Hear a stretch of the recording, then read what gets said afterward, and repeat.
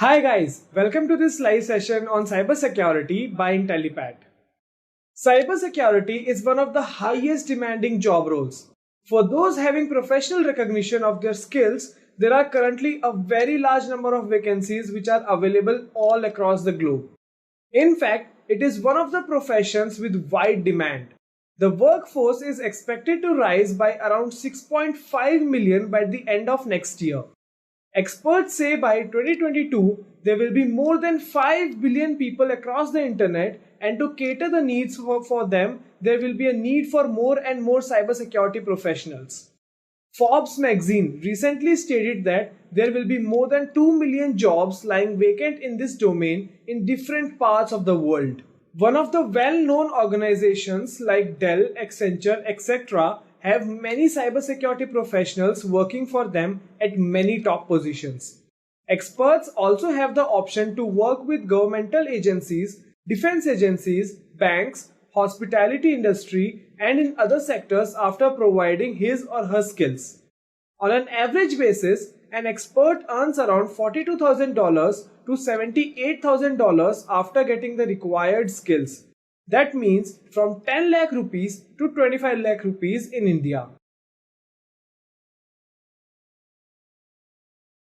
So now guys, let's see what exactly cybersecurity is. So basically cybersecurity is the practice of protecting systems, networks and programs from digital attacks. These cyber attacks are usually aimed at accessing, changing or destroying sensitive information. Implementing effective cybersecurity measures is particularly very challenging today. The reason behind this is there are more devices than people and attackers are getting more and more innovative day by day. Now people have a misconception between cybersecurity and hacking. So cybersecurity is a defensive term whereas hacking is an offensive term. Hacking generally refers to an unauthorized intrusion or access into a computer or a network. It can be either organization network or a personal network. Hacking is identifying weakness in computer systems or networks to exploit its weaknesses to gain access. Now that we know what cybersecurity is and what hacking is, let's see some basic concept of cybersecurity. Now cybersecurity basically consists of these three components, that's integrity, confidentiality and availability. Together, these three principles form the cornerstone of any organization's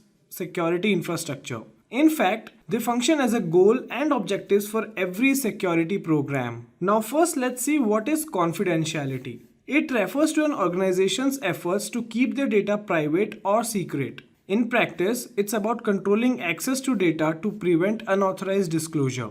Typically, this involves ensuring that only those who are authorized have access to specific assets, and that those who are unauthorized are actively prevented from obtaining access. As an example, only authorized payroll employees should have access to the employer payroll database. Furthermore, within a group of unauthorized users, there may be additional, more stringent limitations on precisely which information those authorized users are allowed to access. Next, let's see what integrity is. In everyday usage, integrity refers to the quality of something being whole or complete. Integrity is about ensuring that data has not been tampered with and therefore can be trusted. It's correct, authentic and reliable.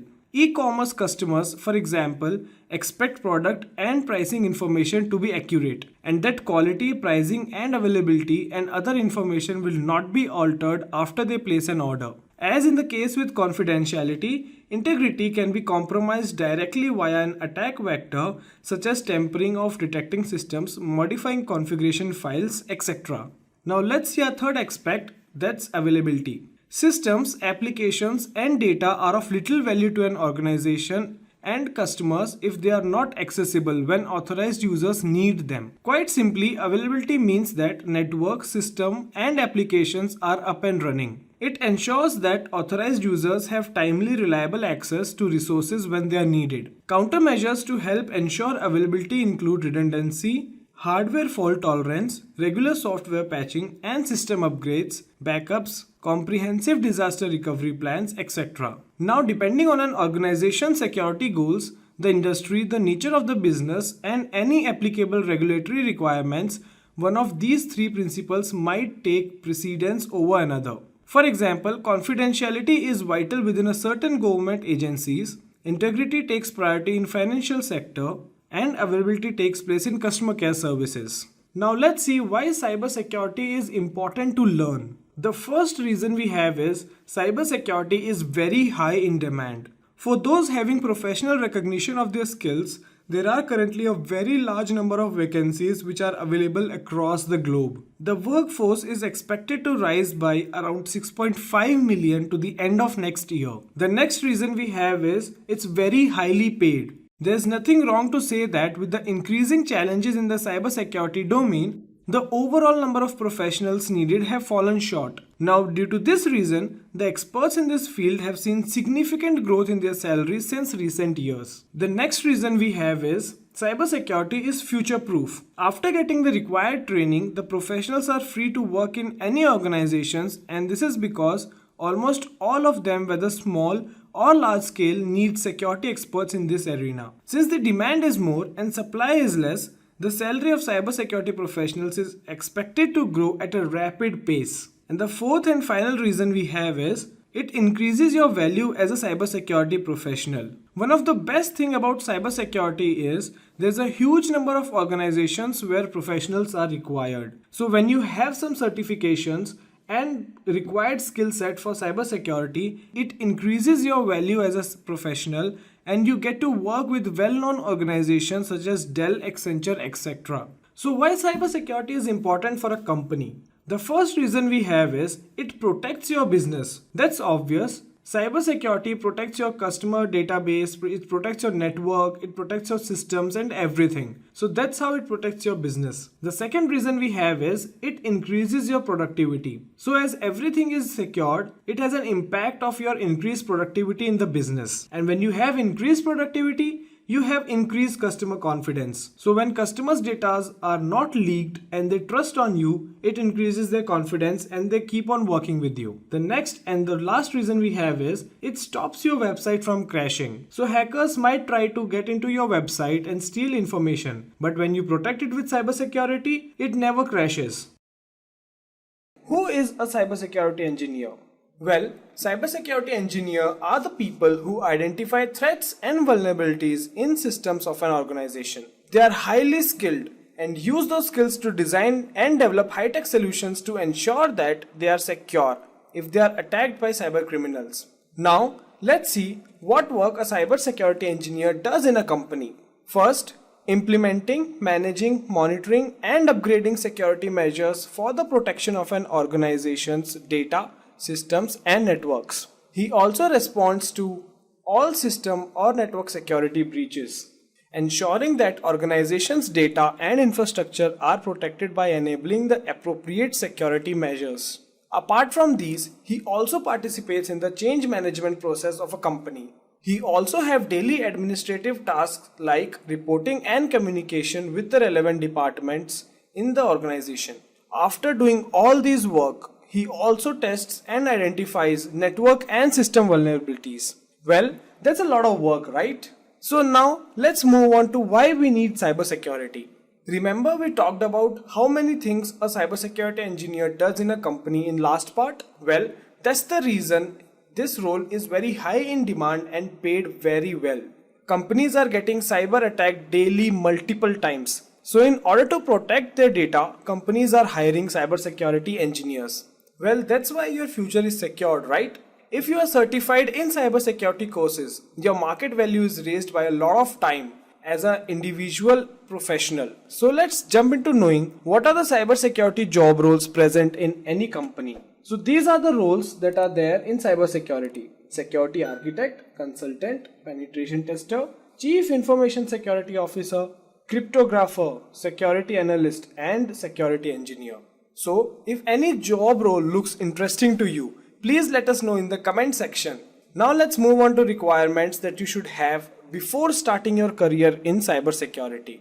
First, let me show you what companies require from the job roles of cybersecurity engineer.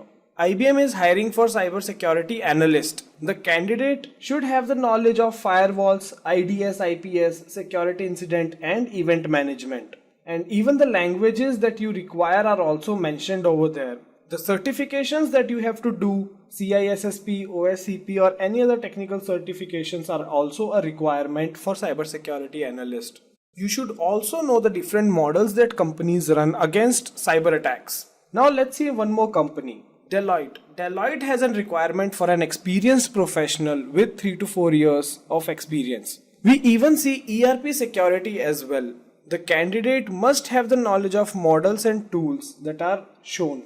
In addition, you must have experience in performing segregation of duties and mitigation risks. And you even have to work with the information security and risk management teams. Now that you have seen companies' requirements, let me summarize what companies are looking for. So, the first and most important requirement is you must have a graduate degree in computer science or cyber security or information science or any related field.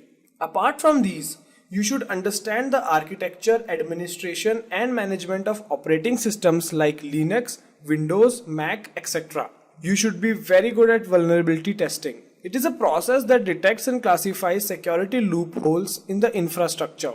You should also know basic networking like routers and switches. In other words, get to know and love things like firewalls and network load balancers. There's also need to understand more common programming languages including C, C++, disassemblers, assembly language and scripting languages like PHP, Perl or Shell. Now these are the most famous tools about which you should have knowledge. Wireshark, Metasploit and Nmap are tools for Kali Linux used for testing and scanning. MySQL is a database language that will be helpful to understand data storage and how to secure it. Now we come to a phase where you will get to know how to kickstart your career in cybersecurity field. Now there are two main certifications that are required to get into cybersecurity. First, Certified Ethical Hacker, that is for beginners, and second, CCSP, that's Certified Cloud Security Professional for advanced professionals. We will look into these certifications one by one. CEH course is provided by EC Council. To start your career in cybersecurity, you have to write this certification. This course will teach you the latest hacking tools, techniques, and methodologies used by hackers and information security professionals to lawfully hack an organization. It's a 4-hour MCQ exam, and if you want to increase your value even higher, you can attempt for CEH practical exam, that's for 6 hours as well. And when you clear both of them, you will earn a CEH master degree. Now these are the job roles that you get after you do the certification. Now you notice that these are just the level 1 job roles that you get. When you are new to this technology, you will get basic job roles. You will get promotions and new job roles as you move up the ladder in a company. Now we have CCSP, that is for professionals. A CCSP applies information security expertise to a cloud computing environment. It also demonstrates competence in cloud security architecture, design and operations.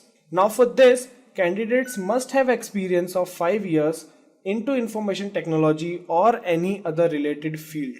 Now if you have experience in other fields except this, then you are not qualified to get a certification in this. And these are the job roles that you have after you do these certifications. Now you notice that these job roles are very highly paid, and these are very important in any company. When you start getting experience and knowledge, you will be paid more than anyone in an organization. And the reason behind this is you are protecting the critical information of the company. If that information is leaked, the company might get heavy losses or it might shut down. And now comes the most interesting part. You will know how much a cybersecurity engineer earns. I have divided the salary into two parts for better understanding. One is for beginners and second is for professionals. If you get any job role after CEH certifications, you will earn $104,500 annually. While in India, you will earn 3.5 up to 6 LPA based on your experience. For professionals, you can earn up to $2 million a year and 30 LPA in India. That's a lot of money, right? One more interesting thing is, these are the companies that are hiring for cybersecurity engineers. All these companies are very big, right? So getting a lot of money and working in such big companies really gets you excited. Most of you out there want to become a cybersecurity expert, but are not certain that what skills to learn or where to begin. These top skills will assist you in getting a good start in your cybersecurity career. So let us have a look one by one. The first skill will on the list is computer networking and system administration, technical fundamentals. The third skill is cloud security, and the fourth skill is network security control, and the fifth one is operating systems. So let us dive further and look into these skills in detail. First one is networking and system administration. Computer networking is the most important skill to have in cybersecurity because it is the internet's backbone.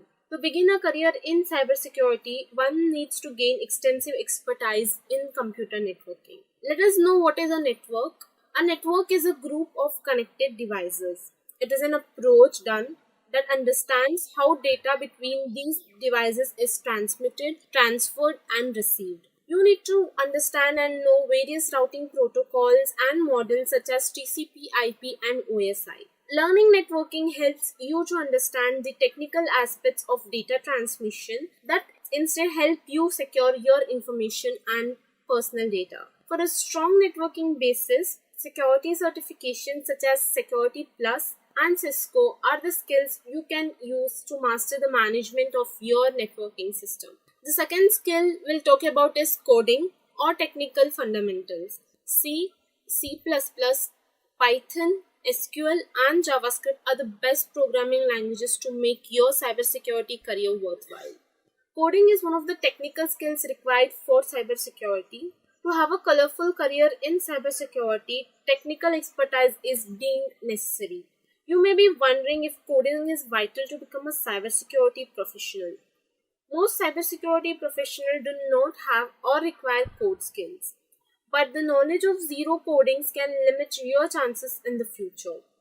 Knowing some languages in programming will help you identify the plan behind an attack and defend yourself against deadly hacking techniques. The first programming language you should master on is C++.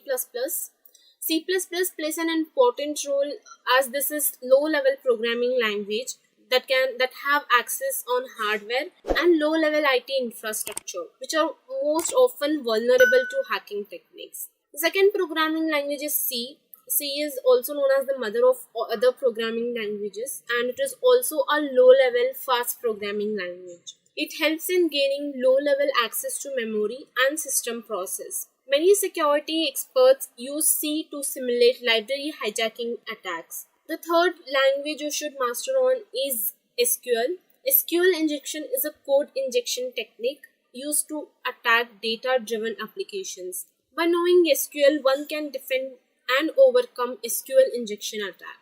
The other programming language is Python. Python is an advantageous programming language for cybersecurity because it can perform malware analysis, scanning, and penetration testing functions. Java is another high-level programming language that adds interactivity to web pages.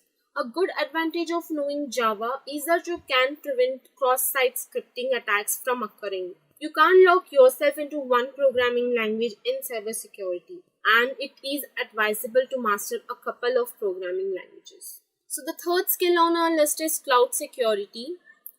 In the next few years, there will be a greater demand for cybersecurity specialists with cloud security abilities.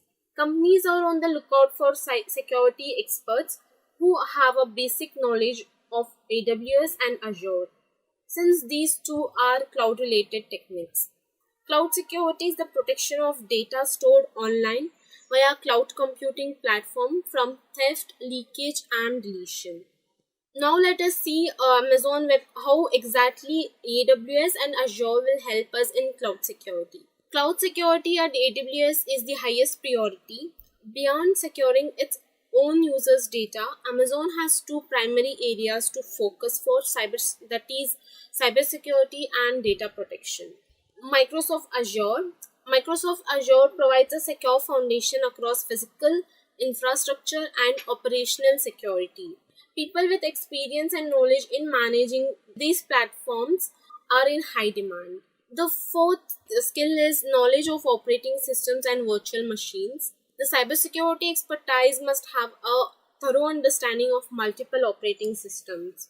Hands-on experience with operating systems such as Mac, Windows, and Linux is required. Cybersecurity isn't just limited to computers. You will need to be comfortable working on a variety of operating systems, computer systems, and mobile devices, and keep up to date on advances in the field for all of them. Most cybersecurity specialists make use of Linux operating systems. Linux plays incredibly important part in the job of a cybersecurity professional. Specialized Linux distributions such as Kali Linux are used by cybersecurity professionals to perform in-depth penetration testing. The last skill on our list is network security control.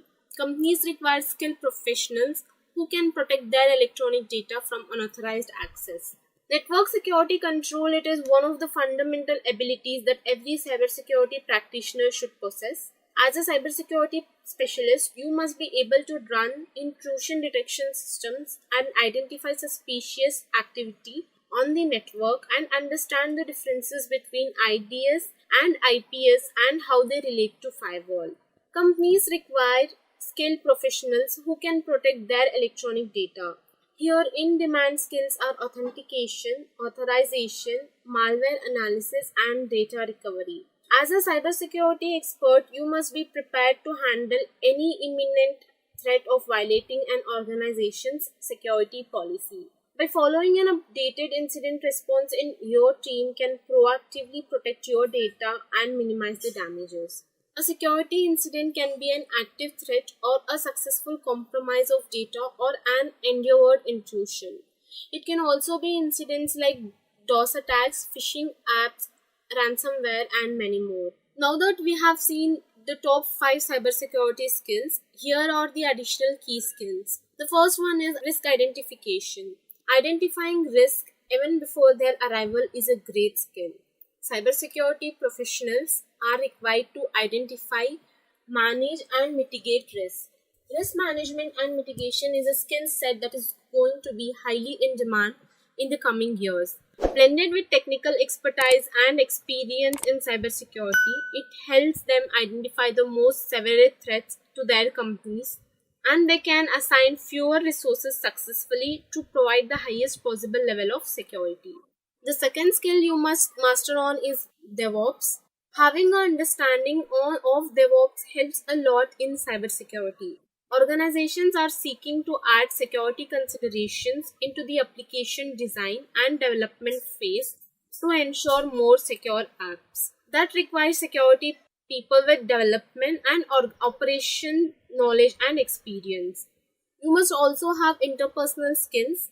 The cybersecurity function has become not only more critical with the rise of digital economy, it has become more prominent as well. That puts cybersecurity professionals in front of the C-suite, board members, and employees with greater frequency. So they must be able to collaborate, communicate, and consult with these various stakeholders. Communication is a key skill in cybersecurity.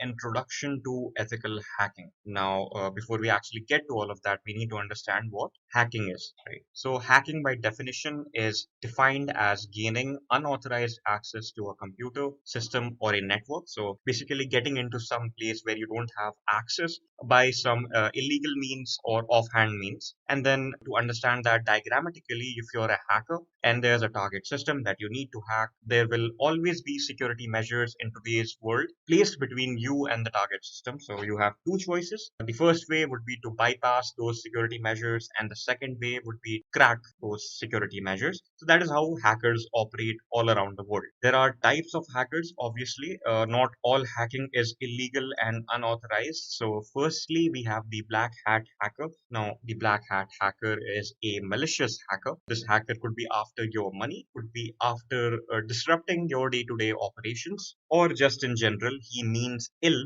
towards your organization. So, this is the kind of hacker who is operating illegally without the permission of the systems or the people that he is trying to hack. And then we have the white hat hacker. Now, this is the polar opposite of the black hat hacker. This hacker hacks into systems with the permission of the owner of that system. And often the owner of the system has hired this particular individual to hack into his system. So this particular profession is a white hat hacker profession. This is completely legal as long as it is with permission. And then you have the gray area hacker, which is the gray hat hacker. Now, this could be illegal or legal depending on the laws of that particular country or organization or place. This hacker does not necessarily mean ill intent towards the target, but this hacker may not necessarily be operating with the permission of the people that he is trying to hack. Just a quick info, guys. Test your knowledge of cybersecurity by answering this question. Which one of the following can be considered as the class of computer threats? A. DOS attack. B. Phishing. C. Soliciting. D. Both A and C. Comment your answer in the comment section below. Subscribe to Intellipaat to know the right answer. Now, let's continue with the session. So obviously the black hat hacker is an illegal profession. You shouldn't go for it. The gray hat hacker is in the gray area. So it is completely on your own risk, whatever you do as a gray hat hacker. The recommended profession, if you're opting for this particular job role or this particular domain professionally, is to become a white hat hacker. So that is completely legal. So let us understand what ethical hacking is. So, ethical hacking is the authorized and legal process of finding out vulnerabilities, threats, and exploits in a system or computer network through penetration testing. So, penetration testing means basically testing all of the flaws or exploits in a system which could make it vulnerable to attacks. Now, a white hat hacker is a ethical hacker, obviously. So the hacker hacks into the target system with permission of the owner of the target system. He compiles a report as to how he was able to hack into that system, all of the security flaws and exploits, compiles the report of that and sends it to the employer or the owner of the system. Now, the owner of the system can hire a security patching team to patch that flaw or flaws up and then basically stay one step ahead of any black hat hacker with actual malicious intent. So the common hacks that are prominent around the world, and some of these we are actually going to be doing in our course that we have today. So the first is malware. We're going to be implementing malware. Malware is something essentially that is a unwanted file on the system which could harm your computer system or basically cause you annoyance or basically leak sensitive details of yours to potential attackers, right? So this is what a malware is. It can be a file, it can be an injection into your web browser. So all of those things are possible with a malware. And then we have phishing. Now phishing is a social engineering attack. We are going to be understanding that in much detail as we move along with our course here today. SQL injection, we're also going to be going over an example of SQL injection. We're actually going to be implementing it in one of our tutorials. And cross-site scripting. Now cross-site scripting is you go onto a website which is not entirely moderated. It is not recommended that you go onto that website. It is not a popular website. It's a very niche website. You go onto that and then there's some pop-up, then there's some JavaScript that is running on that. So JavaScript is essentially an executable. So anything executable that runs on your web browser can potentially harm your system if it's not properly mitigated or if your system is not properly protected against those sort of things, right? Because your web browser runs JavaScript code. So it's important that JavaScript code is not malicious, right? So whenever that code is malicious, that is called cross-site scripting. So it affects you on the client side, it runs on your browser, and it might affect your system in a harmful way. Then we have denial of service. Now this is something we're going to be discussing here today. It's essentially when you attack a system in such a way that it is rendered useless for other consumers or users of that system. So essentially denying them service, right? And then there's the man in the middle. Now, man in the middle is somebody sends a message to somebody, right? And it is an a encrypted format, or it may be non-encrypted as well, which is not recommended, by the way. So the man in the middle will basically take that message in between the path that it is traveling from the sender to the recipient, understands the meaning of that message, and then sends it or lets it go to the recipient. So basically, it was meant for only the recipient. The man in the middle got access to the confidentiality in that message. So these are the most common hacks that are prominent today, right? So we're going to be going over some of these in our tutorial as well. So there are phases involved in ethical hacking. So obviously anything has a process, right? So there are processes involved in a complex hacking sort of routine. So if the ethical hacker is trying to properly hack into a system, not just ethical hacker, any hacker essentially, he has to go through a method, right? But it is entirely recommended for an ethical hacker because he has to go through these methods to find out if any security vulnerabilities are in the system. So he has to follow all of these steps before he actually, generates a report or sends the details back to his employer. So firstly, there is a reconnaissance. Reconnaissance is exactly what it seems to be. It is also called as footprinting. This phase is dedicated to collecting information about the target, right? So this could be information pertaining to the people who are the target, could be information pertaining to the host system, which is the target system, or it could be information pertaining to the network where the systems or the people are running their computers, right? So gathering information as to the specifics of these particular things, like all of the details, all of the complex details that could be basically used to guess their passwords or used to guess their credentials, is called a reconnaissance. To basically understand what you're trying to hack into, basically understand the entire layout of the situation. And then you have scanning. Now, scanning is the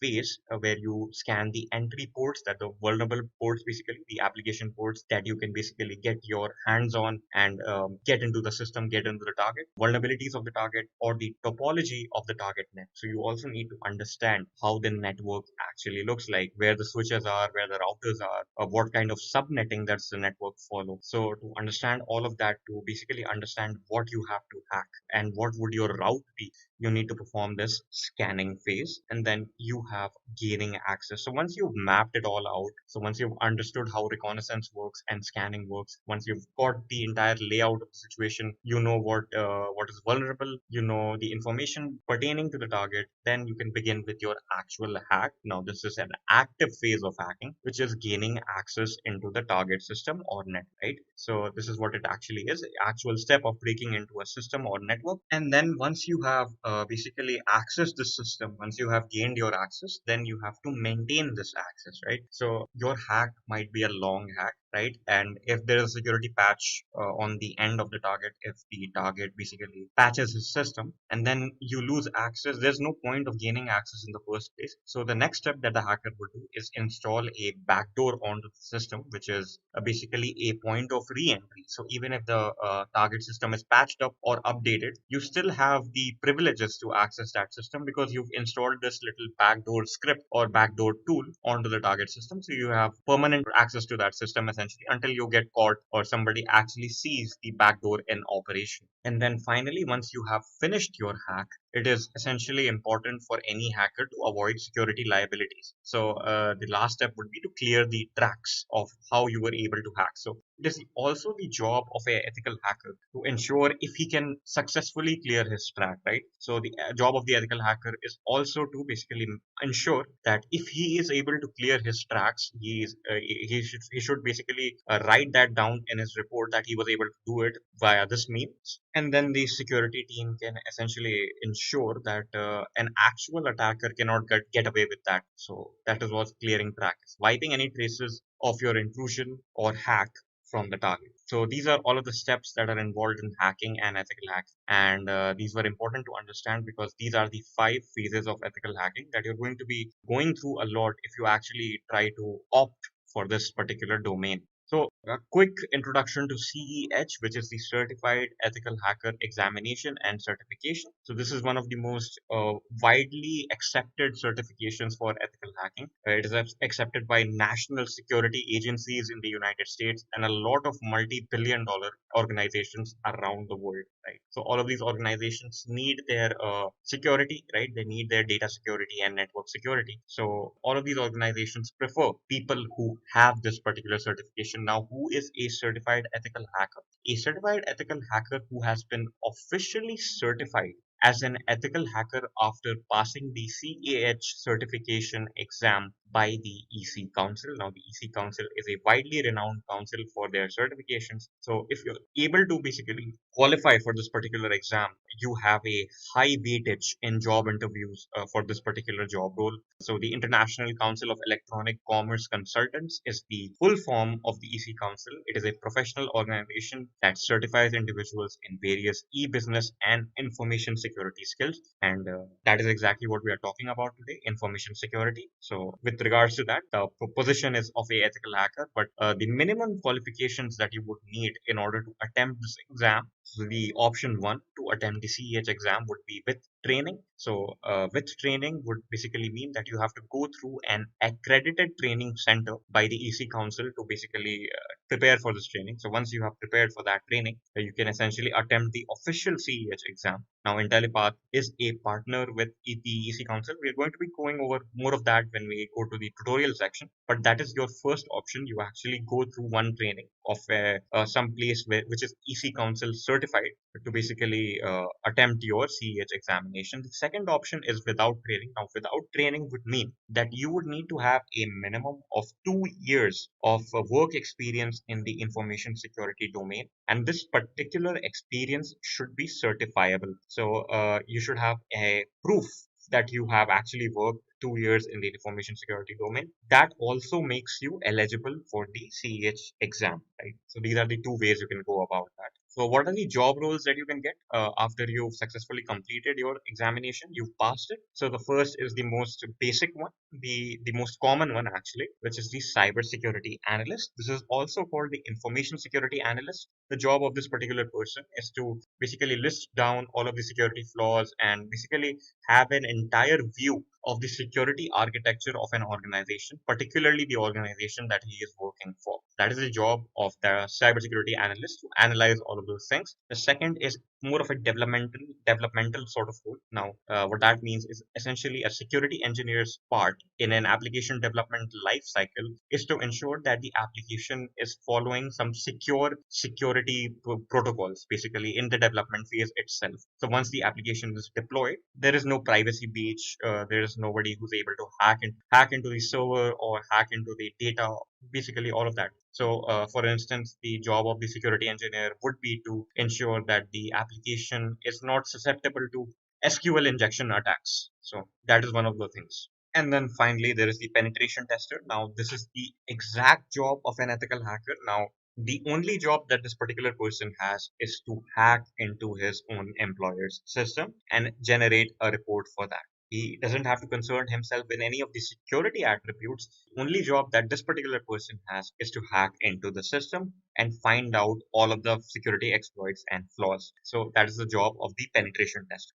What is the average income of a certified ethical hacker? So this is the average, keep in mind. So in the United States, it's $75,000 US. India, it's about 7 lakhs per annum, and in the UK, it's about 46,000 pounds. Now, keep in mind that this is not the starting or the end salary of a certified ethical hacker. This is the average. So, this is the ballpark of what you will get if you're actually proficient at your domain. And the sky is the limit if you actually get more proficient and learn newer skills in ethical hacking, more advanced skills, right? So, this is the average income for all of that. So, let us go to the hacking tutorial configuration that I am going to be using today for this ethical hacking full course, right? So what I'm going to be using today are essentially, what is it, 5, 6 virtual machines in conjunction in essentially at times, which is what I'm going to be using today for my tutorials, right? So it's Windows 10, Server 2019, Server 2016, Parrot Security, Android, and occasionally Kali Linux as well. So these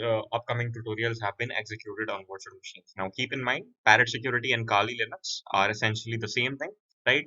They are different operating systems, definitely, but they basically achieve the same thing when it comes to security domain, the information security domain. So, what I'm going to be using today, because I cannot obviously run all of these virtual machines together simultaneously, because my computer does not have those many resources. I only have 4 gigabytes of RAM, and to run all of these things together would mean that I would have to have a lot of computer resources. So I'm not going to be running them locally. So if you opt for a accredited training. Essentially, if you opt for an accredited training for the CH certification exam, you get access to the EC Council iLabs, right? So I'm going to be explaining to you how that works in a bit. So since Intellipaat has partnered up with the EC Council, if you opt for the accredited training for the CEH certification exam at Intellipaat, you get access to iLabs, which is a cloud platform where you get all of these virtual machines already running without you having to actually run them on your own system, right? So this is basically what that is. You can complete your lab exercises and essentially practice on these cloud systems. So let's talk about iLabs for a second. iLabs is this really convenient utility that basically the EC Council provides to you as part of the package if you decide to opt for Intellipaat's CEH certification training. Now, instead of running all of these virtual machines that I talked about a little bit earlier on, like Windows Server 2019, Windows 10, Windows 2016, and your Linux and Android virtual machines all at once, it is really infeasible for any normal user grade computer to run all of those virtual machines together. So, what the EC Council provides to you is all of these virtual machines on cloud running simultaneously. So, the advantage that you get with that is incredibly fast performance, and you can do all of your practice on this cloud environment, complete all of your practicals. So, these are the practicals. Just a quick info, guys. If you want to make a career in cybersecurity, then Intellipaat has a post graduation certification in cybersecurity and ethical hacking by ENICT Academy, MNIT Jaipur. This course is of very high quality and cost effective, as it is taught by MNIT professors and industry experts. That would be part of the CEH V11 course. So these are all of the modules that you're going to be doing. These include a plethora of tools in a plethora of ways in which you can penetration test and test the security vulnerabilities and hack into the systems to basically complete your course in ethical hacking. So I'll just show one of these particular implements by launching them and showing you how that works. So if I launch one of these, you can see that it checks the browser capabilities and just starts up all of the cloud virtual machines. It says it will be ready in about 1 minute 30 seconds. So let's wait. So after it opens up, this is what you sort of get, right? So you can see on the top, I have Windows 10 selected currently. If I click on that, you can see that there are other operating systems available as well. So all of these operating systems are currently running, currently active, and then you can experiment with all of these in a sort of environment, in a network environment, because you can find all of these. You can ping one operating system device from another operating system device. So that is the advantage that you get. So you can test all of your hacking implements, right? So this is the advantage of iLabs. So the most of these tutorials that I'm going to be doing today is going to be performed on iLabs, except some. But most of these have been feasible only because I have been using iLabs and I have a 4 GB computer. So first tutorial, footprinting with Netcraft. We discussed earlier on that the first phase is footprinting. So let us understand one of the tools that helps us achieve that. So Netcraft is a provider of cybersecurity disruption services across a range of industries. The company provides web server and web hosting market share analysis, including web server and operating system detection. Now, keep the last line in mind because I'm going to be showing you exactly how that works. So essentially, Netcraft is a service, right? So you can either opt for the premium applications of the service to protect your organization against cybercrime, right? The second way is to actually use this particular website to understand how vulnerable is your website, right? So if you type in a website name in the little utility that Netcraft gives you, if you go to netcraft.com and type in a little name, right, for the website that you're trying to basically get the information out of, footprint that website essentially. So if you type the website name, you'll get all of the servers that are basically operating for that website. You can get all of the subdomains of that website and the parent organization of that website, the owner of that particular domain. So to basically track all of those things down, you can essentially enter the website name and the netcraft.com web browser. That is the utility of this. Now, this helps because you can get some personal information out of it. You can understand the location of the servers, and all throughout, you can get a layout. You can get a layout of how this entire organization is operating and how the web application is working. So, when you actually try to plan out your hack, you can keep all of those things in mind and then accordingly implement or script or basically go on with your hack. And the key draw factor of Netcraft is you can gauge the operating systems which are essentially running on the servers, right? So the website is hosted on servers, and you can understand which operating systems are running on those particular servers. So Netcraft is a pretty interesting tool. It is used for the purpose of footprinting and reconnaissance. So to simply open Netcraft, you can type Netcraft on Google, or you can simply type in netcraft.com in your URL bar. Once you've reached the website, it'll look something like this. Now, if you want to find out information with regards to websites that you aim to hack, or to simply just find out details about a particular organization, like for instance, if I simply open up the Facebook URL in this search bar over here at the bottom, so we can see what's that site running. So if you simply scroll down to the bottom of the Netcraft web page, you'll see this. And once you click on this little arrow icon over here, it'll first scan the details for this particular URL, which is facebook.com. So we can see some details with regards to that over here. So we can see that it gives us the website description, which means that we can create or log into our Facebook account if we go to this particular website, right? We can see the website that we've entered. We can see the owner of this particular website. We can see that it's Facebook Incorporated. The hosting company is Facebook, so it's registered officially. The hosting country is the United States, obviously. We can see the IP address. There are a lot of other network related details as well. We can see the IPv6 address as well. We can see the domain is facebook.com. All right. The one of the other interesting things is that we can also see the address for the Facebook offices. We can see that it's given over here because every organization that needs to basically buy a domain would need to give some details, right? So this is a pretty interesting way to find out details, although this information is available publicly as well. But we can understand that if we were dealing with websites where the information was not available as easily, we can simply use this tool called Netcraft, right? So this is one of the basic tools. There's also one very interesting thing that we can do if we simply click on this NetBlock owner over here, right? That'll open up, and we can see other domains, other websites that are registered under this particular NetBlock, right? So we have internet.org. So if you're from India, you must be familiar with this particular website, right? Which was an initiative by Facebook.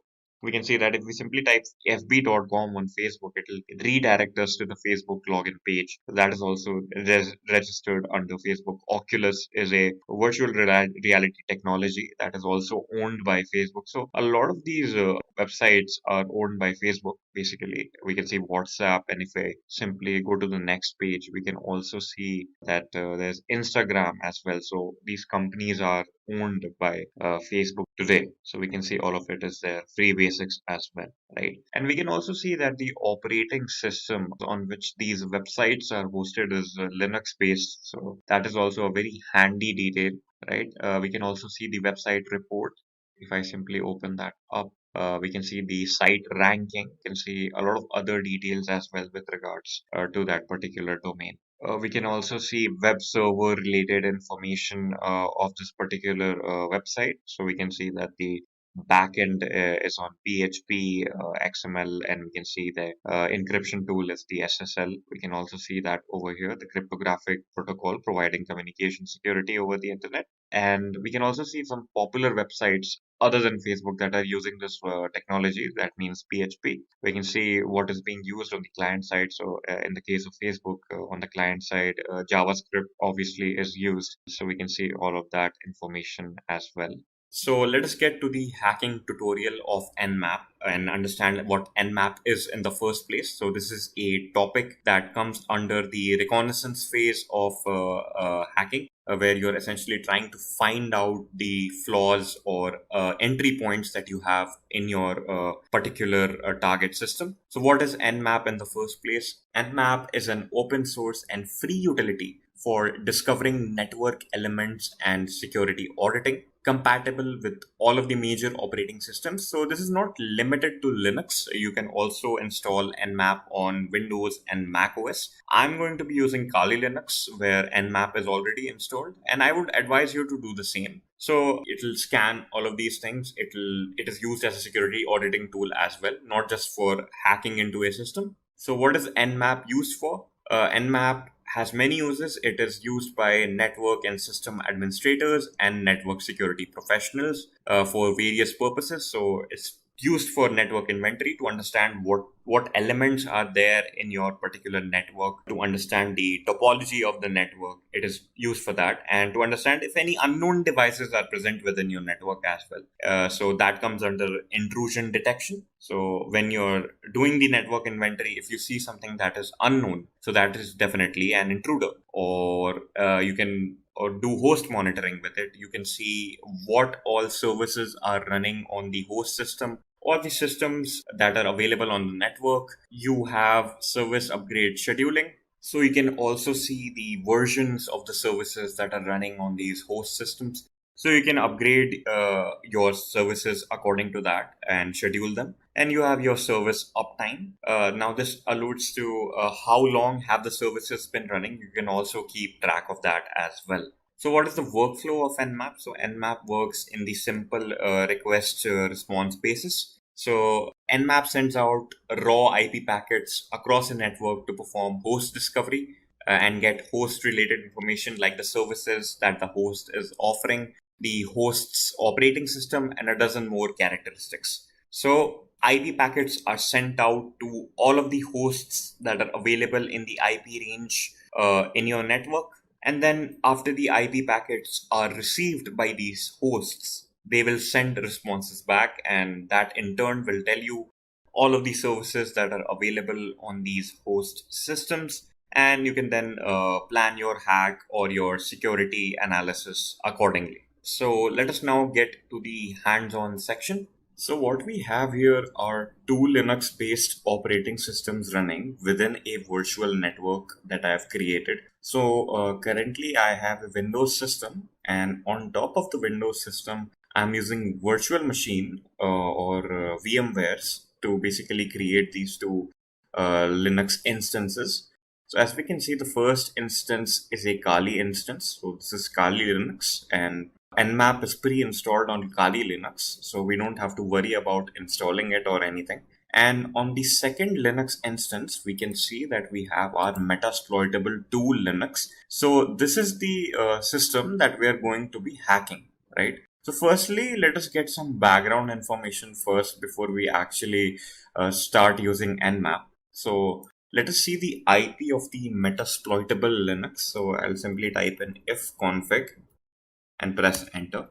So we can see the IP address within this virtual network of this Metasploitable 2 Linux is 192.168.160. So I'll just show you guys. If you simply see over here, you can see the IP, that is that 192.168.160. So that is the IP address of our Metasploitable 2 Linux instance. So let's first run the most basic command that Nmap provides to you. So let us just simply type in Nmap and the IP address of the target system. So 192.168.1.60, and I'll press enter.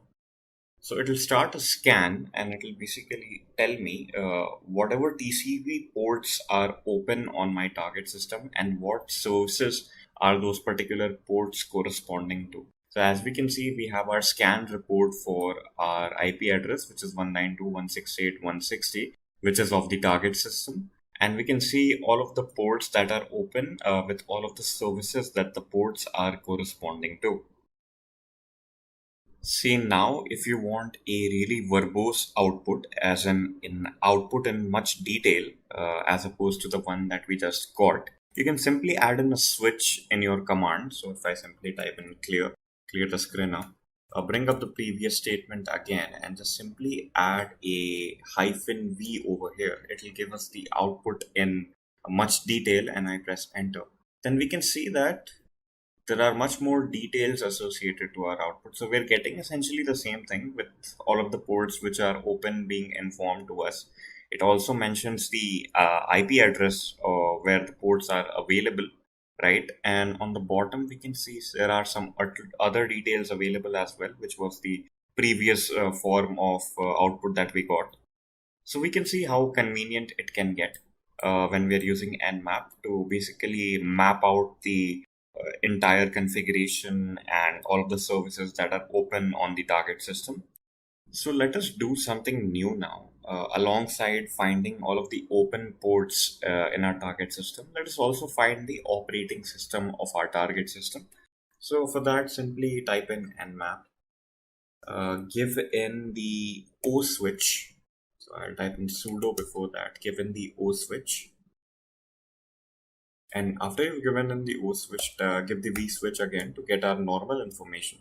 And then give in the IP address 192.168.1.60. Press enter. So let us see now. We also have gotten the information about the Linux system that we are trying to get into.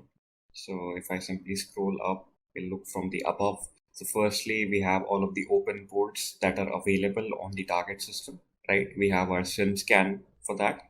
And next, we've initiated our OS detection as well. So once we've initiated that, the services are again shown, all of the open ports. We get the MAC address available for that particular target system. And then we can also see the Linux that is running on our target system as well, which is... Just a quick info, guys. Test your knowledge of cybersecurity by answering this question. What is code red? A. An antivirus program. B. A photo editing software. C. A computer virus. D. A video editing software.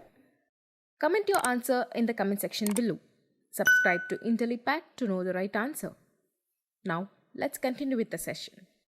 Linux 2.6.9. We can see that raw data packets were sent, raw IP packets were sent to our target system as a request, and we got a response back as well. So this is quite a good tool for network monitoring, for an administrator, or for penetration testing to essentially see the topology of our particular target network. We also have the option to get more details about the services that are running. So if I simply bring the previous statement back up again and given another switch, which is the SV switch, we'll also get the versions and the exact name of the services that are running on our target system. So if I press enter, it'll scan for it, and then we'll get our output.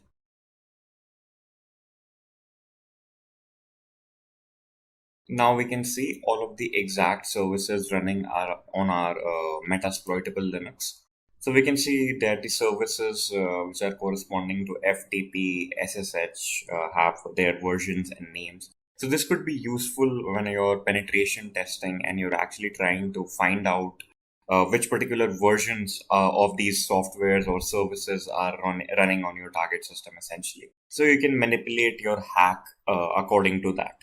This also is useful to understand if there are any processes that are not supposed to be running on your target system as well. So by looking at this, we can get that information. There are also options for you to get some details as well. Instead of getting these extensive details, we can also limit our output to a certain quantity. So for that, we'll simply type in, firstly, just clear the screen up and simply type in sudo nmap. And let us just simply use a ping command, the nmaps version of ping command. So we'll basically send a raw data packet and get a response back with the basic information about our target host. Type in -s, capital P, and then given the address, which is 192.168.1.60, and press enter. Now we can see the MAC address associated to that target ping. So we have our MAC address. So there may also be times where you don't exactly know the IP address of the target system, or you just simply want to find out what devices are available in the network that you're operating within. So for that, you simply bring up the previous statement again, which is the ping statement, and just remove the last part. Depending on the network subnet that you have, you can simply put in an asterisk and press an enter, and you'll get all of the IP addresses present within the 192.168.1 range that are available within your network at once. So right now I only have two IP addresses within that range. So the first IP address is my IP address, which is 192.168.1.50 of the Kali Linux operating systems device that we have right now, which is the host device. And the second one is the target system, which is 1.60. So that has also been scanned from our ping scan right now.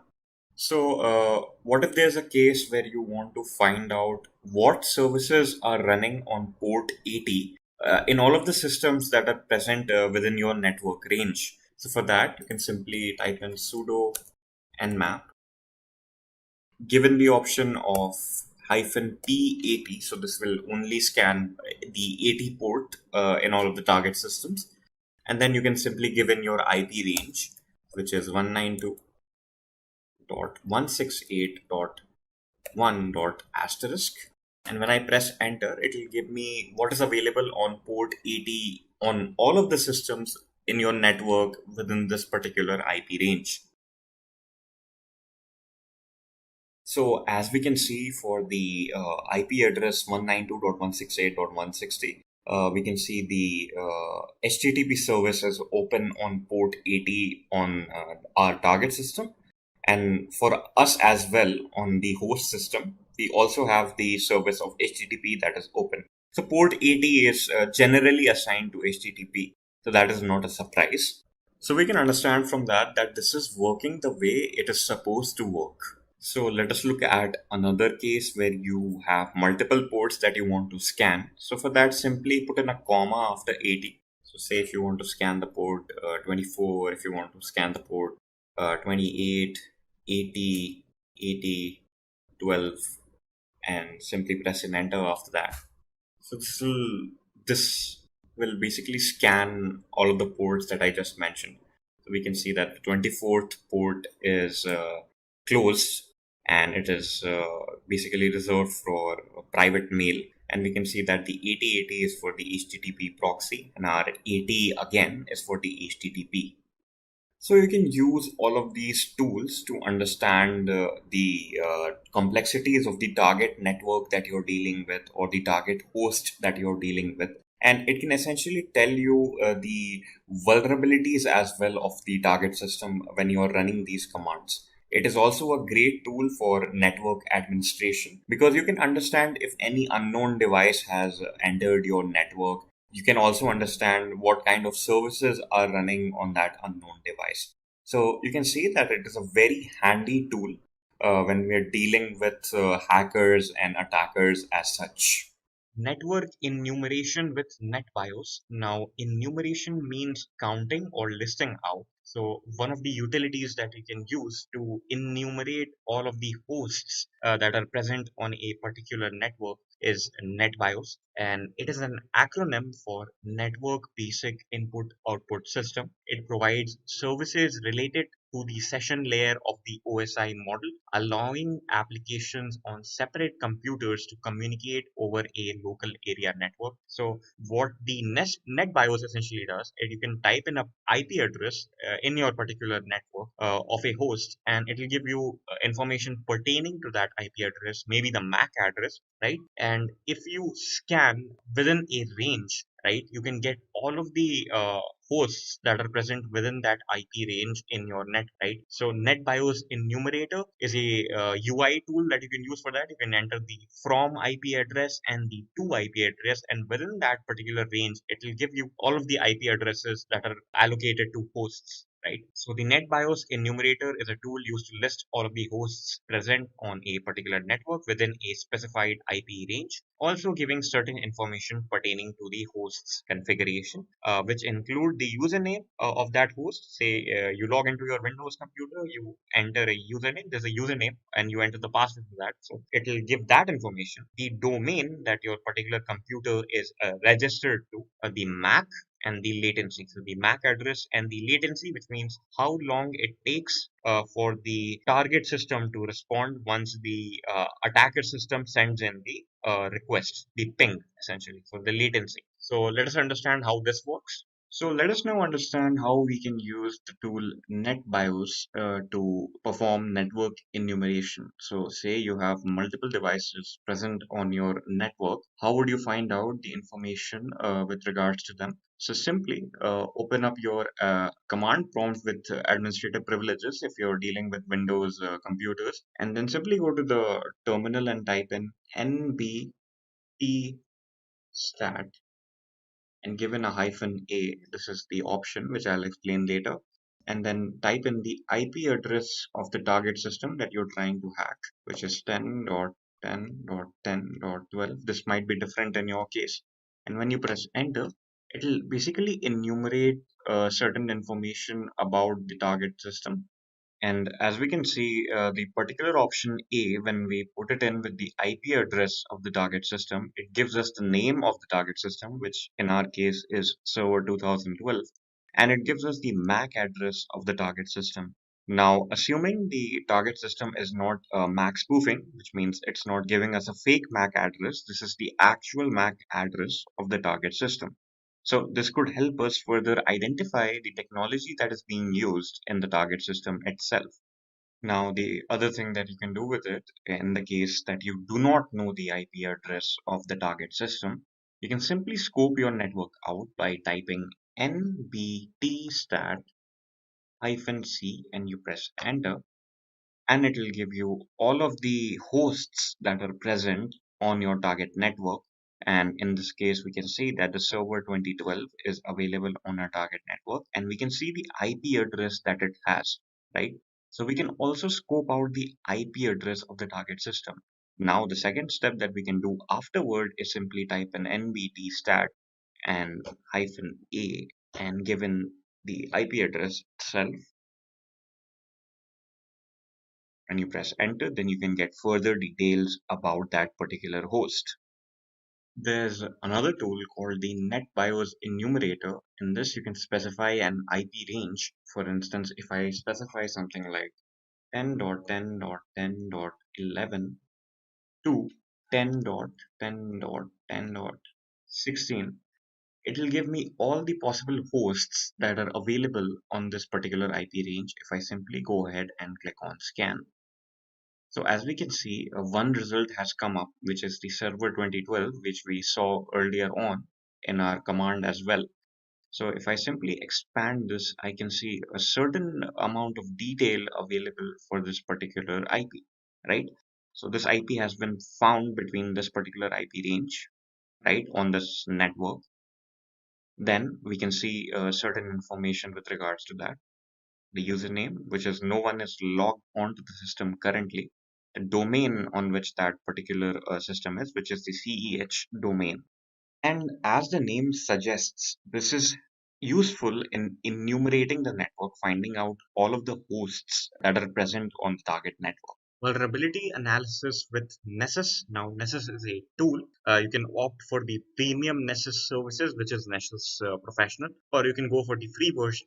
You obviously get a lot less features in the free version, but it is a tool that you can essentially use to scan a particular network, right? So what does Nessus essentially scan? So you can see there's a really beautiful UI that Nessus has, and you can see all of the problems that are critical are listed in the first priority, and then you have medium range problems and high range problems as you go down. So it is a very essential tool for a security analyst to basically understand what sort of exploits are present in the network and in the hosts, and to basically look at the critical problems and resolve them as soon as possible before the black hat hacker or the hacker with the malicious intent can basically start an attack and get access to that system or cause harm to the organization. So Nessus is a very important tool for that. It runs a variety of scans to get that information. So what exactly does Nessus help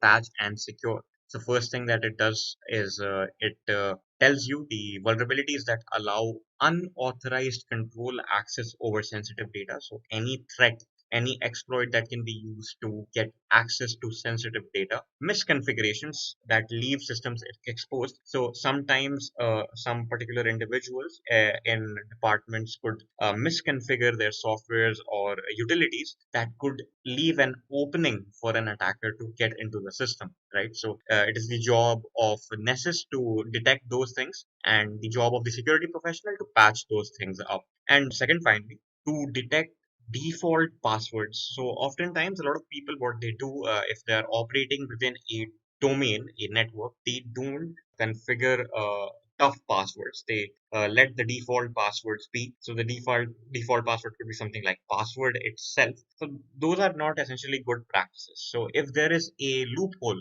like that, Nessus will detect that, and then Nessus will obviously inform that to the security professional as a critical problem that exists within the domain, and then the security professional could ask that particular individual to change his password or change it himself manually. So that is one thing that Nessus does. And then there are DOS vulnerabilities, which is denial of service vulnerabilities. So any opening, any entry point that may make the network or system susceptible to denial of service attacks, Nessus also lets you know about that. So these are the properties of Nessus. Let us understand how this works in practice. With tools like Nessus Essentials, you get your core pack of vulnerability analysis utilities. So it provides you with a simple user interface where you can simply go to My Scans, which you can see very conveniently represented visually, and then click on Create a New Scan, right?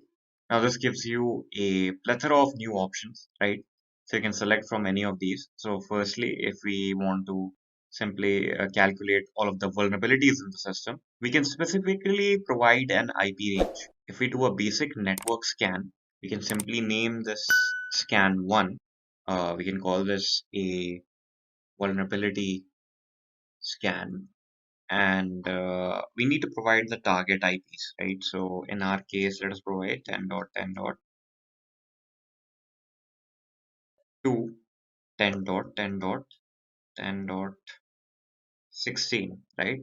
So within this IP range, which is 10.10.10.10 to 10.10.10.16, it will basically find all of the basic vulnerabilities. So if I simply click on save, right, and if I simply select this and click on launch, the scan will begin. So we can see that the scan is currently running. And after it has finished running, we'll see that icon over here. We can also go ahead and simply check the current prognosis. So we can see that we have found a certain bunch of vulnerabilities. So if I simply click on vulnerabilities, we can see that there are a lot of details that are available. We can see the Nessus SNMP so scanner, DC services emulation. If I simply open up some of this, we can see that the vulnerabilities that are involved are very detailed, and this could really help a hacker who has successfully infiltrated inside a network basically find all of these things out. And all of this information also is very beneficial to any security official whose job is to basically audit the security of their employer's network or the security of the network that they are trying to secure.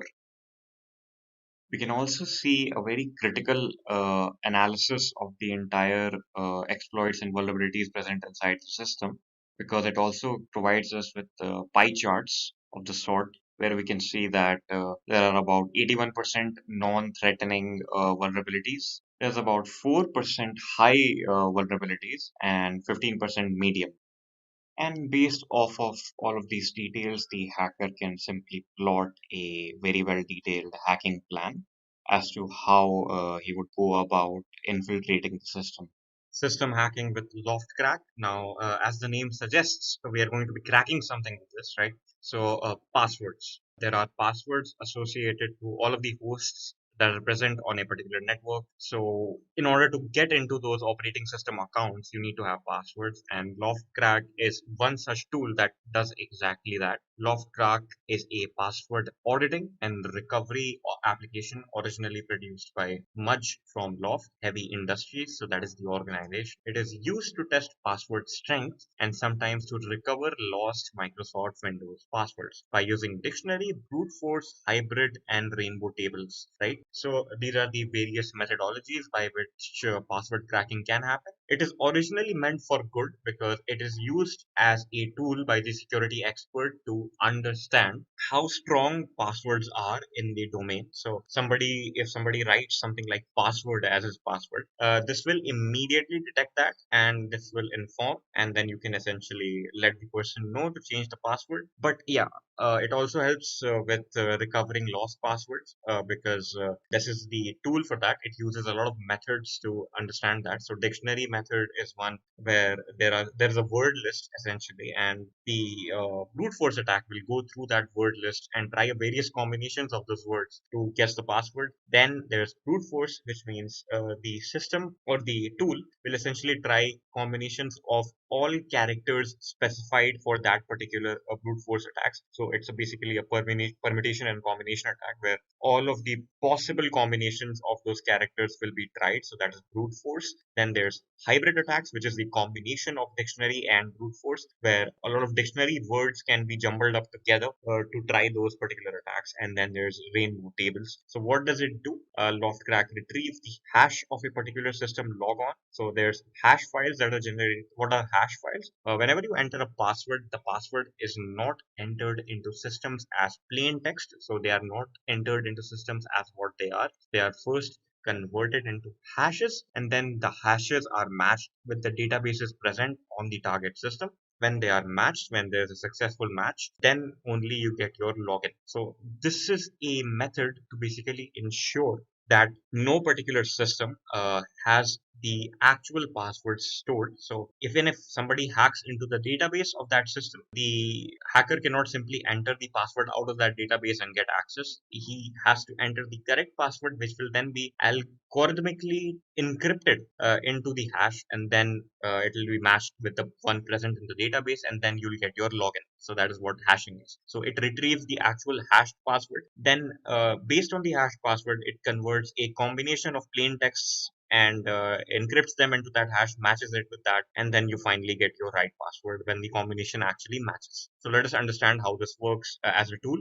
So let us implement Loftcrack version 7. So it's a pretty simple tool to use, but we can obviously implement more complexities with it. So all of those complexities would be discovered if you opt to dwell further into this particular topic. So for now, let us find out the passwords of the devices that are present on my network, right? So how to go about that? So Loftcrack gives you a simple utility which is called the password auditing wizard. This is basically used to assess the security of the passwords that your systems have, right? Because if the hacker gets access to the administrative computers, that could be really messy for the entire business, right? So you don't want that to happen. So you want to assess the security of the passwords on all of your devices. So I'll simply click on next. And then there are two options that I get. So one is for Linux and one is for Windows. So let us focus our hack currently on Windows systems. So we'll simply click Windows. We'll retrieve the password hashes from our Windows systems, and then I'll simply get a password hash. Now I can simply have a password dump from another tool such as this, a password auditing tool for that matter, or I can simply use my own credentials, my own hashes from my own Windows system. So for that, I'll simply click on the local machine. So I'll make sure I have administrative privileges so that I can actually use that. And once I have that option selected, I'll click on next. And then I'll simply use the use logged in user credentials instead of using specific user credentials, because I am currently an administrator on the system, so I don't need specific user credentials. And then I have various options available to me with regards to what sort of hack I want to perform, what sort of audit I want to perform. So what these audits are essentially going to do is that they're going to run a series of brute force methods and dictionary methods to guess the password based on the hash. And there are various options for that. Like we can apply for the strong password audit. So this is a very taxing audit. It takes about 24 hours to completely finish, right? Because it tries a various number of combinations basically to guess your password. Then there's the thorough password audit, right? It could take up to 6 hours, and then you have the 1 hour common password audit. Let us go with the 1 hour one and simply click on next, right? And I also have the option of generating a report of my auditing at the end. So if I can simply click on CSV format, and I'll get my report in CSV format in this particular location. I can simply specify that as well, right? And then I'll simply click on next. So once I click on next, it will basically give me the option to select when I want to run this particular audit. So I'll simply click on run this job immediately. And once I have that selected, I'll click on next. So it will give me all of the options to basically verify if I want to go with this. So you can check this, cross verify it, and then you can simply click on finish. So it will basically ask me for administrative privileges. So I'll click on yes, and it'll basically start running onto my network. So we can see that 3 accounts on my network were without a password. So they were instantly cracked because they didn't have a password. And as we can see furthermore, other accounts are getting guessed. So the account which was Martin had the password Apple, so that was guessed. So this was a pretty simple password, so it was guessed rather quickly. But basically, what happens is the password is in plain text format. The password in plain text format runs through an algorithm which converts it into a hash code, right? So this is the hash code that you can see over here. So it basically takes a random bunch of words, tries dictionary words, and tries to convert it into the hash format. And if the hash matches with the existing hash on the target system, it basically tells us that the password hack has been successful. You've successfully cracked the password. So some particular hacks can take more than other hacks, and it basically depends on the complexity of the password. You also get a lot of options with this particular software, which is Loftcrack. So you can use custom repositories of dictionary words that you have that you may think might be compatible with the systems that you're trying to hack. They might be the passwords of the systems that you're trying to hack, right? And you can get your hashes from elsewhere as well. So if you're trying to hack into a system and it has localized hashes, you can get it from there, and you can simply get a speed boost in your hacking attempts. ARP poisoning with Kane Enable. Now, Kane Enable is a tool which is used for primarily password recovery, but that is not what we're going to be using it for today. It can recover, though, many kinds of passwords using methods such as network packet sniffing, which is something relevant to today's tutorial, cracking various passwords, hashes by using methods such as dictionary. So similar to what we discussed earlier on. So what is ARP poisoning? So ARP is a short form for address resolution protocols, right? So in ARP spoofing or poisoning, or ARP cache poisoning is a technique which the attacker uses to spoof address resolution protocols, right? And messages which are basically sent on local area networks. So he can modify those messages. He can essentially alter those messages. So it is the job of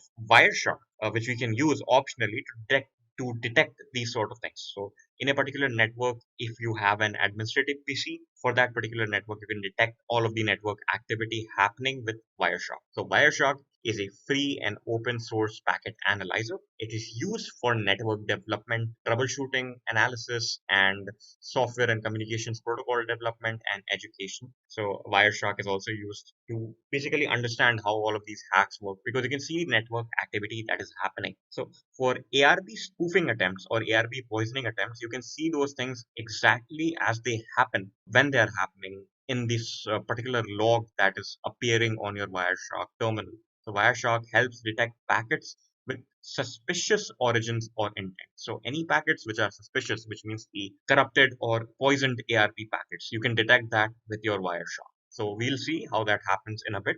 So to implement sniffing, we will be using a tool called Keen. So we'll open that up. Once we open that up, we'll simply click on configure. After we've clicked on configure, we'll click on sniffer, right? And we'll select the device, the adapter that we're currently using. After we've selected the adapter, we'll click on OK. Once we've clicked on OK, we'll click on the sniffer icon that we have, which is the start stop sniffer. Once we click on that, a warning will come. I'll simply ignore that. Then we'll click on the sniffer icon over here to see the current status. The next step is to detect all of the devices that are present within the specified IP range. So for that, we'll click on the plus icon, right? And here we can specify the range. So in my case, I will specify 10.10.10.1 to 10.10.10.30. And I'll click on all tests, right? Because we want to test for every sort of ARP and click on OK. So we get the list of all of the devices that are present in our subnet within that IP range. Just a quick info, guys. If you want to make a career in cybersecurity, then Intellipaat has a post-graduation certification in cybersecurity and ethical hacking by ENICT Academy, MNIT Jaipur. This course is of very high quality and cost effective, as it is taught by MNIT professors and industry experts. Now, to detect communication between two hosts that are present in this IP range, we need to specify the to and fro IP, right? So firstly, we'll click on APR and then we'll click on this particular area and click on the plus icon, right? Now we can specify to and fro. So firstly, let me select 10.10.10.10 to 10.10.10.13, right? These are the two that I'm going to be selecting, and I'll click on OK. Just a quick info, guys. Test your knowledge of cybersecurity by answering this question. Which one of the following can be considered as the class of computer threats? A. DOS attack. B. Phishing. C. Soliciting. D. Both A and C. Comment your answer in the comment section below. Subscribe to Intellipaat to know the right answer. Now, let's continue with the session. So as we can see here, we have our to IP address over here, and we have our fro IP address over here. Now, the next step would be to actually simulate some packet sending. Now, the next step would be to simulate communication between these two hosts. So let us do that. So firstly, I'll switch over to my Parrot Security. This is a Linux-based operating system. Firstly, I'll open up the terminal. So after switching to the root, let us type the hping command to send some packets to our Windows 10 PC. So we'll type hping 3 10.10.10.10. So this is the IP of the Windows 10 computer. And then we'll give the packet count of about 100,000. And then we'll press enter. So this will begin our ping. So firstly, I'll open up Wireshark to detect this network traffic, right? And after I've opened that up, I'll go to edit and preferences. So the first thing that I'll do is go to protocols, expand it, and simply scroll down to ARP RARP. We get this option, and then we'll simply click on the tick icon on detect ARP request storms. Once we've done that, we'll select our Ethernet adapter.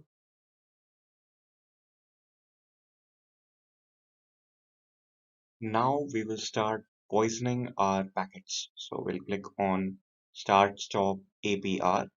Right now the poisoning is active. So we can see that the status of the packets are being poisoned currently. And if we switch back to Wireshark, we can see very well what is currently happening. We can see that between these particular IPs, the source being .13 and the destination being .10, the packets are currently being intercepted and poisoned. Now what we can do is stop this detection process with the help of Wireshark, right? And we can go to analyze and click on expert information, right? So we can clearly see that over here there is a warning which says that duplicate IP addresses have been detected, which are mapped to 10.10.10.10. So what has essentially happened currently is, if I switch back gain enable, we have replicated that particular IP, which was the Windows 10 IP address 10.10.10.10, and we have assumed that IP address to receive those packets instead of the actual Windows 10 device. So we are basically sniffing those packets that are being sent by the Linux system to that Windows 10 system. So what the Wireshark has done, it has successfully managed to detect that there's a duplicate IP because there are two different MAC addresses attached to the same IP address. So this is essentially how you would detect packet sniffing if you're a security professional with the help of Wireshark. Phishing with social engineering toolkit. Now, this is one of the most popular attacks that happen around the world. It still happens today, but it is very easy to spot these things, right? You can see the IP address of these websites and you can easily spot these things. So, what is phishing with SE toolkit? So, the social engineering toolkit, first of all, is an open source penetration testing framework designed for social engineering. SET has a number of custom attack vectors that allow you to make a believable attack really quickly, right? So it is a tool that you can download on your Linux systems, and you can initiate these attacks with this particular tool. So a lot of attacks you can do with that: social engineering attacks, penetration testing attacks, third-party modules. That these are the particular things that you can do with that. There are a lot of integrations with social engineering toolkit as well. So phishing is one of those attacks. This is present in the social engineering attack section of the SE toolkit. Phishing is the process of creating a fake login page resembling an application identical or based on something that the target uses, sending the link to that page to the victim and extracting their login credentials in plain text format. So that means that you create something that looks identical to the Facebook login page, right? And you send something like a facebook.xyz to your victim, to your target. The person opens that link, thinks it's Facebook, enters his username and password in that link. So you're smart enough to redirect him to his actual Facebook page. So he actually logs into his Facebook page. But what the target does not know is that you have successfully gained access to his password and username in plain text format. So if you go ahead and go to the login tab of Facebook and type in those things that you've gained, you will also be able to log into his particular session. That is how phishing works. It's exceptionally harmful if it's happening on your bank account, although these days there is two-factor authentication to prevent exactly this. So that means even if somebody is able to rightfully guess your password, they still wouldn't get access to your account because they'll get a text on their phone or they'll get an authenticator message on their phone. And until you enter that authenticator message that they've received on their phone, you cannot actually log in. So this is how social engineering toolkit works. So we'll understand how phishing works with an example right now. So let us now understand website phishing through the social engineering toolkit that you get. So firstly, let us start our social engineering toolkit. So simply type in SE toolkit in your Parrot terminal, right? So once you've done that, you'll get a lot of options, and then we'll select social engineering attacks because that is what we're going to be doing. Now we're going to select website attack vectors, and then we're going to select credential harvester attack method, where we're going to harvest the credentials of victims who decide to choose our phishing link. So once we've done that, we'll use site cloner, right? Firstly, we have to give the postback URL for the website that we're going to be cloning. So we're going to use the IP address of this particular host, which is 10.10.10.13. So we will type in the URL that we want to clone. In our case, it's http www.moviescope.com. So it'll take a bit of time to actually clone the website. So let us now try to open that particular link. So http 10.10.10.13. So we can see that we've successfully opened up a cloned website now If you actually hide this IP address behind a link that looks like it leads to the actual website, then you can successfully trick your victim into basically giving up their username and password that they would have normally entered when they were logging into this movie scope website. So let me show you how this works. So say I type in something like admin and I type in something like password and I press login, right? So I clicked on the login button, nothing happened. It could have happened as well if we had actually logged in, but let us see on our Parrot security as to what information we have obtained. So we can see that whatever the victim had written down, like for instance, the username had been admin and the password was password, right? So we got that in plain text format. So we can see how this could be useful for a hacker who's trying to gain access to their victims' bank accounts or social media accounts. Just by simply giving them a dummy link or a phishing link, they could fool that particular user into registering for a fake account and giving up their credentials. So this is how phishing works with the help of the social engineering toolkit. DDoS attacks with HOIC, which is the High Orbital Ion Cannon. Sounds like a pretty fancy name, but this particular thing has been developed by fancy people, which is Anonymous, the Hacktivist Collective. So it is a free open source network stress application developed by Anonymous, a hacktivist collective, and used for denial of service attacks. So it's not entirely intended for harm.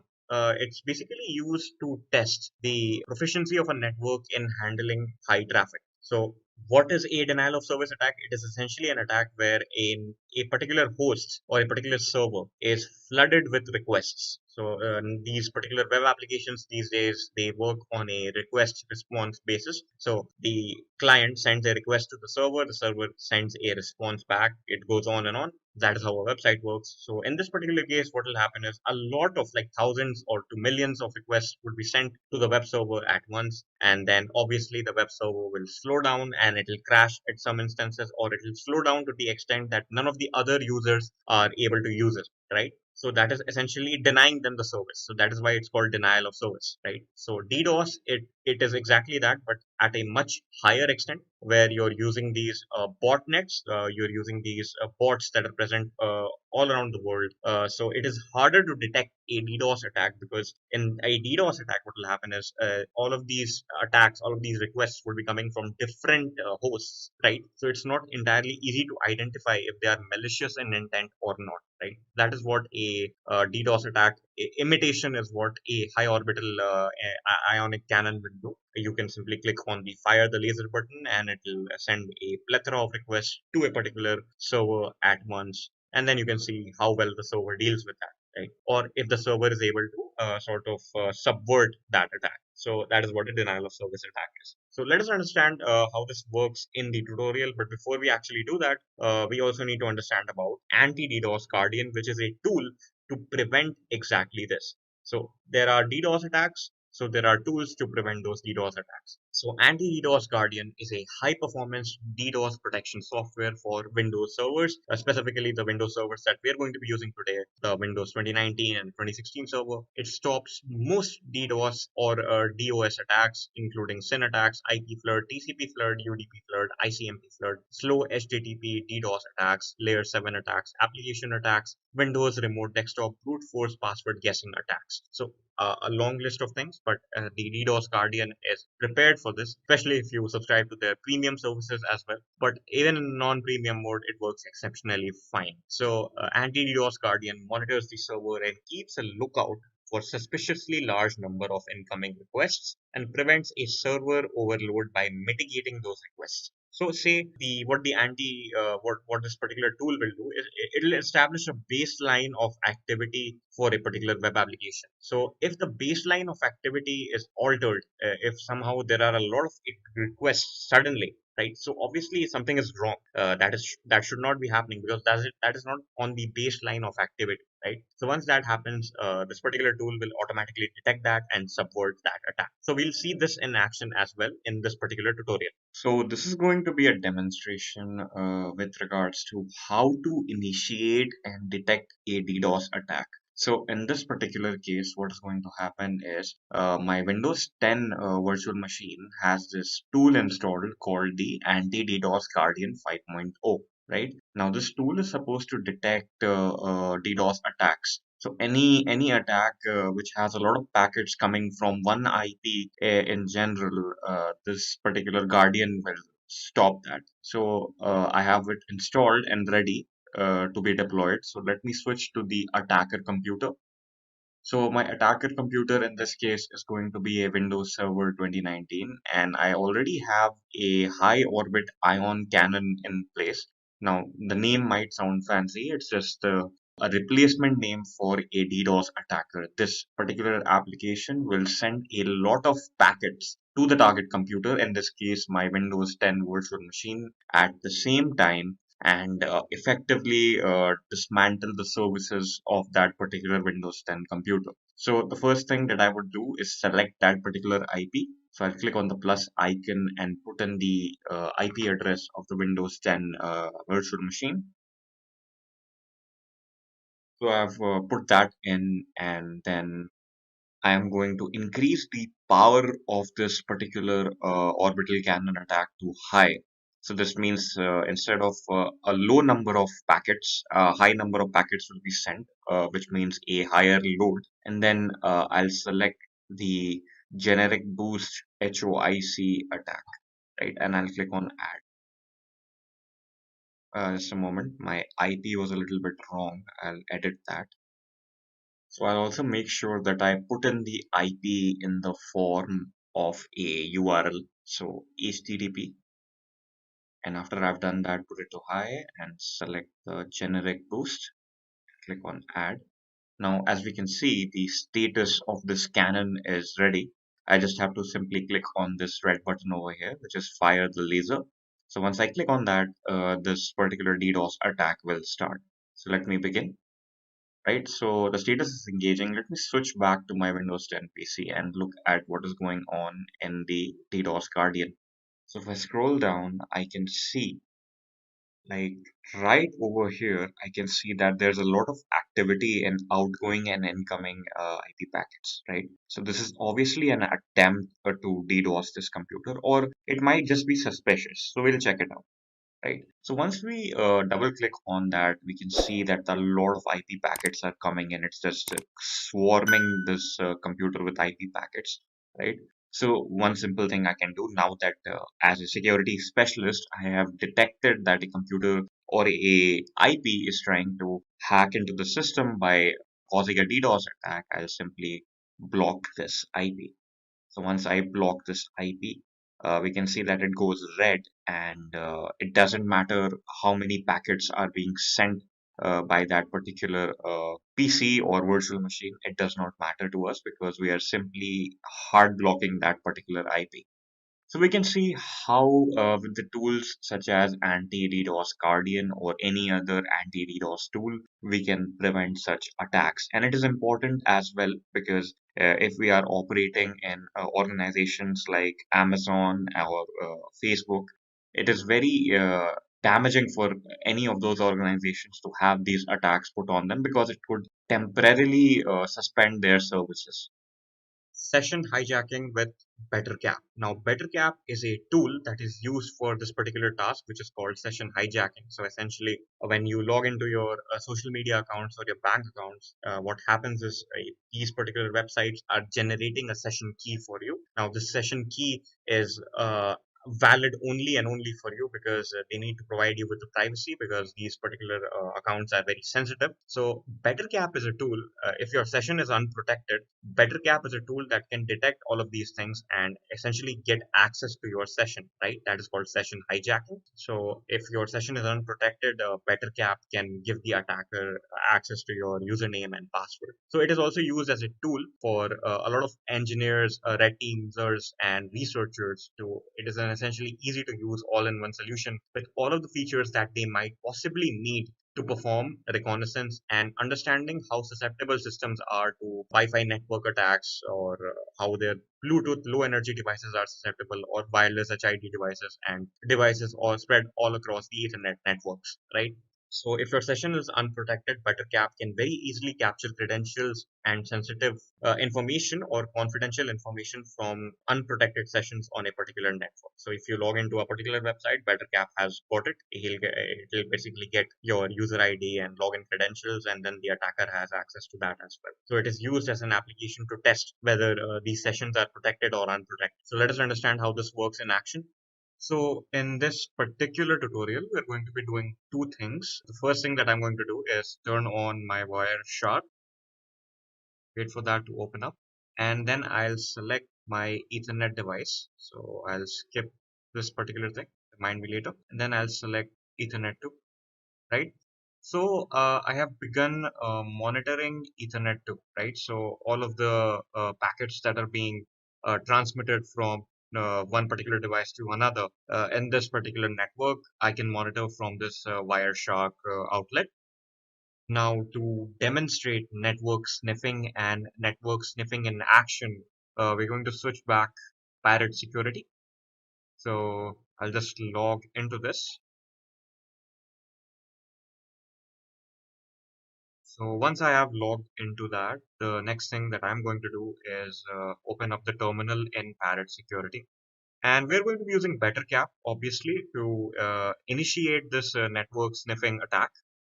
So firstly, I'm going to switch to the root user in this terminal of Parrot Security. So for that, I'll type in sudo su,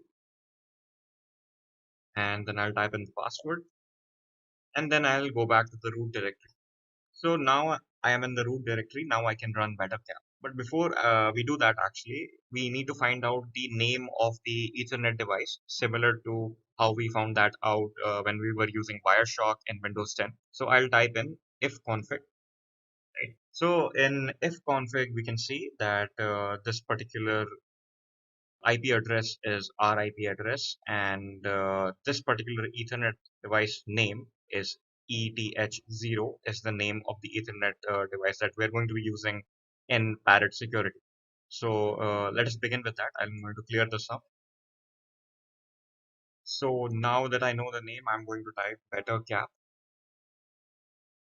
hyphen iface ETH0, which is the name of the device, and then I'll press enter. Now what we can do is type help, and it will give us all of the possible commands that we have for BetterCap. So we want three things on, which is netprobe, netrecon, and netsniff. So we're going to turn them on one by one. Netprobe on, netsniff, no, netrecon on, and netsniff on. So once we do that, it will start sniffing all of the network activity in the subnetwork, which consists of all of these virtual machines, right? So to see basically what is going on, we'll switch back to Wireshark and see what's going on. So let us switch back, go to Windows 10 again, right? Now we can see certain activity happening in Wireshark. So we can see the sniffing activity in the works. We can see the recipient is 10.10.10.13, which is the Parrot Security IP address, which we saw earlier on. And we can see that these particular messages, like who has this particular IP, and all of this information is being sent to 10.10.10.13. So we have successfully detected a particular IP which is sniffing the network. So that is how network sniffing happens, and Wireshark is how we can detect network sniffing. Honeypotting with Honeypot. Now, Honeypot is a tool used for honeypotting. What is honeypotting? We'll get to that. Honeypot is a medium interaction honeypot for Windows. It is a fake device occurrence on our local network. The device works as a target for hackers and to get what they want from a fake data on the device. This is great to learn how the attacker thinks and what his intent is. So essentially, you're creating a trap for the attacker. So the attacker will basically access that trap and might reveal something about how he attacks your system, or might reveal his own personal information as well. Because you're essentially baiting the hacker into hacking into your system by pretending that there is some information that is available, which is fake information, right? So how does it work? A honeypot is a device placed on a computer network specifically designed to capture malicious network traffic. The logging capability of a honeypot is far greater than any other security tool and captures raw packet level data, including the keystrokes and mistakes made by hackers. So essentially baiting the hacker into thinking your system is vulnerable and susceptible. The hacker will do whatever he needs to do and might reveal something about himself or something about the nature of the attack that he's trying to carry out, right? So all of this information isn't very relevant for security team experts because they can understand how these hacks work. And secondly, to basically track down any person with ill intent, essentially, because any person who commits a mistake and is caught can be caught using a honeypot. So let us understand how this works in practice. So as it can be seen here on my Windows Server 2016 virtual machine, I have my Honeybot service currently open, right? So this is being used to monitor any activity that happens. Now, the next thing that I'll do to basically imitate an attack is I'll switch to my Parrot Security terminal. So let us open up the terminal and switch to the sudo user.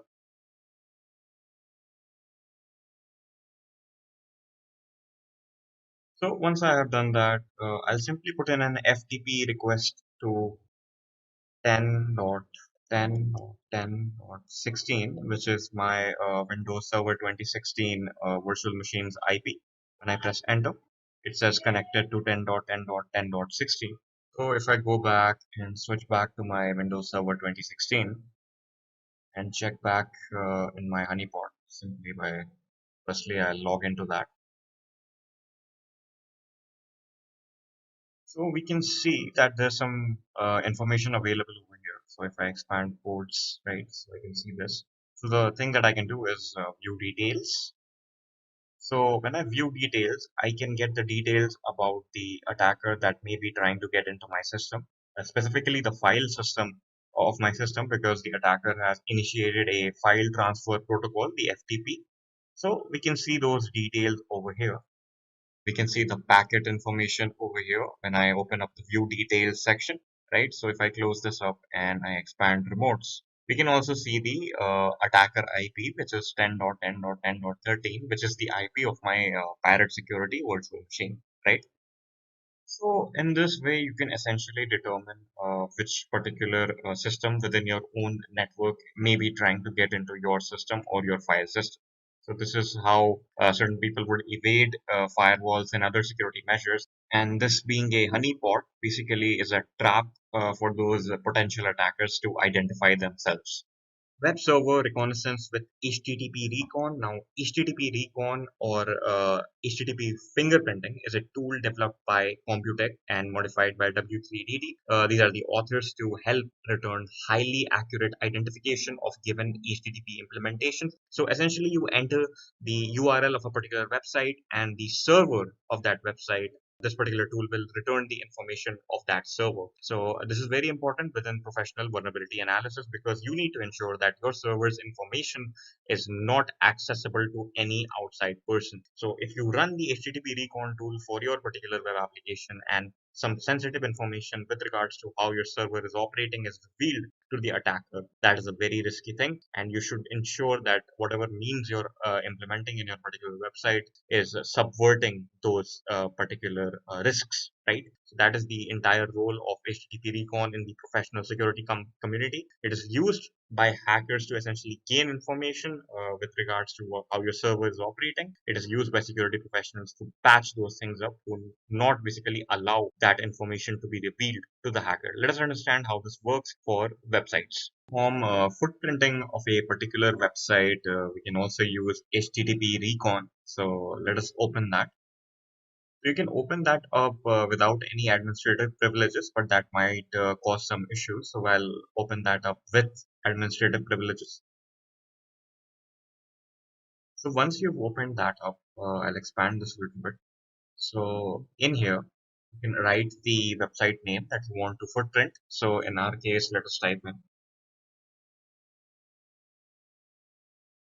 www.intellipaat.com, right? So once I've written that, stop, and then I'll click on analyze. So it will take a bit of time, but it will give us all of the footprinting details of this particular website. So we can see right over here on the get existing part, we can see over here there are servers that are mentioned. So there are percentages that are over here. There is a match percentage that we can see. So for this Microsoft IIS 6.0, we can see that it is a 100% match. So what footprinting will do, it will essentially analyze the data from the website, and it will try to determine which particular backend server is being used for this website. So the traits for this particular one match 100% with Microsoft IIS, but you can also see there are other matches as well, which are not as accurate as the Microsoft one. You have an AOL server, you have Apache, right? You have Zeus, you have Nginx, so on and so forth. You can see the match percentage is decreasing in descending order. So we have all of this. So right now we don't need to worry about it much because we already have a 100% match. But in the cases where we don't get a 100% match, we have to go on probability. To see all of the get requests, I'll click on get long requests, right? So over here we can see all of the get requests, right? The other thing that I can do is click on fingerprint details. So one of the most important details that we can see over here is that there's a protocol name and there's a protocol version, which is 1.1.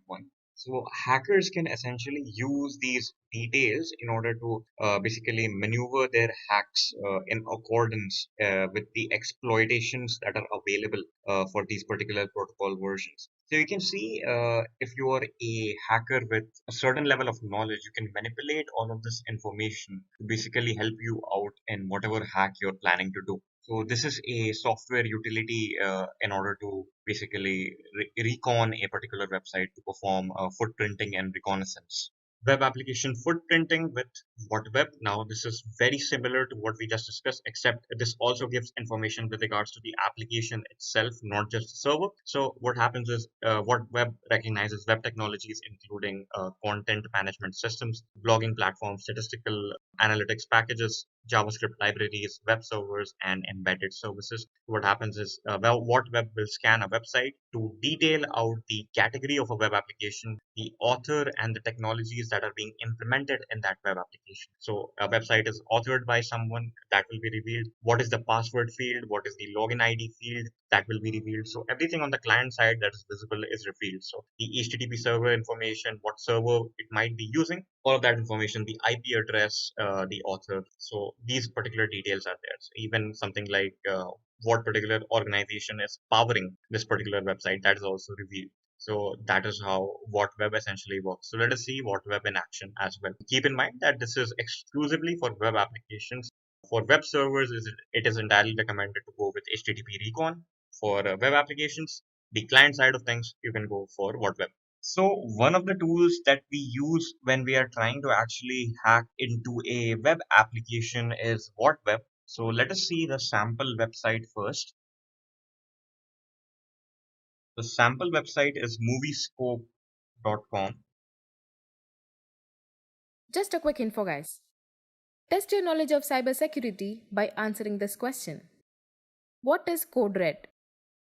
A. An antivirus program. B. A photo editing software. C. A computer virus. D. A video editing software. Comment your answer in the comment section below. Subscribe to Intellipaat to know the right answer. Now, let's continue with the session. So we can see that it is a dummy website which we are essentially going to get some information out of. So if we go to our Parrot Security terminal, and I'll open up a Parrot terminal. So I'll first switch to sudo mode. So for that, I'll simply type in sudo su and enter in the password for my sudo account, right? And then I'll change my directory to the root directory. And afterward, I'll simply type in what web, right? So this is a utility that is present in Parrot Security, which is used for this exact purpose. When I enter that, it will give me a help, essentially has some help commands as to what the usage format for what web actually is, right? So if you want to actually run this on a particular application, so for instance, on this particular subnet, the website that we previously saw, that was moviescope.com exists, right? It exists on the Windows Server 2019. So if we simply type in what web and type in moviescope.com and I press enter, it'll take some time and then it'll give me some information, right? So we can see certain information with regards to what web. So the information that I'm currently getting is from FortiGuard server. So what I want now is I want to actually get the information about the web application. So for that, I'll change this to HTTP. I'll enter in the protocol and I'll type in what I typed in the web browser. So www.moviescope.com and then I'll press enter.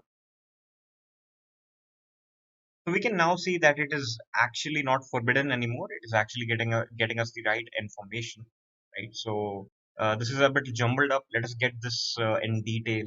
What if we want all of this in detail, right? So for that, I can simply add in an option over here, which is a hyphen V, and then I press enter, right? So this will give us all of the information in much detail.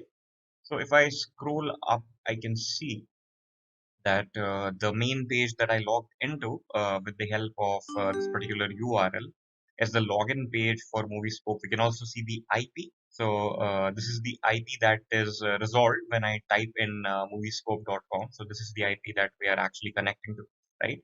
We can see that the server is based in ASP.NET. And if we go down below, we can see that some details associated with all of the technologies that are being used in this website are mentioned. So the detected plugins under that section, we can see that certain information of ASP.NET is given. We can also see HTTP server information, the meta author information. So the string is EC council in this case. And down below, we can see the HTTP header information. Now let's go ahead and understand what is SQL injection. So guys, SQL injection is basically a method using which you are able to run commands on an SQL server or on an SQL database through the user interface of a website.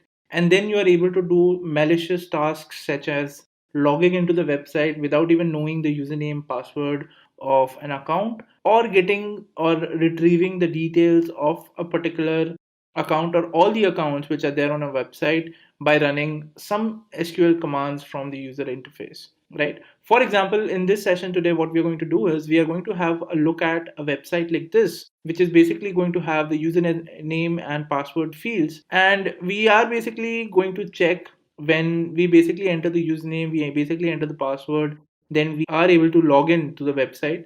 But what happens when you do not know the username or when you do not know the password?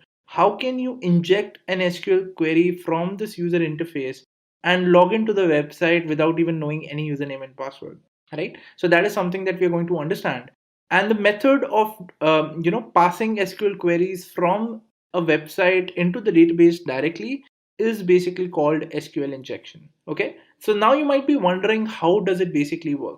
All right, guys, so let's go ahead and first understand how does a site basically work. So first thing that you have is a database, right? And inside the database you will have a table which will have all the usernames, which will have all the passwords, and this usernames and passwords will then be basically fetched by a website like this, right? So whatever username and whatever password you will be entering, right, it will be checked against the names and the passwords which are entered over here, right? If they are an exact match, that is that if the email, let's say if the username is Sam and if the password is QWERTY123, if this matches exactly, that means it's a correct input, and then in that case you will get a success message.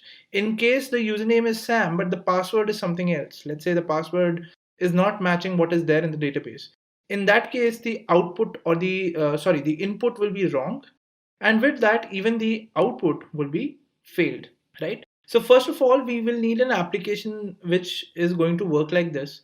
And what I've done is I've created a sample application which works exactly like this. So what I have is basically a website. So basically I have written some code in Python, which is basically going to help us have a web page, right? So let's run this code. So let me just run it quickly. Python 3 1.py.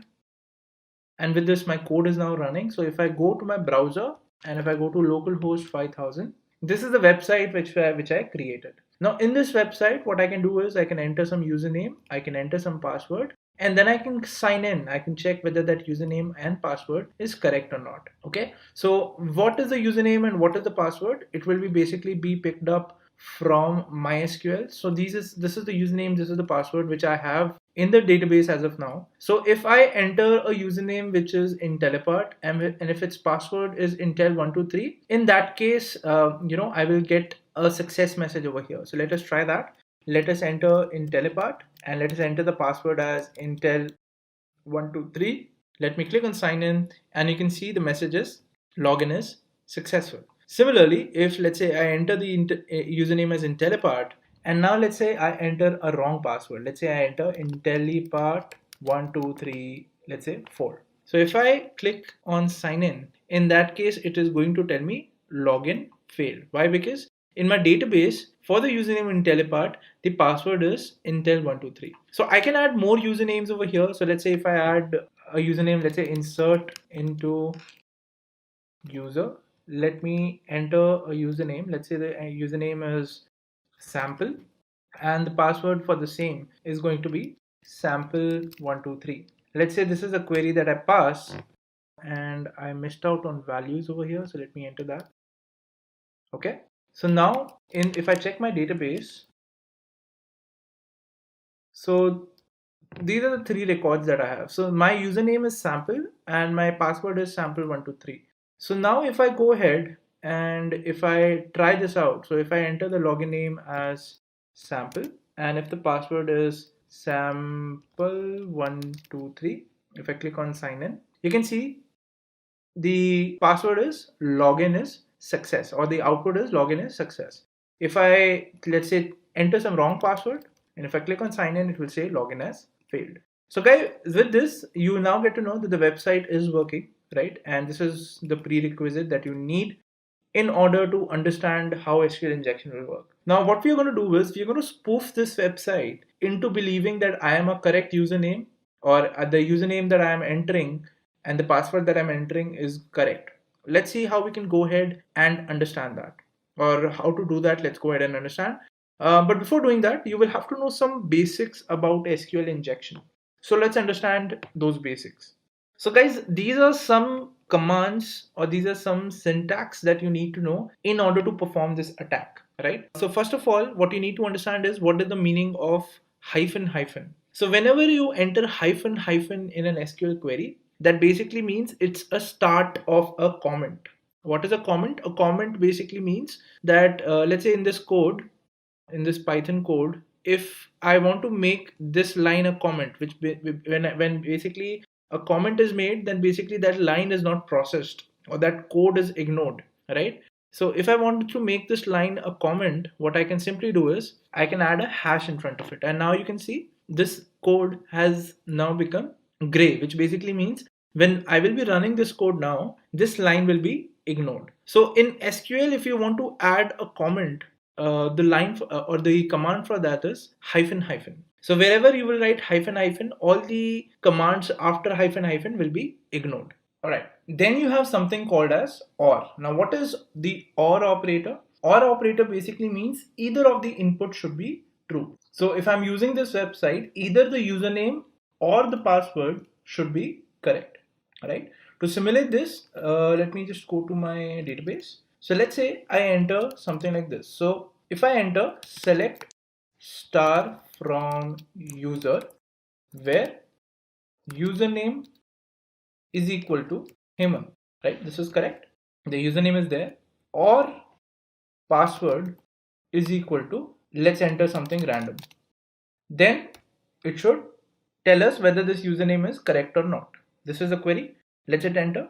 It says password in where clause. Okay, so not password, sorry. It will be pass. The column name is pass. So can you see it is still returning me the username and password saying that these exist. Why? Because I've used the OR operator. But this is not the correct output, or this is not the output that I want when I'm trying to log in. When I'm trying to log in, what I want to do is I want to see whether the username and the password are correct or not.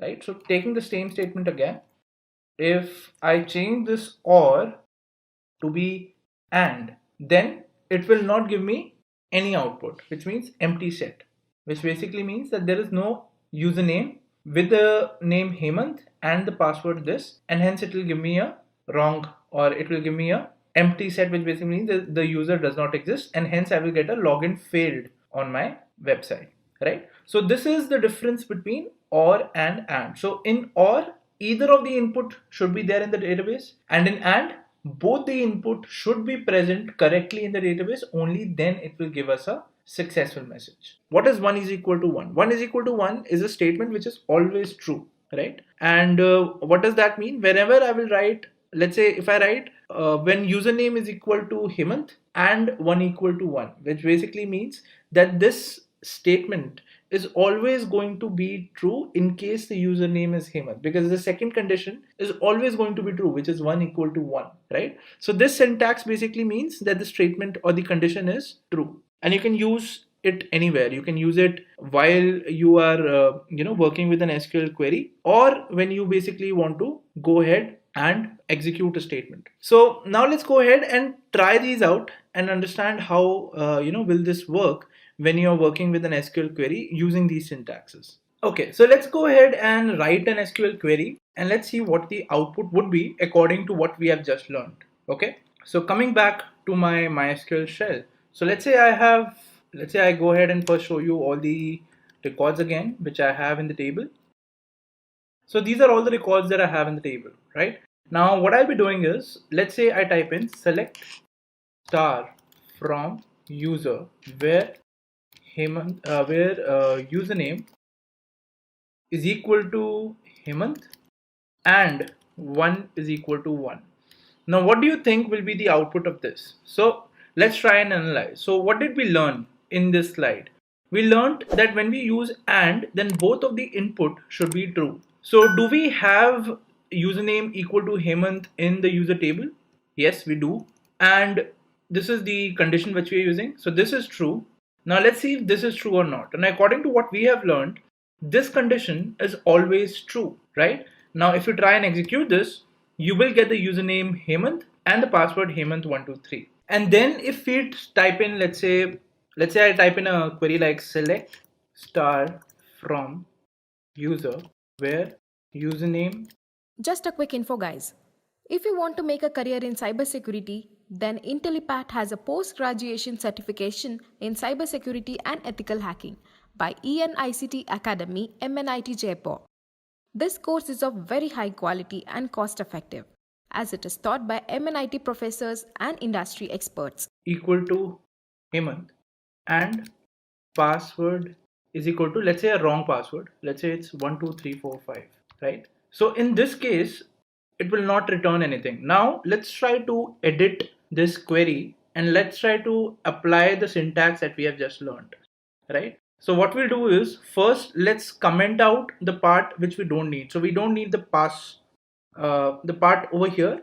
This is correct, but this part is wrong, right? This, because of this, the SQL query is not running. So let's comment this part out. So we'll add hyphen space. So this part is now commented. And now if we just enter 1 equal to 1 over here and give a semicolon, let's see what is the output that we get.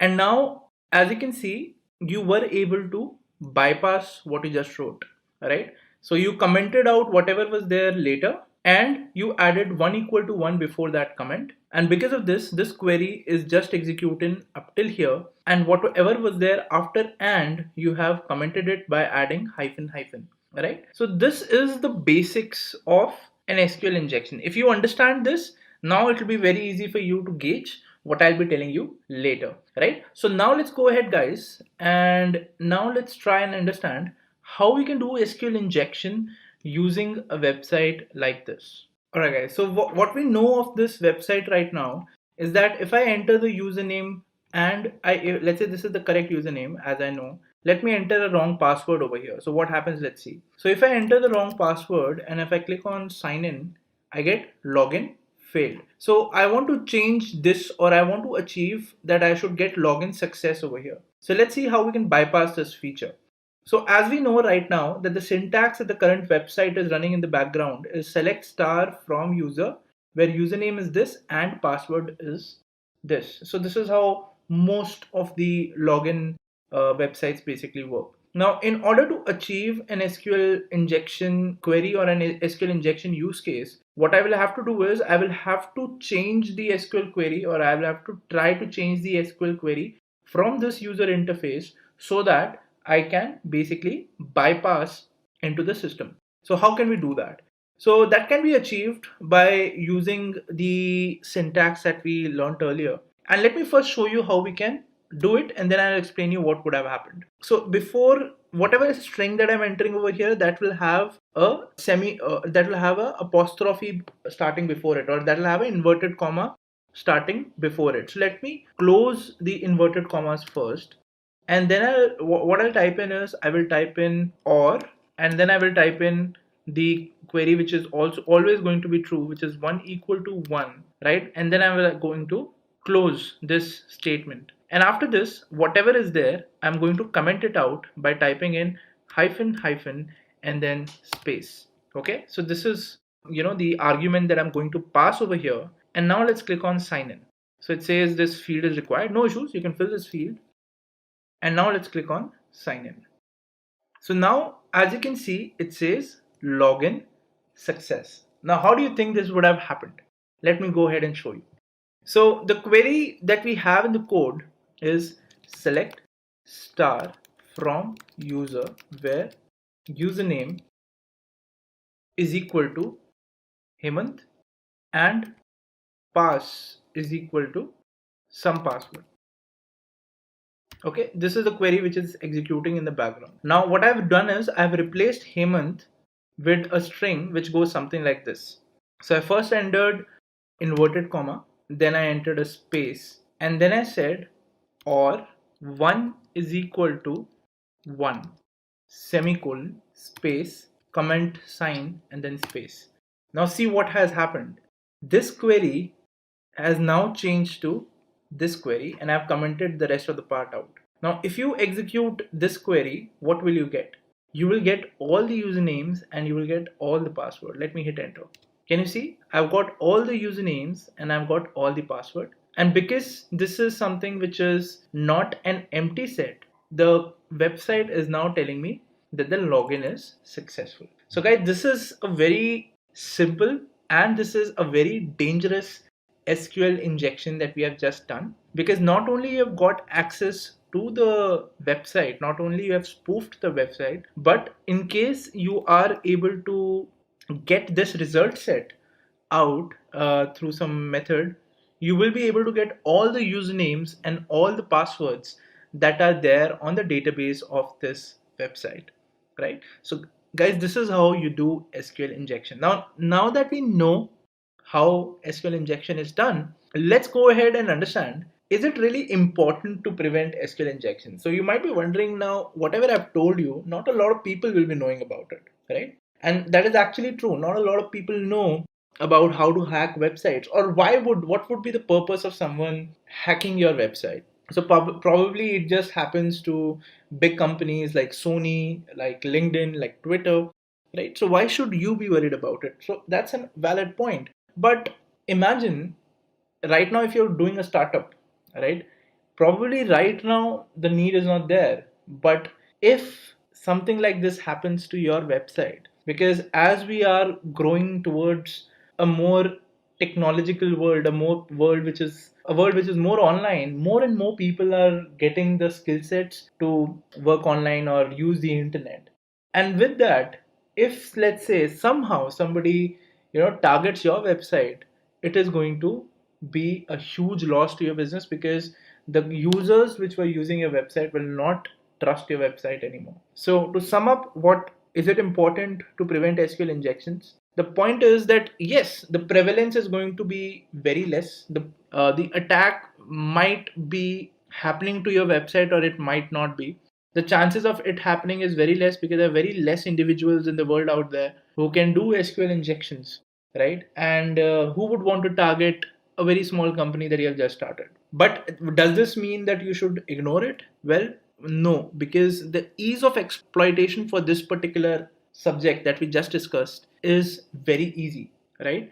And with that, in the future, as and when we are going into the future, more and more people will get aware about this particular concept, this particular technology, and hence the chances of even somebody playing around with your website is going to get you a huge business loss, right? And that's why the impact of this is going to be devastating. So that's why it is very important to prevent SQL injections, be it a very small company, be it a medium sized company, and it is important for large companies, obviously, right? And that's why you should learn all the best practices for development. You should include people in the team who are cybersecurity experts. You should have test cases in your development team, which is basically going to go and help you out in understanding if your code is safe or not. Because it does not matter if your code is just working, your code has to be safe as well. And this is why the demand for ethical hackers, the demand for security specialists is now increasing day by day, because companies have now started to recognize that yes, this is a threat, yes, this is something that needs to be addressed. Okay, so with that said, how to prevent SQL injections? Now you will say, okay, so it's very important to prevent SQL injections, but how should you go ahead and advise a company so that they can prevent SQL injections? So let's understand that. So first thing is, you should use the principle of least privilege, which basically means, let's say this website is able to insert or select data out of the database. So this website should have a username which has the least privileges allotted to it, so that it can only do what it is supposed to do. For example, we just saw that if we use this website, we are able to list all the usernames and all the passwords which are there in the table. So probably that should be a permission which should not be allowed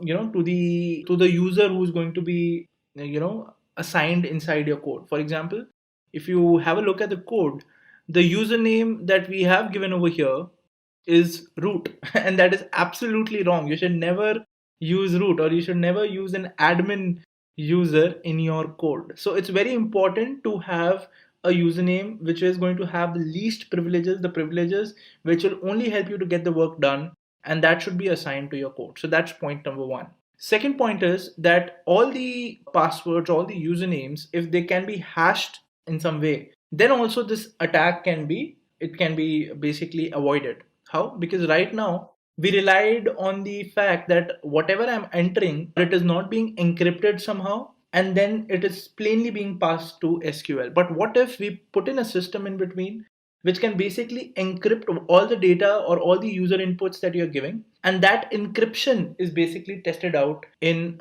your or it is passed to SQL as an argument. So in that case, what is going to happen is you will not be able to run any SQL query, right? So that is also a possible preventive measure that you can take. And third thing that you can do is you can always employ third party authentication. So you would have seen that a lot of websites now have options like login with Facebook, login with Google, right? So all these big companies, they have gone through a lot of workex. They have been through a lot of situations. They have a lot of people who are working on the security aspect of their website, and you can be rest assured that you as a owner, or you as a manager of a tech team, if you apply your brains and try to create a model which cannot be spoofed, obviously that is not going to help you out, because the kind of feedback which Facebook and Twitter as a company gets, because they have a lot of people like you, right, who probably would be able to test the application before it goes on to production, test out with different kind of scenarios,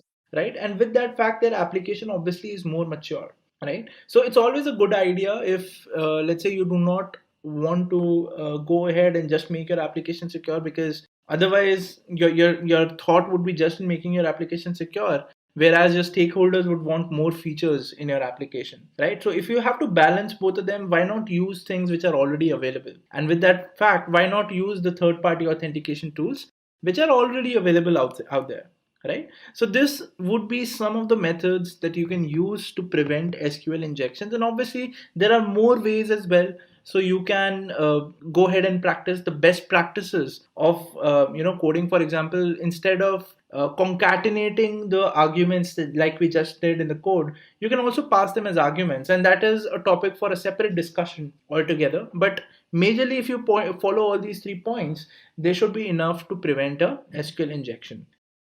Creating a Trojan with NJRAT. So there are a lot of ways you can actually create a Trojan with, but what we are going to be doing today is creating a remote access Trojan with the help of a tool called NJRAT. So this is one of the most common hacks that is possible today if security is not implemented in the target system. So remote access Trojan essentially is something that gives you remote access to the target's computer or PC or host system or host network, right? So NJRAT, also known as Blada Bindi, is a remote access Trojan or a RAT, which allows the holder of the program to control the end user's computer or the target's computer. How does it work? It's a convenient application which helps you in creating your own RAT, which directs back to your remote IP. So when you're creating this particular RAT, this Trojan, what it'll ask you is what is your own IP, right? And then you'll enter your own IP. And once you've done that, you can start creating the Trojan. It will be created. There will be a file that will be generated. You can send that file maliciously to your victim's computer. And if the victim happens to run the file even once, then boom, you have access to the victim's PC, right? So which means that you have access to the victim's file system, you have access to the victim's command line terminal, you can remotely operate their computer if you have to. One of the most scary things is you have access to the victim's web camera if that is there in the victim's computer. You can get the passwords that are cached in the victim's computer. You can open the chats in that victim's computer. You can see the amount of damage that you can cause with this particular tool if it happens to run on the victim's computer. So it's usually detected by antivirus softwares, but if you're intelligent with how you implement it, you can basically get access to the victim system. Now, this is highly recommended not to try it with somebody you don't have permission because this is something extremely illegal to do. But this is very much a practice that is followed when you are in an ethical hacking job, and it is your task to basically find how vulnerable your system is to these rats, right? You'll create a rat and see if you're actually able to do anything with that rat, and if the rat is actually detectable by that target system. So NJRAT is a convenient application, helps you creating your own rat, and once the Trojan is launched, like it's packaged, it's created, it's sent and launched to the target system, it remotely connects the target system to the attacker system without the target's knowledge. So you'll just simply click on the executable, nothing will happen, and you'll think, okay, you'll move on. But you have actually started a process which has connected your system to a attacker's computer, right? Now the attacker can see all of these things. You can see it. There is a very convenient drop-down menu on the attacker's end where he can access all of that information. Just a quick info, guys. Test your knowledge of cybersecurity by answering this question. Which one of the following can be considered as the class of computer threats? A. DOS attack. B. Phishing. C. Soliciting. D. Both A and C. Comment your answer in the comment section below. Subscribe to Intellipaat to know the right answer. Now, let's continue with the session. That you can see, like the drop down menu has all of those things, right? So let us implement this in real life by actually implementing this on virtual machines. So we'll do that just about now. So let us implement a rat in real life and practice. So we are going to be using NJRAT. Now this is a tool which is used to create remote access Trojans. So what this does is essentially it creates a Trojan file. And once you install this Trojan file onto the target system, you basically have access to the target system's processes, services, and file system, right? So it's a pretty invasive rack to have. Let us just begin with it. So the port by default is 5552. I'll just simply click on start, right? So once I've clicked on start, we can see that there are no lists available until now because we haven't actually invaded into a system yet. So what we'll do is firstly we'll create a rack. So we'll click on builder, right? So in builder we can simply type in the host. So the host in our case is our Windows 10 system. So it's 10.10.10.10, right? So this is where the Trojan, this is where the rat is going to report back to, right? And then I'll simply click on copy to startup, right? And then I'll click on build. So once I click on build, it will basically open up a browser window. So I can navigate to wherever I want to store my hack. So in my case, let us store our hack in the CEH tools directory. So this is the shared directory, the shared network directory in between all of the folders. So once we store it over there, I'll call it test.exe, right? And click on save.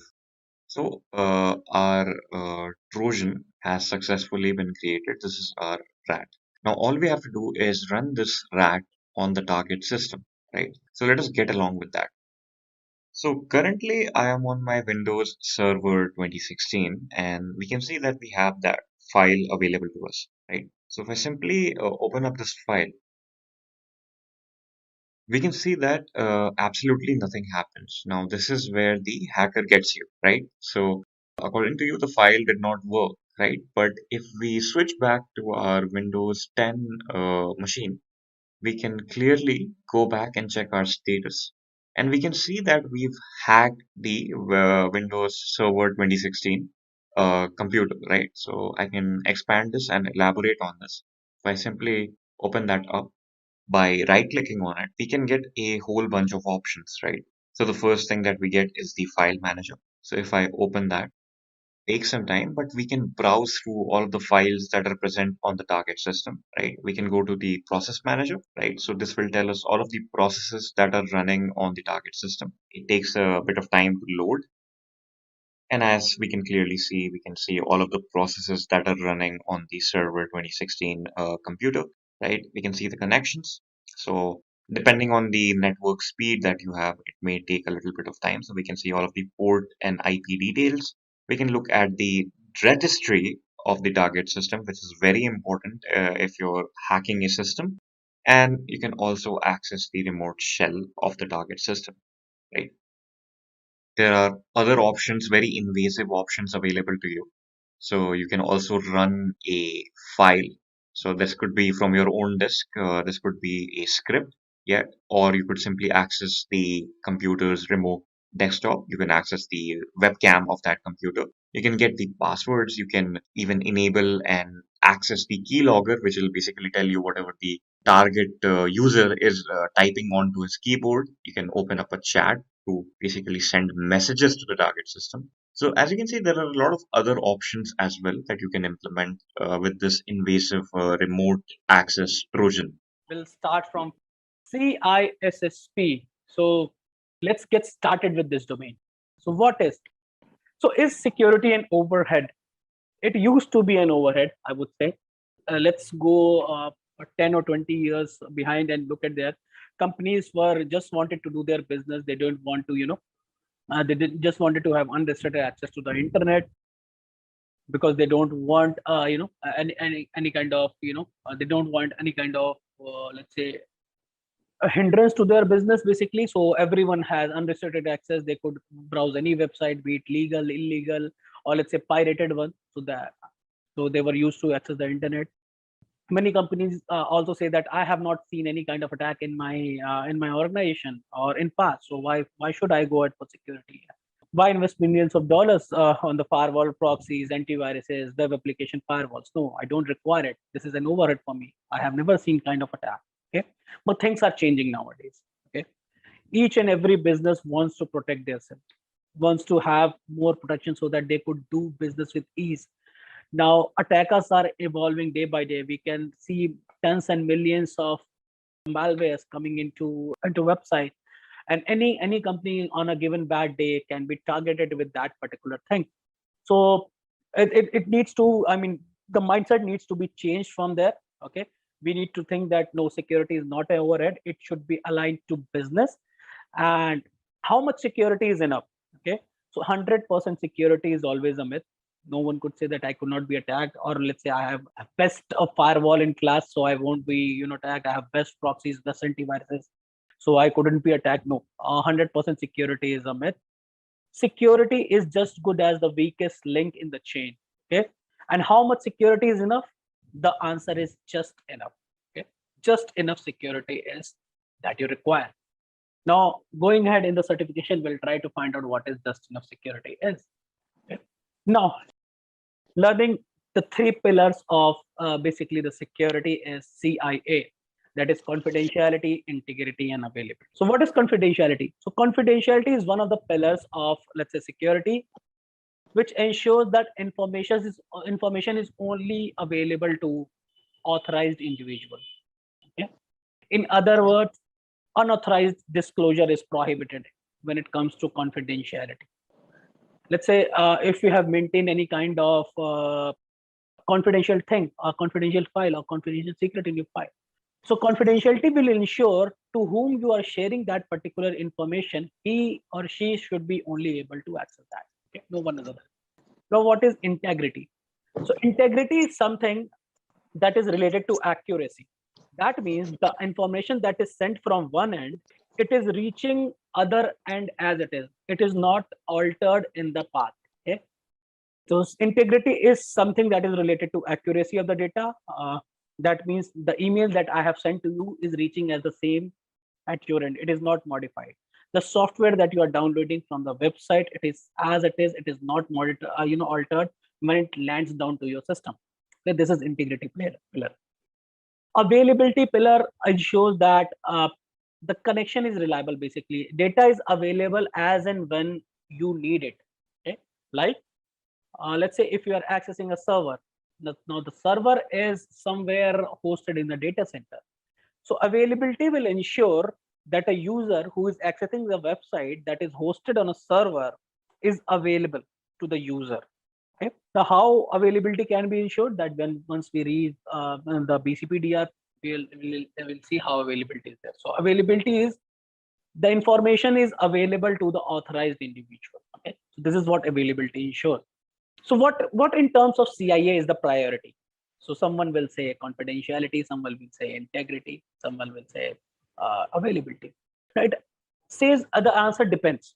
Okay, the nature of the business that you are doing it, the three pillar will depend on to that.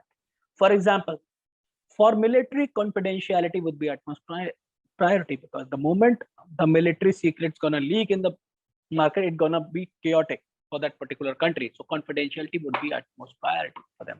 For the bank's integrity, obviously, one transaction of, let's say, $5 million should not turn into $50 million. Okay, so integrity should be the main purpose at the banking environment. And then comes the digital entertainment, that is availability. The websites, the, let's say, Netflix, Amazon Prime. For them, availability is the topmost priority. So depending upon the nature of the business, okay. So it doesn't mean if top priority for military is confidentiality, they would be leaving the other pillars. No, it says how much priority that particular department, or let's say that particular organization, is trying to give to the out of these three pillars they're trying to give. A few terms that are related to security. So vulnerability. So vulnerability is something that is defined as a weakness in a system. Okay, what can be a weakness in a server? So we can go ahead and we can say server is missing a patch, and due to missing a patch, that could be a vulnerability that can be exploited. Okay. Threat is someone that will exploit that particular vulnerability. So threat could be an external hacker in this case. Okay. So that is a threat. What is a threat agent? The tool that particular threat will be utilizing. For example, any kind of phishing email, or let's say any kind of tool. So those can be termed as threat agent that could be utilized by the threat to exploit a vulnerability is a threat agent. Okay. Now, what is risk? Risk is basically likelihood of threat exploiting a vulnerability. Okay. How much it's likely that a vulnerability that is existing into my system could be exploited by a threat. So that is risk. Basically, threat into vulnerability. Okay, is the risk over there. Okay, and it also includes parameters like likelihood and to impact to prioritize a risk, high, medium, low. Okay, when we read risk assessment, we'll see how does this happen. Okay. Now, what is an exposure? It's an instance basically of being exposed to a loss. Let's say I have a vulnerability. How much exposure how much area threat surface that particular vulnerability is providing to you, so that you could be exposed to a loss. So that is an exposure. And what is a control? Basically a security mechanism or let's say a security that you are putting to mitigate that particular risk is a control. Okay. The types of security controls, yes, we can categorize primarily into three categories: administrative, technical, and logical. Technical, logical, or physical. Now, what is administrative? Anything that is driven by your senior management, basically, or let's say documented form. Okay, something that is providing administration, like security documentation. What is that? Policies, procedures, guidelines, standards. So those are security documentation. Okay, risk management that you carry out basis your or environment. So that is risk management thing.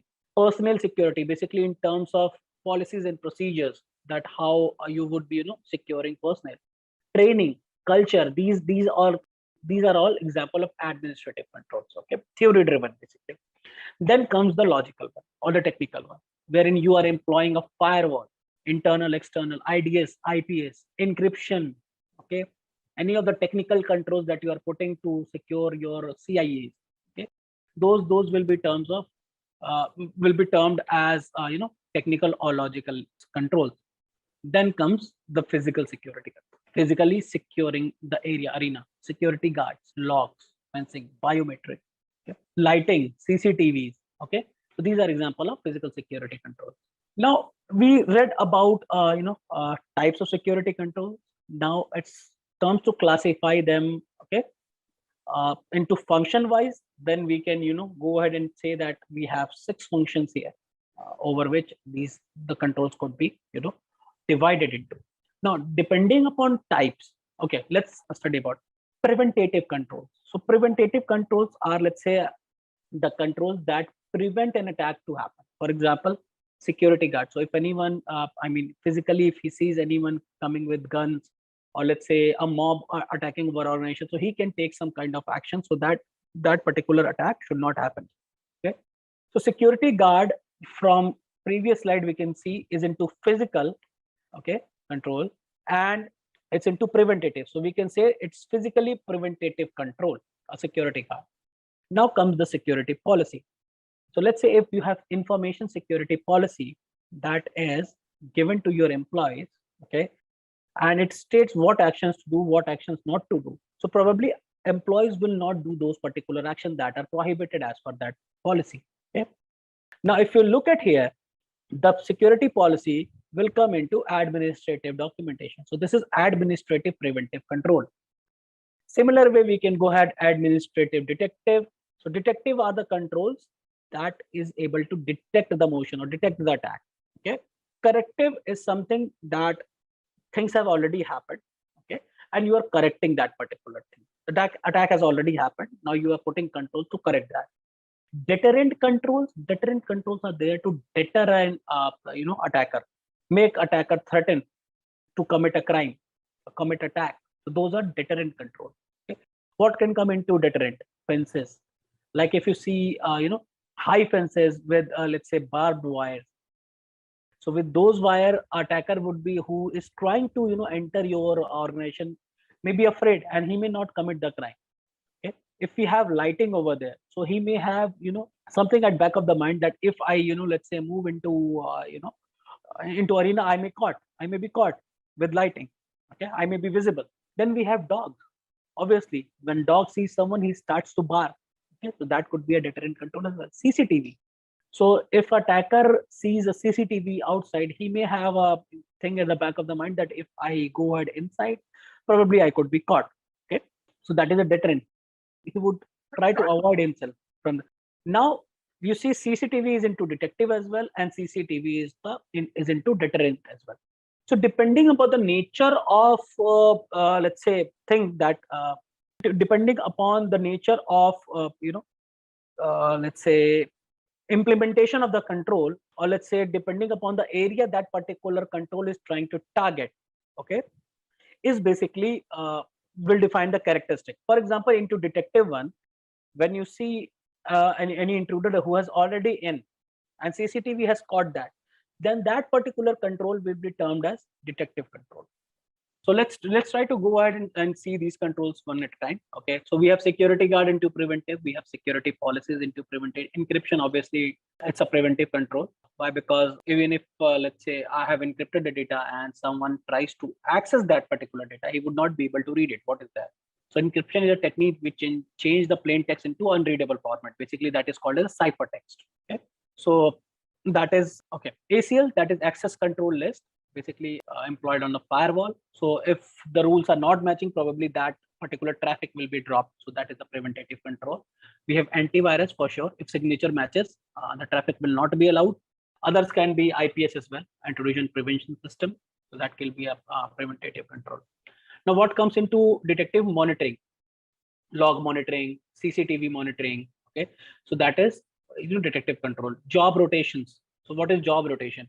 So let's say if I'm working on one desk today, my job is rotated into another role, and I would be, my role will be replaced with any other person. And if I have done any kind of, let's say, wrong thing in my system, I would be caught. So that my actions will be detected. So that's why job rotation is a part of detective. And probably we can put job rotation into deterrent as well, because if I would be knowing that my job will be rotated after a certain period of time, so I would not commit that. So it could be present in part of deterrent. So depending upon the context of the question that you will be getting in exam, okay, you can select the answer. Basically, preventative, detective. So corrective, basically server images, patching. Let's say if attack has happened because of, let's say, any kind of vulnerable patch, okay, or patch is missing, then probably if you will be patching that particular thing or that particular software, then this will be termed as corrective control. Deterrent, we have already studied. A recovery, basically the damage has already happened. Okay, now we are into a recovery mode, like restoring from the backups, restoring the DR facility. Okay, or let's say we are putting the things into high availability. So those will be recovery control. If not, let's high availability can be put into preventative as well. Why? Because we have, let's say we even before a disaster, we put the server into two DR sites, two, let's say, parallel sites in an active mode. So both sites are active. So even if one goes down, other one is already active. So, and then in that case, high availability can be preventative control. Now comes the last one, compensatory control. That is compensating control. That is completely scenario based. Let's say if you're not able to, let's say, implement any kind of these controls, then you will select this control, the compensating one, that will typically employed to meet the intent of the original control. Okay, and try to suppress the risk by putting if that you are not able to put through original control. For example, let's say if you are not able to, let's take many of the companies whose databases are very large. Okay, if you run an antivirus program over there, it slows down the database, resulting in the low, successful rate of the transactions. Okay, so in that case, companies often come and say that we are not able to, employ antivirus because of, issues of my database. So what can be done in that case? Probably we can employ n number of controls. Let's say we can isolate that particular database into a completely different segment. We can employ tools like database activity monitoring. We can limit the, let's say, select a star for all queries. Okay, we can employ multi-factor authentication. So those kind of controls that can suppress the risk of the original control, okay, are termed as compensatory control. So what kind of question they may ask? They can give you a scenario over there, and they can ask that what kind of control will be suitable for that particular scenario. Okay, so we read about CIA previously, confidentiality, integrity, and availability. So what kind of thing can be utilized to meet these controls? So let's say we studied about confidentiality. So confidentiality can be achieved by encryption.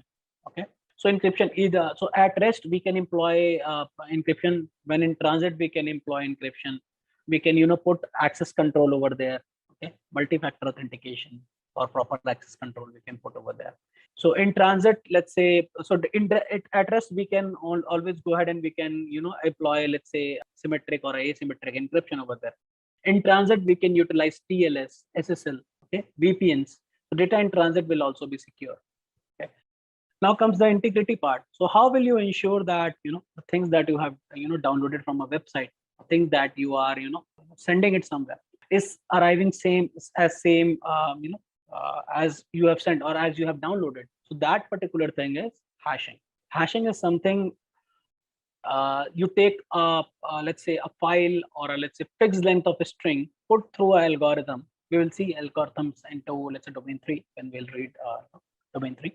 So hashing, what it does, it produces a fixed length of string. It could be alphanumeric. Okay. So what it that particular hash could be put into a website over there. Okay. And when you download, you run it through the same algorithm. If both the hashes match, that one that is on the website and the one that you have downloaded, then we will say that yes, the software is intact as I have downloaded. Let's talk about into process, how we can ensure integrate into process. For example, let's take example of change management process. So it could go into several number of approvers. So first of all, the requester, implementer, and the approver should not be the same guy. The moment any out of these two functions collaborate, I would say let's say there is a conflict of interest. Okay. In that case, we can say that yes, the integrity of that particular thing, that particular process has not been met. So if a change goes into different stages of processes, we can say that yes, and there is no alteration, and only authorized individuals are approving it. Only authorized users are making the changes, doing the changes, and verifying the changes. In that particular sense, we can say the process integrity is ensured. Okay. Now comes the availability part. So we can always do load balancing between servers. We can always do the backups so that wherever there is a loss, we can recover from that particular backup. Co-location is nothing but let's say two data centers, two different geographically apart, to ensure that I have availability. Clusters, obviously, cluster of switches, cluster of servers, that will ensure that our CIA is intact. Defense in depth. So control should not be like that, that we are employing on a single layer. Our need is that to make the life of our attacker into mess. Our need is that attacker should not be finding it easy to break our network. Our job is to make the life of our attacker not easy. Okay. In that case, if we will apply security in one particular layer, okay, that will probably, let's say one layer is broken, then attacker will be inside. Let's say, for example, we have applied only perimeter security. Okay. Now we know that at these particular point in time, there is a rare chance that attacker would come through physical physically open exit entry to steal your servers. Most of the time the attack is over the internet. Okay, then we can say that we have, okay, let's say we are not putting perimeter security, then let's put network security then, okay, to secure a network. Well, in that case, let's say if any physical attack happens, your servers could be stolen. Okay, now let's say we have applied perimeter security and network security both. We have not put any kind of control into endpoint security, securing our servers. Then in that case, we can say that yes, if any attacker comes in, he may go ahead. So there are chances that network security could also be broken. Okay? Now there are chances that attacker can come in on the servers and he found that all the servers are open. In that case, there is no security. So we have to go ahead and we have to make the life of the attacker tough. So we have to apply defense in depth concept, defense at every layer. We have to apply defense at multiple layer, not only with technical controls, but at the process level as well, at the management level as well. Okay, so we have to go ahead from policy, procedure, guidelines, standards. Then we have to go ahead and employ the technical controls, physical controls, endpoint security, application security. So these kind of defense in depth, we can go ahead and make it. These are some of the examples. Now the world has evolved. Every now and then we are coming with new kind of solution nowadays. All right. One of the concept comes security through op security. What does that mean? Security through op security is nothing but let's say if you have made any kind of application, or let's say any kind of encryption algorithm, okay, and you said that this is not into public domain, so this must be the this must be secure because this is known to attacker. That is a bad idea. That not publicizing your algorithm, because the algorithm that are available into market are secure. They could not be broken. Okay, the secure one at least. Okay, the thing that you need to keep secure is the key with yourself. So it may end up that you have developed any kind of algorithm and that is not in the public domain, that you might think that it is unbreakable, but for the attacker it could be an easy job. So utilize the best security that is already trusted. So security through op security is a bad idea. Now talking in terms of security framework. So what is the security framework? Security framework is nothing but combination of other security programs, okay, a standard guidelines, make sure that gives holistic framework for you to manage the security, and it should be always in line with your, let's say, business goals. It should not happen that security framework is misaligned with your organization. In that case, you would not be achieving a true security, and it might turn up that the security may become a hindrance when it comes to achieving your organization goals. So that is a bad idea when it comes to security. So industry known security standards and programs that are available as of now in the market. A few of them are also mentioned in CISSP curriculum. So we'll look at few of them apart from the mentioned one. So this is only with reference to, let's say, a very high level, a bird's eye view. They will not go into depth. They can ask about what is the intent of that particular framework. They will not go into depth that what is defined in that particular framework. Yeah. So few of them are ZACMAN, TOGAF, DODA, MODAF, SABSA, ISO 27000 series. We have OBIT, okay, and we have NEST. Then into process, we have ITIL, Six Sigma, CMMI. Okay. Few of them will study now. Let's try to have a look. So ISO 27000 series. So majorly ISO 27000 series focuses on, let's say, information security part of it. So terms related to information security will be listed into ISO 27000 series. Few of the important one, let's try to highlight here. Let's say we have ISMS requirement ISO 27001, that is very much familiar with you all. So you just Google out ISO 27001 and there would be a number of organizations who would be providing this particular certificate. So that gives ISMS requirement. So what is ISMS? That is Information Security Management System. Okay. So basically it's a risk-based driven approach wherein you do the risk assessment, you define the scope, and then probably you go ahead and put the controls over there. So that is ISMS. From where ISMS, these controls have been taken, that is defined into ISO 27002, that is Code of Practice for Information Security Controls. How implementation is done? It is into ISO 27003. ISO 27004 determines about the KPI and KRI. Okay. ISO 27000 deals with risk management, how to conduct a risk management basis. ISO 27005 framework. So this is entire framework that is listed by ISO. So ISO standards are not free of cost. Okay, you have to purchase these ISO standards, but few of them are freely available on the market. But that is a copyright violation over there. Beware while downloading it. Okay, just for standard purpose, there are a number of websites you can go ahead and read about ISO. So we should be sure, that what things are there. So we do not need to memorize apart from few like ISO 27005. They can ask for what this is used. They can ask for ISO 27001. Let's say ISO 27002. Okay. When I was giving exam, there was a question with respect to ISO 27005 with risk management. So the answer was risk management. I do not remember the question exactly, but the answer was a risk management, ISO 27005. So with respect to that. Okay. So the number of standards that have been published by ISO IC, basically that falls under 27001 series, and that is particularly target information security management system. Okay. All right.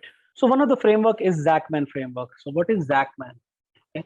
So ZACMAN is nothing but it's a matrix based framework. Okay. So this is a matrix that we are saying. Okay. This is a matrix that we see as part of ZACMAN framework. So ZACMAN framework is a diagram basically that has two axes, like we see horizontal and the vertical one. And it was created by J.A. ZACMAN basically in the year, if I recall, 1987. Yes, it was 1987 where it was developed. And it was first named as Information System Architecture Framework, but now it has renamed to as a ZACMAN framework. Okay. Now it deals with having look at the organization's enterprise architecture. Okay, it has two axes basically, horizontal and vertical. So out of first axis, you see what, how, when, who, where, and why. Okay, and this axis was first about open question. Okay, talks about open question, what things we are trying to look at from organizational enterprise perspective. Okay. The second axis is basically about the engineering phases. Okay, like defining identification, definitions, representation, a specific configuration, specification, okay, roles. So these are these axes. so horizontal and vertical. So it provides, how an enterprise looks rather than focusing primarily into security. Okay, so this is Zachman framework, 6x6 matrix to look at a organization in a structured way. So basis this framework only, there comes the next framework that is called as SABSA. Okay, so SABSA is nothing but Sherwood Applied Business Security Architecture. That is what SABSA stands for, and SABSA does integrates security into it. Okay, basically it provides a framework for developing a risk-driven enterprise information security, information assurance architectures. Okay, so basically it includes security into that, and it includes risk-based security. So everything in an organization should be risk-based driven. It should not happen that we are going ahead and we are blindly applying anything over there in the organization. Everything should be risk driven. So this is one of the model that differentiates between Zachman, that it utilizes that same framework, builds on top of that, and gives you a risk-based approach, a layer risk-based approach to manage security over there. Okay, so the main feature of SABSA modeling is deriving everything from an analysis of a business requirement for security. It should not happen, like I said, it should not happen that you are going ahead and you are applying anything blindly. No, it should be business driven. It should be aligned with your organization. So that is what SABSA says. Okay? So these both are like matrix driven model. The only difference is that Zachman doesn't provide security from its very beginning, but SABSA is something that includes security from the very basic thing. Just a quick info, guys. If you want to make a career in cybersecurity, then Intellipaat has a post-graduation certification in cybersecurity and ethical hacking by ENICT Academy, MNIT Jaipur. This course is of very high quality and cost-effective, as it is taught by MNIT professors and industry experts. Just a quick info, guys. Test your knowledge of cybersecurity by answering this question. What is Code Red? A. An antivirus program. B. A photo editing software. C. A computer virus. D. A video editing software. Comment your answer in the comment section below. Subscribe to Intellipaat to know the right answer. Now, let's continue with the session. Both are matrix driven approach. Then comes in COBIT. So COBIT is one of the framework that is given by ISACA, okay? Information System Audit and Control Organization. This is in a body. You may have heard about certification called CISA, Certified Information Systems Auditor certification. That is too by ISACA. Okay. Now the another one is COBIT, Control Objective for Information Technology and Related Technologies. So COBIT includes 5 key principles. That is meeting the stakeholder needs. So meeting the key stakeholder needs means what the stakeholder requires should be met. It should not happen that we are developing something that is not stakeholder stated. Okay, so key stakeholder and their need must be identified, and how the value is created for enterprise as well. Okay, stakeholder needs may be influenced by n number of factors, like let's say regulatory requirements, let's say strategy changes of the organization, or the evolution of technology. So we have to meet the stakeholder needs. Second principle is covering the enterprise end to end. Okay, so it should not happen that we are targeting only that one particular department. So all function in the processes, whenever information is processed in the enterprise, are covered in this principle. And there are primarily 4 elements to this, if I can recall. So they will not go into deep, but just for explanation purpose, I am telling to you guys. The 4 main elements for this approach would be creating value through governance, okay? Decision about what will work and what will not work, scoping, what will be the scope, okay, and assigning roles and responsibility in the of the activities basically. Then comes the third principle, basically applying a single integrated framework. Okay, that means it should not happen that we are using n number of frameworks for n number of things. Okay, we should. So primarily 3 and 4 are simple, similar, are and interdependent, basically enabling holistic approach and integrated framework. So environment as a whole, and throughout of let's say multiple frameworks, applying one integrated single framework. Okay? And the last one is separating governance from management. So governance from management is pretty much required. Why? Because governance is something that is driven from very top. Okay, what an organization wants, what a top management or senior management wants, that is governance. Okay, policies, procedures, and something. Now comes the management point. So what is management point? That is how those things that are defined by the senior management, how those are implemented, how implementation of policies happening, how implementation of standards are happening, how audits are happening. So senior management had clear their views. Now it's up to management how they are going to implement it. So it's separating governance from management is one of the primary. COBIT mainly involves, I guess, 37 processes, which are grouped into 5 domains. So I don't think so they would go ahead and ask more than this when it comes to COBIT. Let's move ahead. COSO. So COBIT was initially derived from COSO. So what is COSO? COSO is nothing but it's Committee of Sponsoring Organizations. Okay, so there were 5 organizations that found this COSO, internal control. So 5 organizations were American Accounting Association, American Institute of Certified Public Accountant, that is AICPA, Financial Executives International, Institute of Management Accountants. Then we had Institute of Internal Auditors. These were the 5 organizations that founded COSO. Now, COSO framework divides internal control objective into 3 categories. Basically, those are operations, reporting, and compliance. So this is the main principle of COSO. So what are the organizational objectives such as performance, goals, securing the organization asset against fraud, focus on effectiveness and the efficiency. Okay, so those things. So this is something related to enterprise architecture kind of thing, where you're defining enterprise architecture, not with respect to CISSP. Okay. Now comes in the reporting objective. So reporting objective is something related to including both internal and external reporting, typically when it comes to financial, okay, and related to transparency, timeliness, reliability of the organizational reporting habit. Yeah, and finally the compliance objective. So basically compliance with respect to internal control that COSO has given. So COSO, I think they have given 13 objectives. Okay, and this COSO principle is highly integrated into, let's say, SOC 2.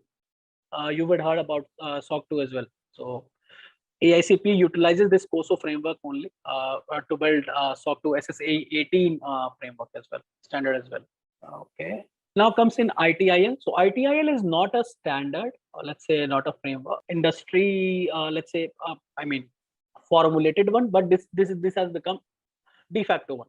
So when we say de facto, that means best practices one. So everywhere in the industry, you will find out ITIL being implemented. So majorly ITIL takes care of ITSM part. Okay, ITSM is service management to IT service management. Okay, and it constitutes of 5 domain majorly, starting with service strategy. So strategizing your service, then comes in service design, then comes in service transition, then comes the service operations, and continual process improvement. Now, these entire domains have individual importance depending upon the nature of the business, your environment. Let's say if you are into the consulting part, maybe strategy would be one. Let's say if you are into designing one, okay, then probably let's say you would utilize this framework. So these have processes built into. They have best practices how. Let's say, for example, let's say take example of change management. So this framework will let you know that how you can implement a change management process in your environment. Okay, it's completely customizable. You can tailor it according to your organization. This gives the best practices. Then comes CMMI. So you can expect one question from CMMI as well. So this is capability, maturity, model integration. Okay, that was given by Carnegie Mellon University. This defines the maturity of an organization. How mature an organization is. So what are the maturity levels given by this university as per this particular model? There are 5. Okay, the first one is initial. So mostly initial and managed we see in startup organization, wherein the processes are unpredictable. Okay, let's say if you are developing a particular software, in that particular case you are not organizing it. Okay, it may turn up that the software may crash, or they may go ahead and have, let's say, a security breach, let's say attack on that particular software, that particular web application. So those are majorly seen into startups wherein the business is main goal. They don't focus on let's say security part, and processes are, let's say, poorly controlled and reactive. So when the things happen, they react accordingly. Level 2 is slightly better than level 1, but almost fall into the same level, wherein, let's say, you have evolved from, let's say, one step to another step, but still you are on the lower ground itself. You have not touched the ground. It's when the organization achieves few years into the market, they start growing up. Okay, when they start growing up, they have to define the process. Processes are characterized, and now they start with a proactive approach. Okay, they tailor their processes from organization standard. They start incorporating best industry practices in while development, or while making any kind of process or software, okay, or any kind of, let's say, application. When we move to level number 4, so processes are controlled, measured, KPIs, KRAs, everything is there. So process kind of monitoring is over there. And finally, we have optimizing level. So this is CMMI level 5. So we continuously try to improve from last 4. Okay, we learn lessons and we try to improve ourselves. This is CMMI level 5. Security and business. So security are like the brakes in the car. So if you don't have brake in your car, probably you will try to over accelerate. Security is something like a brake in the car that gives you confidence to go faster, and it should always be aligned with your business practices. It should not happen that and whose accountability is there. So senior management is ultimately responsible for hold should be held accountable to maintain security. But security is everyone's responsibility. It should not happen that yes, only top management is responsible and accountable for security. No, security is always senior management is always accountable, but it's everyone's responsibility. So there is a difference between responsibility and accountability. Okay, and it should be always supported by C-level executives like CTOs, CIOs, CISOs. So this is what about security and business. Now, governance. So governance is something that is a set of responsibilities and the practices. Okay, who gives the direction? I mean, from where it comes from the top management, basically. Okay, so we have strategic level, we have board of directors, we have executives, okay, and we have stakeholders. So basis all these needs, strategic, where you want to go, we have executives now. So all these will come collaborate together and will frame a governance structure, that what is the ultimate intent of that particular governance security structure is, that needs to be deployed. Now these particular governance structure will flow downwards, wherein the managers like you guys, like us, okay, is responsible to implement the thing that have been governed to us, and finally there is employees who would be following that. So there are two levels basically when it comes to strategic level and it comes to operational level. So on an operational level, managers who would be implementing that particular thing, and managers would be enforcing these to employee, or let's say the end users, or probably some of the responsibility will also come on to the employees as well, because we as managers are also employees. So it could not happen that we can only give directions. No, we are also so some responsibility will be the board of director to maintain the governance structure. They will take input from the stakeholders as well, and they will pass the things to the executive. Now it's executive responsibility to align correct managers, and the manager's responsibility is to hire some employees, or let's say be the part of implementation. So it's always flows from top to bottom. It should not happen if any organization who is going this way is going the wrong way. So governance is something always from top to bottom.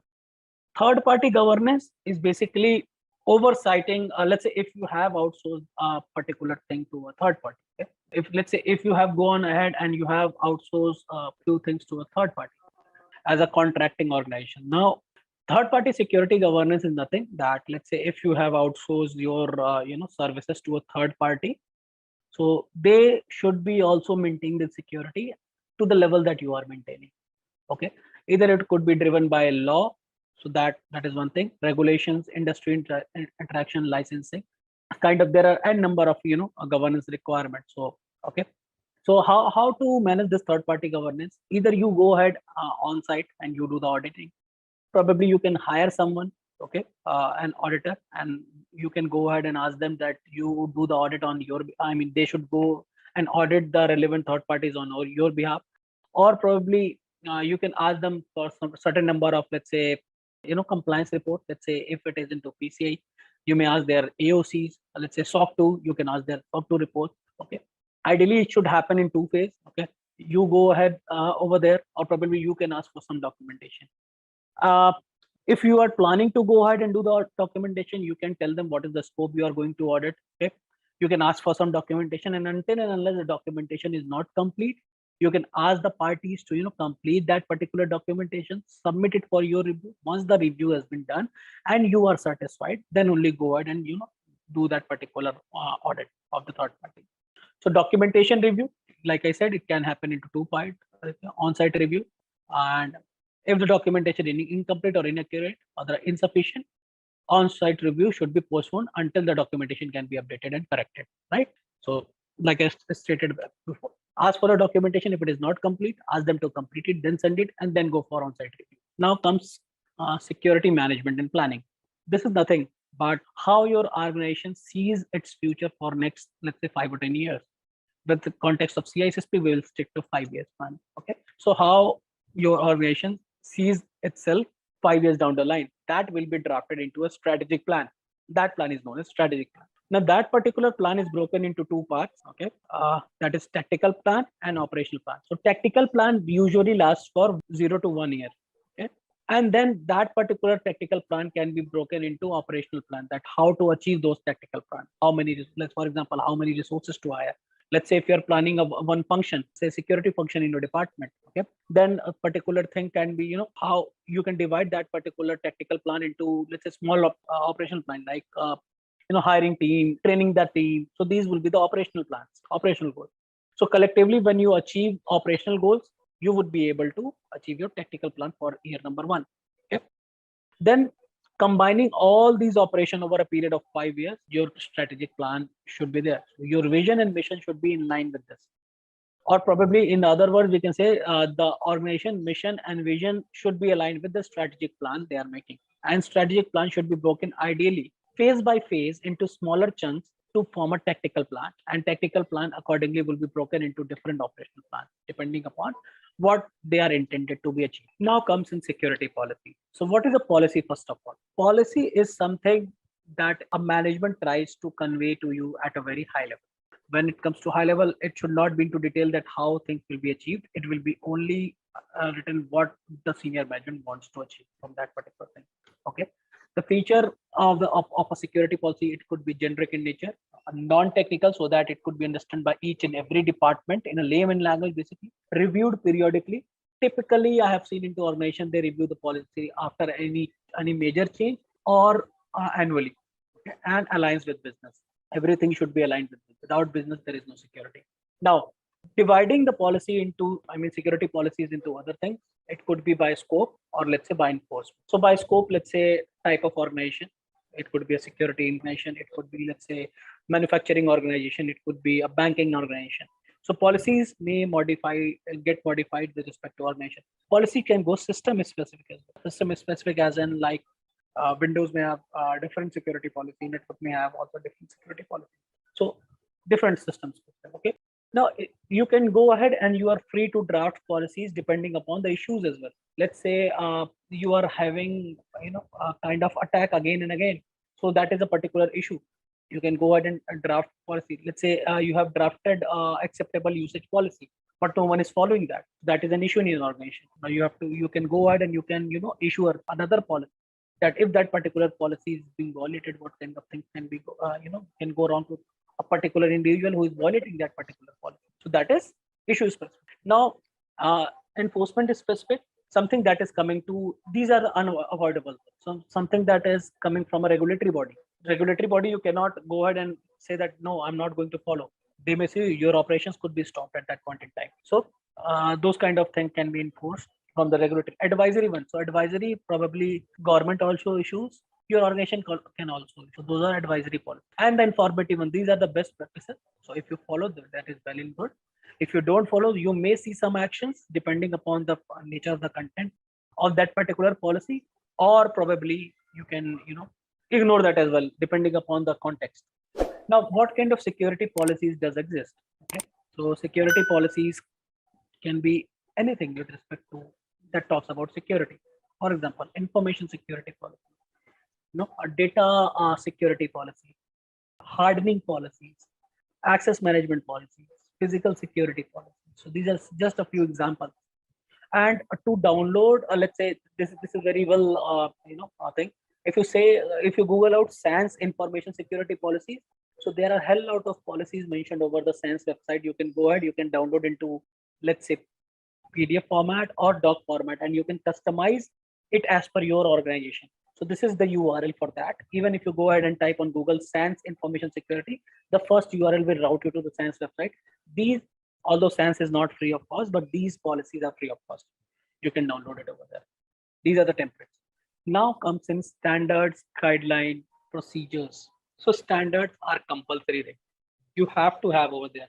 If the standard says 8-character policy, 9-character policy, 14-character password policy, you have to go ahead and you have to implement it. So standards could be best implemented through policies, and obviously enforcing it through technical control. For example, group policy editing. You can go ahead and you can add the computers into domain and ask them that these computers should follow a 10-character policy, alphanumeric. So whatever the standard says.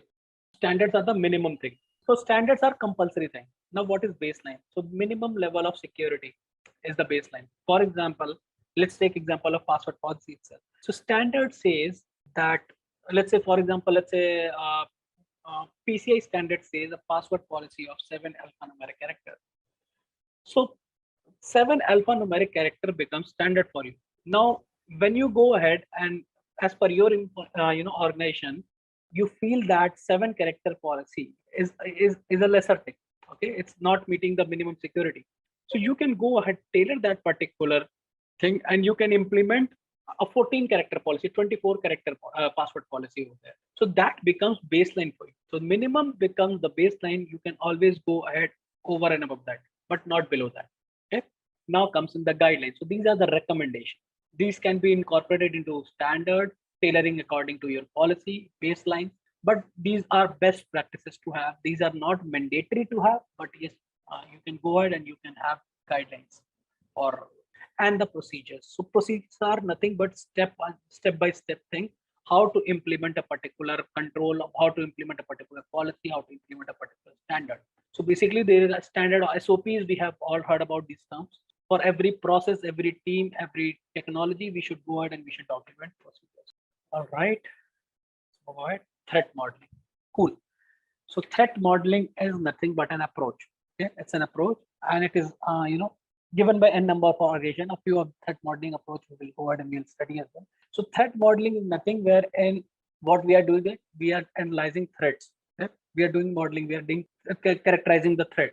Okay, a process basically where potential threats are identified, characterized, and analyzed. So wherein we would be having the threats. What kind of threat could be let's say attacker, phishing emails. So these are the threats to our organization. We have to analyze it, how deadly it can be, and accordingly we have to model it. Now threat identifying threat, there could be 3 possible ways on which we can identify a threat. So focused on asset. Okay, let's say asset Windows server could be an asset. So what kind of attack could be happening on a Windows server? So that is threat that is focused on type of asset. Okay, then come focused on attackers. So there are various attackers that are available, roaming around worldwide. Now some target financial organizations, some target let's say manufacturing organizations.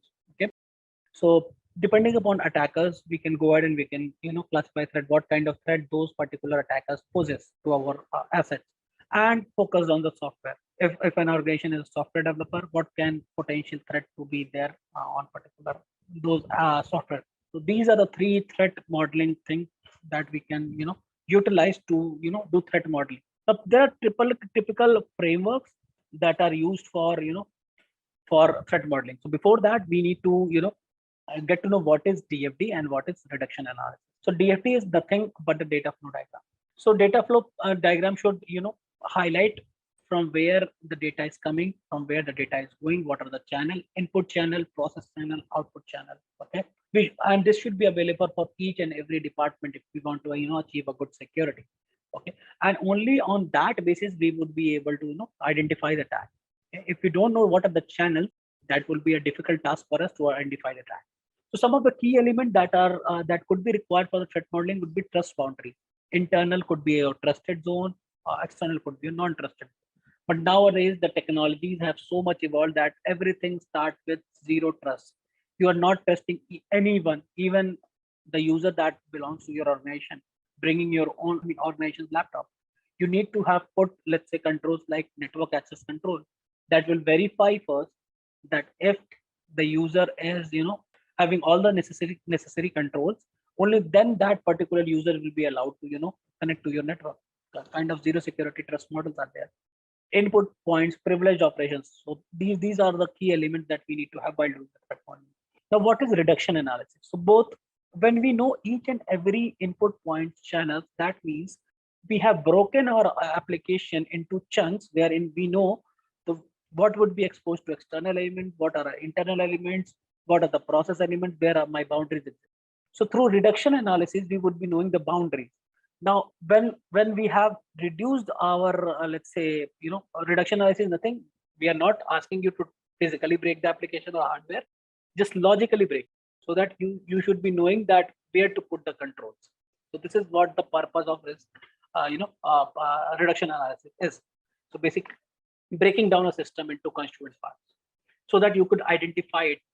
Now, threat modeling, that is STRIDE. STRIDE is nothing that but an acronym, that is STRIDE. Spoofing, tempering, repudiation, information display, denial of service, elevation of privilege.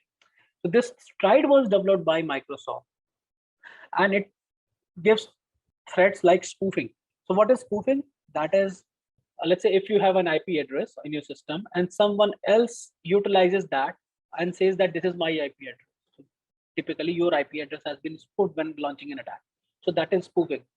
Now, what kind of control we can put to mitigate this spoofing? That is authenticity. Authentication is the one. Okay, someone can foolproof your identity. So only you need your credential. You know your credentials. If you are able to prove your authenticity, that means we are into right track and we are not being spoofed. We are using the legitimate thing. Then comes tempering. So spoofing is basically hampering your confidentiality part. Tempering is something playing with integrity. Okay, so someone, let's say, if you have sent someone a message over there, and in the end, attacker steals that particular information, modifies the message, and send it to another one. Okay, so that is lost to an integrity because the message is not same as you have sent. Then comes repudiation. Repudiation is something, the action that you have done, but you are denying that you have not done. Let's say you have sent an email, but you are saying that I have not sent that particular email. So the control that could be required to remove this is non-repudiation, probably a digital signature, because a digital signature can be with you only. It cannot be repudiated. You cannot deny that you have not sent them. So that is non-repudiation. Then again comes the threat to confidentiality, basically, that is disclosure. So if something is disclosed without authorization or without authentication, that is a breach to confidentiality. So you have to put controls in accordance to that. Then comes denial of service, threat to availability. So threat to availability is nothing. Let's say if your organization is bombarded with n number of emails, okay, then particularly that thing is threat to your availability. Then comes elevation of privilege. So what is elevation of privilege? Is authorization violation. Basically, you have been given read only access to a file, but somehow you are managing and foolproofing the system, and you are getting elevation of privilege to make some additional right, having a right access to that particular file. So that is elevation of privilege. So after STRIDE, we have another approach that is called as DREAD: damage potential, reproducibility, exploitability, affected users, and discoverability. So these things should be asked when you are doing threat modeling, and they should be asked against each risk. Okay, so each risk will ask a question. For damage potential, how bad could an attack be? Okay, how much damage a attack do in our on our nation, on our assets? Okay, reproducibility. Okay, how much is it likely that particular attack who has this much of damage could reproduce itself? Okay, exploitability. Okay, exploitability is nothing but how much is it to launch the attack. Okay, how easy it's to launch an attack, basically, and how much users could be affected. entire organization, particular section, one particular subnet, kind of thing. Discoverability. How is it easy to discover the threat? So for each risk, you have to ask this. So this is one of the threat modeling approach that is called as threat. So after threat modeling, there is a related term that is called as risk management. Okay, so all we were talking about risk driven approach and something like that. Now, what is the risk management? So risk management is nothing but managing the risk. How we are managing it.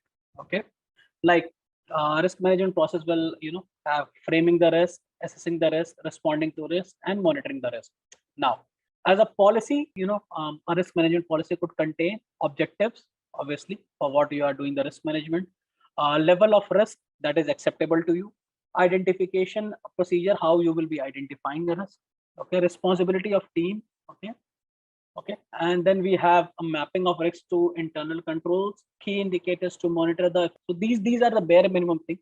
You can obviously go ahead and write policies over and above this. So these are the minimum things that needs to. So these are the two that majorly comes into CISSP.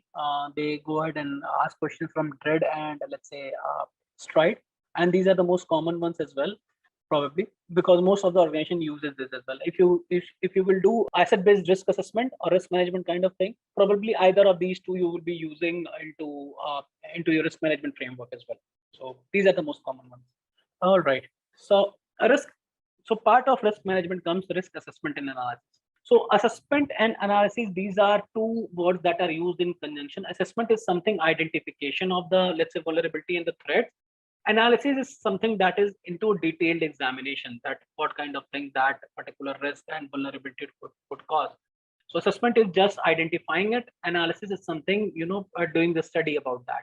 So a few goals related to risk analysis, okay, identifying asset and their value to our organization, determining the likelihood that a threat could exploit a vulnerability, that is basically risk. Okay, so these are the things. Okay, so the major difference is assessment and analysis. Apparently, these terms are used interchangeably when it comes to when we do audits or basically when we assess the organization. So interchangeably they use analysis and assessment, but there is a slight difference. Analysis is the detailed study. Assessment is just identifying it. Now comes asset. So what is asset? Asset is something that has value to an organization. Any people, any process, any technology that provide a value to an organization is an asset. And the biggest asset when it comes to CISSP exam are the human life. So whenever you get a question. Just a quick info, guys. Test your knowledge of cybersecurity by answering this question. Which one of the following can be considered as the class of computer threats? A. DOS attack. B. Phishing. C. Soliciting. D. Both A and C. Comment your answer in the comment section below. Subscribe to Intellipaat to know the right answer. Now, let's continue with the session. That out of these things, who will you protect first? Wherever you see human or something related to human, just mark that question blindly over there. Because saving human life is utmost priority of CISSP. Okay, or in other terms, IC square. Okay, so anything that has value to an organization is an asset. Now, when it comes to risk assessment and other activities, so we can have two values assigned to an asset: quantitative one or a qualitative one. Okay, when it comes to quantitative, that means it has value assigned to it. It has numbers. It has numerical figure assigned to it. It has money associated with it. When it comes to qualitative, that means it has a theoretical or a hypothetical value tag assigned to it. Basically, critical, high, medium, low. Okay, negligible, kind of that. So we utilize both these things to when it comes to determining the asset value. Okay, and when it comes to, let's say, numerical figure, I mean, what parameters we can use to assign value to an asset: cost to maintain it, value of the asset, value to the adversaries, okay, cost to replace it if lost, okay, or let's say even if it is unserviceable, liability issues if there are any. Let's say if you have a hard disk and it is lost and it has customer information, or let's say PII information, privacy information over there. So will there be any government or let's say any regulatory body responsibility over it? Okay, and while deciding the value of asset, it's not only the upfront cost. Okay, it's always better to have a delayed cost associated with it. So what is a delayed cost? Let's say if your asset is gone and your company is very big, it will be into news. Okay, so it can suffer from reputational loss. It can suffer, market share can also go down. So these are the delayed losses when it comes to value of information in the asset. So we have to always calculate these parameters into our risk assessment while doing this assessment. So now comes to risk analysis and the approaches. So quantitative risk analysis, like I said, anything that has number value associated with it, monetary value. Okay, everything in the over there in the risk sheet will reflect money. That is quantitative risk analysis. Qualitative is something not numeric, or let's say hypothetically numeric. For example, high corresponds to 4 or 5, critical corresponds to, let's say, 6 or 7 or 9 or 10. So that kind of qualitative, it's not associated with money, but with values. And something called as automatic risk analysis. This is a hypothetical term that is being nowadays being used into market.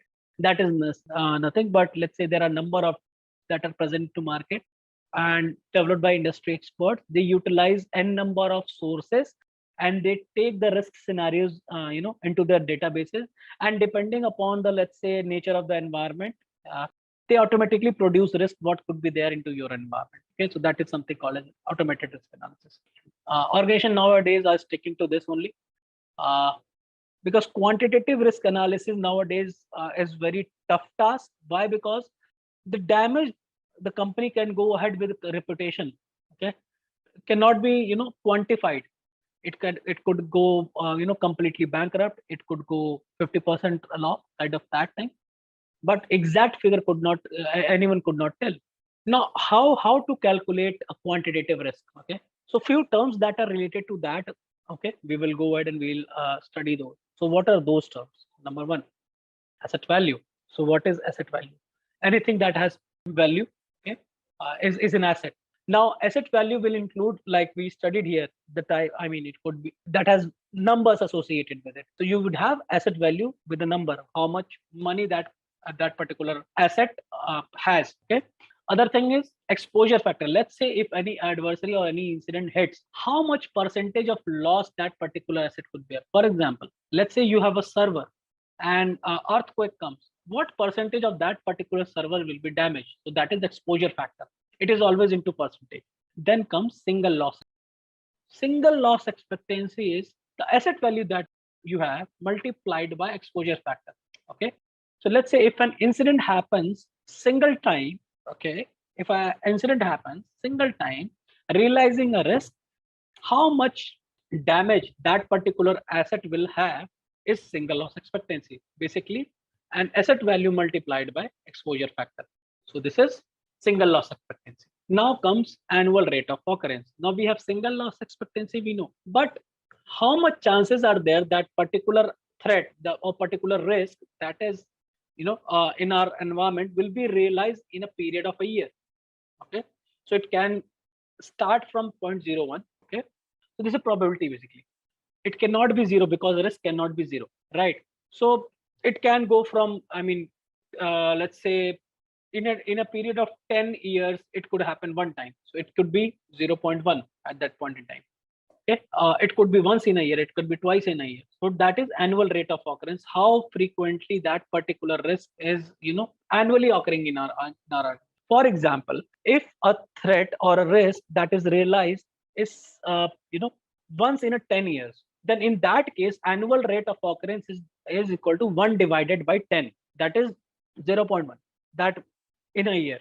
And then finally comes annualized loss expectancy. So SLE we know for single event. Now we have to calculate for an entire year. So multiplied by entire year will give you ALE. So that is in a year how much loss you are expecting. Okay, so let's try to understand with an example. Let's say if you have company asset value at $10 lakh, with a single incident that happens, there is an exposure factor of 20%. That means out of this, the 20, if there is a single incident is realized, it will be a loss of 20% to this particular amount.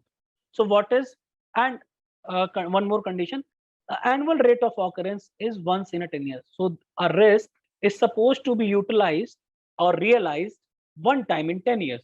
So annual rate of occurrence becomes 0.1. Then it comes qualitative risk analysis. So this is more often survey based. We do brainstormings, we do surveys, we do questionnaires, we do checklists, we do interviews, and out of that we come to risk ranking. We define high, medium, low, critical kind of risk, and after that, depending upon high, medium, and low, we have to go ahead and we will apply controls. So this is the only difference between high, medium, low. Mostly organizations stick to qualitative one only. That is also fine, no big deal. But when it comes to quantitative one, it becomes easier to convince management to put a control. Management like figures. Okay, so if you say that there is a loss of, let's $2 lakh, probably management would be more interested, more keen to resolve that particular risk or suppress that particular risk, rather than you go ahead and say that this risk is critical. They like numbers. So this is the metrics. I mean, whosoever of you have gone ahead and seen with respect to risk analysis, this is example of qualitative one. Okay, we have severe. So terminology, we don't have to stick to this particular terminology. Different organization, different type of. For my organization that I work into, they use high, medium, critical, low, so kind of that. So high probability, high impact, low probability, low impact. So this you can go ahead and accept this, you have to go ahead and treat. So what are pros and cons that we have already discussed as of now? So management like figures. Okay, quantitative will take more time because you need to do a lot of studies over there. Okay? Monetary terms, cost benefit analysis. So these things you have to do. It's very complex. And on the other hand, it's easier to understand, it is easier to do. But when it comes to get management confidence, it becomes very difficult when it comes to qualitative one. Now, security control must make good business sense, like we discussed. If the control is not giving you this benefit, if the control itself is giving a loss, let's say $30,000 control is there, then probably you will not be putting the control over it. Okay, so you have to do cost benefit analysis to understand what kind of control to put in here. So this is what this particular slide is saying. And you have to calculate the value of the control as well. Okay? For example, you cannot only go ahead and say that I'm deploying a firewall over there. Okay, you have to also maintain the cost of the engineers who are maintaining that particular firewall, annual cost of operations as well. If that firewall goes down, what is the, I mean, have you purchased any annual cost AMCs? So that will also incur cost. So those all value should be calculated when you are calculating cost. So value of the control could be defined at ALE, that is annual loss expectancy before control, and ALE after control. So what? So let's say ALE before control was $20,000. Okay, now you have put the cost and annual cost. Now you are getting the value of the control. So all these values together will give you the value of the control, and that will basically define the value of control. That 30,000 that I was mentioning, that is the value of the control over there. And over that, you will decide that whether to put the control to mitigate the risk, or how you are proceeding with that particular risk, or you're going ahead to have a new control designed. Now we know 100% security is a myth. So 100% assurance is also a myth, that I have put a control, then there would be no risk environment. There will be some residual risk. So residual risk is something that you have put the control, and after that you do the risk assessment, and yet there is a risk. So residual is leftover risk basically. So total risk, that was already there in the environment, minus the countermeasures that you have applied, will give you residual risk. Another definition could be control gap basically. So total risk is there. Now after implementing countermeasure, there is a control gap. That means you cannot put the controller, you're going ahead to accept that particular risk. That is a control gap. So if you multiply those two things, so you will get residual risk over there. It can be also a qualitative one. It can be also a quantitative one. If you are doing quantitative risk assessment, residual risk will come into numeric figures. If you are doing it into a qualitative one, it may happen that earlier risk was high, you have deployed a control, and then risk comes as a low. Okay, so it can be either ways. Continuous improvement, it's nothing but point in time metric. It should not happen that you have done the risk assessment and you are waiting for let's say another let's say year, even if you're deploying new technologies into environment. So it should be a continuous process if you're making any changes, or at least on an annual basis. My best recommendation is go ahead on a biannual basis, but from CISSP perspective, if the option is annually, you can go ahead and stick to that. At least you need to do it annually. Or the best answer could be as per our security policy that is defined. Now, handling risk, we were dealing about risk. So how to do so? Basically, we have four ways in which we can deal with the risk, okay, handle risk. First one is risk avoidance. Okay, so risk avoidance is discontinuing the activity altogether. For example, let's say if you are having on-premise data center and you see that you are into flood prone zone, and every time you put a control over there, it's not stick to it, you discontinue the data center over there, you move to cloud. So you are avoiding risk of that particular data center. Let's say if you have a risk in a process, you stop that particular process. So that is risk avoidance. Risk acceptance, do nothing. Okay, if you feel that, and these things will come from cost benefit analysis that we discussed. Okay, so risk acceptance, that do nothing, I'm accepting, I'm living with the risk. Risk transference, that is purchasing an insurance, okay, or outsourcing the services, okay, that will be risk transference. And risk mitigation, obviously putting the controls, implementation, monitoring, so these will be the risk mitigation. Risk management framework, so there are n number of risk management frameworks that are available in the market. Few of them are Octave, Pair, Tara, okay. CISP is sticks to Nest, okay, risk management framework. And it basically gives a 6-step process. We do not need to remember each and every definition. We just need to understand the context of that. Okay, so first says that understanding the information system, what information system we are dealing with. Okay, second says the security controls, select the security controls that you need to implement. Third is implementing the security controls that you have already decided. Okay, now once you have already decided the control, you have implemented the control, it's your prime responsibility to assess that particular control as well. It should not happen that yes, we have deployed it, we are not measuring it whether it is working or not. Authorize the information system. Now you have to authorize that particular control, that yes, I have assessed it, it is fine, please go ahead and take the information, basically authorizing the information to gather the information. And lastly, it's monitoring that security controls. So assessment is one thing, at point in time activity. Now either you can deploy a 24/7 security control monitoring team, or do a periodic exercise as well.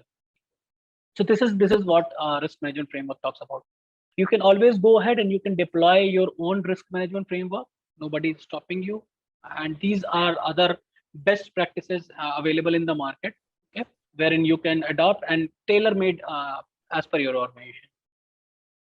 Asset security. Now, what is information classification? Information classification is a process in which organizations assess the data that they hold and the level of protection it should be given. So, data classification helps ensure that data is protected in the most cost-effective manner. So, asset classification is used to store or process information should be as high as the classification of the most valuable data in it, like media, laptop, phones, paper prints. Now, what are the classification criteria? Once the scheme is designed, the organization must develop the criteria it will use to decide what information goes into which classification. Following are the parameters. So, they are usefulness of data, value of data, age of data, level of damage that could be caused if the data were disclosed, level of damage that could be caused if the data were modified or corrupted, legal, regulatory, or contractual responsibility to protect the data, lost opportunity cost that could be incurred if the data were not available or were corrupted. So the classification rules must apply to data no matter what format it is in: digital, paper, video, fax, etc. Now, what are the security controls? The security controls used to protect the asset based upon their classification levels are marking, labeling and handling procedures, strict and granular access, encryption of data while stored and while in transmission, auditing and monitoring, separation of duties, periodic reviews, backup and recovery procedures, change control procedures, physical security protection, proper disposal actions such as shredding and degaussing. Now, let's talk about the classification procedures. So, in that, first define classification levels, then specify the criteria for classification. Then we identify data owners who will be responsible for classifying data. Then identify the data custodian for maintaining data and its security level. Then indicate the security controls. Document any expectations, methods to transfer custody of the information to a different data owner, procedure to periodically review the classification and ownership, procedures for declassifying the data and integrating into the security awareness program. Now, what are the retention policies? So, the retention policy is a key part of the life cycle of a record. So, this describes how long a business needs to keep a piece of information, and it determines where data is stored and how to dispose of the record when it is time. And organizations segregate the specific data sets that have mandated retention requirements and handle those accordingly. Example: if a company may want to keep data from its R&D division for a much longer period, then it keeps data from its customer service division. This helps managing the cost and should consider the industry-wide compliance and regulations, and country laws are also an important factor. Now, what are the considerations in the retention policy? So, every data retention policy answers three fundamental questions. So, the first one is, what data do we keep? Just a quick info, guys. If you want to make a career in cybersecurity, then Intellipaat has a post-graduation certification in cybersecurity and ethical hacking by ENICT Academy, MNIT Jaipur. This course is of very high quality and cost-effective, as it is taught by MNIT professors and industry experts. This includes customer data, employee data, R&D, etc. Then, how long do we keep this data? It can be any number of years. And then, how do we retain? So, on-prem, like tapes, disk servers, cloud, etc. E-discovery. E-discovery is the discovery of electronically stored information and is the process of producing for court or external attorney or ESI pertinent to a legal proceeding. So this is the identification of data required under the order, preservation of this data to ensure it is not destroyed while complying with the order, collection of the data from the various stores in which it may be, processing to ensure the correct format is used for both the data and its metadata, review of the data to ensure it is relevant, analysis of the data for proper context, production of the final data set to those requesting it, presentation of the data to external audience to prove or disprove a claim. Now, what is pseudonymization? Pseudonymization process of using pseudonyms to represent other data. It can be done to prevent the data from directly identifying an entity such as a person. Example: a medical record held by hospital, instead of including personal information, it could just refer to the patient as the patient 123 in the medical record. The hospital would still need the patient information, and it could be held in another database linking to the patient's pseudonym. Now, what is anonymization? Anonymization mechanism is used to convert identifiable data into anonymized data in a manner where the anonymized data cannot be transferred back to the original personal data. Example: PII collected as part of a survey should be anonymized and only required statistics are maintained. Let's see what an asset is. An asset is anything of worth to an organization. A more formal definition would be that an asset is a resource with economic value that an individual or an organization owns or controls with the expectation that it will provide a future benefit. This includes people, partners, equipment, facilities, reputation, and information. So, information is typically the most valuable asset to an organization, and it lies at the heart of every system. So, in information security, asset security domain focuses on collecting, handling, and protecting information throughout its life cycle. A primary step in this domain is classifying information based on its value to the organization. Now, let's see what is information lifecycle.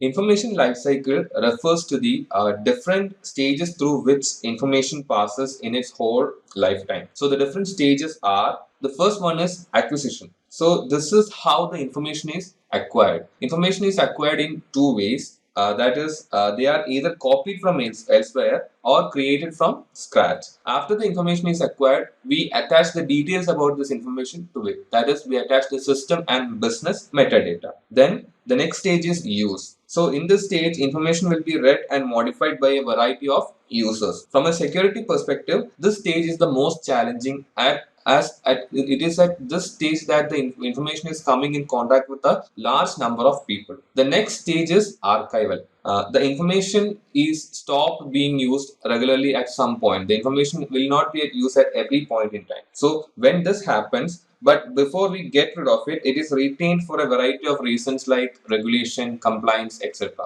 So we are just storing this information until the time it is actively used. Then there is disposal. So eventually every organization will dispose of the data. All mailboxes, former employee records, and past financial transactions, etc. are examples of the data that are thrown out.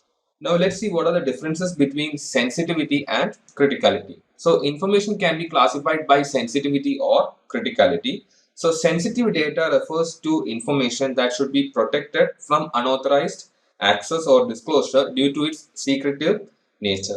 This might include proprietary information that a business or company wouldn't want its competitors to find, or personally identifiable information about patients or clients, etc. The disclosure of this kind of sensitive information would mean loss to an organization if the information was revealed to unauthorized individuals. It also can directly affect the trust and reputation of the organization. Then, on the other hand, data criticality refers to the level of importance of the data is to the success of a process or business. For some, that might be research data, customer addresses, contacts, or even employee records. Data that is critical to a business is information that typically helps them operate or earn money. So the disclosure of this kind of critical data could directly affect the availability of vital business function. So both these factors are absolutely critical for the business and must be carefully assessed, keeping in mind the compliance and regulation which the business needs to abide. Now let's talk about the classification levels in data. So there aren't actually any rules that specify the conditions for classifying information. It's up to the organization to classify their information based on its importance. So the common classification levels in a commercial setup are confidential, private, sensitive, and public. And the classification levels in a military setup are usually top secret, secret, confidential, sensitive but unclassified, and finally unclassified. Now let's see what are data roles. So many people within an organization manage, handle, and use data. Although each role is important to the overall security of an organization, some specific roles must be clearly defined. So the first one is data owners. So these are the people who have the ultimate organizational responsibility for the data. Typically, these people are the heads of the departments or the CEO or the president. So they identify the classification of data and ensure that the data is labeled properly. They also ensure that the data has adequate security controls based on the classification. Then there are system owners and administrators. So the system owners are people who owns the system that have the sensitive data or that processes the sensitive data. Typically, the same person is the data owner, or they can be different as well. So they are also responsible for ensuring that the data processed on the system remains secure. Also, they identify the highest level of data and ensures that the best security controls are applied on the data. Then about administrators, they are responsible for granting the appropriate access to the people working in the organization or the personnel. Administrators are also the person who assigns permissions based on the principles of least privilege or the need to know. Then there are data custodians. So data custodians work under the data owners, and they delegate the day-to-day tasks for the custodian. So these people help protect the integrity and security of data by ensuring it is properly stored and protected. An example is that custodians would ensure the data is backed up in accordance with the backup policy. And finally, there are users. So users are any person who accesses the data to accomplish work tasks. So users should be given periodic security awareness training, and users are often the weakest link in the data hierarchy. Now let's see what goes into protecting the privacy of the personnel in an organization or the people working in an organization. For that, organizations need to identify personally identifiable information as well as protected health information and handle them in a secure manner. So what is personally identifiable information? Personally identified information, or PII, is any data that could potentially be used to identify a particular person. So examples like full name, social security number, driver's license, biometric data, telephone number, etc. are all personally identifiable information. They can also include medical, employment, financial, or educational records. Then there are protected health information, or PHI. So protected health information under the US law is any information about the health status, provision of healthcare, or payment for healthcare that is created or collected by a covered entity, and this can be linked to a specific individual. This also includes medical payment history or records of a patient. Let's talk about the necessary actions to be taken while data handling. All classified information and assets must be marked and labeled. So now let's see what are labeling and marking. First of all, labeling. So labeling is a process in which a mark or a label is placed on different data sets to identify their classification level. So depending on the different classification level to which a data belongs to, we mark the data according to them. So a top secret label informs that the information is of utmost sensitivity. Also, labels should be used even for unclassified equipment and media, as this reduces the chances of omission or mishandling of classified data. Then there is marking. Physical labels for data stored on media or process system, which means physical labels are used for data that are stored on systems or media. Digital marking is used for pages or is digitally marked using watermarks or headers, etc.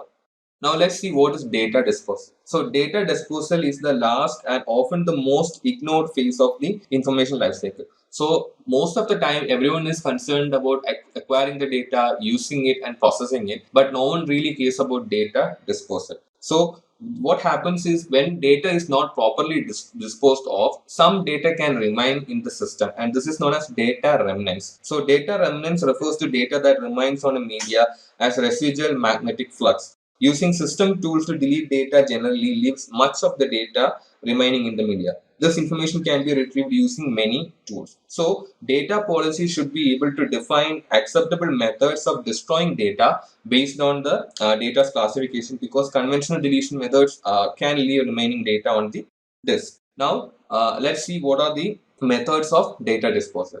The first one is erasing. So erasing means simply performing a delete operation against a file, a selection of files, or the entire media. In most cases, deletion or removal process removes only the directory or the catalog linked to the data. This means the actual data remains on the drive. Then there is clearing. Clearing or writing is a process of preparing media for reuse and assuring that the cleared data cannot be recovered using traditional recovery tools. So when media is cleared, unclassified data is written over all the addressable locations on the media. Then there is deghosting. So a degosser creates a strong magnetic field that erases data on some media in a process called deghosting. So this is done so that the data that is remaining in the magnetic drives can be removed. Technicians commonly use deghosting methods to remove data from a magnetic tape with the goal of returning the tape to its original state. Then there is encryption. So data stored on the medium is encrypted using a strong key. To render the data unrecoverable, the system simply needs to securely delete the encryption key, which is many times faster than deleting the encrypted data. So recovering this data is like computationally impossible. So encryption is a really good method to dispose of data. Then purging. Purging is the more intense form of clearing that prepares media for reuse in a less secure environment. A purging process will repeat the clearing process multiple times and may combine it with other methods such as degaussing to completely remove the data. Then there is sanitization. So sanitization is a combination of processes that removes data from a system or from media. It ensures that the media cannot be recovered by any means. When a computer is disposed of, sanitization includes ensuring that all non-volatile memory has been removed or destroyed. Then finally there is destruction. So destruction is the final stage in the life cycle of media and is the most secure method of sanitizing media. When destroying media, it's important to ensure that the media cannot be reused or repaired and that the data cannot be extracted from the destroyed media. Now let's see what are the data security controls. The controls that we use for securing our data does not only depend on the value of the data, it also depends on the dynamic state in which the data exists. And data can exist in one of three states, that is either it can be at rest, it can be in motion, or it can be in use. So let's see the security controls used for data in rest. So first of all, what is data at rest? So data that resides in external or auxiliary storage devices such as hard disks, solid state drives or optical disks or even on magnetic tapes are called data at rest. So the data in this state is very vulnerable not only to threat actors attempting to access it, but also to anyone who can gain physical access to the device. So the solution to protecting data in such scenarios is encryption. So encryption is every major operating system now provides means to encrypt individual files or entire volumes in a way that is most transparent to the user. So the examples of encryption services are like BitLocker on Windows, DMCrypt in Linux, etc. Then let's see what are the security controls for data in motion. So what is data in motion? So the data that is moving between computing nodes over a data network such as the internet is called data in motion. This is perhaps the riskiest time for our data as it is going through a multiple number of places. So the best way to protect data in motion is to use a VPN or a virtual private network. TLS or IPsec, which stands for Internet Protocol Security, can be used for encrypting the data in motion in a virtual private network. Now let's see what are the controls for data in use. So data in use refers to data residing in primary storage devices like the volatile memory, RAM, memory caches, or CPU registers. So when a process is using a data, it is typically stored in the primary storage devices for short period of time. The common issues that can happen in this period is buffer overflow attack, which can happen when a program, while writing data to a buffer, overruns the buffer and overwrites the adjacent memory locations, memory leaks, or side channel attacks. So the best protection for data in use is secure software development practices. Now let's see what is security baselining. So baselining provides a starting point and ensures a minimum security standard. So the practices used in attaining this security baseline are: the first one is imaging. So what we do here is we'll configure a single system with desired settings, capture its image, and then deploy the image to other system. After deploying the systems in a secure state, auditing process can be periodically done to check the systems to ensure that they remain in a secure state. But we should always remember that a single set of security controls does not apply to all situations, and organizations can select the set of baseline security controls based on its needs. Then there is scoping. So what we do here is we review the baseline security controls and select only those controls that apply to the scope of our organization. Then there is tailoring. So tailoring is the modifying the baseline security controls so that it will align with our needs, or it will align with the mission of our organization. Now let's talk about data loss prevention. So data loss prevention comprises the actions that organizations should take to prevent unauthorized external parties from gaining access to sensitive data. The real challenge here is taking a holistic view of our organization, and the perspective must be to incorporate our people, processes, and then our information. So the data loss prevention technology features sensitive data awareness, policy engines, interoperability, and accuracy. Now the different types of DLP are: the first one is network DLP. So this is where we apply DLP to data in motion. Normally, this is implemented as dedicated appliances at perimeter. So it will not protect data on devices that are not on the organization network, and high cost probably force the organization to deploy only at network choke points. Just a quick info, guys. Test your knowledge of cybersecurity by answering this question. What is code red? A. An antivirus program. B. A photo editing software. C. A computer virus. D. A video editing software. Comment your answer in the comment section below. Subscribe to Intellipaat to know the right answer. Now, let's continue with the session. Then there is endpoint DLP, where DLP is in use for data in use and data in rest. So here a DLP agent is installed on the endpoint systems. The features of this is that it is more complex and we have to manage the agent, and the endpoint DLP is unaware of the violations happening to data in motion. And finally, there is hybrid DLP, where we deploy both endpoint DLP and network DLP. But this is the costliest and most complex approach, but this offers the best coverage and protection as it has the features of both the network DLP and endpoint DLP. Security architecture and engineering. Now, what is secure by design? So security is best if it is designed and built into the foundation of anything we build, and not added as an afterthought. So once security is integrated as an important part of the design, it has to be engineered, implemented, tested, evaluated, and potentially certified and accredited. So the security of a product must be evaluated against the availability, integrity, and confidentiality it claims to prove. Now, what are registers in CPU architecture? The CPU has various types of registers containing information about the instruction set and data to be executed. There are general registers which are used to hold variables and temporary results as the ALU works through its execution steps. Then there are special registers which hold information such as the program counter, stack pointer, and the program status word PSW. The program counter registers contains the memory address of the next instruction to be fetched, and the program status word PSW holds different condition bits. One of the bits indicates whether the CPU should be working in user mode or privileged mode. Now, what are the different modes? The first one is user mode. This is a lower privileged mode, and most applications and user-owned processes run in this mode, and this cannot directly communicate with the kernel. Then there is the kernel mode, which is the highest privilege level, and all trusted processes operate in this mode, and all processes in this mode can communicate directly with the kernel, and this is extremely robust and secure by design. Now, what are the execution types in CPU architecture? First one is multi-programming. So this is the concurrent residency of more than one program in the main memory, and it is referred to as multi-programming. Once the currently executing program finishes its execution, the next program is dispatched for its consumption. Then multi-processing.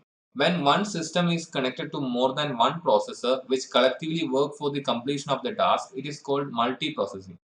So there are symmetric multiprocessing where the operating system here resides on one processor and the other processor run user's program.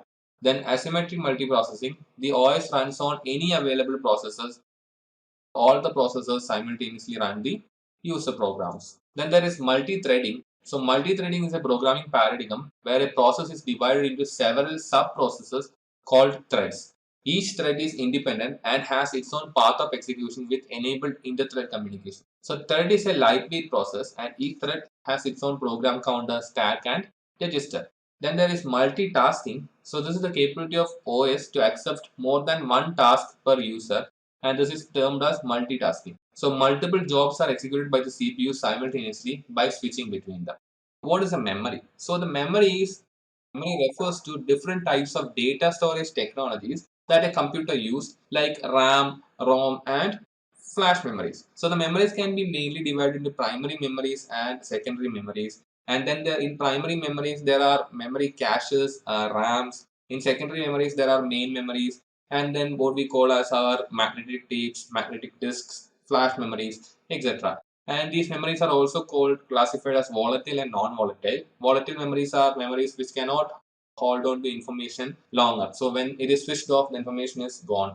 And then in non-volatile memories, the memories or the information is retained for longer periods. Now, what is interrupt? An interrupt is a signal to the processor emitted by the hardware or software indicating an event that needs immediate attention. There are two types. The first one is hardware interrupt. This is an electronic alerting signal sent to the processor from an external device, which is either a part of the computer itself, such as a disk controller, or an external peripheral. For example, pressing a key on the keyboard or moving the mouse triggers hardware interrupts that cause the processor to read the keystroke or mouse position. Then there is software interrupt. This is caused either by an exceptional condition in the processor itself or by a special instruction in the instruction set which causes an interrupt when it is executed. For example, computers often use software interrupt instructions to communicate with the disk controller to request that data be read or written to the disk. Now, let's talk about the ring model. The OS has several protection mechanisms to ensure processes do not negatively affect the critical components of the system. One of the security mechanisms is a ring-based architecture. So they are containers and provide an execution environment for processes to carry out their functions, and barriers in that the different processes are walled off from each other based upon trusts the operating system has in them. The OS components that operate in ring 0 have the most access to memory locations, peripheral devices, system drivers, and sensitive configuration parameters. Because this ring provides much more dangerous access to critical resources, it is the most protected. And applications usually operate in ring 3, which limits the type of memory, peripheral device, and driver access activity, and is controlled through the operating system services and system calls. The less trusted processes that are working in ring 3 send their communication request to an API provided by the operating system. Now, what are security modes? The US government designated 4 approved security modes for systems that process classified information. They are dedicated mode, system high mode, compartmented mode, and multi-level mode. So there are 3 specific elements that must exist before security modes are deployed. They are hierarchical MAC environment, total physical control over which subjects can access the computer console, and total control over which subjects can enter the same room as the computer console. Now we'll see what are the clearance and access approval I need to know in the dedicated mode, system high mode, compartment mode, and multi-level mode. In dedicated mode, the clearance are that the subject must have clearance to access all the information processed by the system, and access includes that subject must have access approval for all the information, and in need to know is that the subject must have valid need to know. In system high mode, the subject must have clearance to access of all the information, must have access approval for all the information processed by the system, and it must have valid need to know for the some information processed by the system. In compartmented mode, the subject must have clearance to all information. It must have access approval for any information they will have access to on the system, and it have valid need to for all information they will have access to on the system. And in multi-level mode, some subject may not have clearance to access all the information processed by the system, and access is provided if the subject's clearance level dominates object's classification. And they must have access approval for any information they will have access to on the system, must have valid need to know for information they will have access to on the system. Now, what is virtualization? So, virtualization is a technology that enables running multiple operating systems side by side on the same processing hardware. The benefits include efficiency, higher availability, and lower cost. So, there are different types. The first one is hypervisor, which is a software which is installed to virtualize a given computer. Then there are host machine, a computer on which a hypervisor is installed, and a guest machine, which are every virtual machines. So type 1 hypervisors run directly on the host machine's hardware. Example, Microsoft Hyper-V hypervisor, VMware, ESX, or ESXi. Then there are type 2 hypervisors which run within an existing operating system environment. Example, VMware Workstation, VirtualBox, etc. Now, what is a trusted computing base or TCB? The trusted computing base is a collection of all the hardware, software, and firmware components within a system that enforces the system's security policy. The components that make up the trusted computing base provide extra layers of protection around these mechanisms to help ensure they are not compromised, so the system will always run in a safe and predictable manner. The trusted path is a communication channel between the user or program and the TCB, and the TCB provides protection resources to ensure this channel cannot be compromised in any way. The trusted shell means that the processes in that shell command interpreter cannot burst out of it, and other processes cannot burst into it as well. A reference monitor. The reference monitor is an abstract machine that mediates all access subjects have to objects, both to ensure that the subjects have the necessary access rights and to protect the objects from unauthorized access and destructive modification. So for a system to achieve a higher level of trust, it must require subjects to be fully authorized prior to accessing an object. A subject must not be allowed to use requested resource until the subject has proven it has been granted access privileges to use the requested object. So access control is made up of rules which specify what subjects can communicate with which objects and what operations can be performed on them. Now let's talk about security models. A security model maps the abstract goals of the policy to information system terms by specifying explicit data structures and techniques necessary to enforce the security policy. The security model is usually represented in mathematics and analytical ideas, which are mapped into system specifications then developed by programmers through programming code. Security policy outlines goals without regard to how they will be accomplished. A model is a framework that gives the policy form and solves security access problems for particular situations. Now let's talk about the state machine model. So state is the snapshot of the system at one moment in time. Current permissions and current instances of subject accessing object must be captured. The state machine model is a mathematical model that groups all possible system occurrences called states. So every possible state of a system is evaluated, showing all possible interactions between the subject and object. And if every state is proven to be secure, the system is proven to be secure. Once the system is in a secure state, state machine will ensure that every time the system is accessed or changed, it will transition only from one secure state to another secure state. Example, if any component in the OS or firewall fail, it must fail to a secure state only. Now let's talk about the lattice model. So lattice-based access control, LBAC, is a complex access control model based on the interaction between any combination of objects such as resources, computers and applications and subjects such as individuals, groups or organizations. In this type of level-based mandatory access control model, a lattice is used to define the levels of security that an object may have and that a subject may have access to. And the subject is only allowed to access an object if the security level of the subject is greater than or equal to that of the object. Now, what is access control matrix? The access control matrix or access matrix is an abstract formal security model that characterizes the rights of each subject with respect to every object in the system. An access matrix can be envisioned as a rectangular array of cells with one row per subject and one column per object. The entry in a cell, that is the entry of a particular subject-object pair, indicates the access mode that the subject is permitted to exercise on the object. Each column is equivalent to an access control list for the object, and each row is equivalent to a capability list for the subject. Non-interference model. So this model ensures that the objects and subjects at different security levels don't interfere with those at other levels. A computer is modeled as a machine with inputs and outputs. Inputs and outputs are classified as either low sensitivity, not highly classified, or high sensitive, not to be viewed by unclear individuals. A computer has the non-interference property if and only if any sequence of low inputs will produce the same low outputs, regardless of what the high-level inputs are. That is, if a low user is working in the machine, it will respond in exactly the same manner, whether or not a high user is working with sensitive data.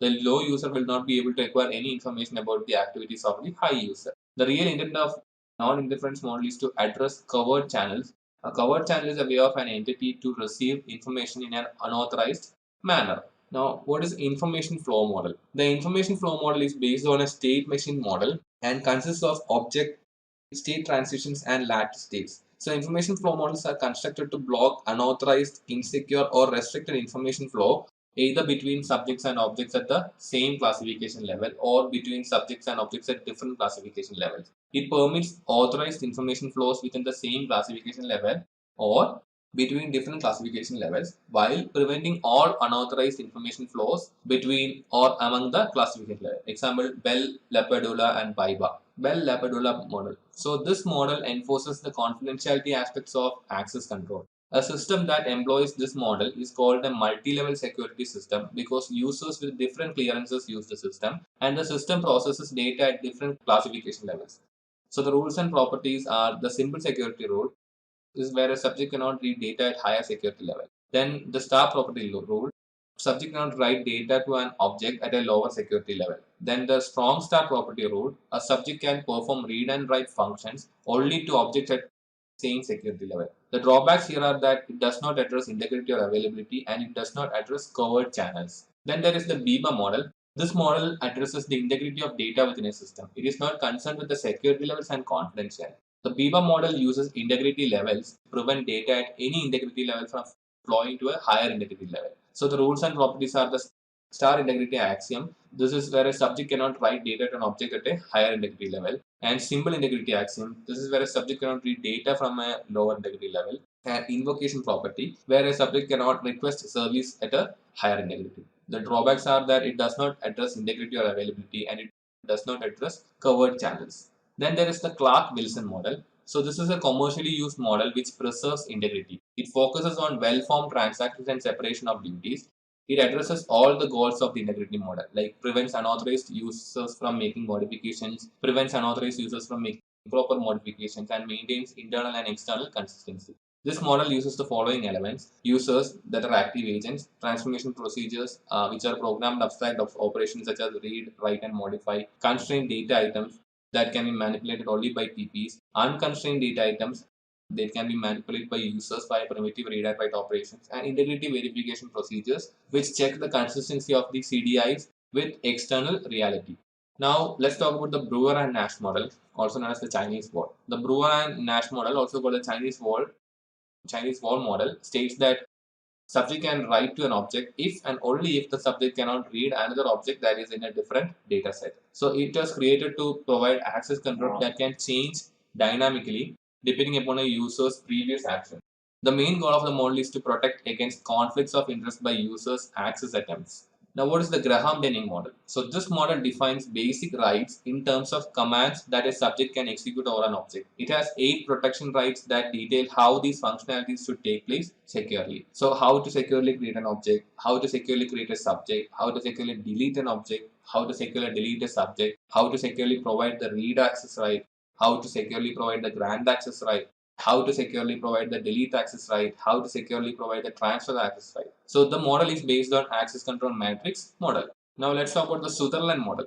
The Sutherland model is an integrity model. It focuses on preventing interference in support of integrity. So it is formally based on the state machine model and the information flow model. However, it does not directly indicate specific mechanisms for protection of integrity. Instead, the model is based on the idea of defining a set of system states, initial states, and state transition. Through the use of only these predetermined secure states, integrity is maintained and interference is prohibited. A common example of the Sutherland model is its use to prevent a covered channel from being used to influence the outcome of a process or activity. Then take grant model. So this employs a direct graph to detect how rights can be passed from one subject to another subject or an object. So this defines the following rules like take rule, which allows the subject to take rights over an object, grant rule, which allows the subject to grant rights to object, create rule, which allows the subject to create new rights, and remove rule, which allows the subject to remove rights it has. Now let's talk about the composition theories. So systems are usually built by combining smaller systems, and security of components must be considered when these components are combined into larger ones. So this is based on the notion of how inputs and output between multiple systems relate to one another, which follows how information flows between systems rather than within an individual system. So types of composition theories are cascading, which where input for one system come from the output of another system. Then there is feedback, where one system provides input to another system, which reciprocates by reversing those roles. So that system A provides input for system B, and then system B provides input to system A. Then there is hookup, where one system sends input to another system but also sends input to external entities. Now what is a covert channel? So this is a type of attack that creates the capability to transfer information objects between processes that are not supposed to be allowed to communicate by the computer security policy or by the usual communication channel. So covered channel storage is there. This communicates by modifying a storage location such as a hard drive, and occurs when out-of-band data is stored in messages for the purpose of memory reuse. Example is steganography. Then there is covered timing channel. This performs operations that affect the real response time observed by the receiver.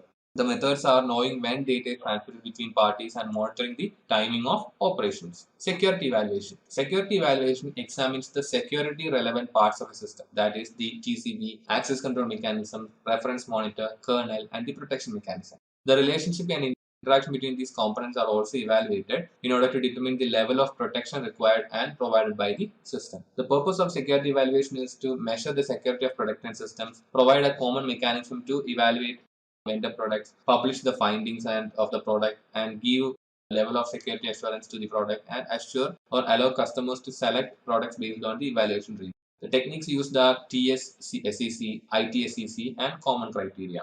Now, what is TS-SEC? The Trusted Computer System Evaluation Criteria, TS-SEC, developed by the US DoD to impose security standards for the systems it used. The TS-SEC established guidelines to be used when evaluating a standalone computer from the security perspective. These guidelines address basic security functionality and allow evaluators to measure and rate a system's functionality and assurance. It combines the functionality and assurance rating of the confidentiality protection offered by a system into the following categories, like the labels like A1, B3, B2, B1, C2, C1, and D. And it requires a verified design, security domains, structured protection, label security, discretionary protection, controlled access, and minimal security. Now, what is ITSEC? The Information Technology Security Evaluation Criteria represents an initial attempt to create security evaluation criteria in Europe. It was developed as an alternative to the TCSCC guidelines, and the ITSCC guidelines evaluate the functionality and assurance of a system using separate ratings for each category. The differences between both these guidelines are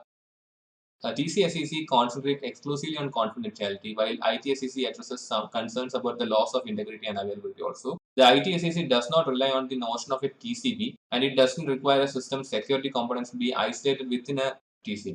Unlike TCSCC, which required any change system to be re-evaluated anew, be it operating system upgrades, patches, or fixes, application upgrades or changes, and so forth, the ITSCC includes coverage for maintaining targets of evaluation after such changes without requiring a new formal evaluation. Now, what's the common criteria? The common criteria for information technology security evaluation is the official name for the international standard, that is ISO bar IEC 15408. It is an international set of specifications and guidelines developed for evaluation of information security products. The thorough evaluation of computer security products is assured by rigorous evaluation of the process of implementation, specification, and testing of computer security products. Evaluated products are assigned evaluation assurance levels, or EAL, and these addresses functionality and assurance. The ISO bar IEC 15408 is used as the basis for evaluation of security properties.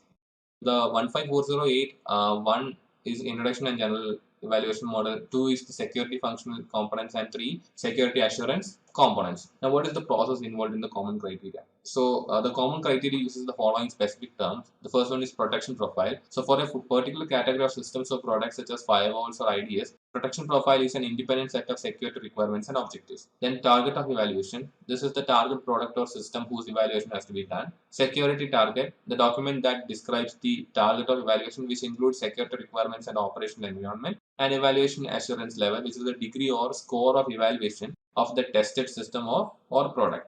Now, what are the different levels in the common criteria? The common criteria has 7 assurance levels. The range is from EAL1, where functionality testing takes place, to EAL7, where thorough testing is performed and the system design is verified. So the different levels that come in between are the EAL2, where the structurality is tested or is structurally tested, then EAL3, where methodically tested and checked, EAL4, methodically tested, designed and reviewed, EAL4, semi-formally designed and tested, EAL6, semi-formally verified, designed and tested. Now, what is shared security in cloud computing? So, the shared responsibility model for security in the cloud defines what should be the user's responsibility and what should be the cloud provider's responsibility. So, in the given table, the things given in the red font are the customer's responsibility or the user's responsibility, and those given in gray are the cloud security provider's responsibility.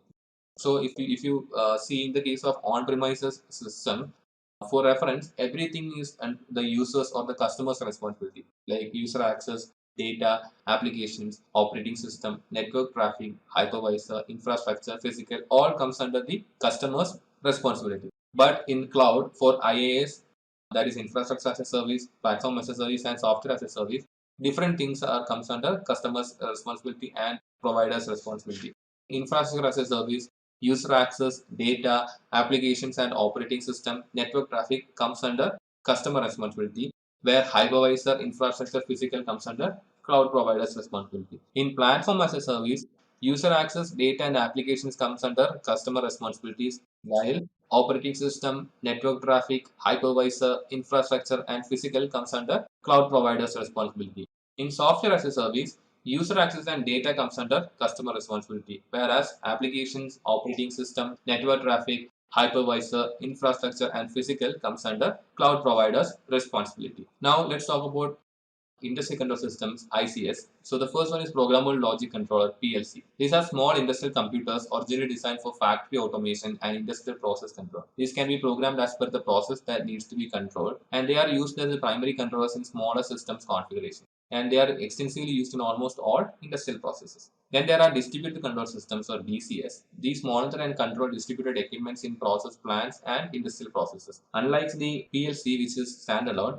DCS consists of dividing plant or process control into several areas, each managed by its own controllers, with the whole system connected to form a single entity. Supervisory control and data acquisition, SCADA. So this monitor and control a plant or equipment industries such as telecommunications, water and waste control, energy, oil and gas refining, etc. And they consist of remote terminal units spread geographically for the collection of data and are connected to these master station for centralized data acquisition via any communication system. The SCADA has remote terminal units, which are endpoints that connect directly to the sensors or actuators, data acquisition service that are backends that receive all data from endpoints, and human machine interface, HMI, that users in charge of controlling the system interact with.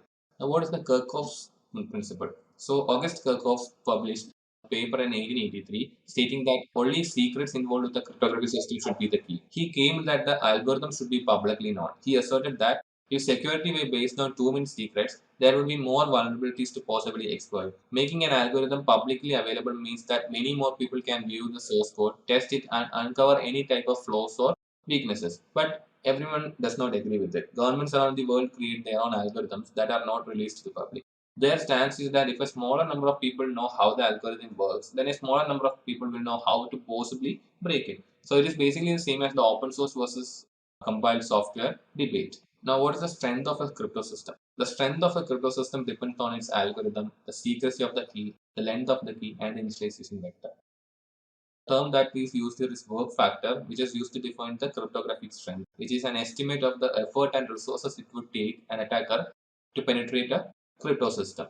Now, what is a one-time pack? So a one-time pad is a perfect encryption scheme because it is considered unbreakable if implemented properly. It was invented by Gilbert Vernon in 1917, so sometimes it is referred to as the Vernon cipher as well. So a plaintext message that needs to be encrypted has been converted into bits, and our one-time pad is made up of random bits. This encryption process uses binary mathematical functions called exclusive or usually abbreviated as XOR. The scheme is deemed unbreakable only if the following conditions are met. The pad must be used only one time. The pad must be as long as the message. The pad must be securely distributed and protected at all destinations. And the pad must be made up of truly random values. Now, what are key derivative functions? For complex key to be generated, a master key is commonly created and then symmetric keys are generated from it. For example, if an application is responsible for creating a session key for each subject that requests one, it should not be giving out the same instances of the one. So key derivation functions are used to generate keys that are made up of random values. Different values can be used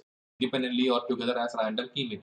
It is important to remember that algorithms stay static and randomness provided by cryptography is mainly by means of the keying material. Now, what are confusion and diffusion? So, a strong cipher contains the right level of two main attributes, confusion and diffusion. So, confusion is commonly carried out through substitution. So, this uses complex substitution functions so that attackers cannot figure out how to substitute the right value. This makes the relationship between the key and the resulting ciphertext as complex as possible, so the key cannot be uncovered from the ciphertext. Each ciphertext value should depend upon several parts of the key. Then there is diffusion, which is carried out by using transposition. So diffusion takes place as individual bits of blocks are scrambled throughout the block. It means that a single plain text bit has influence over several of the ciphertext text. So changing a plain text value should change many ciphertext values, not just one. So this is also called avalanche effect. What are block ciphers? So when a block cipher is used for encryption and decryption processes, the message is divided into blocks of bits. These blocks are then put through mathematical functions one block at a time.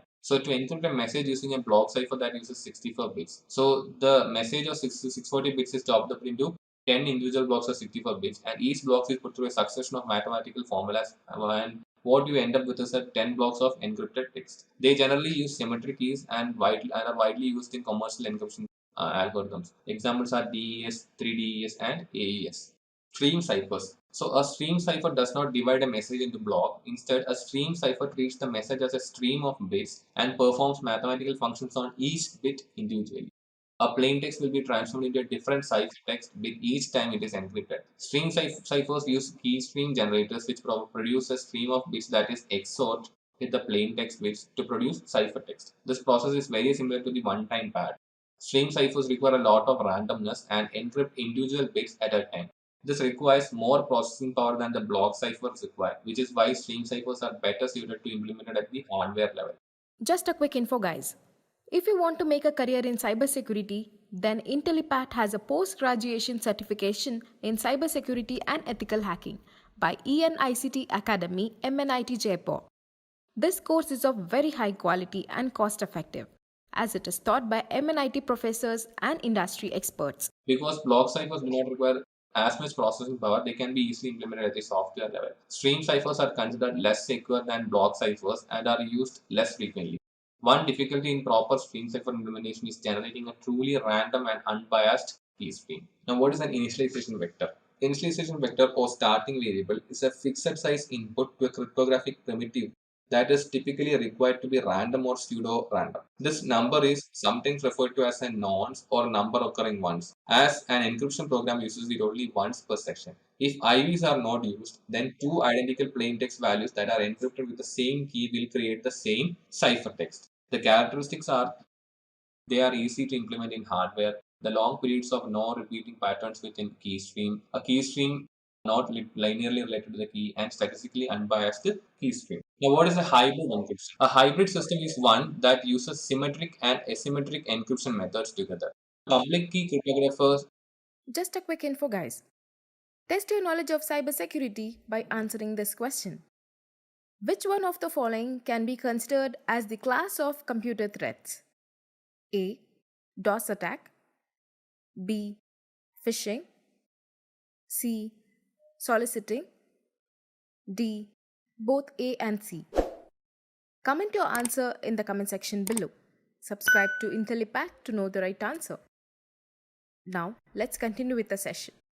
or cryptography uses two keys for protecting encryption keys and key distribution, and a secret key is generated by a symmetric algorithm and used for bulk encryption. Each algorithm has its own pros and cons, so using them together can be the best of both worlds. This method is also sometimes called the digital envelope. Now, what is session keys? So, a session key is a single-use symmetric key that is used to encrypt messages between two users during a communication session. It provides more protection than static symmetric keys because it is valid for only one session between two computers. If an attacker captures the session, he will have a small window of time to use it to try to decrypt the messages being passed back and forth. Almost all data encryption takes place using session keys. Now, what is symmetric cryptography?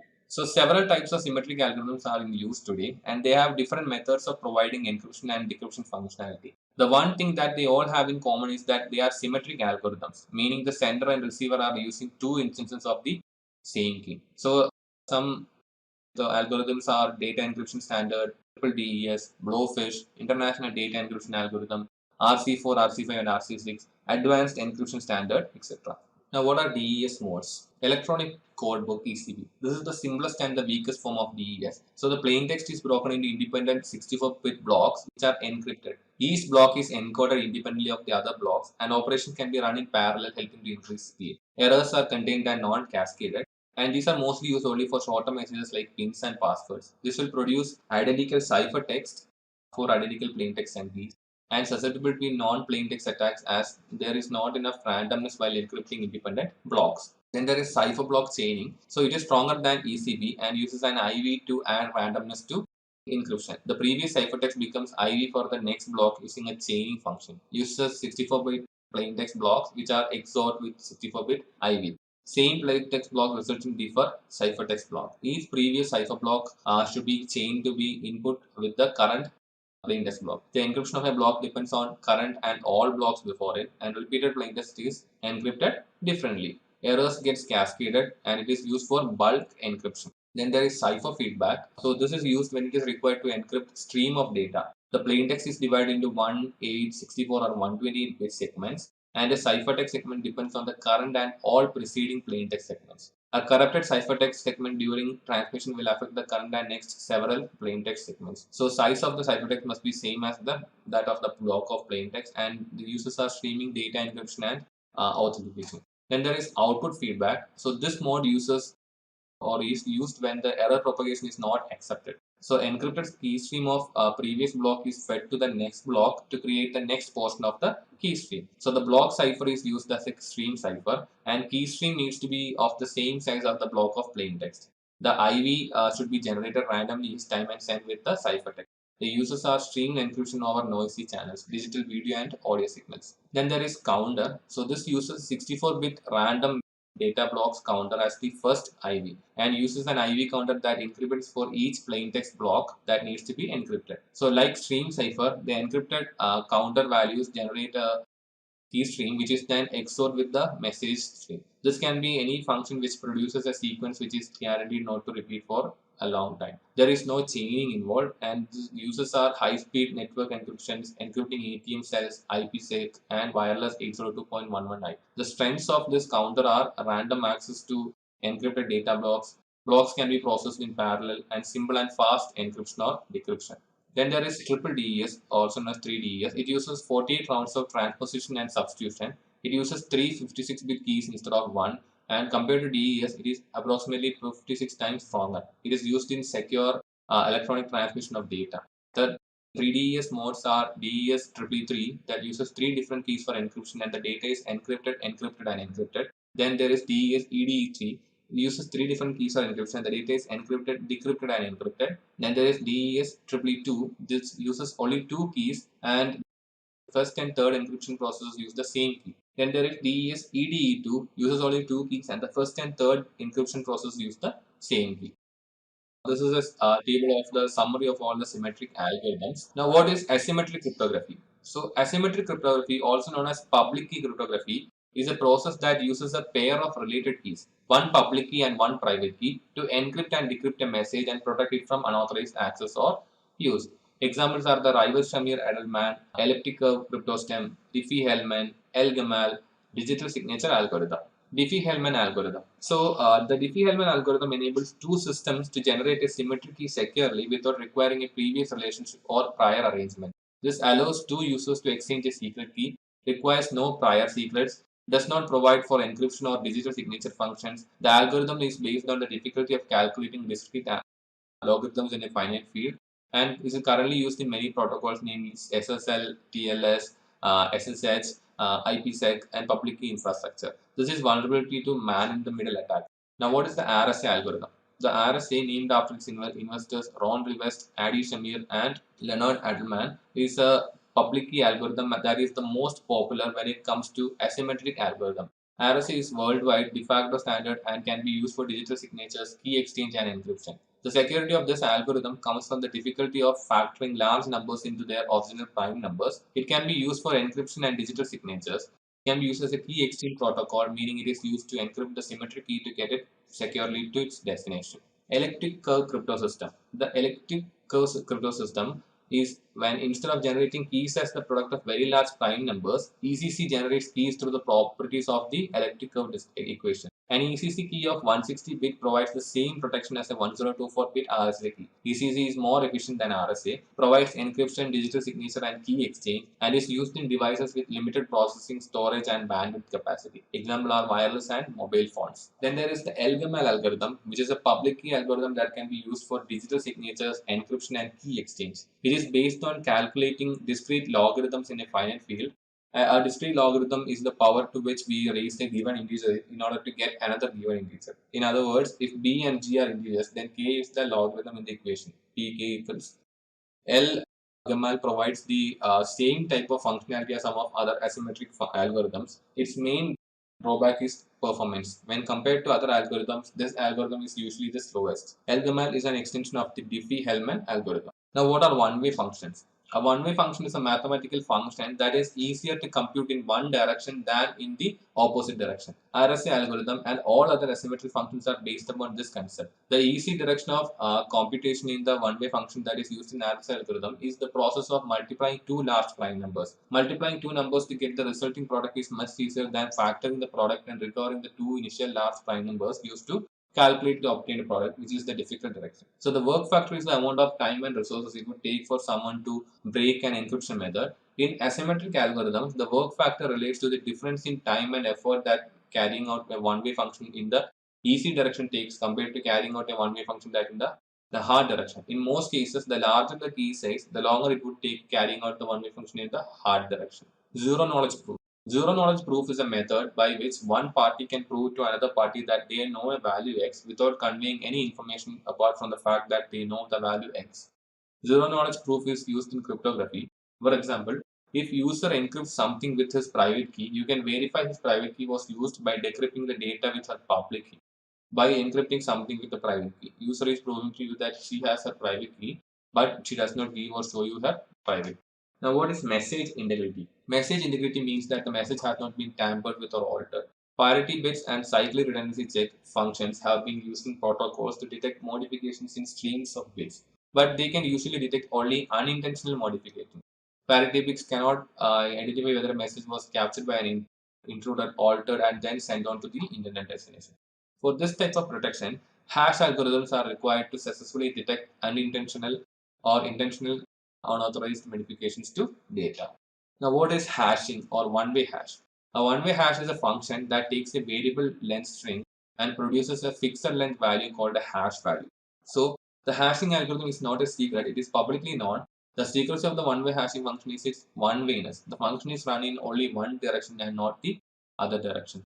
The receiver does not attempt to reverse the process at the other end, but instead runs the same hashing function one way and compares the two results. The problem here is the lack of any authentication. So if, for example, Alice writes a message, calculates a message digest, appends the digest to the message and sends it to Bob, Eve can intercept this message after Alice's message, recalculate another message digest, append it to the message and send it on to Bob. When Bob receives it, he verifies the message digest but never knows the message was altered by Eve. Now, what are MAC functions? A message authentication code MAC function is an authentication scheme derived by applying a secret key to a message in some form. This does not mean that the symmetric key is used to encrypt the message. The key is just used for the purpose of authentication. There are three basic types of MAC functions. They are hash MAC or HMAC, CBC MAC, and CMAC. Now, what is hash MAC? If Alice were to use a HMAC function instead of just a plain hashing algorithm, a symmetric key would be concatenated with her message. The result of this process would be put through a hashing algorithm, and the result would be a MAC value. This MAC value would be then appended to her message and sent to Bob.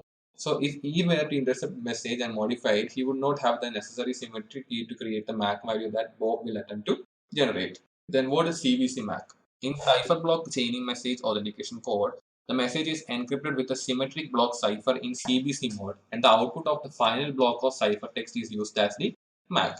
The sender does not send the encrypted version of the message, but instead sends the plaintext version and the MAC attached to the message. The receiver receives the plaintext message and encrypts it with the same symmetric block cipher in CBC mode and calculates an independent MAC value. The receiver compares the new MAC value with the MAC value sent with the message. This method does not use a hashing algorithm as does HMAC. Now, what is a public key infrastructure? PKI. A public key infrastructure consists of programs, data formats, procedures, communication protocols, security policies, and public key cryptographic mechanisms working in a comprehensive manner to enable a wide range of dispersed people to communicate in a secure and predictable fashion. So, PKI provides authentication, confidentiality, non-repudiation, and integrity of the messages exchanged.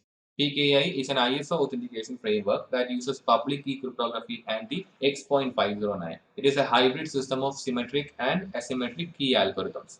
Now, what are digital certificates? So, one of the most important pieces of a PKI is digital certificate. A certificate is the mechanism used to associate a public key with a collection of key components in a manner that is sufficient to uniquely identify the claimed owner. The standard for how the CA creates a certificate is X.509, which detects the different fields used in certificate and the valid values that can populate those fields. The certificate includes the serial number, version number, identity information, algorithm information, lifetime dates, and the signature of the issuing authority. Now, what is the certificate authority? The CA is the trusted third party that allows people who have never met to authenticate to each other and to communicate in a secure method. The digital certificate is created and signed by a trusted third party, which is a certificate authority. When the CA signs the certificate, it binds the individual's identity to the public key, and the CA takes liability for the authenticity of the individual. When a person requests a certificate, the registration authority verifies that individual's identity and passes the certificate request off to the CA. CA are organizations dedicated to this type of service. Examples are Interest and VeriSign. All browsers have several well-known CAs configured by default. Most are configured to trust dozens or hundreds of CAs. Now, what are digital signatures? A digital signature is a hash value that has been encrypted or signed with the sender's private. The hashing function ensures the integrity of the message, and the signing of the hash value provides authentication and non-repudiation. The act of signing just means the value was encrypted with the private. NIST proposed a federal standard called the Digital Signature Standard. It requires to use DSA, RSA, or the elliptic curve digital signature algorithm, and SHA. Now, what is key management? Key management is the most challenging part of cryptography and also the most crucial. It is one thing to develop a very complicated and complex algorithm and key method, but if the keys are not securely stored and transmitted, it does not really matter how strong the algorithm. The key management principles are: keys should be stored and transmitted by secure means, keys should be extremely random, and the algorithm should use the full spectrum of the key space. The key's lifetime should correspond with the sensitivity of the data it is protecting. The more the key is used, the shorter its lifetime should be. Keys should be backed up or escrowed in any case of emergencies, and keys should be properly destroyed when their lifetime comes to an end. Now, what is a key escrow? Key escrow is a process or entity that can recover lost or corrupted cryptographic keys. When two or more entities are required to reconstruct a key for key recovery process, this is known as multi-party key recovery. Multi-party key recovery implements dual control, meaning that two or more people must be involved with a critical task. Now, what is a TPM or Trusted Platform Module? The Trusted Platform Module is a microchip installed on the motherboard of modern computers and is dedicated to carrying out security functions like storage and processing of symmetric and asymmetric keys, hashes, and digital certificates. The use of a dedicated and encoded hardware-based platform drastically improves the root of trust of the computing system. The most common usage scenario of the TPM is to bind a hard disk drive, where the content of a given hard disk drive is affixed with a particular computing system. The content of the hard disk is encrypted, and the decryption key is stored away in the TPM chip. And another application of the TPM is sealing system state to a particular hardware and software configuration. Sealing a computing system through TPM is used to deter any attempts to tamper with the system's configuration.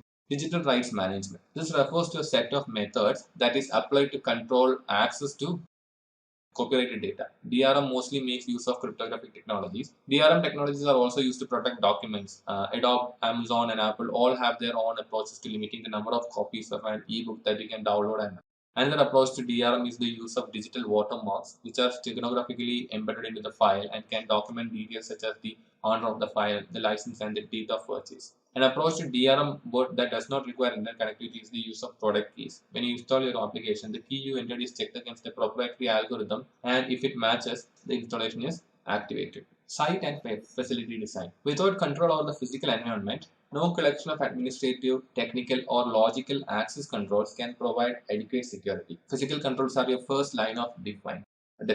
The first thing is a secure facility plan. A secure facility plan outlines the security needs of your organization and emphasizes methods or mechanisms to employ to provide security. Critical path analysis is a systematic effort to identify the relationship between mission critical application, processes, and operation and all the necessary supporting elements. When critical path analysis is performed properly, a complete picture of the interdependent these and interactions necessary to sustain the organization is produced. Security staff should participate in site and facility design considerations. Site selection. Site selection should be based on the security needs of the organization. Cost, location, and size are important, but addressing the requirements of security should always take precedence. At a minimum, ensure that the building is designed to withstand fairly extreme weather conditions and that it can deter or fend off cover-based break-in attempts. Then visibility is important. What is the surrounding terrain? Would it be easy to approach a facility by vehicle or foot, etc. should also be considered. Then there is facility design. A proper level of security must be planned and designed before construction begins. Important issues to consider include combustibility, fire rating, construction materials, placement, control of items such as walls, doors, ceilings, etc. There is also a concept called crime prevention through environmental design. The guiding idea is to structure the physical environment and surroundings to influence individual decisions that potential offenders make before committing any criminal acts. CPTD, crime prevention through environmental design, is a discipline that outlines how the proper design of a physical environment can reduce crime by directly affecting human behavior. Three aspects of CPTD are natural territorial reinforcement. This creates physical designs that emphasizes companies' physical sphere of influence. So legitimate users feel a sense of ownership of that space can be done through walls, fences, landscaping, etc. Then there is natural surveillance. The goal is to make criminals feel uncomfortable by providing many ways of observers or many observers who could potentially see them and make all the people feel safe and comfortable by providing an open and well-defined environment. Then there is natural access control, the guidance of people entering and leaving a space by the placement of doors, fences, lighting, and even landscaping. Access control should also be in place for all facility entrances and exits. Then there is wiring closet security. So wiring closet is where the networking cables for a whole building or just a floor are connected to other essential equipment such as patch panels, switches, routers, LAN extenders, and backbone channels. A more technical name for wiring closet is premises wire distribution room. In a multi-story configuration, the wiring closets are often located directly above or below each other on their respective floor. The ground rule for wiring closet security are never use the wiring closet as a general storage area, have adequate locks, keep the area tidy, do not store inflammable or flammable items in the area, set up video surveillance for monitoring activity, using door open sensors to log entries, not giving keys to anyone except the authorized administrator, regular physical inspections, and ensuring the environment control and monitoring as well as detect damaging conditions such as flooding or fire. Media storage. Media storage facilities should be designed to securely store blank media, reusable media, and installation media. Whether hard drives, flash memory devices, tapes, etc., media should be controlled against theft and corruption. So, media should be stored in locked cabinets or safe, have librarians or custodians who manage them, use check-in and check-out process to track who is coming. Then for reusable media, when the media is returned, run secure drive sanitization or zeroization process to remove all data remnants. Then safes are commonly used to store media. Passive locking can be used for where safes can detect if someone attempts to tamper with it, in which extra internal boards will fall into place to ensure it cannot be compromised. Thermal locking safes can identify temperature changes and implement additional locks. Then there is evidence storage. So as cybercrime events continue to increase, it is important to retain logs, auditories, and other records of digital events. It also may be necessary to retain image copies of drives or snapshots of virtual machines for future analysis. So, secure evidence storage needs to employ the following: a dedicated storage system distinct from the production network, keeping the storage system offline, blocking internet and connectivity to and from the storage system, tracking all the activities in the system, calculating hashes for all the data sets stored in the system, limiting access to the security administration and legal counsel, and encrypting all data sets stored on the system. Now, what is physical access abuse? Physical access controls can be abused. Masquerading can be used to using someone else's security ID to enter a facility. Backing can be used is where following someone through a secure gate or door without being identified or authorized person. The prevention techniques can be turnstile, which is a form of gate that prevents more than one person at a time from gaining entry and often restricts movement in one direction. Man traps can be used, which are double set of doors that is often protected by a guard or some other physical layout that prevents piggybacking and can trap individuals at the discretion of security personnel. CCTV monitoring and recording of the movement of personnel can also be used. And what is emanation security? So, electrical devices emanate signals or radiation that can be intercepted by unauthorized individuals. With the right equipment, an adversary can interpret them to extract confidential data. Safeguards should be used to protect against emanation attacks, and they are known as Tempest. So, Faraday cage can be used, which box, mobile room, or entire building designed with an external metal skin, often a wire mesh. This acts as an EMA absorbing capacitor that prevents electromagnetic signals from escaping or entering the area. Then white noise, which is broadcasting false traffic at all times to mask and hide the presence of real emanation. Then there is control zones, which is the implementation of either a Faraday cage or a white noise generator or generation, or both to protect a specific area in an environment. The rest of the environment is not affected. So what is HVAC? HVAC stands for heating, ventilation, and air conditioning. So the temperature and humidity should be maintained within reasonable limits. A positive pressure and drainage should be employed. Recommended humidity levels should be between 40 to 55%. Low humidity causes static electricity, and high humidity may cause corrosion. So recommended temperature range for a data center is 68 to 77 Fahrenheit. Now let's talk about power protection. Protecting power can be done in the following ways, like using UPSs, generators, standby power lines, or power line conditioners or regulators. So the type of interference or noise that can happen in an infrastructure system is electromagnetic interference. So EMA can be created by the difference between three wires, hot, neutral, and ground, and the magnetic field they create. Also, there can be radio frequency interference, where RFI can be caused by anything that creates radio waves. Fluorescent lighting is one of the main causes of RFI within buildings today. Now, what are the power issues? Interference interrupts the flow of an electric current, and fluctuations can actually deliver a different level of voltage than what was expected. So each fluctuation can be damaging to devices and people. So what is power excess? So spikes can happen where there is momentary high voltage, and surges can happen where there are prolonged high voltage.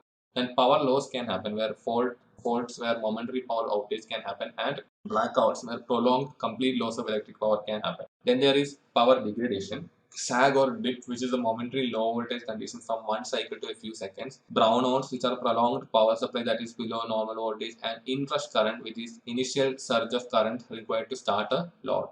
Then fire. What are the prevention, detection, and suppression methods? Fire prevention, detection, and suppression is a must for protecting personnel from harm, and this should be always important goal of any security protection system. In addition, protecting other assets and materials, especially that should also be a priority. The three corners of the triangle represents fire, heat, and oxygen. The center of the triangle represents the chemical reaction among these three elements. So different suppression mediums address different aspects of the fire. Water suppresses the temperature. Soda acid and other dry powder suppress the fuel supply. CO2 suppresses the oxygen supply. Halon substitutes and other non-flammable gases interfere with the chemistry of the combustion and or suppresses the oxygen supply. The four primary stages of fire are stage 1, the incipient stage. At this stage, there is only air ionization but no smoke. Then there is stage 2, the smoke stage. In stage 2, smoke is visible at the point of ignition. Then the stage 3 of the flame stage. This is when a flame can be seen with the naked eye. And the stage 4 is the fire. This is considerably further down the time scale to the point where there is an intense heat buildup and everything in the area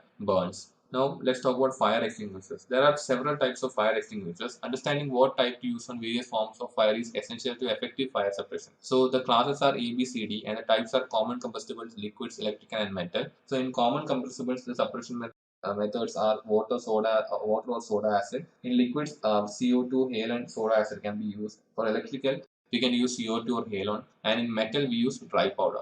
Then there are water sprinklers. So typically simpler and less expensive, but can cause water damage. So wet pipe systems, also known as closed head system, is always full of water. Water discharges immediately when suppression is triggered. Then there are dry pipe system which contains compressed air.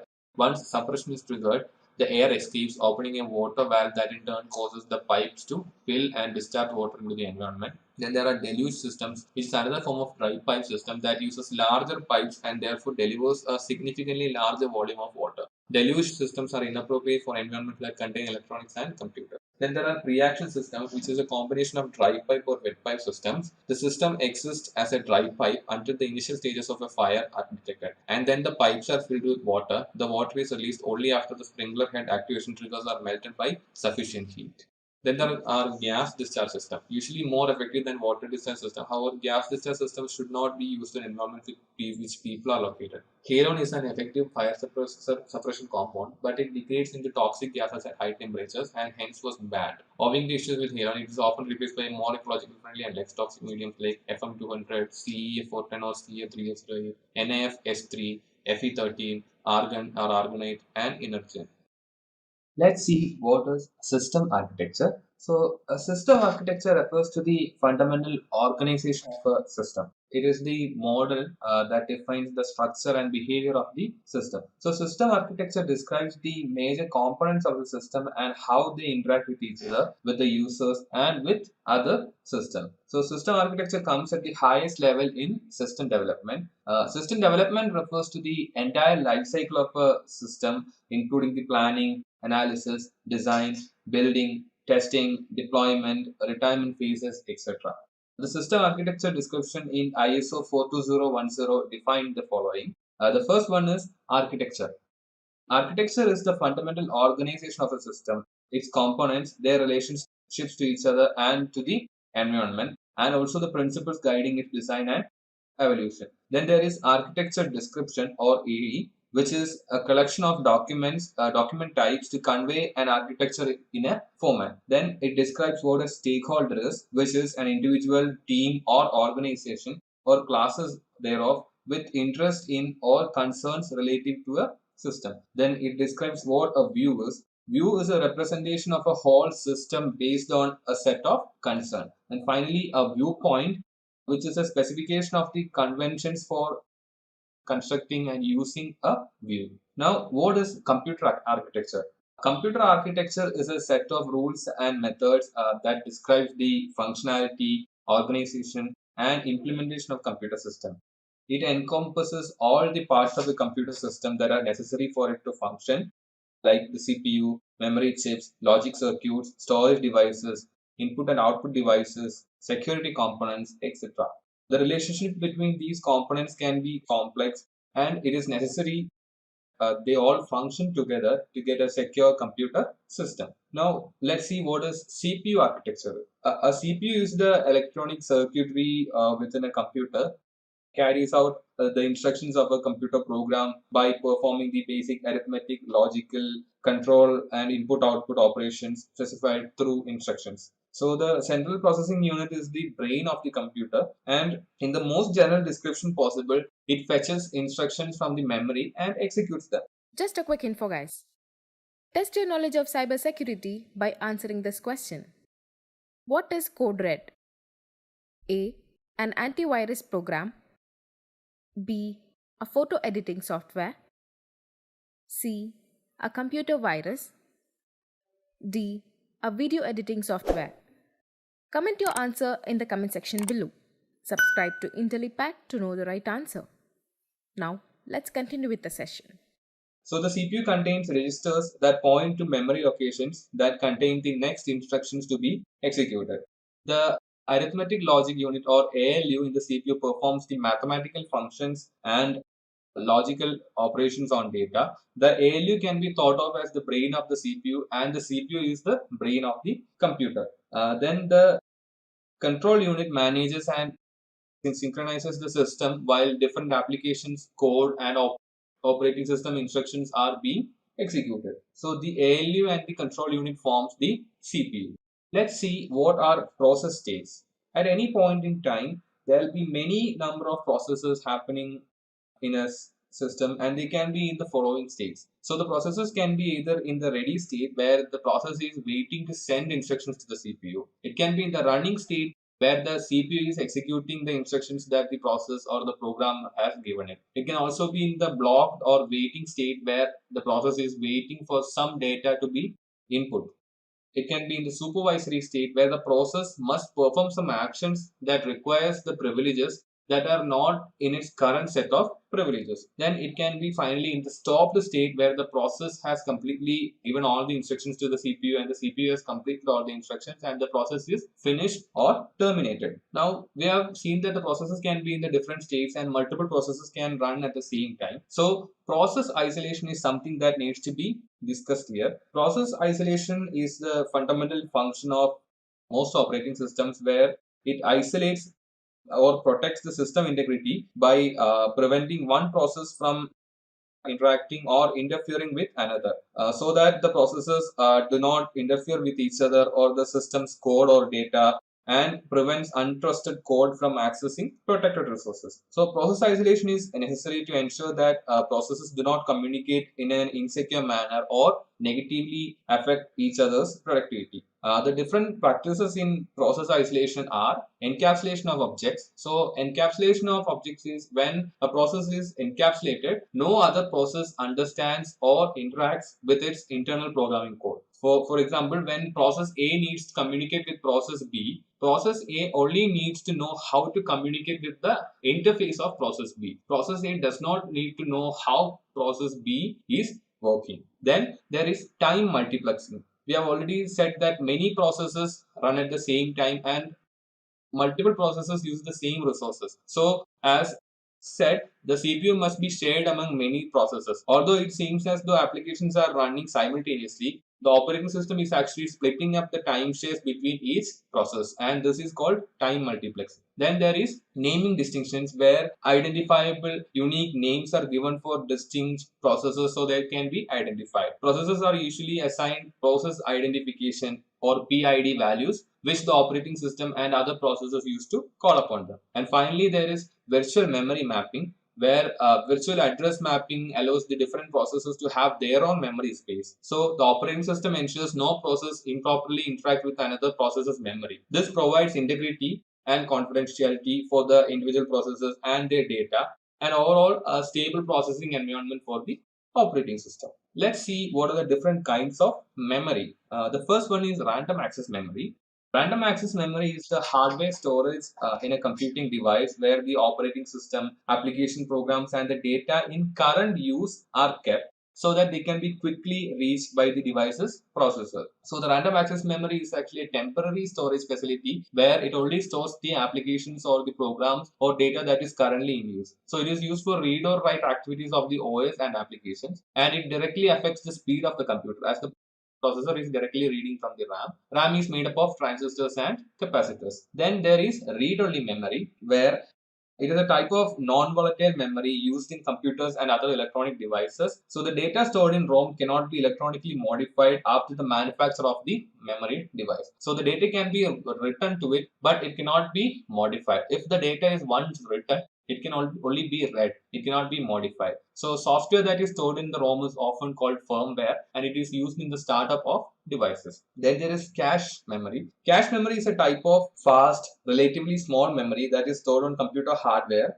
commonly shortened to cache.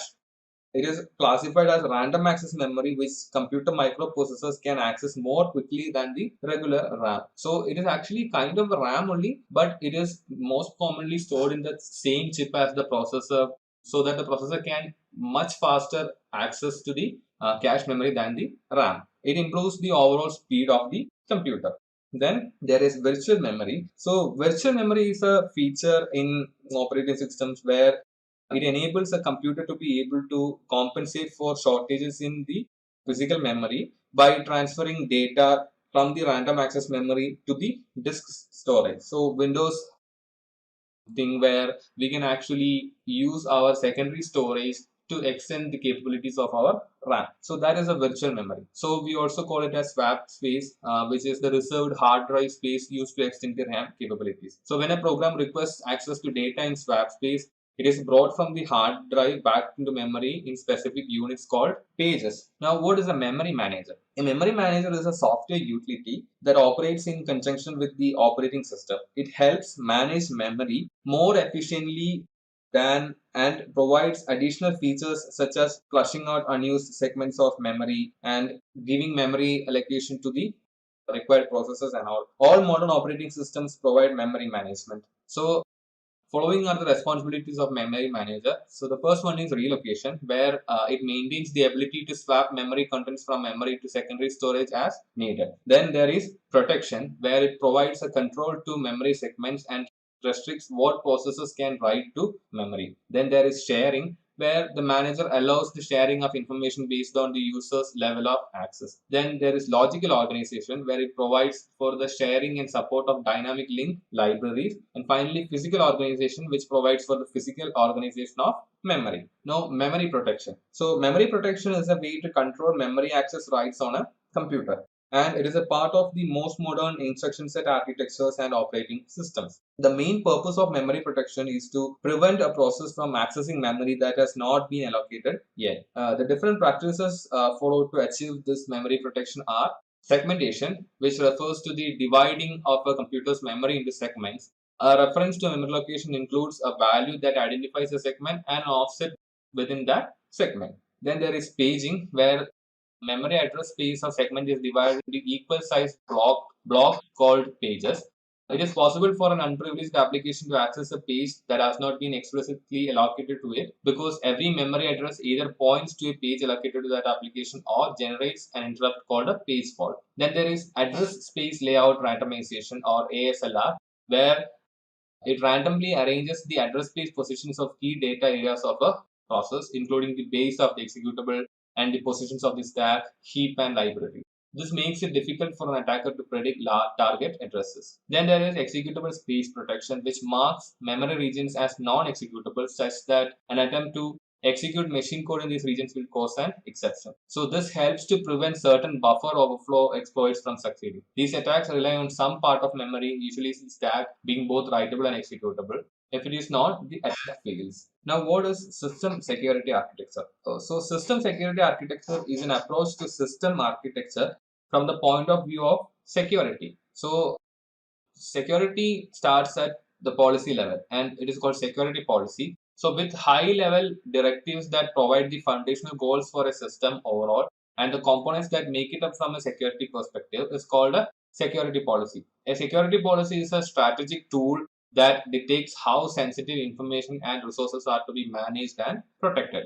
So the security policy describes discretionary access control based operating system. It provides role based access control functionality. It has the capability of protecting data classified at public and confidential levels. It does not allow unauthorized access to sensitive data or critical system function. It enforces least privilege and separation of duties. So in the 1972, the US government released a report that outlined foundational security requirements of computer systems. This resulted in the Trusted Computer System Evaluation Criteria, which shaped the security architecture of almost all the systems in use today. So some of the core tenets of these requirements were the trusted computing base, security perimeter, reference monitor, and security kernel. Now, what is a security perimeter? So a security perimeter is basically a boundary that divides the trusted from the untrusted. For the system to stay in a secure and trusted state, communication standards must be developed to ensure that when a component within the TCP or the trusted computing base needs to communicate with a component outside the TCP, it cannot expose the system to unexpected security compromise. This type of communication is handled through interfaces. So CPU architects provides various rings for this, and the most trusted components go inside ring 0, and the less trusted components would go into the other rings. So strict and controlled communication has to be put into place to make sure the less trusted component does not compromise the more trusted component. And this control is usually happening through APIs. Now, what is a security kernel? So a security kernel refers to the central part of a computer security measures, or the hardware, firmware, and software that implements the basic security procedures for controlling access to system resources. So the security kernel mediates all the access and functions between its subjects and objects. It is the core of the trusted computing base and is the most commonly used approach to building trusted computing systems. So the security kernel has three main requirements. The first one is that it must provide isolation for the processors carrying out the reference monitor concept, and the processor must be tamper-proof. It must be invoked for every access attempt and must be impossible to circumvent. Thus, the security kernel must be implemented in a complete and foolproof way.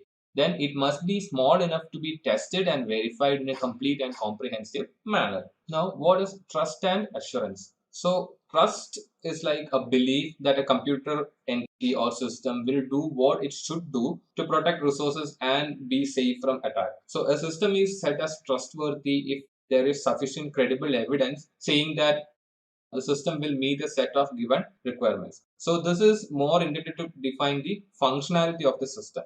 Whereas assurance is the degree of confidence that a system meets its security requirements based on specific evidence provided by the application of assurance techniques. It is much deeper than trust and states the system will work in a correct and predictable manner in each and every computing situation. This is more intended to define quality. So trust defines functionality and assurance defines quality. Now let's see what is certification and accreditation. So certification and accreditation is the process used to evaluate and approve a system for use. So first of all, what is certification? So certification is the technical review that assesses the security mechanism and evaluates their. Just a quick info, guys. If you want to make a career in cybersecurity, then Intellipaat has a post-graduation certification in cybersecurity and ethical hacking by ENICT Academy, MNIT Jaipur. This course is of very high quality and cost-effective, as it is taught by MNIT professors and industry experts. Effectiveness. It may use processes to safeguard evaluation, risk analysis, verification, testing, and auditing techniques. So the goal is to ensure that the system is right for the customer's purpose. And the certification is often an internal verification and is trusted only within the organization. Then what is accreditation? Accreditation is the formal declaration by the designated approving authority DAA that an IT system is approved to operate in a particular security mode using the given set of safeguards at an acceptable level of risk. Once accreditation is performed, management can formally accept the adequacy of the overall security performance of an evaluated system. Now let's see what is open system versus closed system. First of all, open system. So open systems are built upon standards, protocols, and interfaces that have published specifications. So the specifications are public or known to a large portion of the public, and it provides interoperability between products created by different vendors. And it also provides interfaces that enable each system to easily communicate with others and add-ons to hook to the system easily, which means that we can add our own separate devices that function with the system or which has much easier compatibility with the system. And in open systems, most of the systems in use today are open systems. Then there are closed systems. So closed systems use an architecture that does not follow industry standards, and due to this, interoperability and standard interferences are not employed to enable easy communication between the different types of system. And this also means that we cannot add compatible hardware or add-ons to the system. So these closed systems are proprietary, meaning the system can only communicate with the systems of similar architecture. And it can potentially provide more security to the system because it may operate in a more secluded environment than open environment. Now, what is a client-based system and a server-based system? So the first one is client-based. So client-based refers to built-in applications that can execute entirely on one user device. Example, text editors, painting tools, or all those tools that can run on one device are called client-based. So these are installed on a specific computer and then the users can interact with it with no internet connectivity. The application may still reach out for updates or some form of social connectivity or something, but none of its core features require remote processing. And client-based systems tend to have weak or minimal authentication mechanism, and the data is usually stored in plain text. Then there is server-based system. Server-based systems requires that two or more separate applications have to interact with each other across a network connection. So example would be web-based systems. Now what is a distributed system? Any system in which the multiple computing nodes which are interconnected by a network and where exchange information is happening for the accomplishment of collective tasks. Such systems are called distributed systems. A client-server system is a specific kind of distributed system in which devices in one group act as clients for devices in the adjacent group. So distributed systems pose special challenges in terms of security simply because of the number of devices that are involved. Because there are a large number of devices that comes in the client side and in the server side. So and susceptible to attacks like man in the middle attack. Now what is cloud computing? So cloud computing is the use of shared remote computing devices for the purpose of providing improved efficiencies, performance, reliability, scalability, and security. These devices are usually based on virtual machines and can be outsourced to a third-party provider or provided in-house. So cloud computing is basically the sharing of resources over a network. And there are three models for cloud computing activities. They are software as a service, platform as a service, and infrastructure as a service. So the first one is software as a service, where the users of software as a service is allowed to use specific application that execute on the service provider's environment. So for example, any photo editor or video editor that works on your browser is actually working from on the cloud. It is not using the resources that is present on your device. So it is a software as a service. Then there is platform as a service. In this model, the user gets access to a computing platform that is typically built on a server operating system. So here the users are getting platforms or development environments where it can be used to web applications, etc. Then there is infrastructure as a service where it provides unfettered access to the cloud devices which you will need to subscribe under an IaaS model. It is like in your phone you have cloud storage. So it is actually giving you storage as a service. So storage is a kind of infrastructure. If in the real life we needed storage, we would have to buy physical hardware. But here we are getting that infrastructure via the cloud. So that is known as infrastructure as a service. Now, what is database systems? So, the two main database security issues are aggregation and inference. So, the first one is aggregation, and aggregation happens when a user does not have the clearance or permission to access specific information, but only have the permission to access components of this information or only parts of this information. So, users then have to figure out the rest and obtain the restricted information. So as does not have the clearance to know. And then there is inference, where inference is the intended result of aggregation. So the inference problem happens when a subject deduces the full story from the pieces he learned through aggregation. So the user was able to get some of the pieces of the information through aggregation, and now he is deducing the full story. That is known as inference. Inference is the ability to derive information not explicitly available. To prevent aggregation and inference, the subject and any application or process acting on the subject's behalf need to be prevented from gaining access to the whole collection, including the independent components. Now, what are the attack prevention techniques on database system? So the first one is content dependent access control, which is based on the sensitivity of the data. So the more sensitive the data, the smaller the subset of individuals who can gain access to the data. Then there is context dependent access control, which means that the software understands what actions should be allowed based upon the state and sequence of the request. The database software would need to keep track of what the user is requesting. Then there is cell suppression, which is a technique used to hide specific cells that contain information that could be used in inference attacks.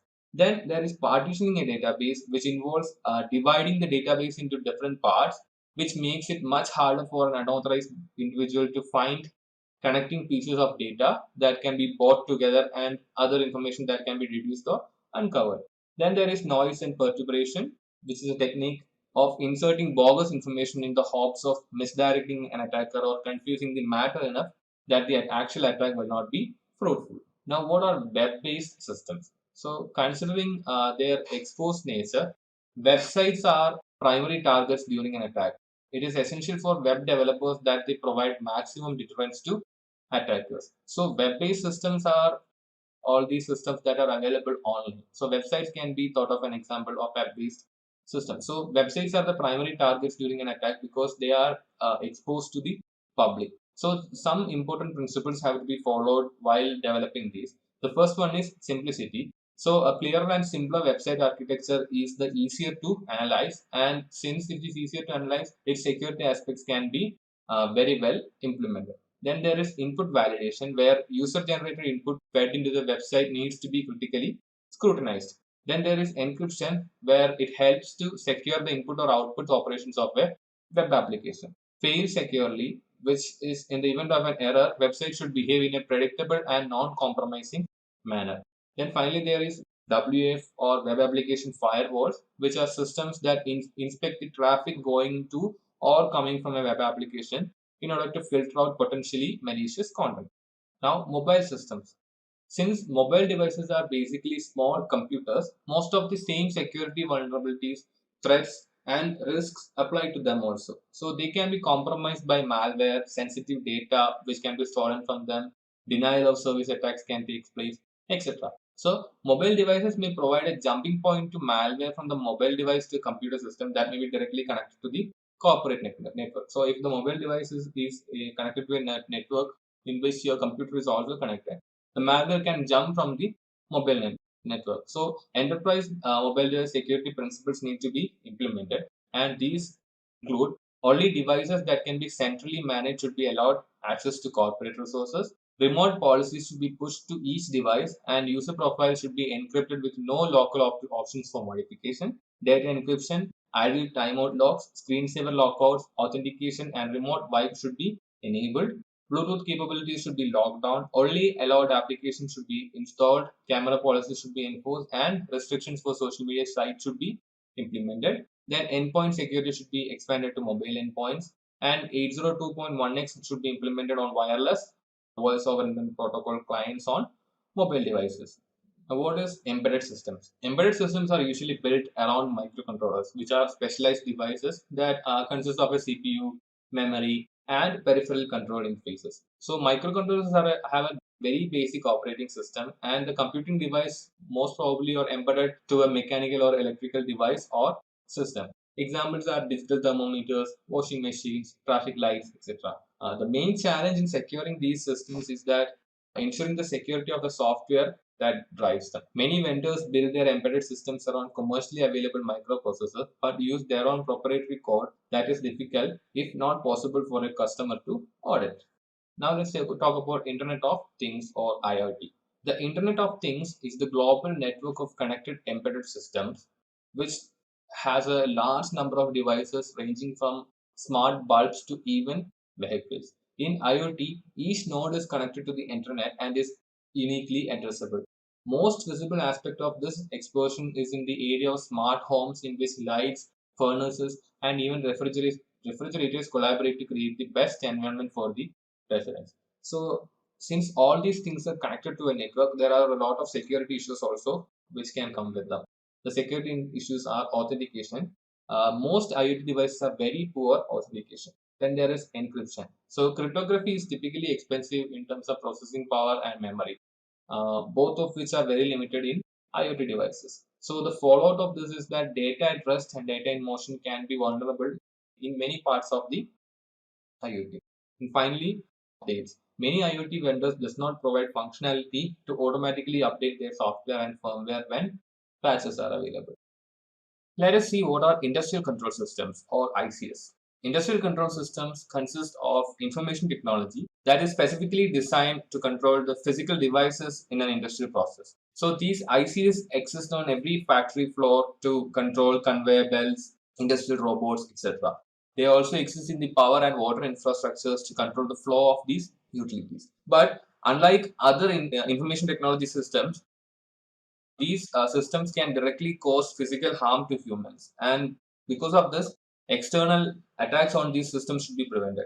And for these reasons, securing ICS requires a slightly different approach than traditional IT systems. So these include programmable logic controllers, distributed control systems, supervisory control, and data acquisition. So the single greatest vulnerability in industrial control systems is their increasing connectivity to traditional IT networks. And the recommendations for their security include applying a risk management process to ICS, segmenting the network to place IDS or IPS at the subnet boundaries, disabling the unaided ports and services on all ICS devices, implementing least privilege through the ICS, use encryption wherever feasible, ensuring that there is process for patch management, and finally monitoring the audit trails regularly.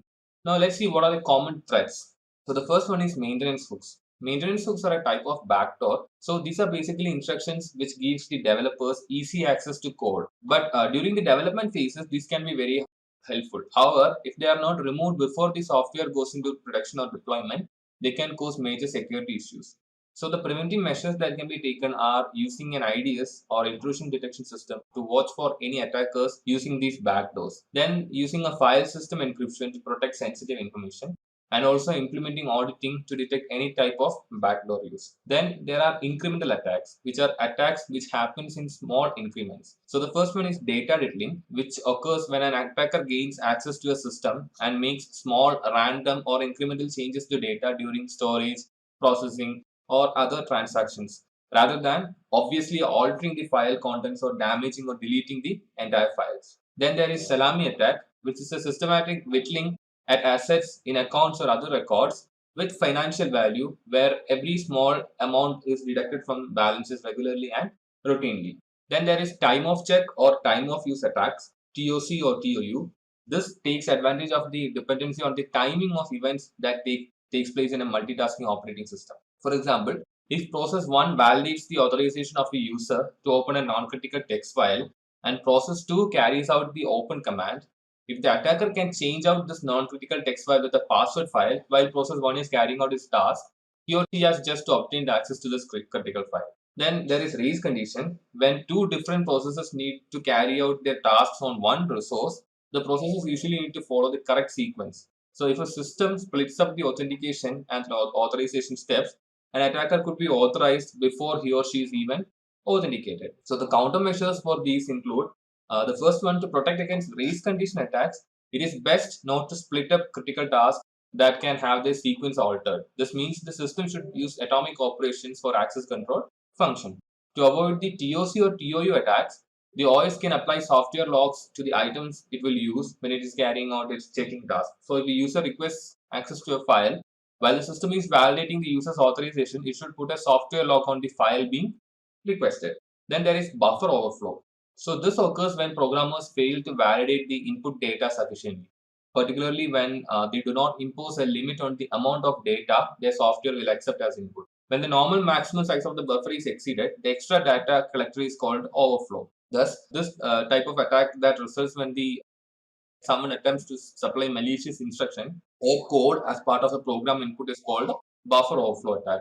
So the countermeasure is that designers must specify bounds for input data or state acceptable input values and limits on how much data will be accepted, passed, and handled when input is solicited.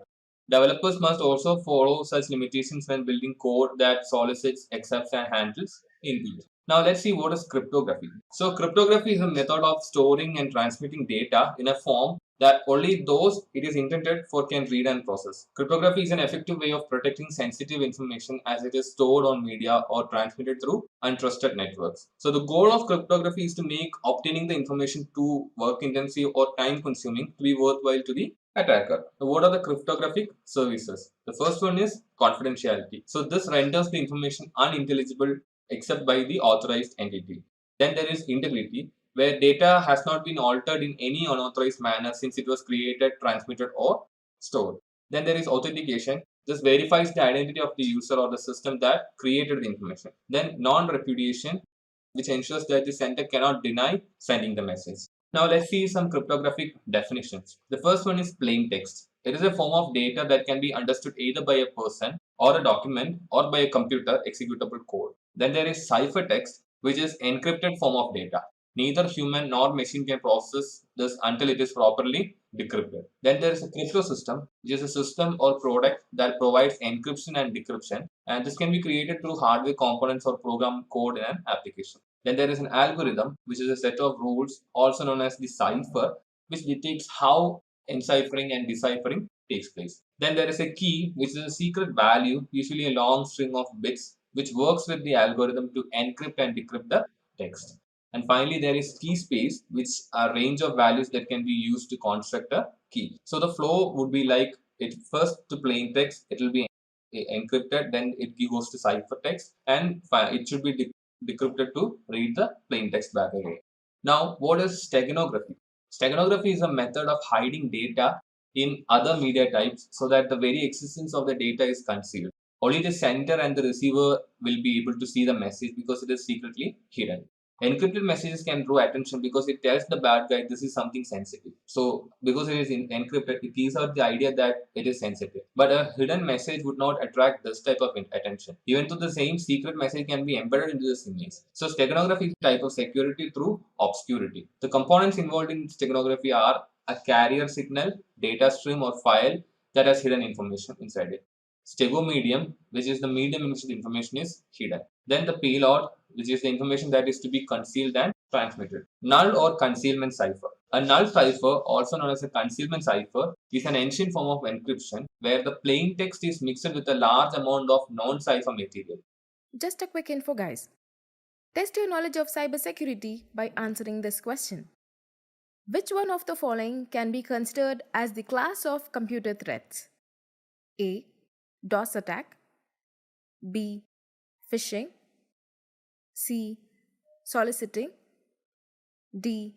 Both A and C. Comment your answer in the comment section below. Subscribe to Intellipaat to know the right answer. Now, let's continue with the session. Today, it is regarded as the simple form of steganography, which can be used to hide ciphertext. In a null cipher, the plain text is included within the ciphertext, and one needs to discard certain characters in order to decrypt the message. Most characters in such a cryptogram are nulls, only some are significant, and some others can be used as pointers to the significant one. So the image given on the right side is an example. Now, running key cipher. So in classical cryptography, the running key cipher is a type of polyalphabetic substitution cipher in which a text, which is typically taken from a book which is agreed upon previously, and is used to provide a very long key stream. Usually, the book to be used would be agreed ahead of time, while the passage to be used would be chosen randomly for each message, and this would be secretly indicated somewhere in the message. So, an example would be if the plain text is fully at once and the line of text selected is from some book, page 63, line 1, it would be taken like this, and the ciphertext would be taken from respective tables. Now, substitution cipher. So, this is a method of encrypting by which units of plain text are replaced with ciphertext. So, according to a fixed system, this will be done. The units may be single letters, pairs of letters, triplets of letters, mixtures of the above, and so forth. The receiver deciphers the text by performing the inverse substitution. Then there are monoalphabetic ciphers which uses fixed substitution over the entire message, and there are polyalphabetic ciphers that uses a number of substitutions at different positions in the message. Now, what is a transposition cipher? In a transposition cipher, the values are scrambled or put into different order. The key determines the positions the values are moved to. When implemented with complex mathematical functions, transposition can become quite sophisticated and difficult to break. So, symmetric algorithms employed today use both long sequences of complicated substitutions and transpositions on messages. Let's see what is symmetric cryptography. In symmetric cryptography, the sender and receiver use two instances of the same key for encryption and decryption. So, the key has dual functionality in that it can carry out both encryption and the decryption process. Symmetric keys are also called secret keys because this type of encryption relies on each user to keep the key a secret and properly protected. If an intruder were to get this key, they could decrypt any. The equation used to calculate the number of symmetric keys needed is n into n minus 1 by 2. The strengths of symmetric cryptography are that they are much faster because they are less computationally intensive than asymmetric functions, and it is harder to break if using a large cases. But the weaknesses are that it requires a secure mechanism to deliver keys properly, and each pair of users needs a unique key. So as the number of individuals increases, so does the number of keys. Also, the number of keys possibly making key management overwhelming. Then it also provides confidentiality but authenticity or non-repudiation. Now, what is asymmetric cryptography? In these systems, each entity has different keys or asymmetric keys. The two different asymmetric keys are mathematically related. So, if a message is encrypted by one key, the other key is required in order to decrypt the message. The pair of keys is made up of one public key and one private key. The public key can be known to everyone, and the private key must be known and used only by the owner. So here, if confidentiality is needed, the sender would encrypt the file with the receiver's public key. This is called a secure message format because it can only be decrypted by the person who has the corresponding private key. If authentication is needed, sender would encrypt the data with his or her private key. This provides assurance to the receiver that the only person who would have encrypted the data is the individual who has the private key. This is called open message format. Now, the strengths of asymmetric cryptography is that better key distribution than symmetric systems. It has better scalability than symmetric systems, and it can provide authentication and non-repudiation. The weaknesses are that it works much slower than symmetric systems, and this is mathematically very intensive. Now, let's see what are data encryption standards, or DES. DEA is the algorithm that fulfills DES, which is just a standard. So DES is the standard and DEA is the algorithm. But in the industry, we usually just refer to it as DES, or Data Encryption Standards. DES stands for Data Encryption Architecture. It is based on symmetric key crypto system. It is a block encryption algorithm with fixed size 64-bit blocks. It uses 56-bit keys plus 8 bits of parity. It uses 16 rounds of transposition and substitution, and it is no longer considered strong enough. Now, what are DES modes? Block ciphers have several modes of operation. Each mode specifies how a block cipher will operate. One mode may work better in one type of environment for specific functionality, whereas another mode may work better in another environment with totally different requirements. So the modes are electronic codebook (ECB), cipher block chaining (CBC), cipher feedback (CFB), output feedback (OFB), and counter (CTR).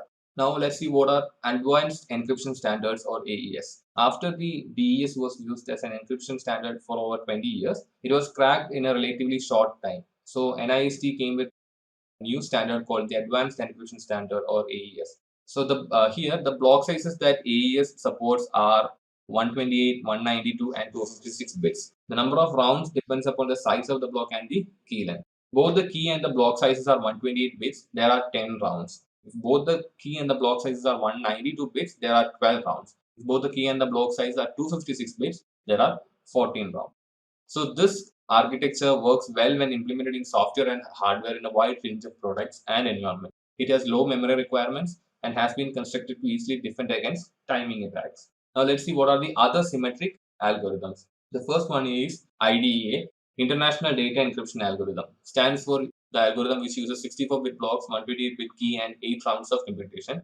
These are used in email encryption software and pretty good privacy, or PGP. Then there is Blowfish, which uses 64-bit block size, 32 448 bits in steps of 8 bits key size, and 16 rounds of computation. Then there is Twofish, which is a modification of Blowfish using 128-bit blocks and uses variable key length up to 456 bits. RC4, which is a type of string cipher. It has a variable key size and is used in the SSL and WE.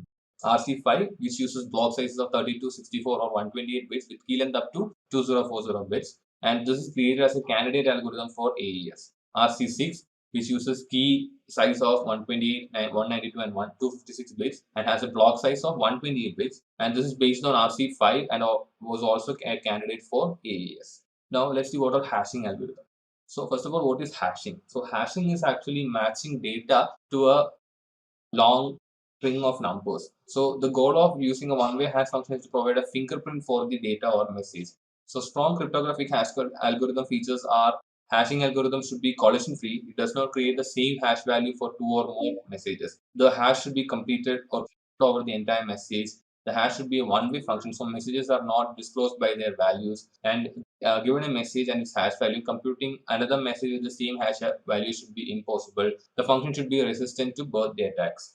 Now, what are the hashing algorithms? MD4, which is a one-way hash function that produces a 128-bit message digest value. It was used for high-speed computation in software implementations and was optimized for microprocessors, but it is no longer considered secure. Then there is MD5, which is the newer version of MD4. It still produces a 128-bit hash, but the algorithm is more complex, which makes it harder to break. Recent research has shown MD5 to be subject to collision attacks. Then there is SHA. SHA1 produces a 160-bit hash value or a message digest. This is then inputted into an asymmetric algorithm which computes the signature of a message. SHA1 was found to be vulnerable to collisions. Newer versions of this algorithm, collectively known as the SHA2 and SHA3 families, have been developed and released. They are SHA256, SHA-384 and SHA-512. Now, what is a birthday attack? So, a strong hashing algorithm does not produce the same hash for two different messages. If the algorithm does produce the same value for two different messages, this is called a collision. An attacker can attempt to force a collision, which is referred to as a birthday attack. This attack is based on the mathematical birthday paradox that exists in standard statistics. So, for example, how many people must be in the same room for the chance to be greater than even that another person has the same birthday as you? The answer is 253. And how many people must be in the same room for the chance to be greater than even that at least two people share the same birthday? The answer is 23.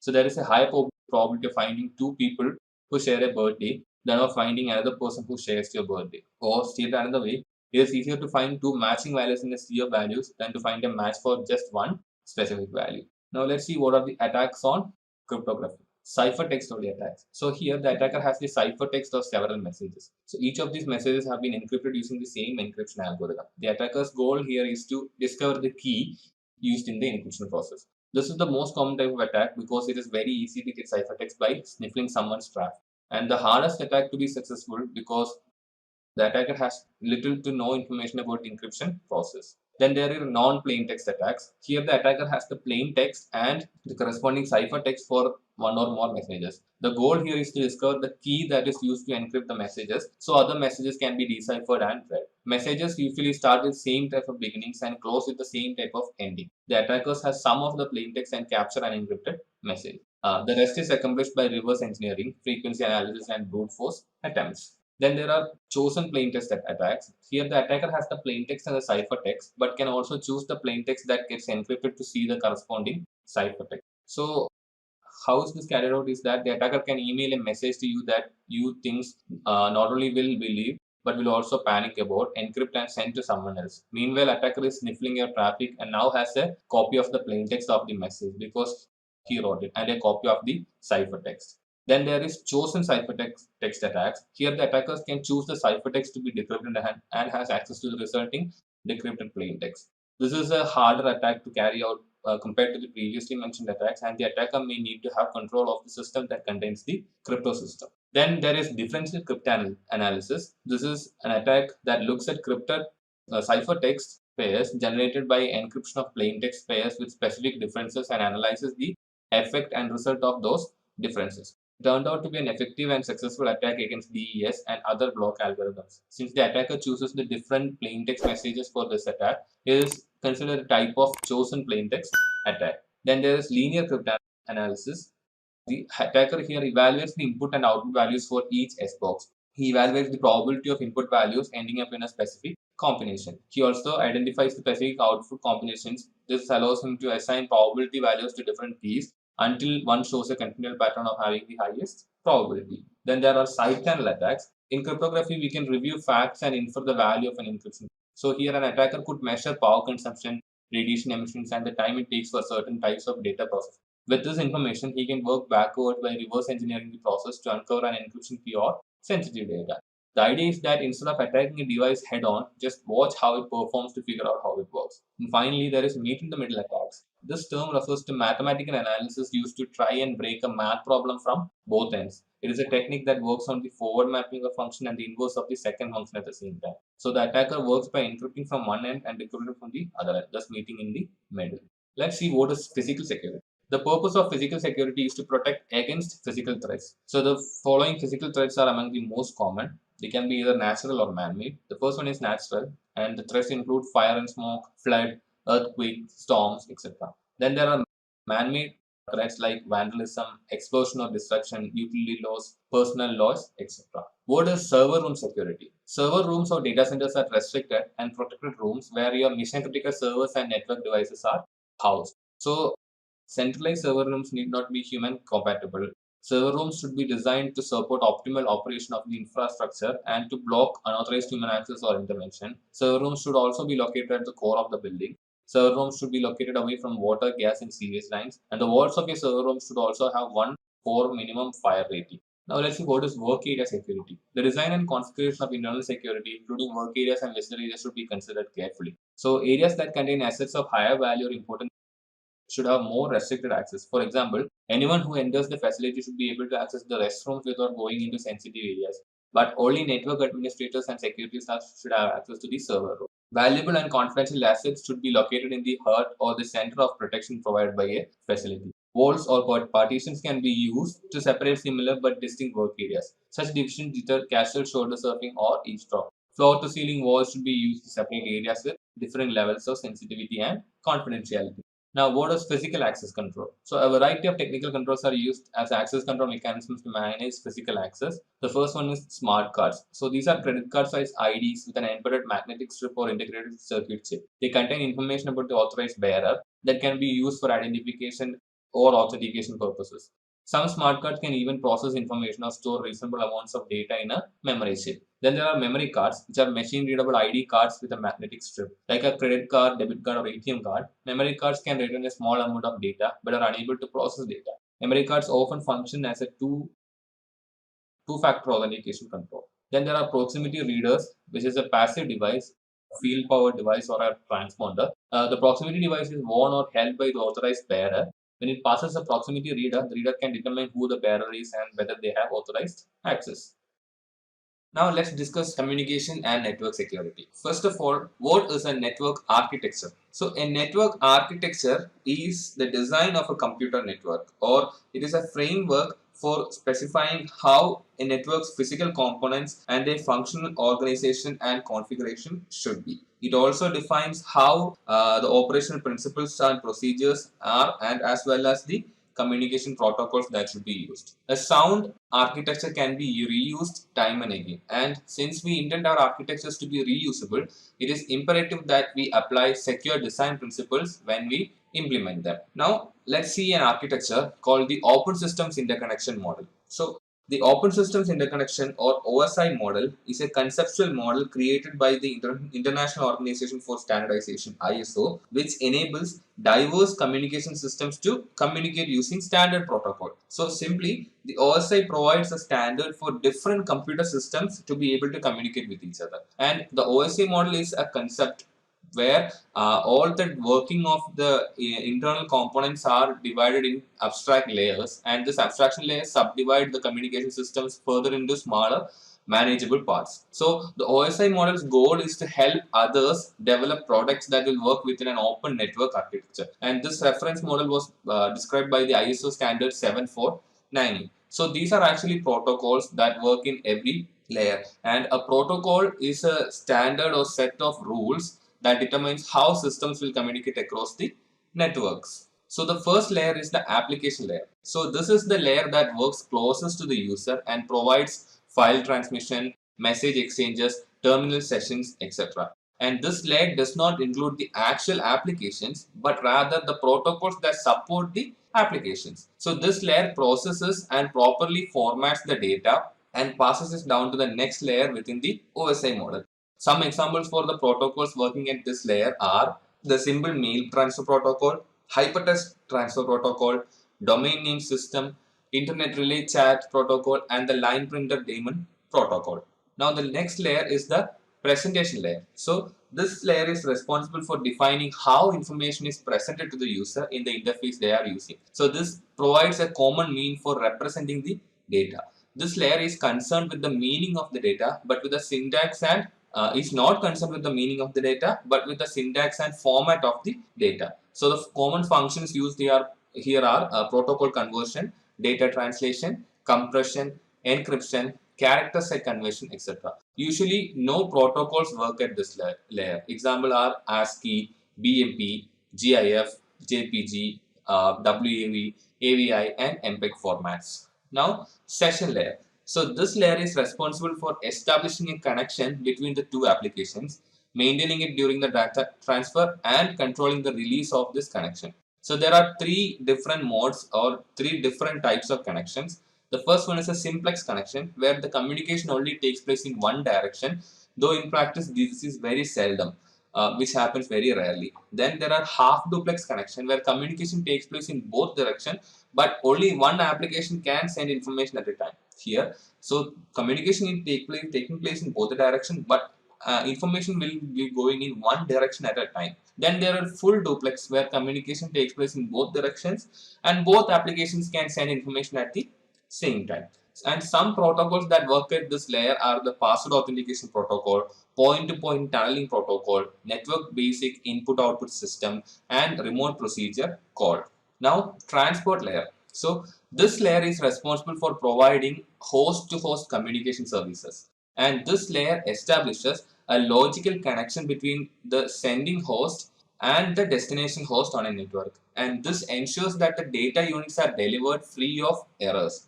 This also ensures that the data units are delivered in sequence, and also that there is no loss or duplication of data units. And this provides connectionless or connection oriented services, and transport layer provides services to the session layer.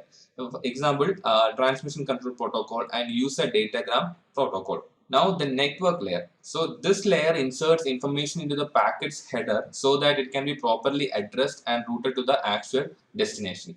And this defines the most optimal path the packet should take from the source to the destination, and provides logical addressing so that any endpoint can be identified. This layer handles the congestion in the network and defines how to fragment a packet into smaller packets to accommodate different media. This manages message routing, error detection, and control of node data traffic, and provides services to the transport layer. The examples are IP, OSPF, ICMP, and RIP.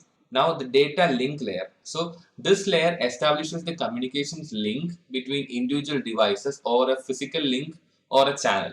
So the data link layer defines hardware that are physical or MAC addresses, as well as the communication process that occurs within a media type. It also formats the message into data frames and adds a customized header containing the hardware destination and source address. So there are two sublayers in this data link layer. Which one? The first one is the logical link control layer, LLC, which controls the frame synchronization, error checking, and the flow. And there are media access control layers, which controls the way system on the network gains access to the data and gets permission to transmit it. The examples are address resolution protocol, serial line internet protocol, and point-to-point protocol. Now, physical layer. So the physical layer defines the means of transmitting raw bits over a physical data link connecting network nodes, and it converts the bits into voltages or light impulses for transmission. It defines rules by which bits are passed from one system to another on a physical communication medium, and it defines the types of signaling such as analog or digital, electrical or optical, characteristics of signal, asynchronous or synchronous, simplex, full or half duplex, etc. It defines the topology of the network as well, whether it is star, bus, and ring, etc. So the examples are EIA 232 and synchronous optical network, ISDN, DSL, SONET, etc. Now, what is a TCP or IP model? So we have already seen an OSI model. So this model, the transmission control protocol or internet protocol model, is a suite of protocols that governs the way data travels from one device to another. Besides TCP and IP, there are other protocols also here. So the internet protocol suite, commonly known as TCP or IP, is the set of communication protocols used in internet and similar computer networks. And the current foundational protocols in the suite are TCP and IP. This model is also called the DARPA or the DOD model, consists of only 4 layers as opposed to the OSI's model's 7 layers. So if we see, so these are the different protocols that happen in the different layers in the TCP or IP protocol. On the left side, we can see the OSI protocol model where there are 7 layers, and in the TCP or IP protocol, some of those layers are clubbed into one. For example, the application presentation and session in OSI model is just the application layer here, and the data link and the physical layer in the OSI is just the link layer. And in these layers, all these protocols mentioned happens in the different layers here. Now, let's see how the transfer data is structured. So, the message is formed and passed to the application layer from a program and sent down through the protocol stack. So, each protocol at these layers adds its own information to the message and passes it down to the next layer. So this activity is referred to as data encapsulation. So when a data needs to be transferred from the application layer to the different layers, so what happens is on each layer, different protocols are present, and these protocols adds its own information to the data, and the data can be split up into different packages, and it adds all these information to this data, and this is called data encapsulation.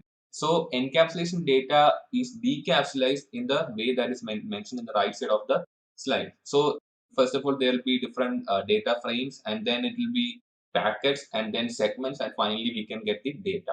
So what are these protocols that take place or sit in between these layers? So let's talk about one, the transmission control protocol, or TCP.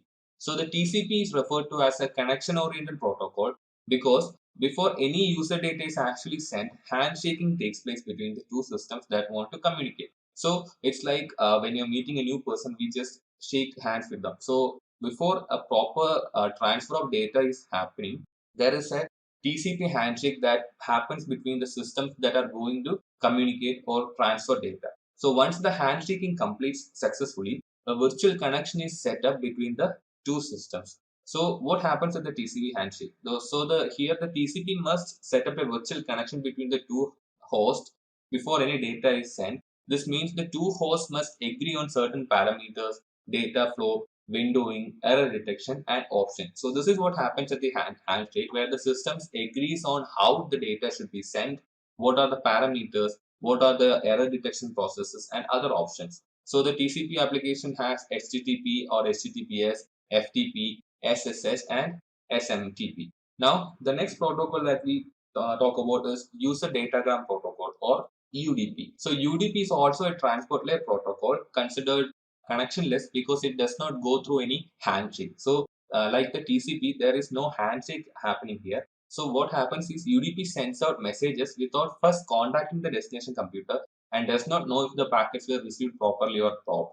Whereas in a TCP connection or TCP setting, the computers will very well know if the data is reaching there because they are already agreeing on how the data will be reached and all those things. So the UDP application has DNS, DHCP, SNMP, and NTP. So we'll compare the differences between a TCP and UDP. So the properties that we are going to compare are reliability, connection, packet sequencing, congestion control, usage, and speed.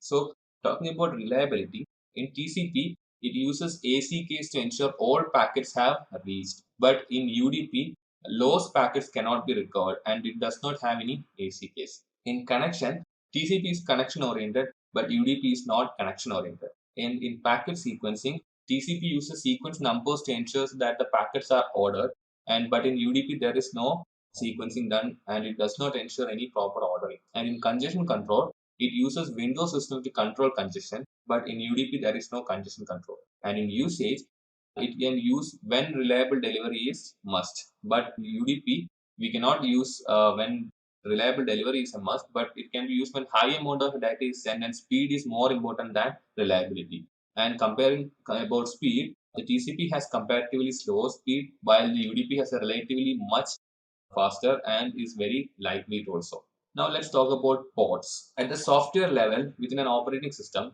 port is a logical construct that identifies a specific process or a type of a network service. So a port is identified for each transport protocol and address combination by a 16-bit unsigned number known as the port number. So port numbers can be classified as the first one, well-known ports, which are 0 to 1023, and these are used by all the well-known services like Telnet port 23, SMTP port 25, HTTP port 80, SNMP ports 161 and 162, FTP ports 21 and 20, etc. Just a quick info, guys. If you want to make a career in cybersecurity, then Intellipaat has a post-graduation certification in cybersecurity and ethical hacking by ENICT Academy, MNIT Jaipur. This course is of very high quality and cost-effective, as it is taught by MNIT professors and industry experts. Then there are registered ports ranging from 1024 to 49151. So these ports can be registered with the Internet Corporation for assigned names and numbers, ICANN, for a particular use. Then there are dynamic ports ranging from 49152 to 65535, which are available to be used by any application on as needed base. Now, what is Internet Protocol? So the Internet Protocol. Just a quick info, guys. Test your knowledge of cybersecurity by answering this question. What is code red? A. An antivirus program. B. A photo editing software. C. A computer virus. D. A video editing software? Comment your answer in the comment section below. Subscribe to Intellipaat to know the right answer. Now, let's continue with the session. Specifies that each node on a network must have a unique IP address. So there are two versions of these IPs known as IPv4 and IPv6, where IPv4 uses 32 bits for its addresses, whereas IPv6 uses 128 bits. Thus, IPv6 provides more possible addresses with which we can work with. And then each data packet is assigned an IP address of the sender and the recipient as well. And each device receives the packet and makes routing decisions based on the packet's destination IP address. And IP addressing provides an unreliable datagram service.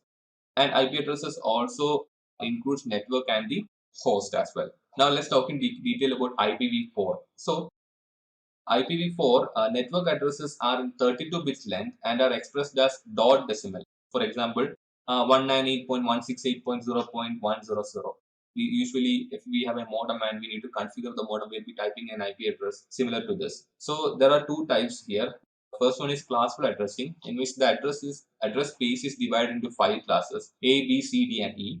And each of these classes has a valid range of IP address. So class D and E are reserved for multicast and experimental purposes. Then there are classless addressing. This is an improved IP addressing system and it makes the allocation of IP addresses more efficient. It replaces the older classful addressing system based on classes. It is also known as classless interdomain routing or CIDR.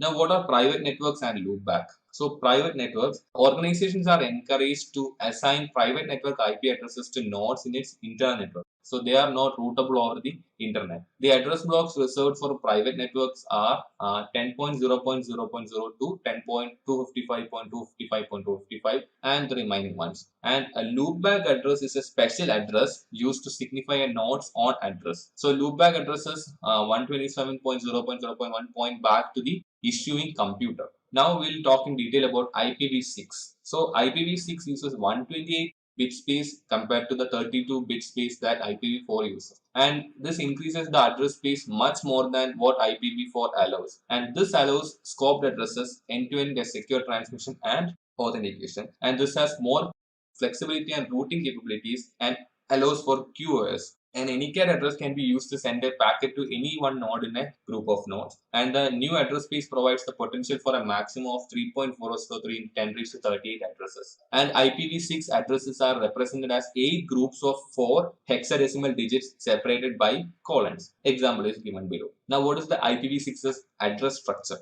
So, an IPv6 address is made up of 128 bits divided into 8 16-bit blocks, and each block is then converted into 4-digit hexadecimal numbers separated by colon symbol. For example, given below is a 128-bit IPv6 address represented in the binary format and divided into 8 16-bit blocks. So, this is the 128-bit IPv6 address, and when we are converting it into hexadecimal equivalent of the IPv6 address, it comes out to be this one. So IPv6 provides some rules to shorten the address.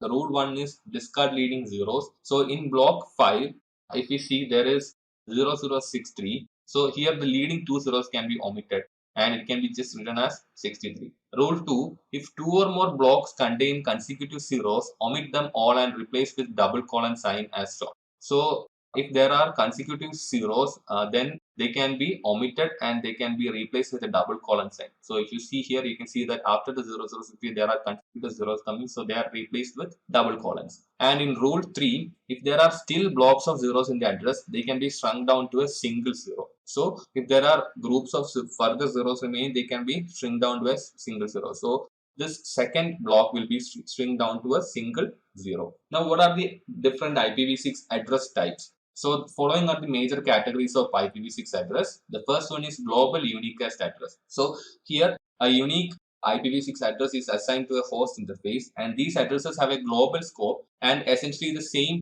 purposes as IPv4 public addresses. So, global unicast addresses are routable over the internet. Then there are link local IPv6 addresses. So here an IPv6 address allows a communication between neighboring hosts that reside on the same link. So link local addresses have a local scope and cannot be used outside the link. And they always have the prefix FE80::10.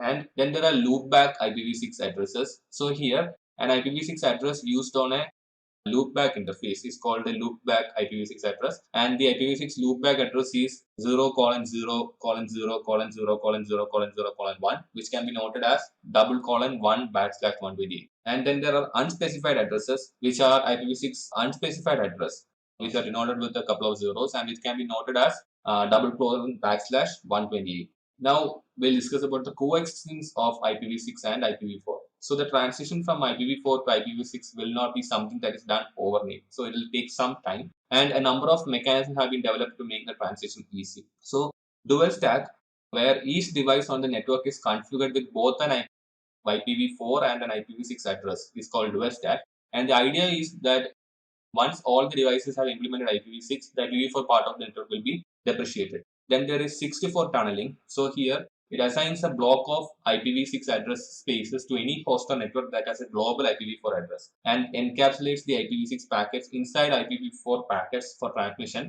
over an IPv4 network using 6 in 4. So, and also routes traffic between 6 to 4 and native IPv6 networks. Then there is translation. So here a host with IPv4 address sends a request to an IPv6 enabled server on the internet that does not understand IPv4 address. So when the IPv4 host sends a request packet to the IPv6 server, the NATPT device or router strips down the IPv4 packet, removes the IPv4 header and adds IPv6 header and passes it to the internet.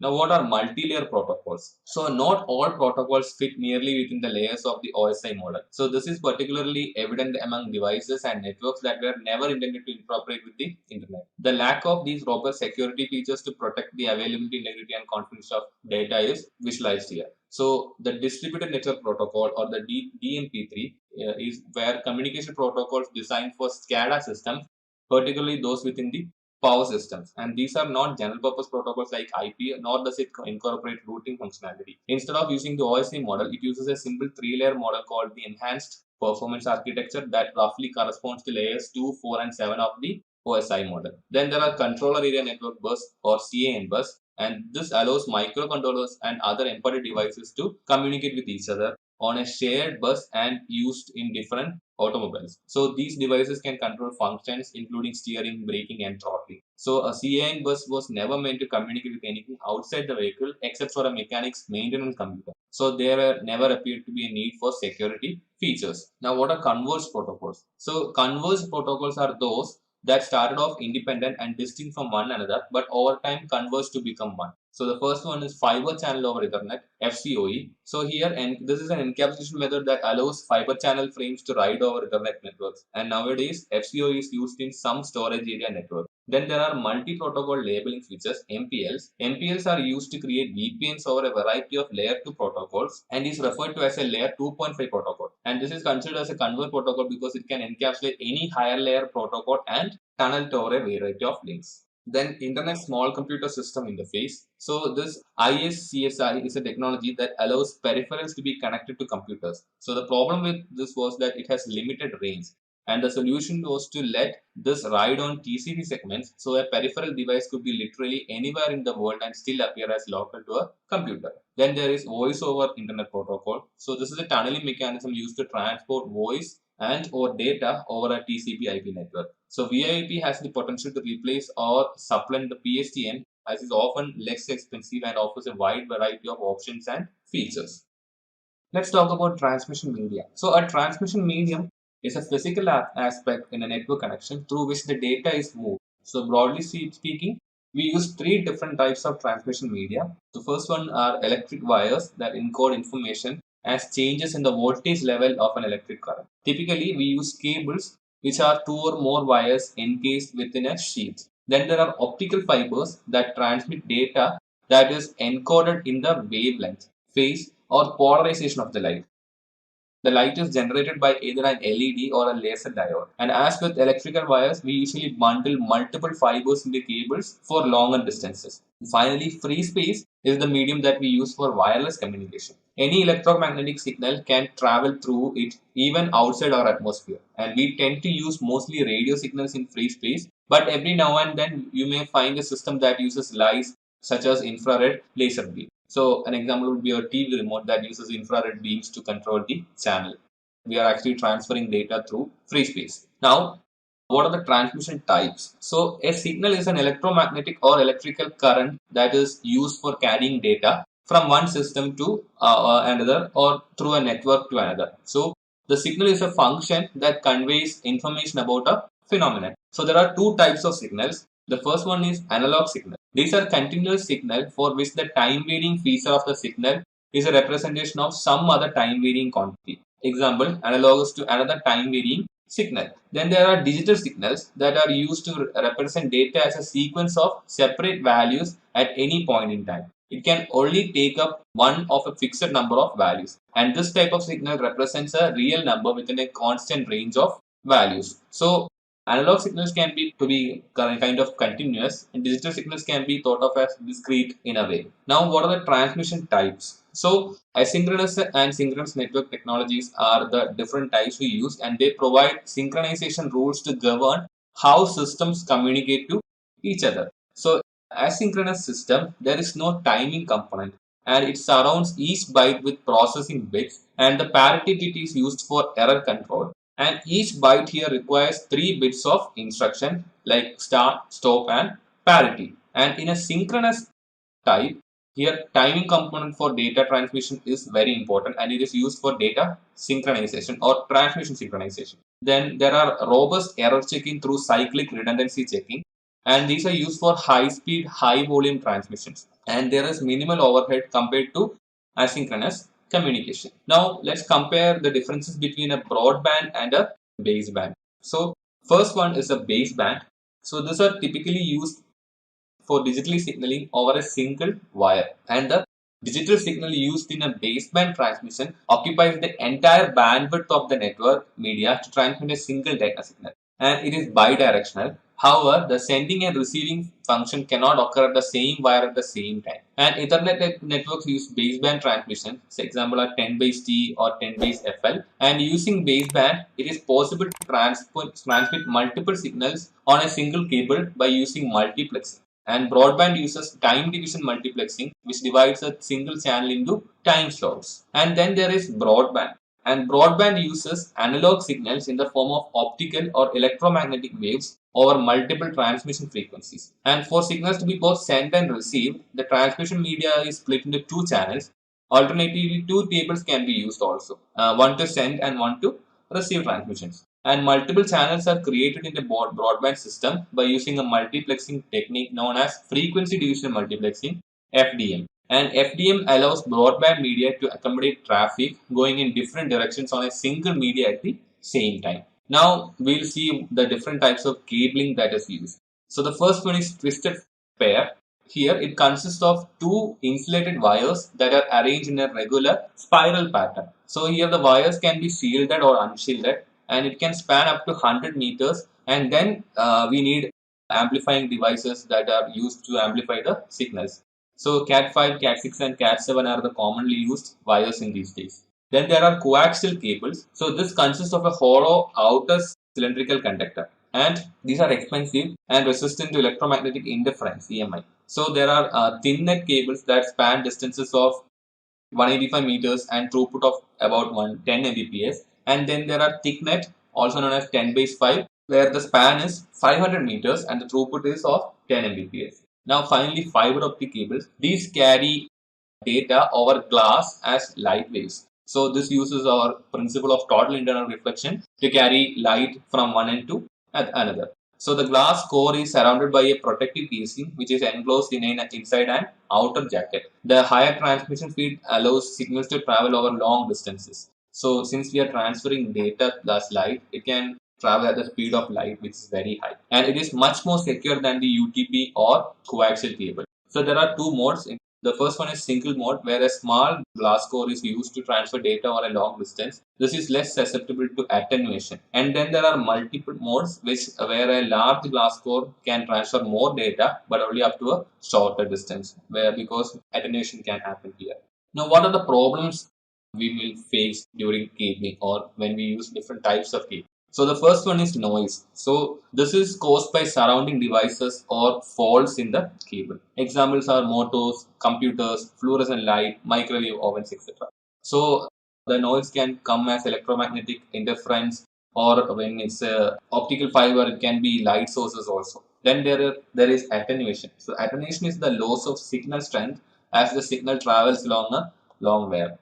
So attenuation increases with higher frequencies, and it can also be caused by cable breaks and malfunctions as well. Then there is crosstalk. So this occurs when electrical signals spill over the wires, and UTP is more vulnerable than the STP in crosstalk. Now we have seen the physical aspects of network like cabling and all. So we'll see how this cabling or how the physical wires or connections are used to set up a network known as network topology. So topology refers to the way a network is physically connected.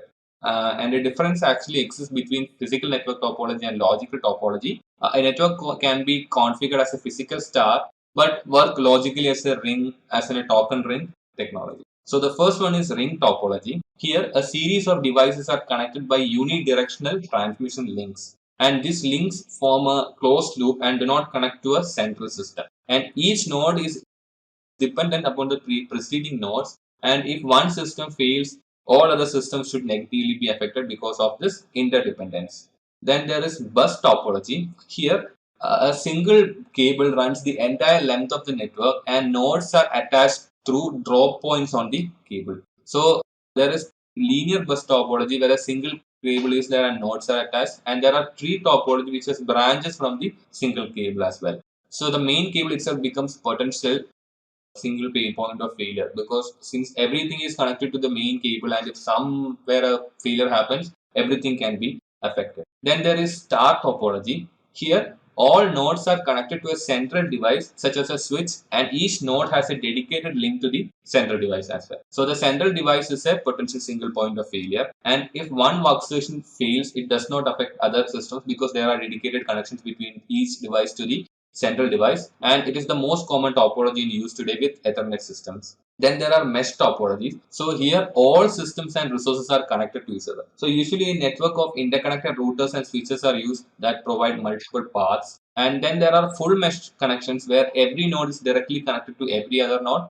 And then there is partial mesh where every node is not directly connected. Example, the internet. Now what is collision domain and broadcast domain? So collision domain. So this is part of a network where packet collisions can occur. So collisions occur when two devices send a packet at the same time on the shared network segment, and this can reduce the network efficiency. So on a hub port, so on a hub, each port is in the same collision domain. By contrast, each port on a bridge or a switch is in a separate collision domain. Then broadcast domain. So this is a domain in which broadcast is forwarded.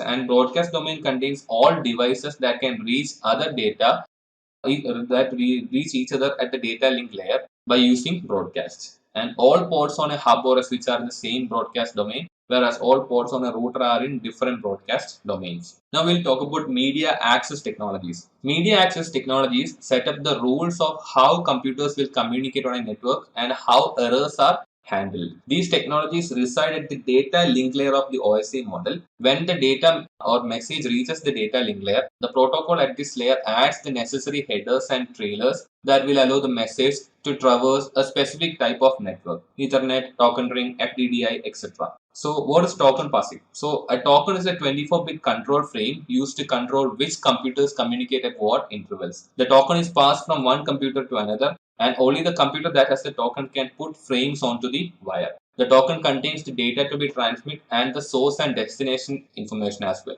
And when a system has data it needs to transmit, it has to wait to receive the token. This type of media sharing method is used by token ring and FDDI technologies. Then there is carrier sense multiple access with collision detection, CSMA or CD. So here computers listen for the absence of a carrier tone on the cable, which indicates that no other system is transmitting data. So if two computers sense this absence and transmit data at the same time, but a collision can take place. So if a computer observes collision, it will abort its transmission and alert all other stations. And all stations will execute a random collision timer to force a delay before they attempt to transmit data. This random collision timer is called the back-off algorithm, and Ethernets usually use CSMA or CD for media access. Then there is carrier sense multiple access with collision avoidance. So here each computer signals its intent to transmit data, and this tells other nodes to transmit data right now. So once the system identifies that the media is clear and it can put its data on the wire, it sends out a broadcast to all other systems telling them it is going to transmit the information. So here each system will wait a period before attempting to transmit data to ensure collisions do not take place. The wireless LAN technology 802.11 uses CSMA or CA for its media access functionality. Now we'll see what is Ethernet. So Ethernet is a L2 technology that enables several devices to communicate on the same network. And Ethernet uses a bus or star topology, and it is officially defined through the IEEE 802.3 standard. So here it is a contention-based technology where all resources use the same shared communication medium, and it uses the carrier sense multiple access with collision detection access method. It supports full duplex communication, and it can use coaxial, twisted pair, or fiber optic cabling. Now, what is a token ring connection? So, a token ring is a local network media access technology that enables the communication and sharing of network resources. So, it was originally developed by IBM and then defined by IEEE 802.5 standard. And initially, it had the ability to transmit data at 4 Mbps, which was improved to transmit at 16 Mbps. And it uses token passing technology with a star configured topology. And physically, the topology can be star, but the signals and transmissions are passed in a logical ring. And each computer is connected to a central hub called a multi-station access unit. Now, what is a fiber distributed data interface? FDDI. So, this is a high-speed token passing media access technology with data transmit speeds of up to 100 Mbps. And this is usually used as a backbone network using fiber optic cabling. And FDDI also provides fault tolerance by offering a second counter-rotating fiber ring. And each node on the FDDI network has a relays that are connected to both the rings. So if a break in the ring occurs, the two rings can be joined. And before the fast Ethernet and gigabit Ethernet hit the market, FDDI was mainly used as campus and service provider backbones. And because the FDDI can be employed for distances up to 100 kilometers, it was often used in MANs as well. And a version of FDDI, copper distributed data interface, can work over UTP cabling also. Let's talk about network devices. Several types of devices are used in our local networks and wide area networks to provide intercommunication among computers and networks. And the different network devices vary according to their functionality, capabilities, intelligence, and the network placement. So some of the commonly used devices are bridges, switches, routers, and firewalls. So let's see what are bridges. So a bridge is a local area network device and works at the data link layer, therefore works with MAC addresses. And when a frame arrives at a bridge, the bridge determines the MAC address and forwards the frame to the correct port. So what is a forwarding table? So a bridge starts to learn how the network's environment is as soon as it is powered on and as the network changes. And it does this by examining frames and making entries in its forwarding tables. So the functions of bridges are it segments a large network into smaller, more controllable pieces, and it uses filtering based on MAC addresses, and it joins different types of networks while retaining the same broadcast domain, and it isolates collision domains within the same broadcast domain, and it can translate between protocol types. Now, what are switches? A switch is a multi-port bridging device with each port providing dedicated bandwidth to the device attached to it, and the switch employs full duplex communication. So one wire pair is used for sending and another pair is used for receiving, and the switches stops the sharing of network medium and the problems like collision and network contention.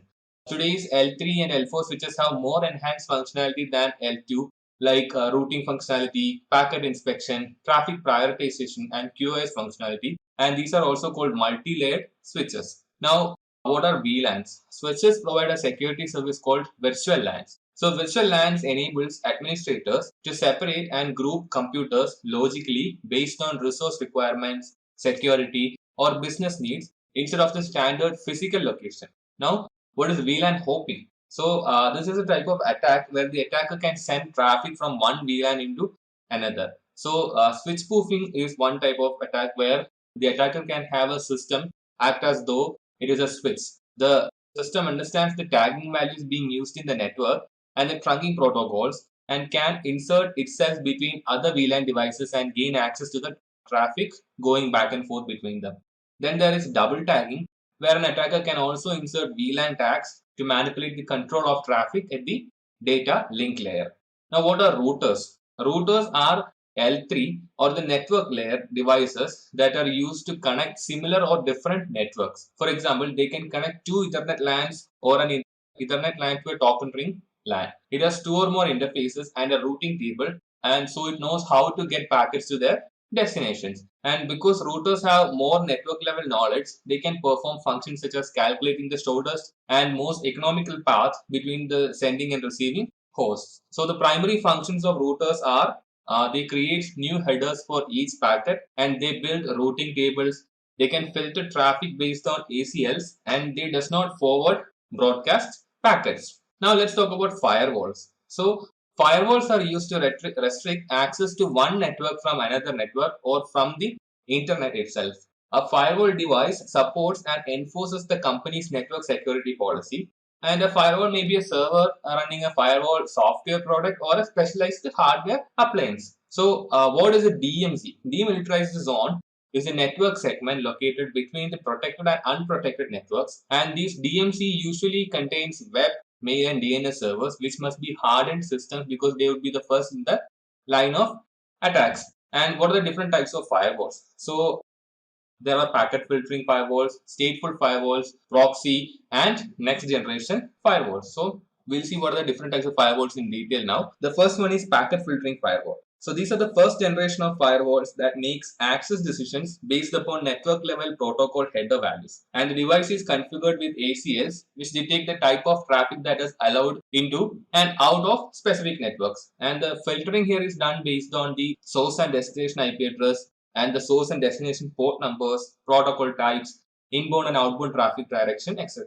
So packet filtering is a stateless inspection because the device does not understand the context that the packets are working with, and they are not effective at protecting against attacks that exploit application specific vulnerabilities. Then there are stateful firewalls. So a stateful firewall is one that monitors the full state of active network connections. This means that the stateful firewalls are constantly analyzing the complete context of traffic and data packets, seeking entry to a network rather than discrete traffic and data packets in isolation. So this maintains a state table that tracks each communication session, and it provides a high degree of security. It improves performance, and it provides data for tracking connectionless protocols such as UDP and ICMP. So what is stateful? So stateful inspection firewalls unfortunately have been the victims of many types of DOS attacks, and several types of attacks are aimed at flooding the state table with bogus information, causing the device to crash or freeze. So the stateful means that it is actually aware of the state of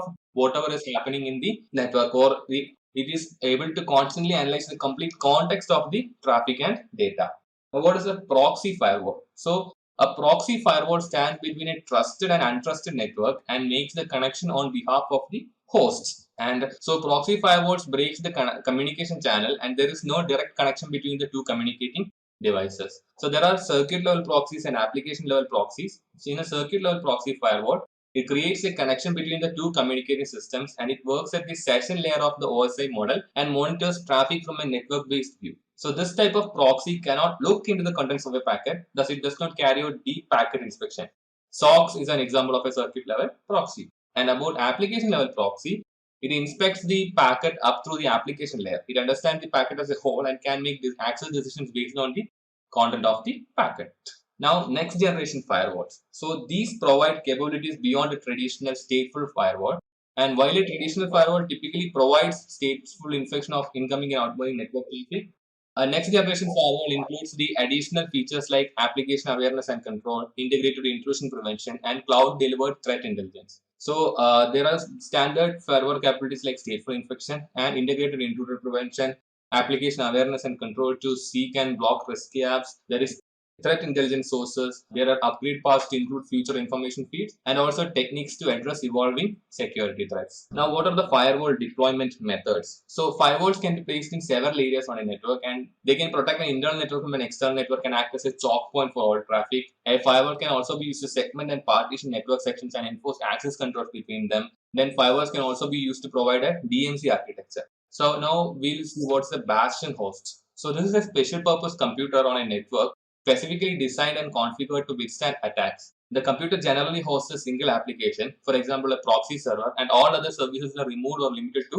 reduce the threat to the computer. And different systems can be considered bastion hosts like mail, web, DNS, since many of these are placed on the outer edges of the networks. Now, what is a dual home firewall? So, a dual-homed firewall host architecture is built around the dual-homed host computer, which is a computer which has at least two network interfaces. So such a host could act as a router between networks, and these interfaces are attached to these networks. And the network architecture for a dual-home host firewall is simple, and the dual-home host sits between and is connected to the internet and the internal network.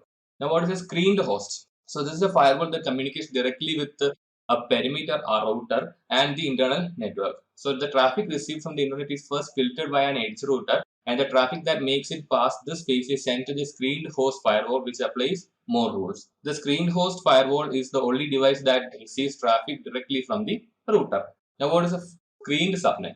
A screened subnet architecture adds another layer of security to the screened host architecture, and here instead of the firewall redirecting the traffic to the internal network, an interior firewall also filters the traffic. So the use of these two physical firewalls creates a DMZ. Now let's see what a proxy server is. So proxy servers act as an intermediary between the clients that want access to certain services and the servers that provide those services.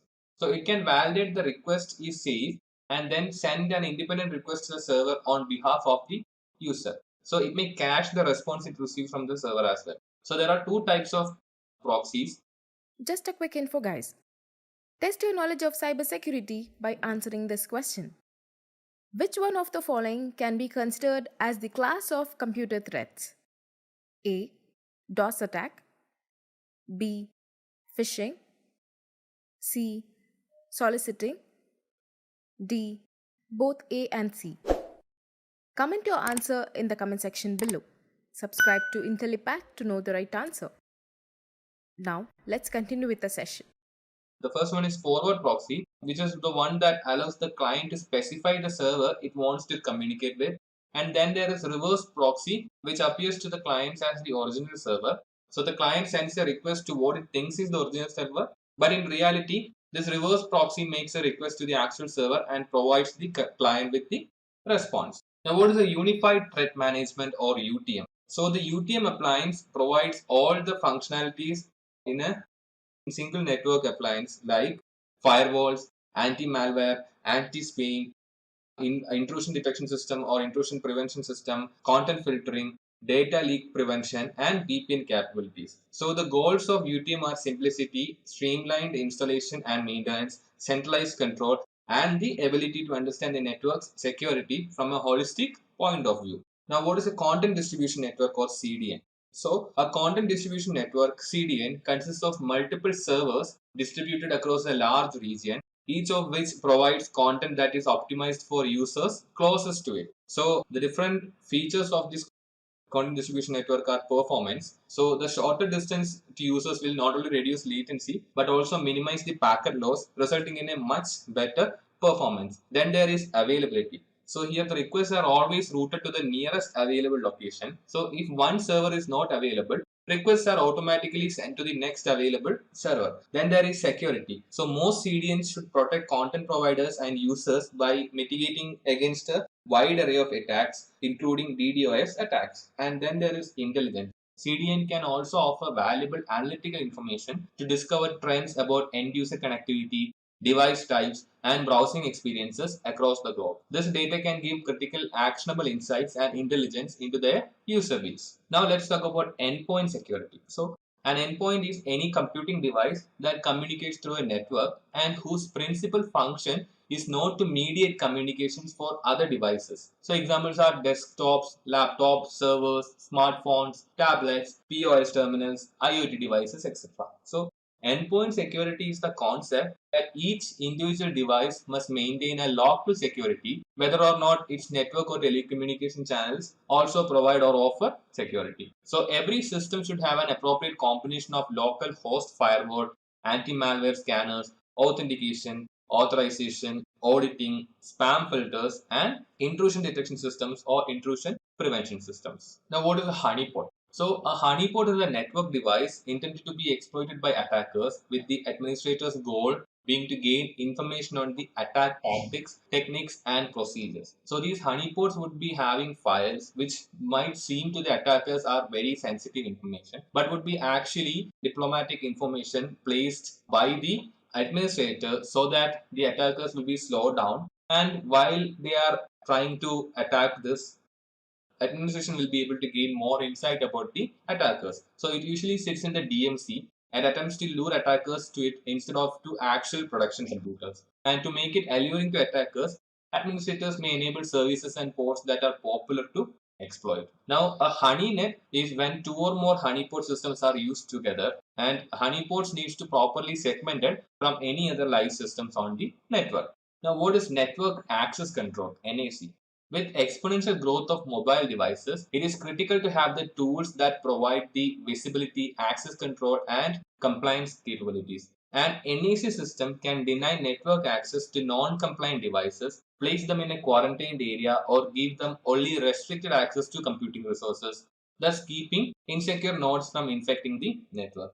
So the benefits of an NAC are the first one, profiling, which recognizes and profiles users and their devices before malicious code can cause damage. Then there is guest access, where it can manage guests through a customizable self-service portal that includes guest registration, guest authentication, guest sponsoring, and a guest management portal. Then there is security posture check, which evaluates security policy compliance by user type, device type, and operating systems. And then there is also incident response, where it mitigates network threats by enforcing security policies that block, isolate, and repair non-compliant machines without administrator attention. Now, what is NAC 802.1x? So the IEEE 802.1x is an IEEE standard for port-based network access control, which is PNAC. It provides an authentication mechanism to devices wishing to attach to a LAN or WLAN. The IEEE 802.1x defines the encapsulation of Extensible Authentication Protocol EAP over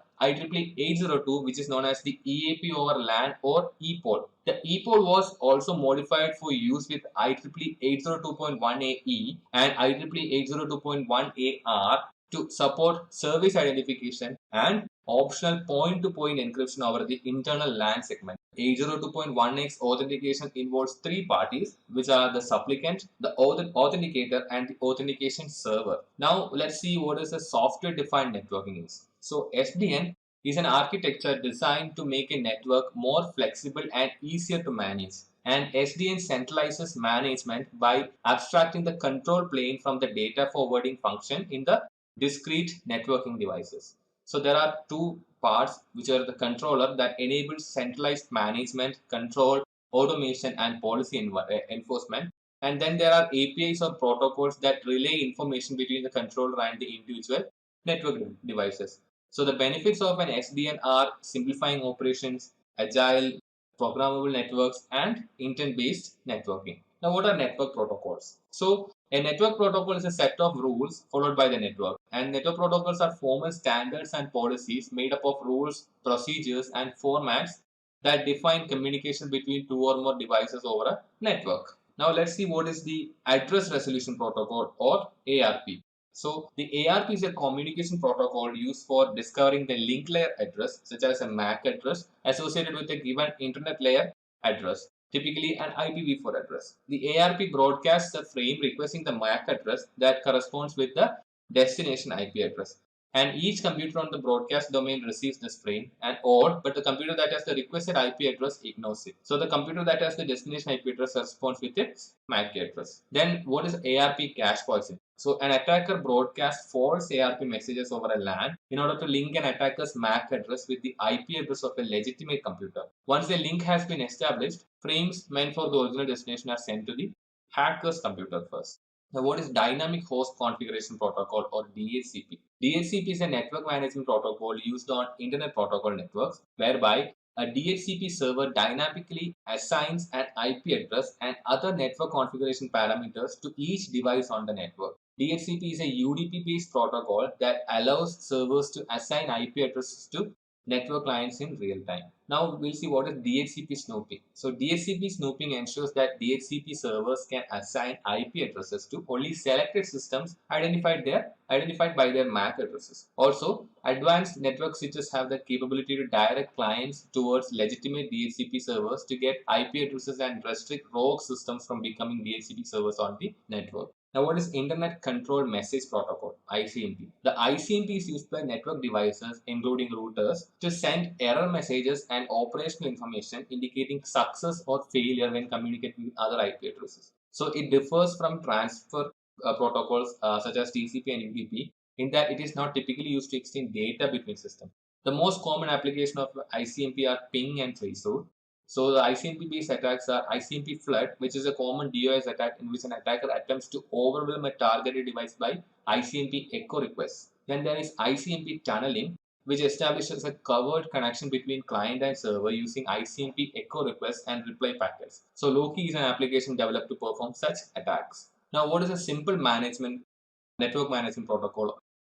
SNMP. The SNMP is an application layer protocol which uses UDP to monitor the network, detect network faults, and even used to configure devices. There are three components of SNMP. The first one is SNMP Manager, which is a centralized system used to monitor network. Then there is the SNMP Agent, which is a software management module installed on a managed device like PC, routers, switches, servers, etc. Then there is Management Information Base, which consists of information of resources that are to be managed, and this information is organized hierarchically. So security was one of the biggest weaknesses of SNMP until version 3, and the security approaches in SNMP v3 targets confidentiality, which is the encryption of packets to prevent snooping. Integrity is used to ensure that a packet has not been tampered while in transit, including an optional packet replay protection mechanism. And authentication, which is used to verify the messages from a valid source. What is a domain name service or a DNS? So the DNS is a method of resolving host names to IP addresses. So names can be used instead of IP addresses within the network environments. So many companies have their own DNS servers to resolve internal host names, and these companies also use the DNS servers at their internet service providers to resolve host names on the internet. So the DNS namespaces are split up administratively into two zones. The DNS server that holds the file for one of these zones is said to be the authoritative name server for that zone, and the DNS server that records the map hostnames to IP addresses are refers to the resource records. Now let's see what are the DNS threats. So DNS spoofing or DNS cache poisoning is a form of threat in which it's a form of computer security hacking in which it corrupts the DNS data, and the corrupt data is introduced into the DNS. Just a quick info, guys. If you want to make a career in cybersecurity, then Intellipaat has a post-graduation certification in cybersecurity and ethical hacking by ENICT Academy, MNIT Jaipur. This course is of very high quality and cost-effective, as it is taught by MNIT professors and industry experts. The solver was cached, causing the name server to return an incorrect result record. Example, an IP address. This results in traffic being diverted to the attacker's computer. Then the mitigation is that it needs to use stronger authentication mechanisms, and DNS SEC implements PKI and digital signatures, which allows DNS servers to validate the origin of a message to ensure that it is not spoofed and potentially malicious. The registration issues are domain grabbing, which refers to the practice of registering internet domains with the intention of selling the ownership rights rather than keeping them for their own personal use. Then there is cyber squatting, which concentrates specifically on trademarks and proper names. The aim of registering legally protected terms as part of the domain name is to sell them to an actual rights owner for a higher transfer fee. What is email service? The electronic mail is a method of exchanging messages between people using electronic devices. The SMTP works as a message transfer agent and moves the messages from the user's computer to the mail server when the user clicks the send button. The SMTP also functions as a message transfer protocol between email servers. The post office protocol is an internet mail service protocol that supports incoming and outgoing messages, and the internet message access protocol is also an internet protocol that enables users to access mail on a mail server. Now, what is a simple authentication security layer? So this is a protocol independent framework for performing authentication. This means that any protocol that knows how to interact with SASL can use its various authentication mechanisms. POP3 and IMAP has the capability to integrate with SASL. Now, what are the threats to email? The first one is email spoofing, where it is a creation of email messages with a forged sender address. The core email protocols do not have any mechanism for authentication, making it common for spam and phishing emails to use such spoofing to mislead or even prank the recipient. Then there is email spam. While ordinarily spam is simply considered a nuisance, the true danger lies in the malware that can be delivered by spam. So the mitigation measures are SMTP authentication, which is developed to provide an access control mechanism. This comprises an authentication feature that allows clients to authenticate to the mail server before an email is sent. Then there is Sender Policy Framework, which is an email validation system designed to prevent email spam by detecting email spoofing by verifying the sender's IP address. The SPF allows administrators to specify which hosts are allowed to send email from a given domain by creating a specific SPF record in DNS. Then there are domain keys identified by mail, which allows email servers to digitally sign messages to provide a measure of confidence for the receiving server that the message is from the domain it claims to be from. Now, what is email security? So we'll discuss the methods that add security to an existing email infrastructure. The first one is secure multi-purpose internet mail extensions. So this implements email authentication through X.509 digital certificates and privacy through PKC's encryption. Two types of messages can be created using S or MIME. There are signed messages and envelope messages. A signed message offers integrity and sender authentication, and an envelope message offers integrity, sender authentication, and confidentiality. All major email vendors support this S or MIME. Then there is MIME Object Security Services, MOSS. So this is utilized for authenticity, confidentiality, integrity, and non-repudiation for email messages. It uses RSA, DES, and MD5 algorithms to support authentication and encryption services. There is also privacy enhanced mail, which is an email encryption mechanism that is used to allow authentication, integrity, and confidentiality. It uses RSA, DES, and X.509. Then there is Pretty Good Privacy, which is an asymmetric public-private key system that uses IDA algorithm to encrypt, decrypt, and digitally sign files and email messages. It is not standard, but is widely supported on the internet. Now, what is network address translation or NAT? So, organizations that use private IP addresses have the advantage of using a private addressing in a network while using the internet at the same time using NAT. So, the private ranges from addresses shown here. So, the different types of NAT are static NAT, which is a one-to-one mapping of a private IP address to a public IP address. Static NAT is useful when a network device inside a private network needs to be accessible from the internet. Then there is dynamic NAT, which is a mapping of a private IP address to a public IP address from a group of public IP addresses called a NAT pool. So dynamic NAT establishes a one-to-one mapping between a private IP to a public IP. Then there is port address translation, which is a type of dynamic NAT which can map multiple private IP addresses to a single public IP address by using a technology known as port address translation. Now, what are the routing protocols? So, a routing protocol specifies how routers communicate with each other to distribute information that enables them to select routes between any two nodes on a computer network. So there are two types of routing protocols. The first one is static routing protocol, which requires the administrator to manually configure the router's routing table. So if a link goes down, routers cannot tune themselves to use better route. Then there is dynamic routing protocol, which can discover routes and build a routing table. So routers use these tables to make decisions on the best route for the packets they receive. It can adjust routing table and based on the changes that take place to different routes. Now, what are the techniques used in routing protocols? The first one is distance vector routing protocol. This makes their routing decisions based on the distance and a vector, that is the number of hops and direction. It takes these variables and uses them to determine the best route for a packet. So RIP is an example of a distance vector routing protocol. Then there is link state routing protocol. This builds a more accurate routing table because they build a topology database of the network. So these protocols look at more variables than just the number of hops between two destinations. They use packet size, link speed, delay, network load, and reliability as the variables in their algorithms to determine the best routes for the packets to take. OSPF is an example of a link state routing protocol. Now, what are the different types of routing protocols? There are two types. They are interior routing protocols and exterior routing protocol. In interior routing protocols, they are divided into two further. The first one is routing information protocol (RIP), which is considered a distance vector protocol, which means it calculates the shortest distance between the source and destination, and it is considered a legacy protocol because of its slow performance and lack of functionality. Then there is open shortest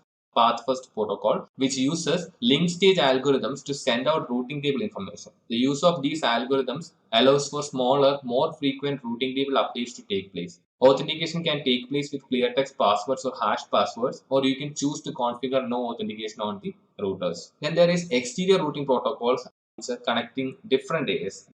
The first one is border gateway protocol, which enables routers on different ASs to share routing information to ensure effective and efficient routing between the different AS networks.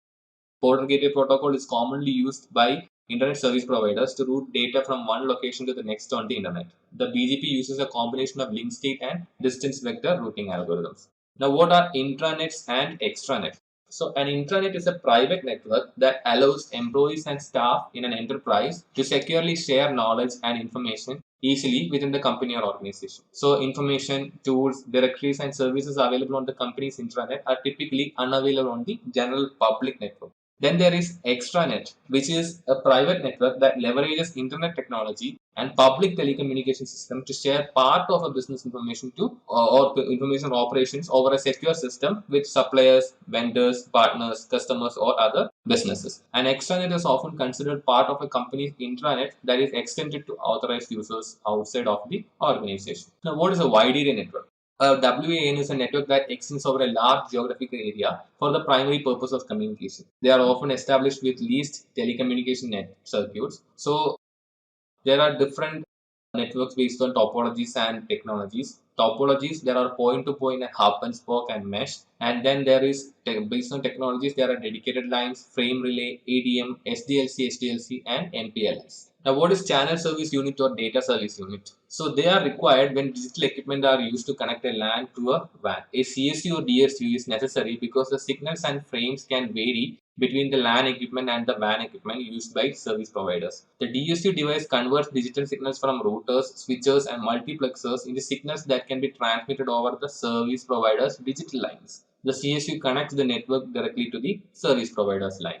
Now, what are leased lines or point-to-point links? So, it is a single link that is pre-established for communications between two destinations. It is dedicated, meaning only the destination points can communicate with each other. They provide reliable and fast transmission, but are expensive than other WAN technologies. So, there are two types. The first one is T&D carrier, which are dedicated lines that can carry voice and data information over trunk lines. These lines use time division multiplexing. This was first used to digitize the voice over dedicated point-to-point high capacity connection line. Then there are optical carriers, which are high speed fiber optic connections measured in optical carrier transmission rates. And the transmission rates are defined by rate of the bit stream of the digital signal and are designated by an integer value of the multiple of the basic unit of rate. Now, what is switching? So, circuit switching virtual connection that acts like a dedicated link between two systems. ISDN and telephone calls are examples of circuit switching. So they are connection-oriented virtual links and they have fixed delays and are mostly used for voice traffic. Then there is packet switching, where packets from one connection can pass through several different individual devices instead of all of them following one another through the same device. Example, internet and frame relay. Here the traffic is bursty in nature and it can have variable delays and carries data-oriented traffic.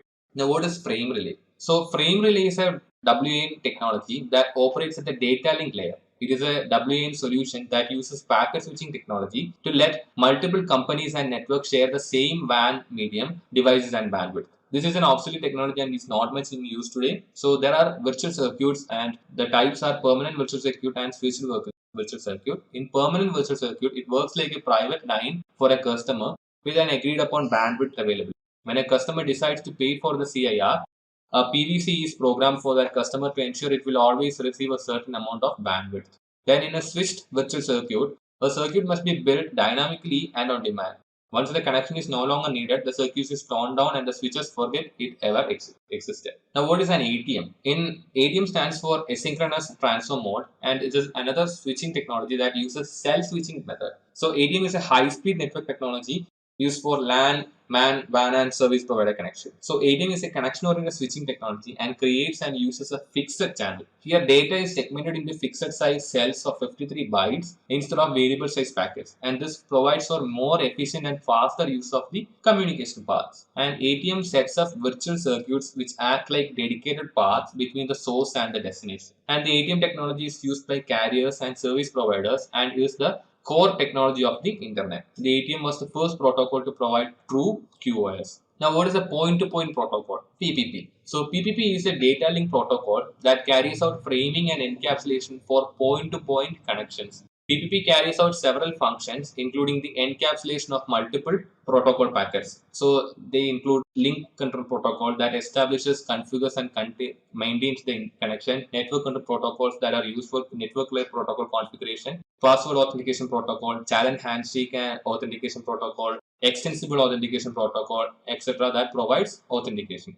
Now, what is multi-protocol label switching? MPLS is a routing technique in telecommunication networks that directs data from one node to the next based on short path labels rather than long network addresses, thus avoiding complex lookups in a routing table and speeding traffic flows. The labels identify virtual links between distant nodes rather than endpoints.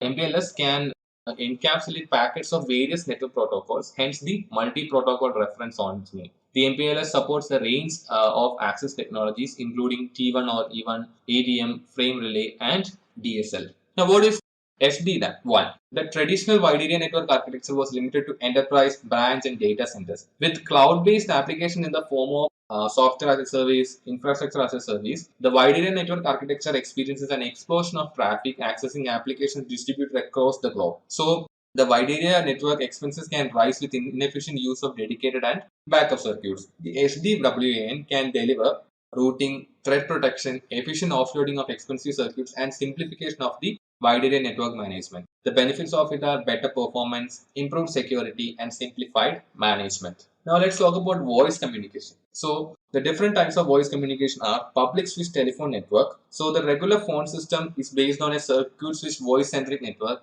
and the PSTN uses circuit switching instead of packet switching. The signal system 7 protocols is what takes care of the connection and signaling. Then there is voice over internet protocol or VoIP. These are group of technologies for the delivery of voice communication and multimedia sessions over internet protocol network. It employs the session initiation protocol which sets up and breaks down the call session. It is a packet-oriented switching technology and hence latency delays are possible.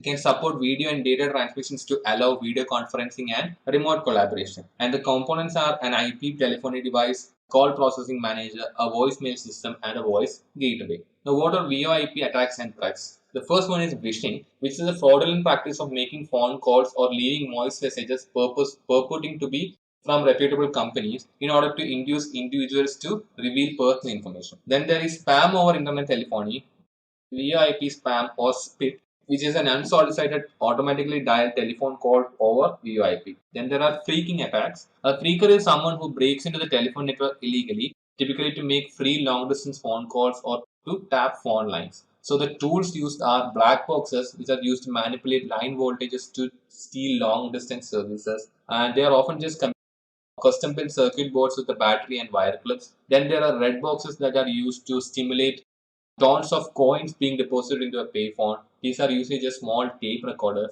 And there are blue boxes that are used to simulate 2600 Hz tones to interact directly with telephone network trunk systems.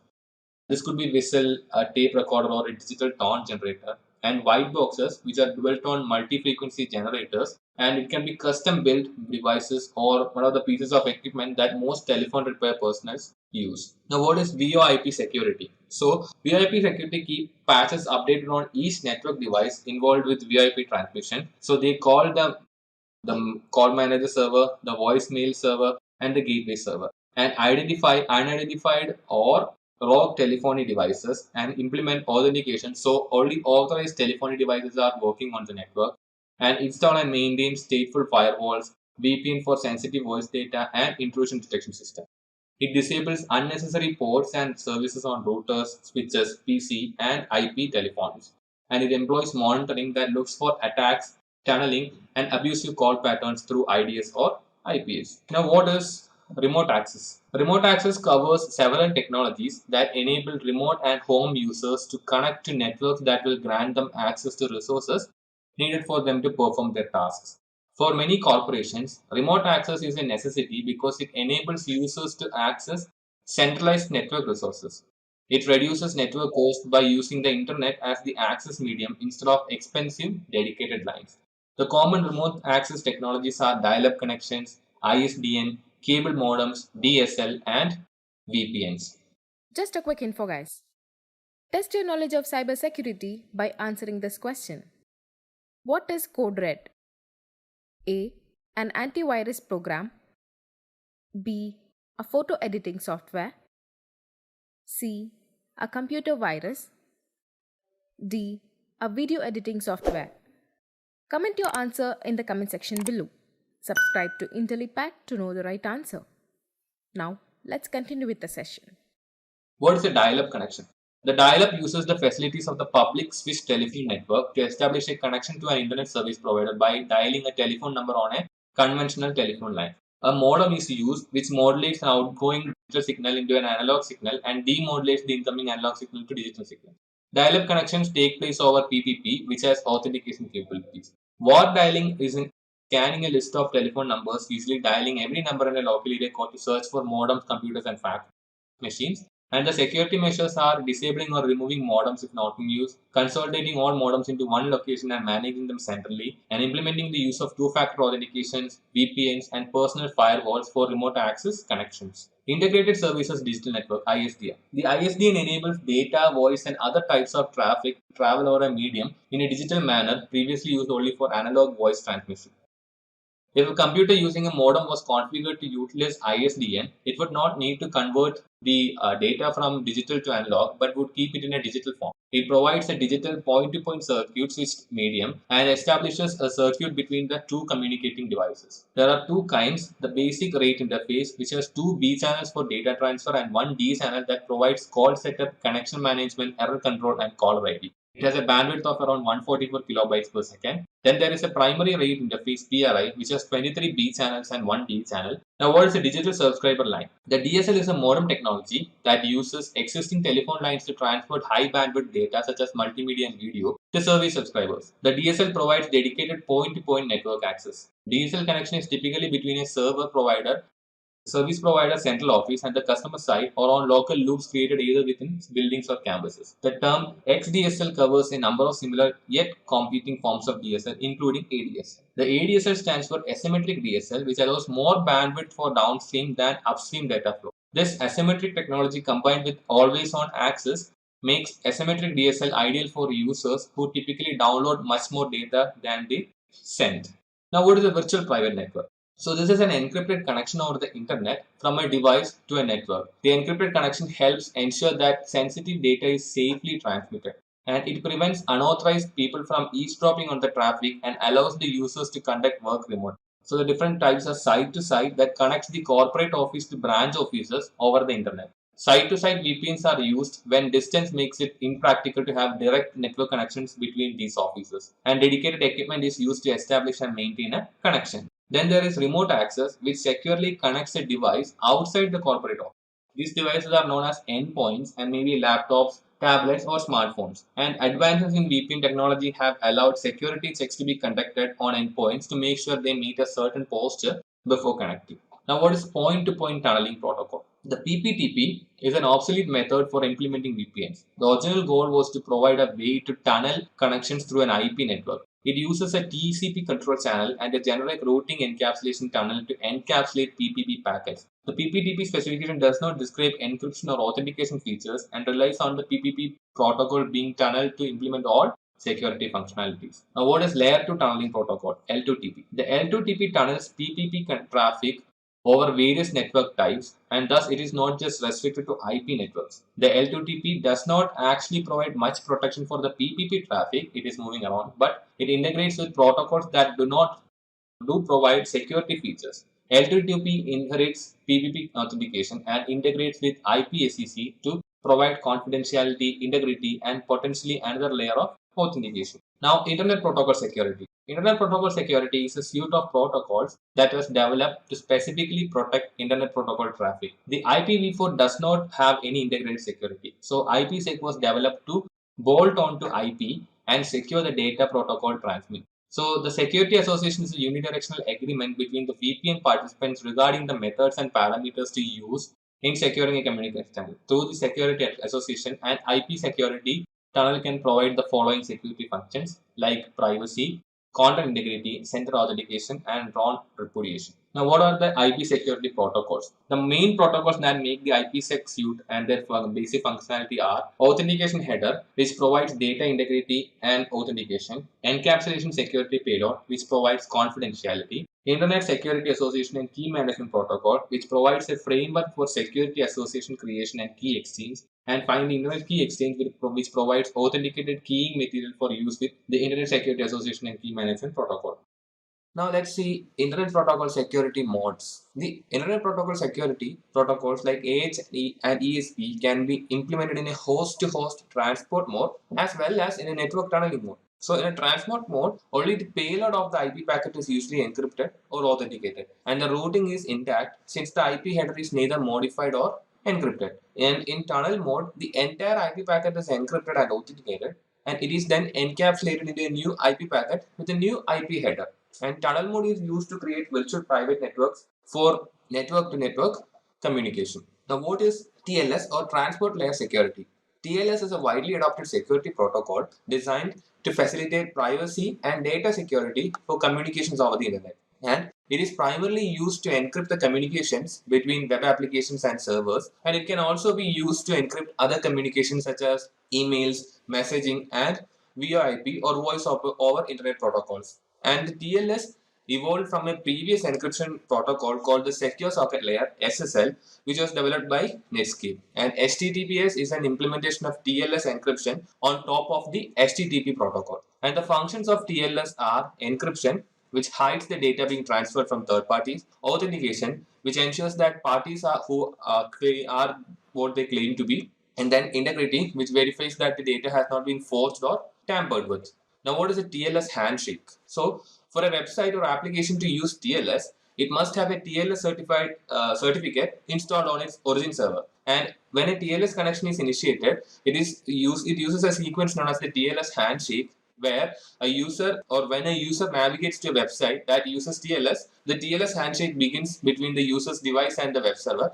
And what happens using this handshake is they agree upon the protocols they will be using, what kind of data will be shared, how it will be shared, and all those things. And during the TLS handshake, the client and the web server specify which version of TLS they will use, decide on the ciphers used they will use, authenticate the identity of the server using the server's TLS certificate, and generate session keys for encrypting messages between them after the handshake is complete. Now, what is network encryption? So the first one is link encryption, where encrypts and decrypts all traffic at every point, not just the endpoints. So here, all data is in encrypted state while it travels on its communication path. However, when it reaches a router or another intermediate device, it gets decrypted for routing purposes. And they are usually applied by service providers and is incorporated into network protocols. Then there is end-to-end encryption, which is a system for secure transfer of information where data is encrypted and decrypted only at the endpoints. So this prevents potential eavesdroppers like telecoms, ISPs, and even the companies running the specific communication service. The headers, addresses, routing information, and trailer information are not encrypted, enabling attackers to learn more about a captured packet and where it is headed. Now, what are the advantages of link encryption? So here all data is encrypted, including the headers, addresses, and routing information. And users do not need to do anything to initiate it. It works at a lower level in the OSI model, and it is usually faster as it can be implemented in hardware. Then for end-to-end encryption, it provides more flexibility to the user in choosing what gets encrypted and how. And each hop device on the network does not need to have a key to decrypt each packet. And this provides better overall security and less vulnerable points. Now, encryption at different layers. So end-to-end encryption happens within the applications. TLS encryption takes place at the session layer.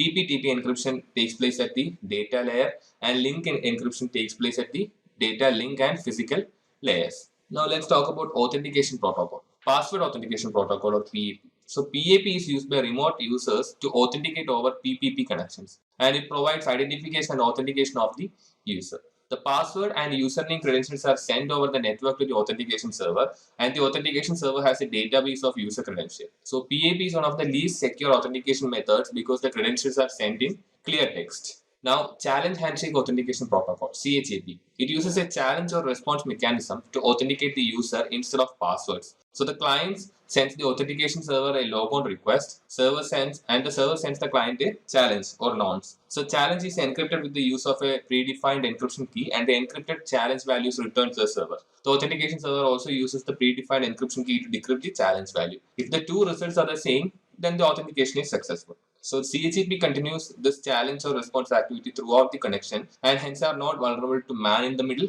attacks. Now, Extensible Authentication Protocol, or EAP. So EAP is a framework to enable many types of authentication techniques to be used when establishing network connections. It extends the authentication possibilities from the norm PAP and CSAP to other methods such as one-time passwords, token cards, biometrics, Kerberos, digital certificates, etc. EAP is in wide use today. Example, in IEEE 802.11, the WPA and WPA2 standards have adopted IEEE 802.1x with various EAP types as the canonical authentication mechanism.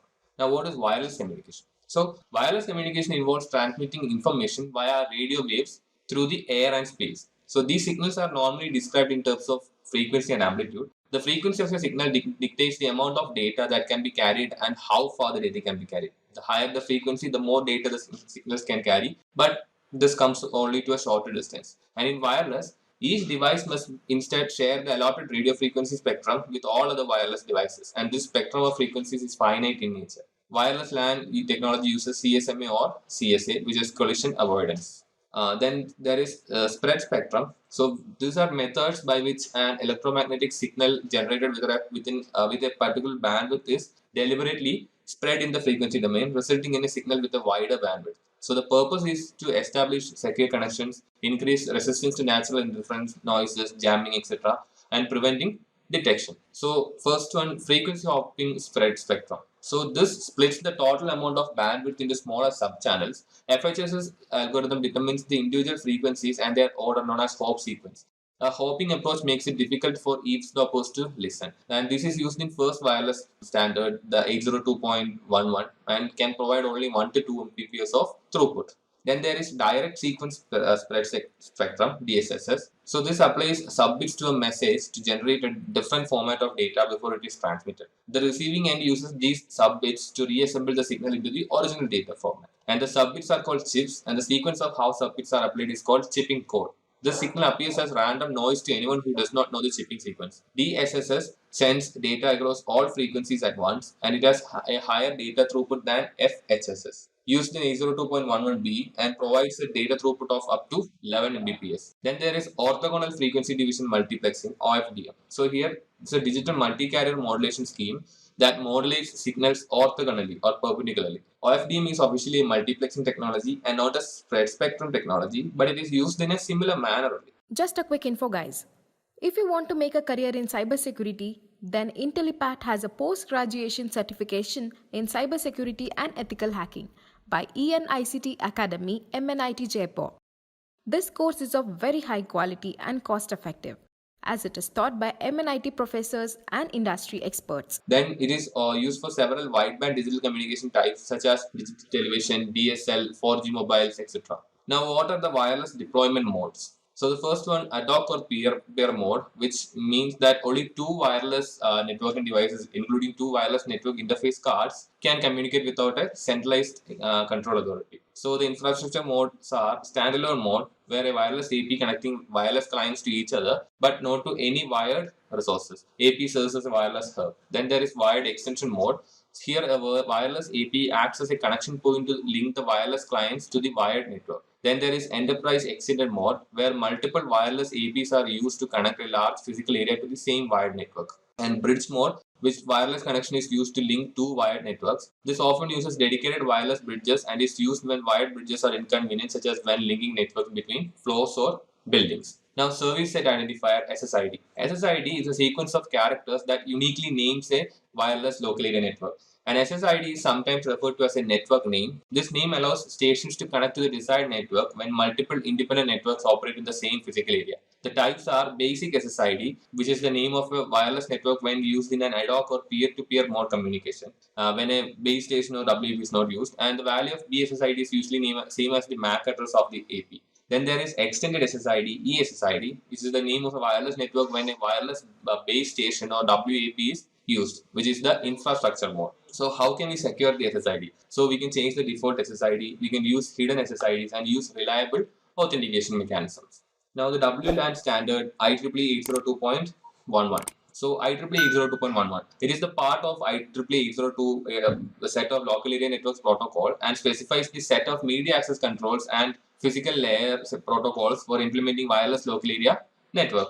The components of IEEE 802.11 are stations. So these stations comprises of all devices and equipments that are connected to the wireless network. So a station can be of two types. Can be wireless access point, which are generally routers that form the base stations, and then clients, which can be workstations, computers, laptops, or all other devices. Then there is basic service set BSS, which are a group of stations communicating at the physical layer level.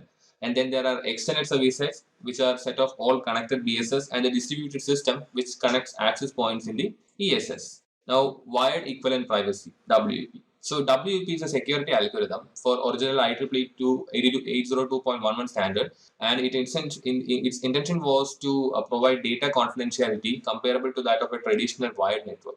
So the authentications are open system authentication, where the client does not provide credentials to AP during authentication. Any client can convert with AP, connect with AP. In effect, no authentication occurs. Subsequently, WEP keys can be used for encrypting data frames. At this point, the client must have the correct keys. Then there is shared key authentication, SKA. The WP key is used for authentication in a four-step challenge response handshake, and the WP key is also used for encrypting the data frames using RC4. The major problems with WP is that use of static encryption keys, ineffective use of initialization vectors, and the lack of packet integrity sequence. The WP is now considered insecure and is kind of obsolete. Now, Wi-Fi Protect Access, WPA. So WPA was developed by the Wi-Fi Alliance to provide more sophisticated data encryption and better user authentication than WP. The improvements of WPA over WP are temporal key integrity protocol, which was adopted for WPA. So the WEP used a static encryption key that does not change, but the temporal key integrity protocol employs a per packet key, which is dynamically generated for each packet and thus prevents the types of attacks that compromise WEP. Then there is message integrity check, which is included in the WPA, which is designed to prevent an attacker from altering and resending data packets. And WPA also integrates 802.1x both authentication and EAP authentication methods. It still uses RC4 algorithm for the encryption purpose. Wi-Fi protected access to WPA2. WPA2 is also known as 802.11i and is presently the de facto standard for WLAN security. It provides encryption protection with the use of the AES algorithm in counter mode with CBC-MAC. And WPA2 defaults to CCMP but can switch down to TKIP and RC4 to provide backward compatibility with WPA. WPA2 supports EAP and allows for mutual authentication between wireless clients and servers. And the users can be authenticated by using passwords, tokens, OTPs, certificates, smart cards, or Kerberos.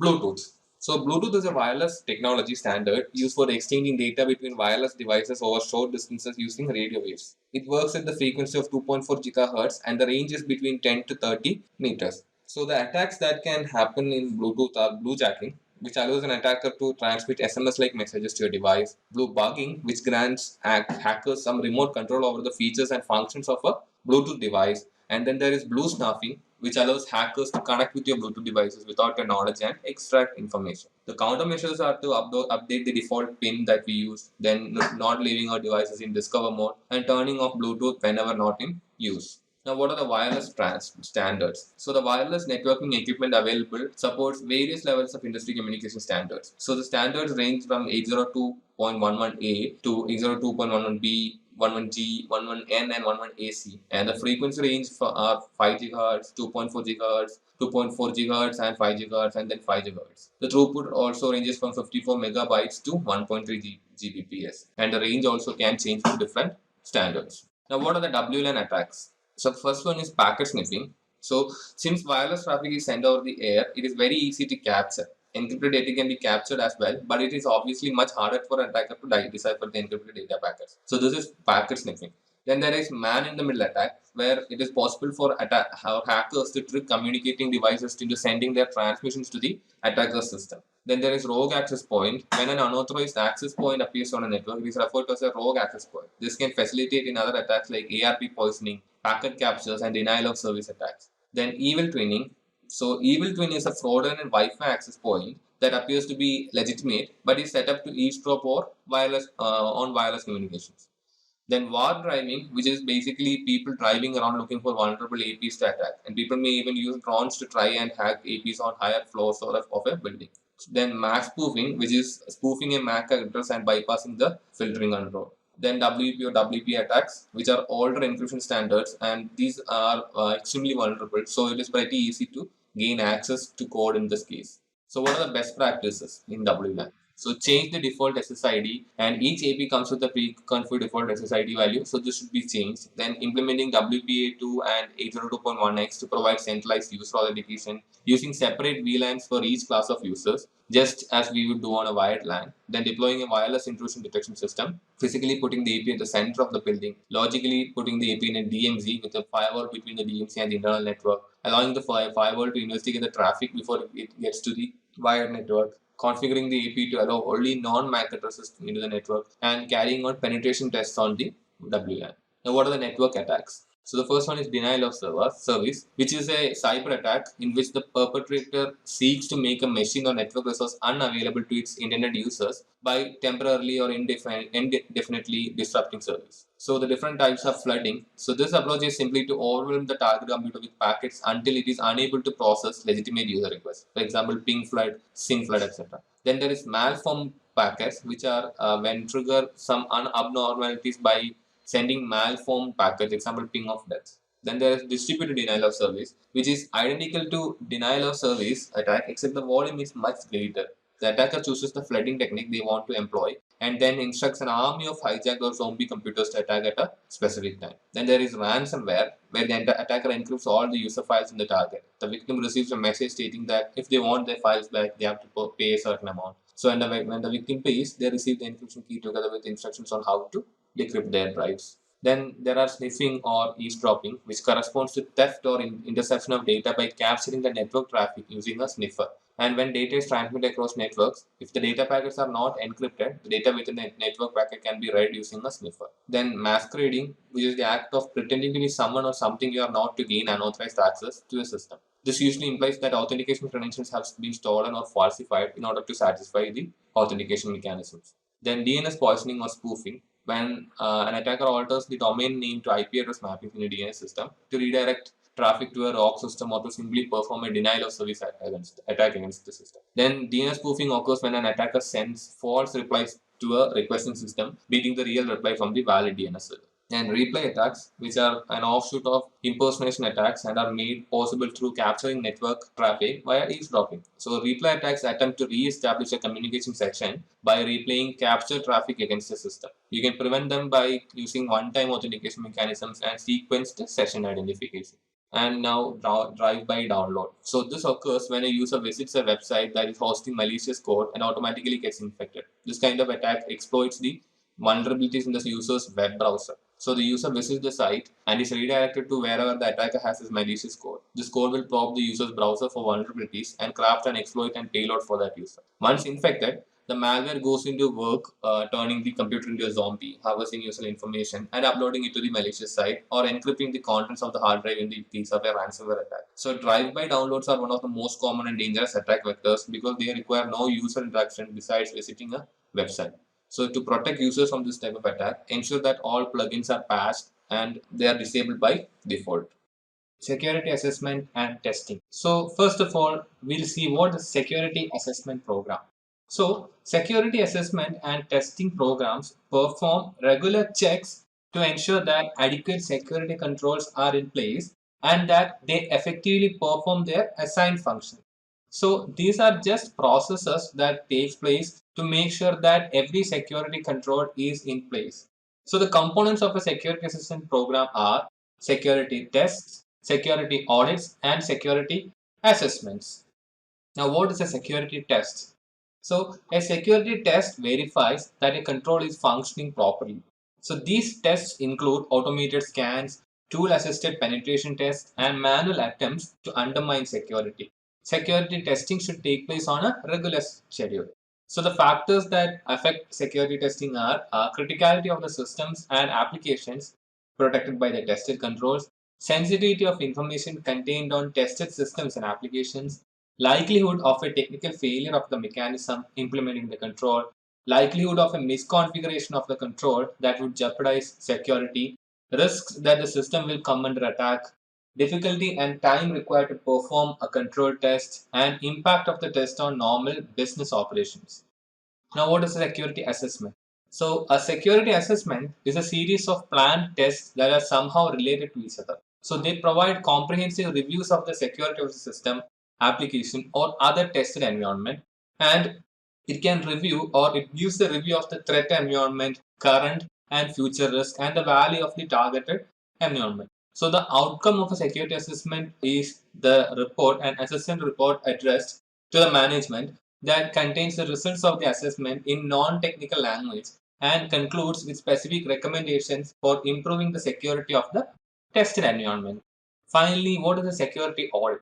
So, security audits are like security assessments but must be performed by independent auditors. So, these are performed with the purpose of demonstrating the effectiveness of controls to a third party, and they provide an impartial, unbiased view of the state of security controls, and the audience may include a board of directors, government regulators, and other third parties. There can be different kinds of audit. The first one is internal audit.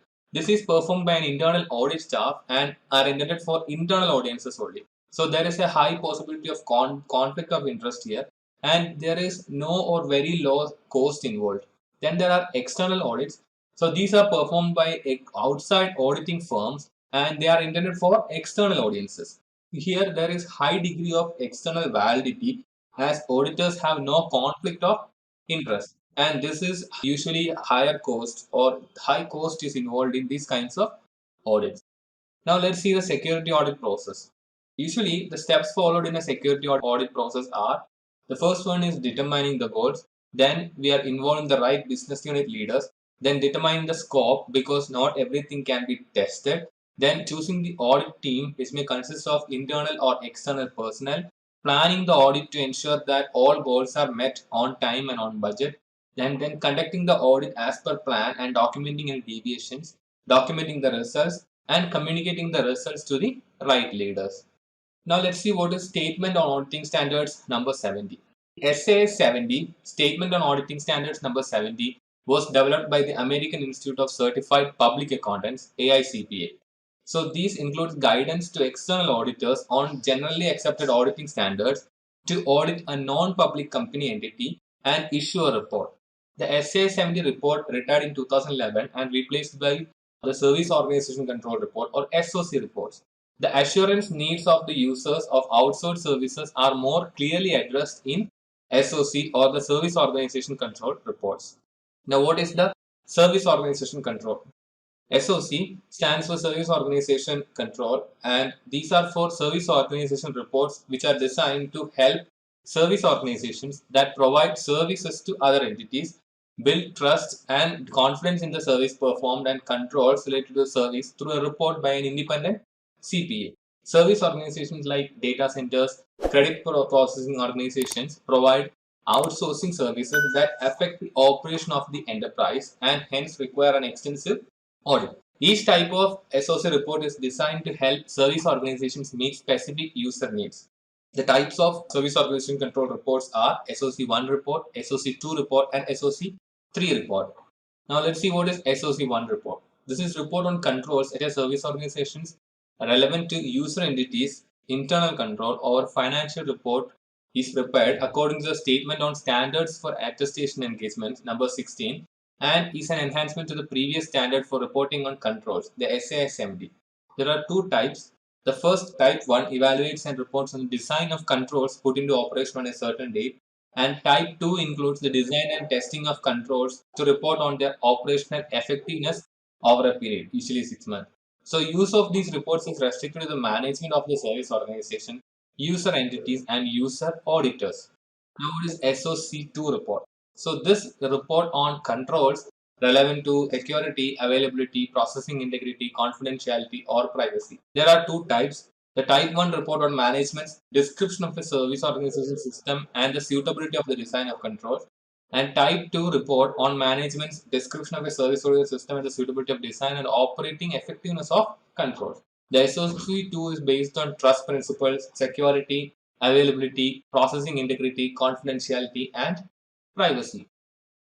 Now, what is the SOC3?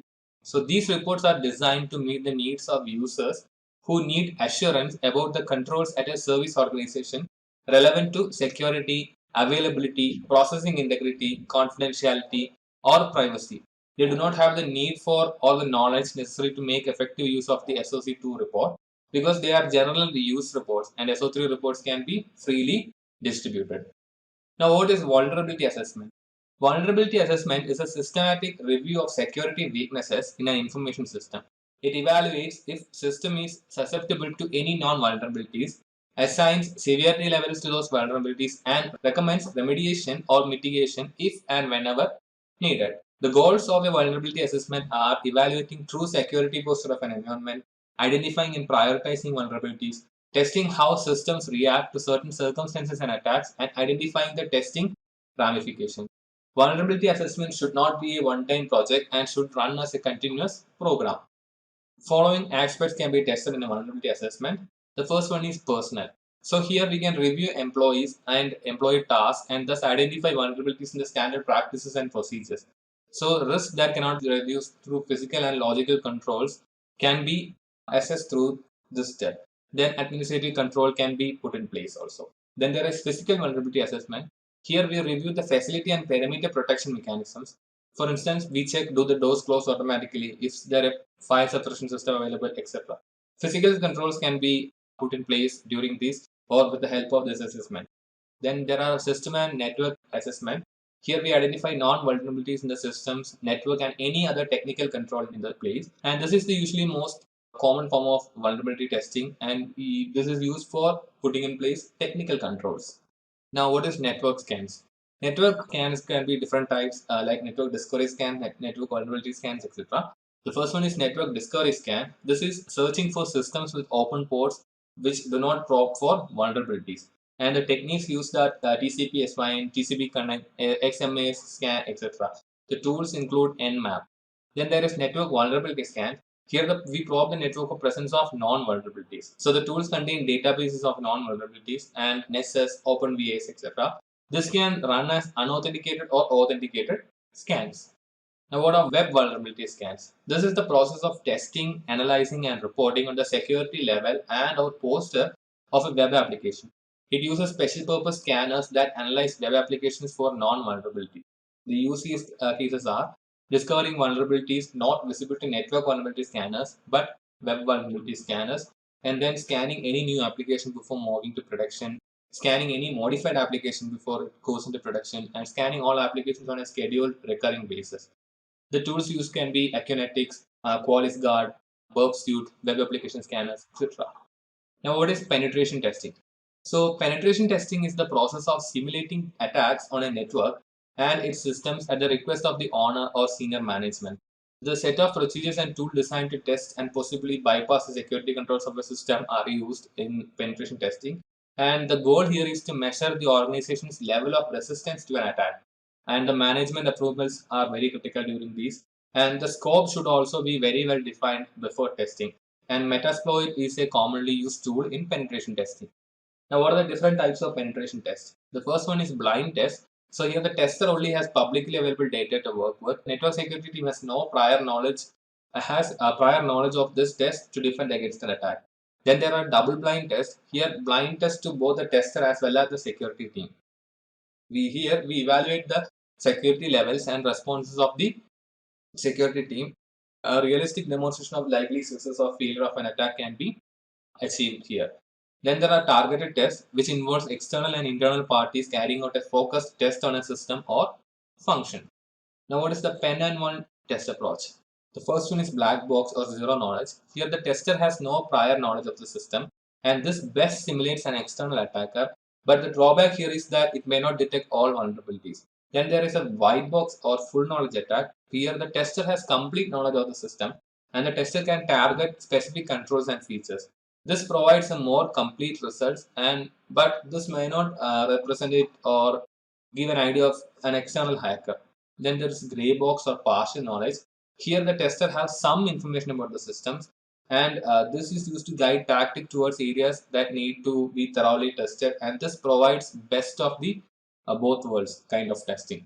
Now let's talk about software testing. So software testing is a method to check whether the actual software product matches the expected requirements and to ensure that the software product is defect free. It involves execution of software or system components using manual or automated tools to evaluate one or more properties of interest. Benefits include cost effectiveness because testing any IT project on time helps to save money for the long term. Then security. So people are looking for trusted products and it helps in removing risks and problems earlier if we test earlier. Then there is quality. Testing ensures that the quality of product delivered is kept intact to the customers. Then there is customer satisfaction. The main aim of any product is to give satisfaction to customers, and regularly testing product can improve the features the customer gets and thus improve their satisfaction. Now, what are the different types of software testing?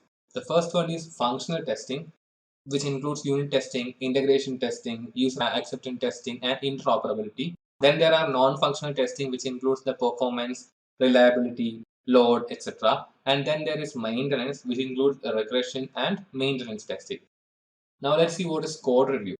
Code review is the foundation of software assessment programs. So during a code review, also known as a peer review, developers other than the ones who wrote the code reviews it for defects. Code reviews may result in approval of an application's move into a production environment, or they may send the code back to the original developer with recommendations for rework of issues detected during the review. Code review, fag inspection. Fag inspection is a formal code review process of trying to find defects in documents such as the source code or formal specification during various phases of the software development process. This level of formality is normally found only in highly restrictive environments where code flows may have catastrophic impact. Now let's see the different software testing methods. The first one is static testing. Here, this kind of testing evaluates the software without running it.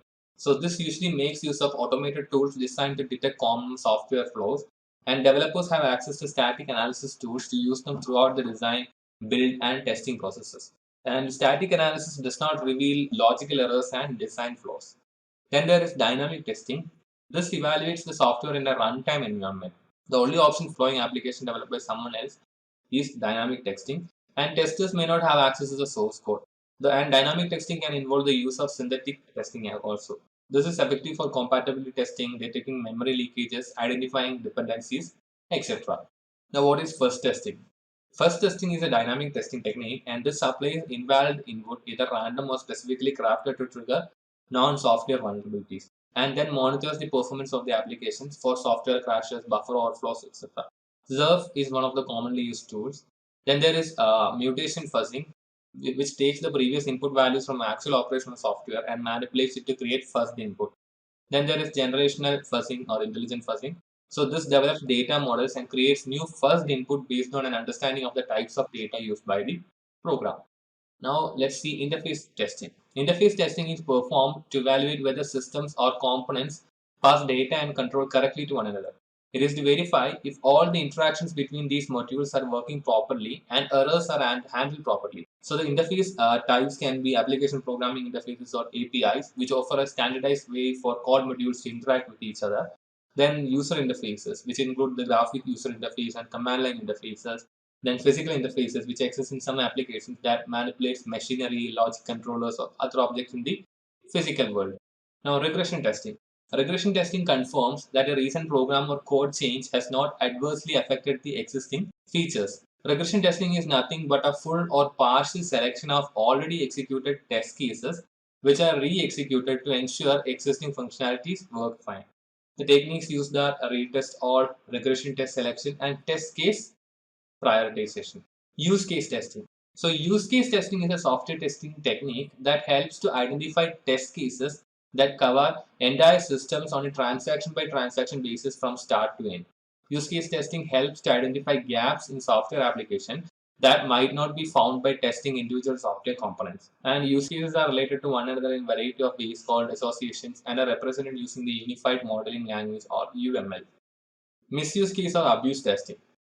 Misuse case testing tries to evaluate software from the perspective of an attacker. It is closely related to penetration testing but should be performed at different stages of the software development process. Under the UML, threat actors are represented as stick figures with shaded heads and their actions are depicted as shaded ovals. The benefits of this kind of testing is that the model is easy to understand and use, and the measures are immediately visible because risks and countermeasures are visualized, and the risk can be recognized customer specifically and per user case basis. Then there is test coverage analysis. So test coverage is defined as a technique which determines whether our test cases are covering the application code and how much code is exercised when we run those test cases. It is impossible to completely test any piece of software. There are simply too many ways that software might malfunction or undergo attack. Test coverage analysis to estimate the degree of testing conducted against the new software. Test coverage is equal to use cases tested by total use cases.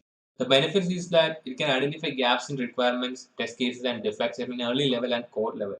It can prevent defect leakage while testing components. Now let's see log management. Log management comprises an approach to dealing with large volumes of computer-generated log messages, audit trails, event logs, etc. And log management generally covers log collection, centralized log aggregation, long-term log storage and retention, log analysis, log search, and reporting. Now, what is log review and analysis?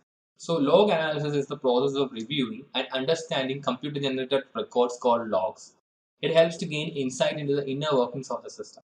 Logs are generated by network devices, OS, applications, etc. A log consists of a series of messages in time sequence that describes the activities going on within a system. The use cases of logs are to comply with the internal security policies and outside regulations and audits, to analyze data breaches and other security incidents, and troubleshoot systems, computers, or networks. Techniques used include manual, which is the periodic review by system owners for any regressions, and automated reviews, which uses tools like SIEM for aggregation and correlation. Log tampering prevention. So logs acts as a source of truth and should be tamper-proof to make sure that there is sufficient confidence in corresponding reports. So prevention can be like remote logging, which is putting a log file into another device while protecting it from being tampered in a compromised system. Simplex communication. This is one-way communication between the reporting device and the central log repository. Replication, which is generating multiple copies of log data and keeping them in different locations. Then write once media, which is using write once media, which can prevent any modification to log files. And cryptographic hash, which is a powerful technique for ensuring unauthorized modifications are easily noticed. Now we see synthetic versus real user monitoring. So synthetic monitoring is a way of actively monitoring your website as well as checking that it's working and performing at its optimal level. Synthetic monitoring doesn't track actual users on a website, instead uses scripted transactions. The pros are that they are proactive and predictable, but the cons say are that this may not capture all user actions. Then there is real user monitoring, which takes an opposing approach to synthetic monitor, in that it passively monitors how real users interact with the website instead of actively tracking a site's performance. The pros are that these are based on real user actions, but the cons are that they are reactive, irregular, and it can have varying results. Now, what are key performance indicators or KPI? Key performance indicators refer to a set of quantifiable measurements used to gauge a company's overall long-term performance. ISO 27004 provides guidelines to evaluate the information security performance and the effectiveness of an ISMS in order to fulfill the requirements of ISO 27001. It establishes monitoring and measurement of information security performance, monitoring and measurement of the effectiveness of an ISMS, including its processes and controls, analysis and evaluation of the results of monitoring and measurement. Now let's see what are the important terms in key performance indicators. The first one is factor, which is an attribute of the ISMS that can be described as a value that can change over time. Example, number of alerts generated by an intrusion into system, etc. Then there are measurements, which are values of factors at particular point in time. Example, 356 IDS alerts in the last 24 hours. Then baseline, which is an arbitrary value for a factor that provides a point of reference or denotes that some condition is met by achieving some threshold value. Example, IR teams will investigate 100 events or less in any given month. Metric, which is a derived value that is generated by comparing multiple measurements against each other or against a baseline. Example, ratio of verified incidents to IDS alerts during a 30-day period. Indicator, which is an interpretation of one or more metrics that describes an element of the effectiveness of the ISMS. In other words, indicators are meaningful to management. Example, threshold ratio of no more than 30% false or undetected events has been met for a reporting period. Now let's see what is resource provisioning. So the major element of the security operations is provisioning and managing resource throughout their life cycle. This includes multiple types of assets such as hardware, software, physical, virtual, and cloud-based assets. The types of resources are hardware, media, software, virtual assets, and cloud resources. Now, what are hardware inventories? Organizations use databases and inventory applications to perform inventories and track hardware assets through the entire equipment lifecycle. Barcode systems are available that can print barcodes to place on equipment. The barcode database includes relevant details on the hardware such as the model, serial number, and location. Radio frequency identification (RFID) can also be used to track hardware from distance. RFID method is expensive but significantly reduces the time needed to perform an inventory. Before disposing of equipment, it should be properly sanitized to remove all data to ensure that unauthorized personnel do not gain access to sensitive information. Media management. Media includes tapes, optical media such as CDs and DVDs, portable USB or Firewire devices, external SATA drives, internal hard drives, solid state drives, and USB flashes. So, when media includes sensitive information, it should be stored in a secure location with strict access controls to prevent losses due to unauthorized access. Additionally, any location used to store media should have temperature and humidity controls to prevent losses due to corruption as well. The metrics used to manage media lifecycle are mean time to failure, MTTF. This sometimes represented in the number of times media can be reused or number of years you can use it before it fails. Then there is mean time between failure, MTBF, the amount of time expected to elapse between failures of an item that personnel will repair, such as the computer server. Then there is mean time to repair, MTTPR. This is how long it will take to get a failed product running again. Software licensing. Organizations pay for software and license keys are routinely used to activate the software. The activation process often requires contacting a licensing server over the internet to prevent piracy. Software licensing also refers to ensuring that systems do not have unauthorized software installed. Many tools are available that can inspect systems remotely to detect the system's details. This helps to identify unauthorized software running on systems and helps an organization ensure it is in compliance with software licensing rules. The best practices here are application whitelisting, using gold masters, enforcing the principle of least privilege, and automated scanning. Managing virtual assets. Organizations are consistently implementing more and more virtualization technologies due to the huge cost savings available.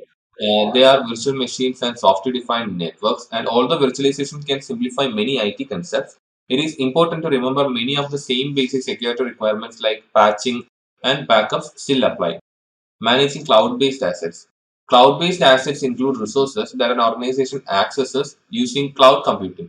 Organizations typically lease cloud-based resources from outside, but they can also host them within the organization. One of the primary challenges is that these resources are outside the direct control of an organization, making it more difficult to manage the risk. There are varying levels of responsibility for assets depending on the service model, like infrastructure as a service, platform as a service, and software as a service. The cloud deployment model also affects the breakdown of responsibility of the cloud-based assets, private clouds, public clouds, hybrid clouds, and community clouds. Similar to on-premise resources, the cloud resources also needs to be managed and tracked throughout their life cycle to maintain required security posture. Now let's see what are the steps in incident management. Incident response is a practice of detecting a problem, determining its cause, minimizing the damage it causes, resolving the problem, and documenting each step of the response for future references. So the flowchart would go like first it will be detection, then there be a response. Just a quick info, guys. Test your knowledge of cybersecurity by answering this question. Which one of the following can be considered as the class of computer threats? A. DOS attack. B. Phishing. C. Soliciting. D. Both A and C. Comment your answer in the comment section below. Subscribe to Intellipaat to know the right answer. Now, let's continue with the session. Then mitigation, reporting, recovery, remediation, lessons learned, and in the future it will come back to detection and the whole process will be repeated. Now, in the first step is detection. So, the commonly used methods to detect potential incidents are intrusion detection and prevention systems, alerts administrators when an item of interest occurs. Anti-malware software often display a pop-up window to indicate when it detects malware. Automated tools regularly scan audit logs looking for predefined events, and end users sometimes detect activity and contact IT administrators. IT professionals are usually classified as first responders or for incidents, and they are the first ones who on the scene and have knowledge on how to differentiate typical IT problems from security incidents.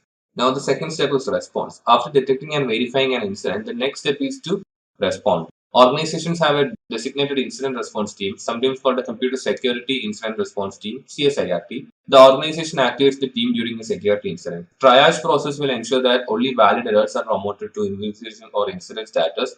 False positive or incorrect alerts are identified and removed. Information is collected to investigate its severity and set priorities on how to deal with the incident.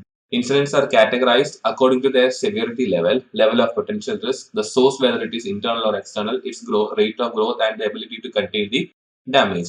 More data is gathered to try and figure out the root cause of the incident. Now, the next step is mitigation. Mitigation steps attempt to contain an incident. One of the primary goals of an effective incident response is to limit the effect or scope of an incident.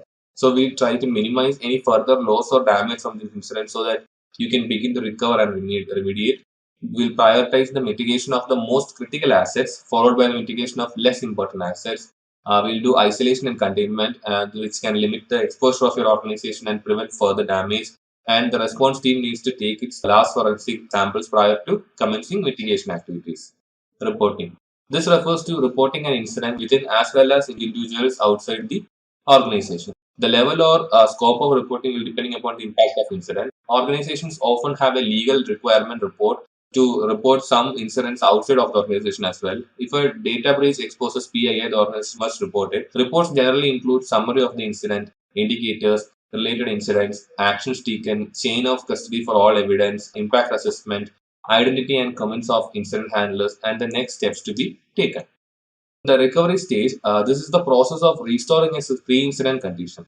Recovery and repair activities include repairing or replacing hardware, reinstalling or reconfiguring operating system or application software, removing unwanted programs and data, restoring damaged or missing data from the backup media.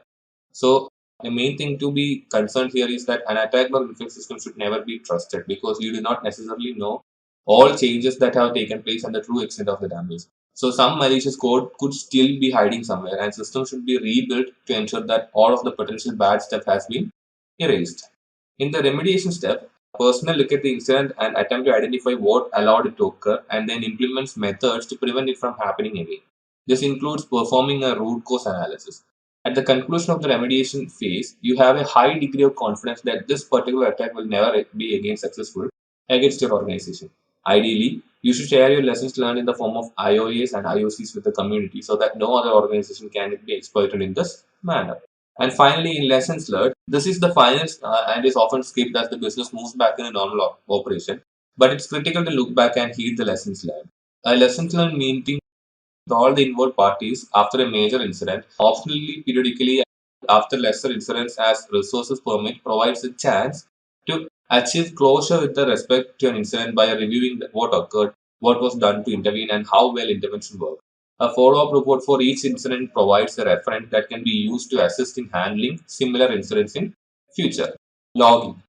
Logging records events into various logs and monitoring reviews these events. Combined logging and monitoring allow an organization to track, record, and review activity, providing overall accountability.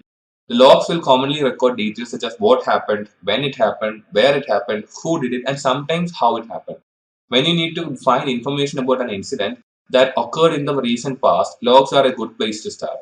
A strong identification authentication mechanism is a prerequisite for accountability, otherwise, it's easy for someone to impersonate another The types of logging. The first one is security logs. They record access to resources such as files, folders, printers, and so on. For example, they can record when a user accessed, modified, or deleted a file. Many systems automatically record access to key system files. Then there are system logs, which record system events such as when a system starts or stops, or when the services start or stop. Logs that detect when the system reboot or when services stop can help administrators discover potentially malicious activity.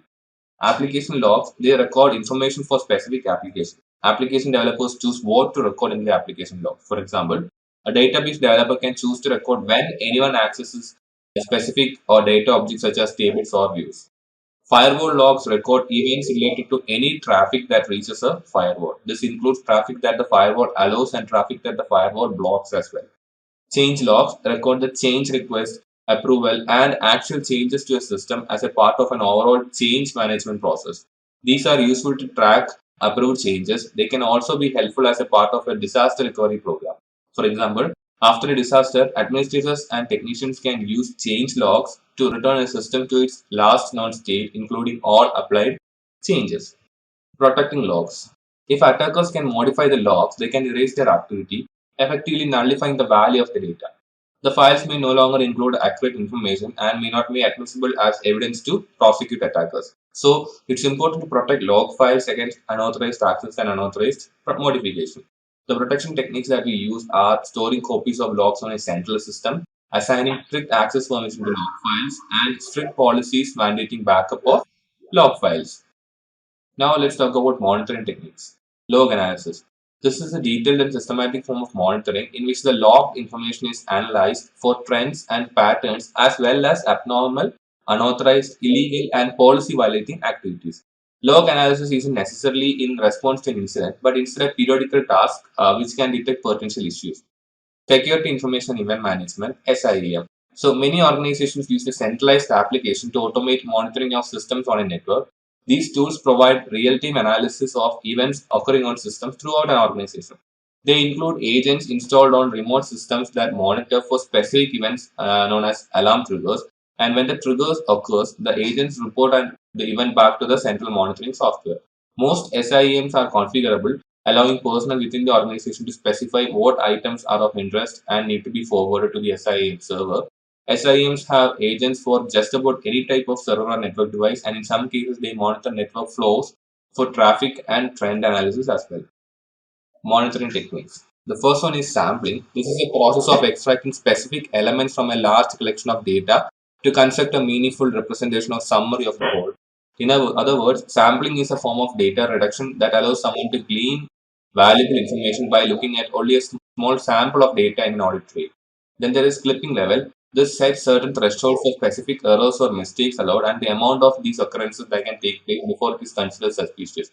Clipping levels are widely used to audit events to establish a baseline of routing system or user activity. Just a quick info, guys. If you want to make a career in cybersecurity, then Intellipaat has a post-graduation certification in cybersecurity and ethical hacking by ENICT Academy, MNIT Jaipur.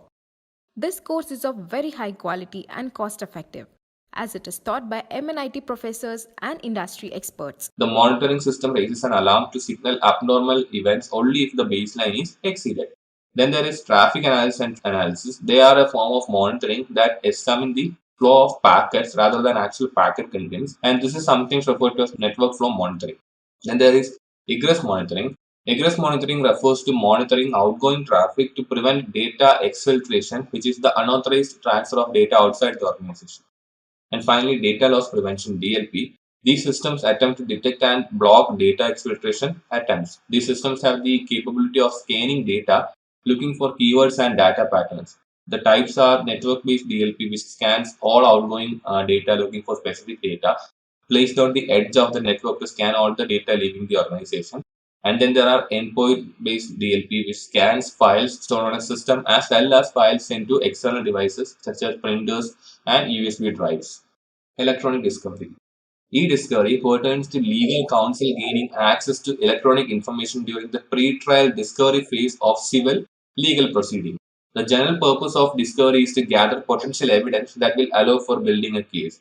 Electronic discovery differs from traditional discovery simply in that e-discovery seeks ESI or electronically stored information, which is typically acquired via forensic investigation.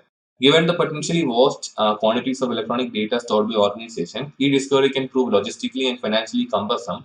Appropriate data retention policies, as well as perhaps software and systems designed to facilitate e-discovery, can greatly reduce the burden felt by the organization when required to provide ESI for discovery.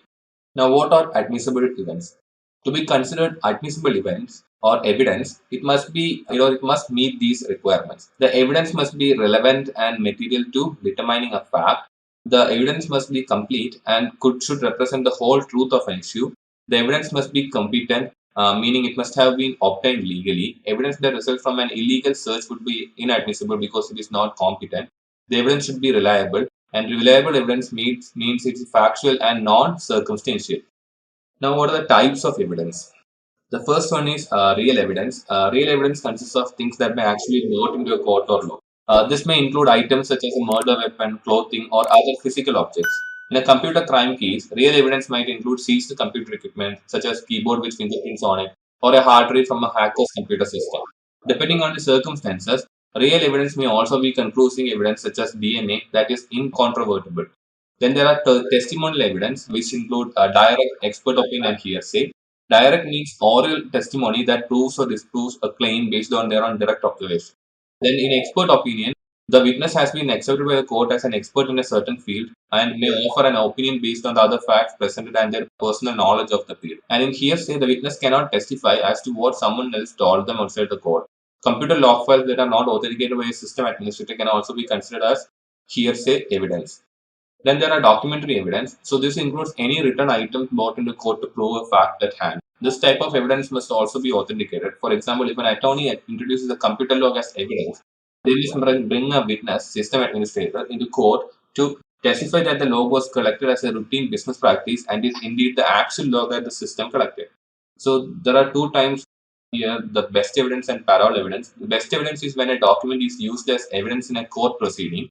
The original document must be introduced. Copies or descriptions of original evidence on a secondary evidence will not be accepted as evidence.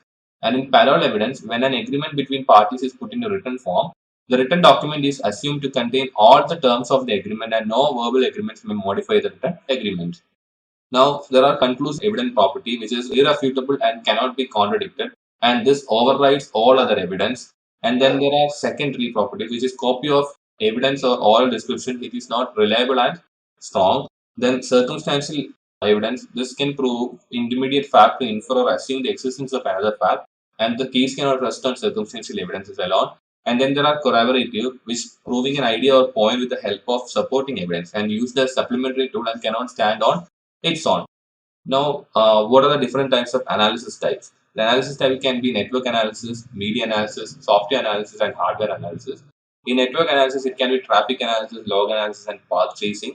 In media analysis, it can be disk imaging, timeline analysis, and registry analysis. In software analysis, it can be reverse engineering, malicious code review, and exploit review. And finally, in hardware analysis, there can be personal computers, smartphones, tablets, or embedded computers. Now, forensic investigation in process. So, the forensic investigation moves in the direction as from identification, preservation, collection, examination, analysis, and presentation. So, all the other steps that comes in between have properly shown in this table. Now, what is chain of custody? In legal context, it refers to the chronological documentation or paper trail that records the sequence of custody, control, transfer, analysis, and disposition of physical or electronic evidence. The chain of custody shows how the evidence was collected, analyzed, transported, and preserved to be presented in court. The major components are the location of evidence when it was obtained, time at which the evidence was obtained, the identification of individuals who discovered the evidence, the identification of individuals who secured the evidence, the identification of individuals who controlled evidence, and the individuals who maintained possession of that evidence. Now, what is redundant array of disks or RAID? RAID or RAID is a technology used for redundancy and or performance improvements that combines several physical disks and aggregates them into logical arrays.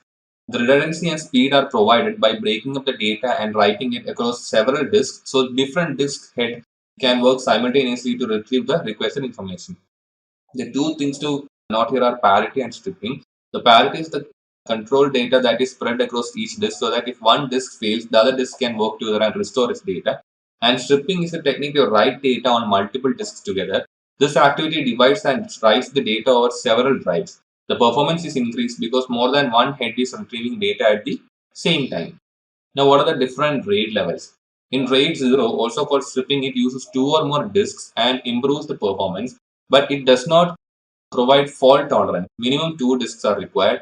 In RAID 1, also called mirroring, it uses 2 disks which both hold the same data. If one disk fails, the other disk can take over. Minimum 2 disks are required here as well. RAID 5, also called stripping with parity, it uses 3 or more disks with the equivalent of one disk holding parity information.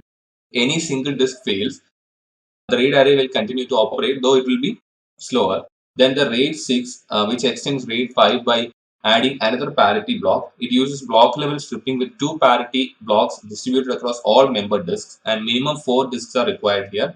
And RAID 10, also known as the RAID 1 plus 0, or a stripe of mirrors, and is configured as 2 or more mirrors configured in a striped configuration. It will continue to operate even if multiple disks fail if at least one drive in each mirror continues to function, and the minimum number of disks required here are 4. Trusted recovery.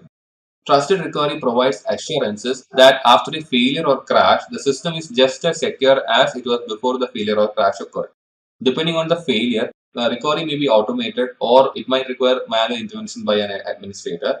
Systems can be designed so that they fail in a fail-secure state or a fail-open state. A fail-secure state will default to a secure state in the event of failure, blocking all access.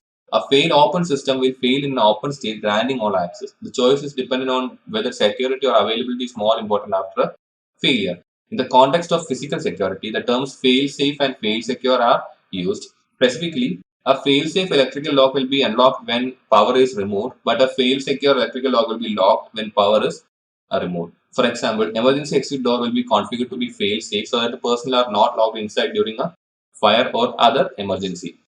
Now, what is recovery strategy?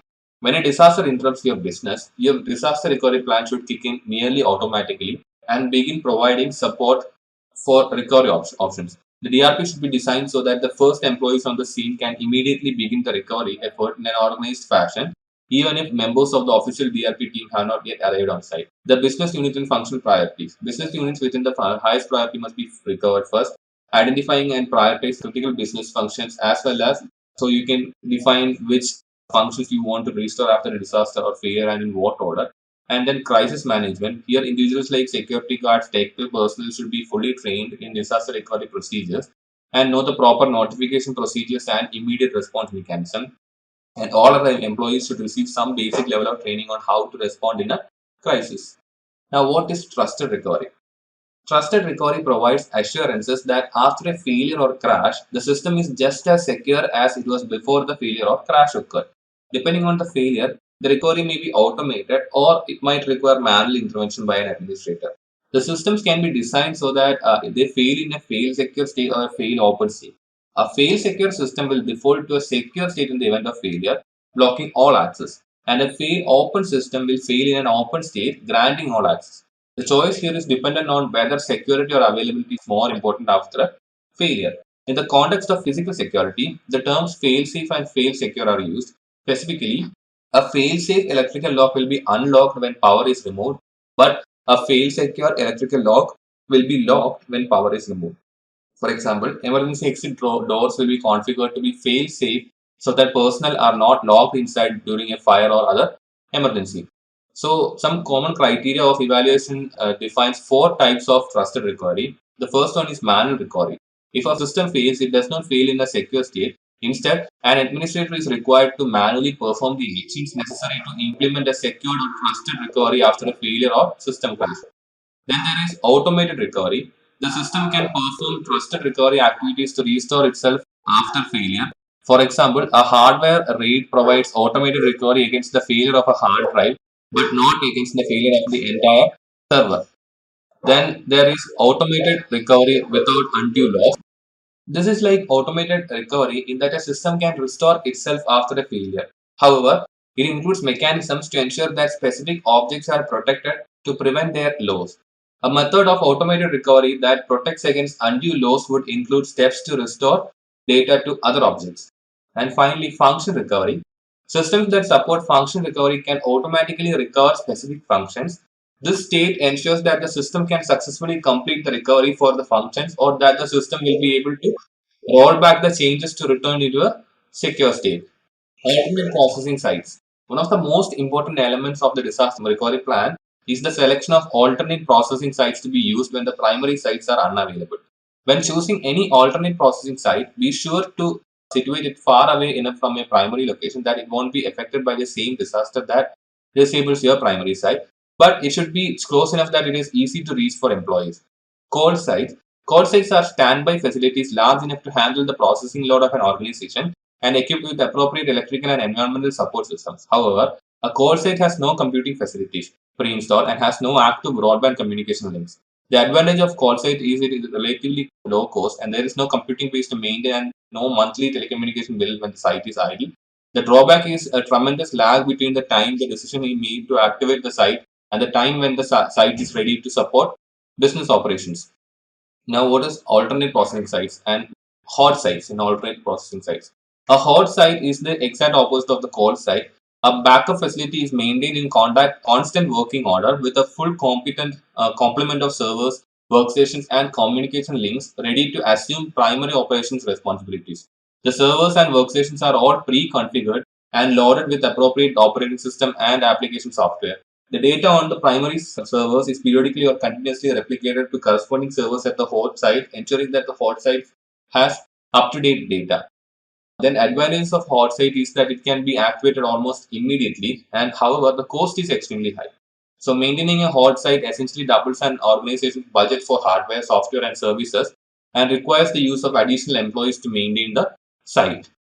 Warm sites. Warm sites occupy the middle ground between hot and cold sites. They always contain the equipment and data circuits necessary to rapidly establish operations. However, warm sites do not typically contain copies of the production data.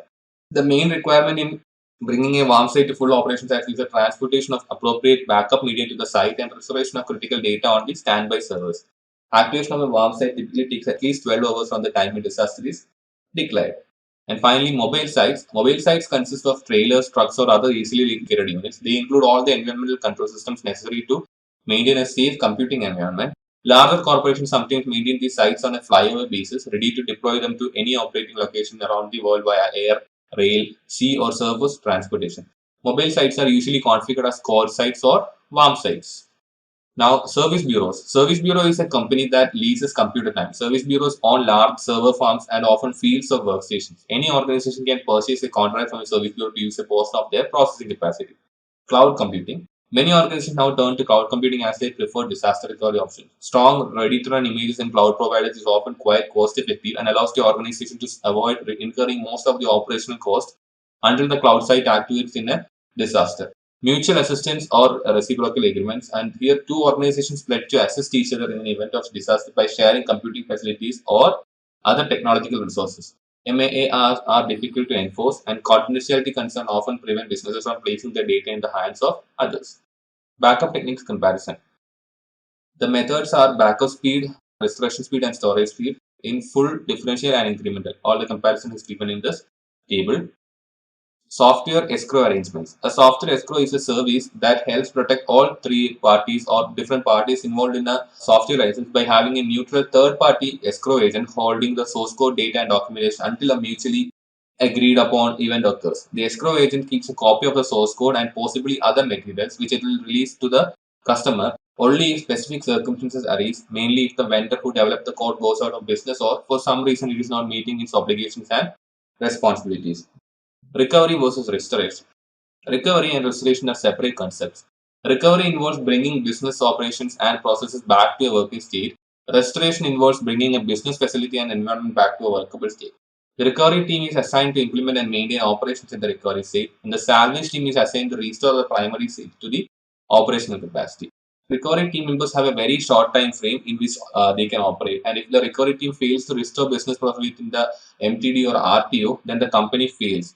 While the salvage team's job is to restore the company to its full original capabilities in the original location. If the original location is no longer in existence, a new primary spot is selected. The salvage team must ensure that the reliability of the new infrastructure, and this is done by returning the least mission critical processes to the restored original site to stress test the rebuilt network. As the restored site shows resiliency, more important processes are transferred. Let's talk about barriers. Barriers define how an area should be designed in order to affect or deny access. The objectives of barriers are to define a secure perimeter, keep intruders out, and cause delays in intrusion. Then, fences. Fences are perimeter identifiers that are designed and installed to keep intruders out. Types of fences include chain link, barbed wire, barbed tip, or concertina wire. Walls and bollards. Walls are man-made barriers but generally are more expensive to install than fences. The types are block, masonry, brick and stone. Bollards are small concrete pillars outside a building. Example, traffic bollard. Perimeter Intrusion Detection System or PIDS. The perimeter sensors alert the security when any intruders attempt gaining access across the open space or attempt breaching the fence line. Open terrain sensors include infrared, microwave systems, time domain reflectometry, and video content analysis and motion path analysis. The typical features are that they reliably detect and deter would-be intruders. They avoid complexity by minimizing nuisance alarms, and they are cost effective for smaller remote sites and offer scalable integration options. Lightning. A perimeter fence is the first layer of defense. Since most disturbance occur under darkness, adding perimeter lighting is an essential part of every security plan. Lighting helps to deter and detain individuals who would attempt to breach a secure perimeter. The benefits are that they provide security personnel visual assessment at night. They provide real and psychological deterrent against intruders. Increases the effectiveness of guard forces and CCTV. Provides illumination where the natural light is insufficient and inexpensive to maintain, and reduces the need for security personnel. Just a quick info, guys. Test your knowledge of cybersecurity by answering this question. What is Code Red? A. An antivirus program. B. A photo editing software. C. A computer virus. D. A video editing software. Comment your answer in the comment section below. Subscribe to Intellipaat to know the right answer. Now, let's continue with the session. Security operation concept. So what is security operation?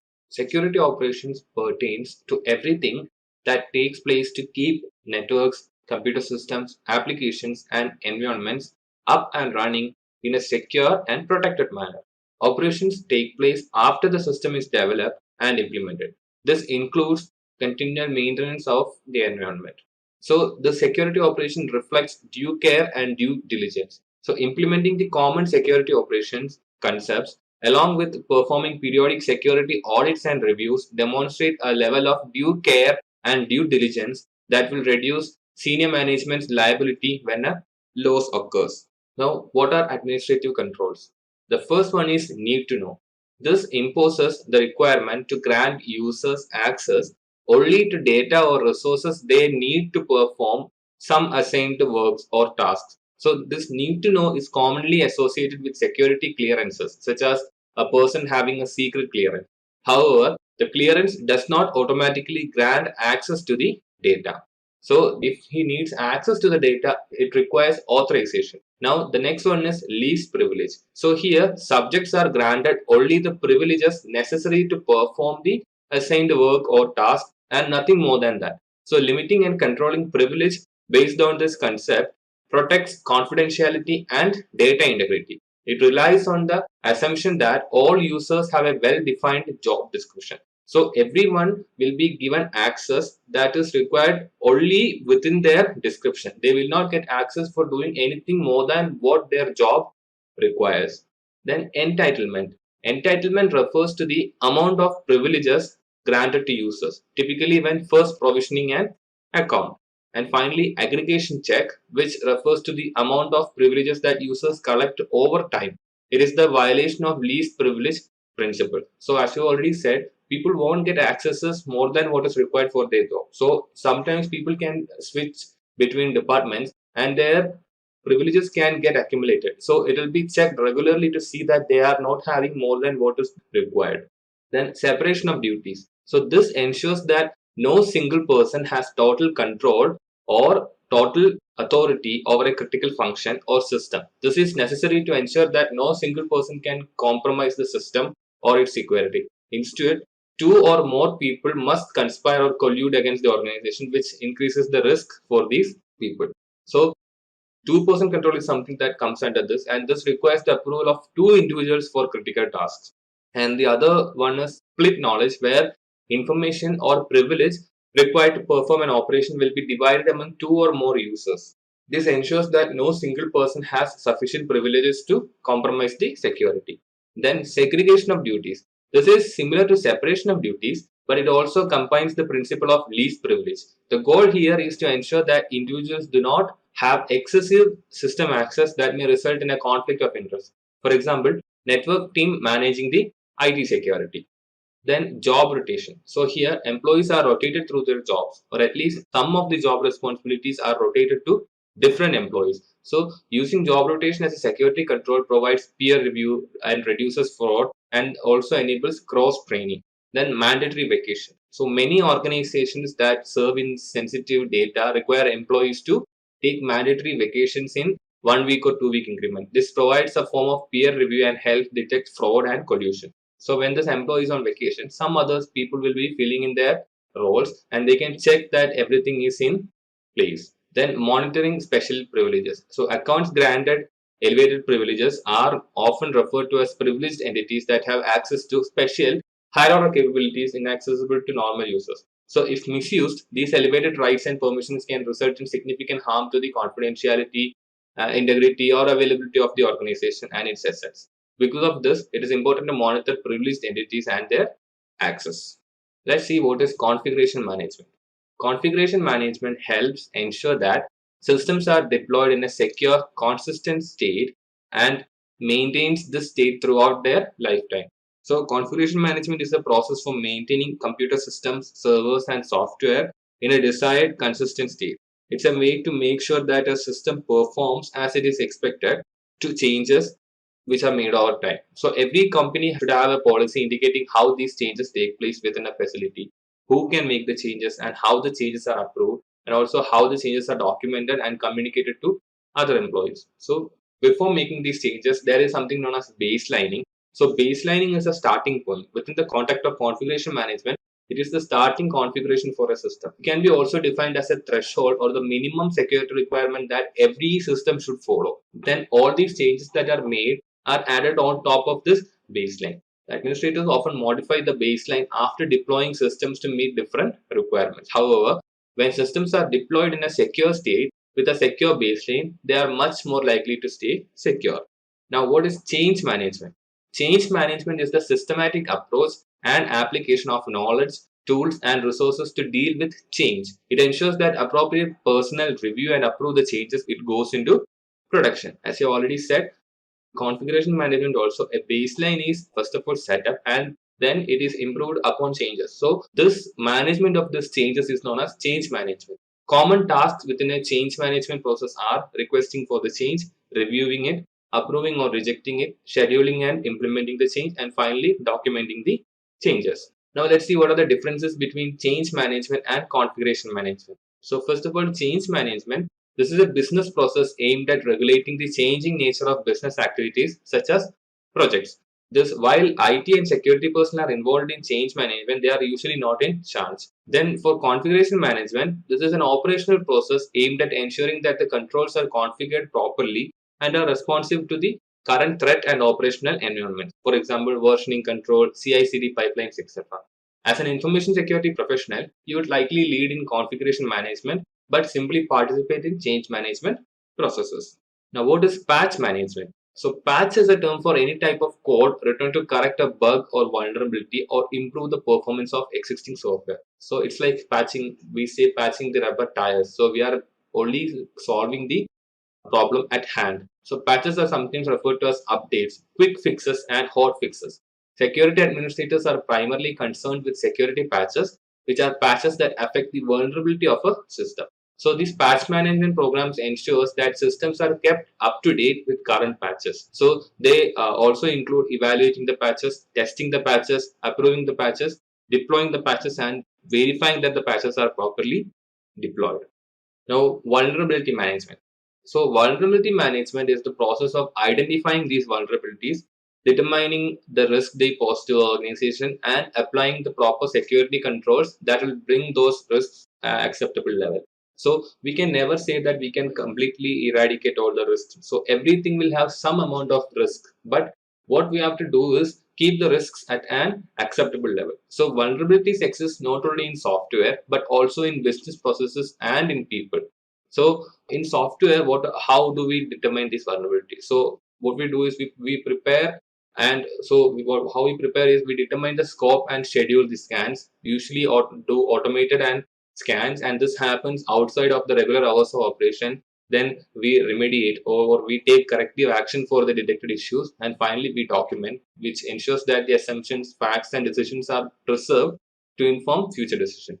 Then process vulnerabilities. So process vulnerabilities exist where there is a flaw or weakness in a business process. A good way to find process vulnerabilities is to periodically review existing processes using a red team. And finally, vulnerabilities in human or people. So over 90% of security incidents can be traced back to a person doing something they shouldn't have, maliciously or otherwise. A common approach to managing people vulnerabilities is social engineering assessments. Incident management. Despite the best efforts of IT and security professionals, incidents do occur. Primary goal of incident response is to minimize the impact on the organization. So incident is any event that has a negative effect on the confidentiality, integrity, or availability of the organization's assets. So when we talk about incident in computer security, it commonly refers to an incident that is the result of an attack or the result of a malicious or intentional action. Examples are attempted network intrusions, attempted denial of service attacks, any detection of malicious software, unauthorized access of data, and violation of security policies. Now let's see what are the preventive measures. So first one is firewalls. Firewalls can prevent many different types of attacks. Network-based firewalls protect entire networks, and host-based firewalls protect individual systems.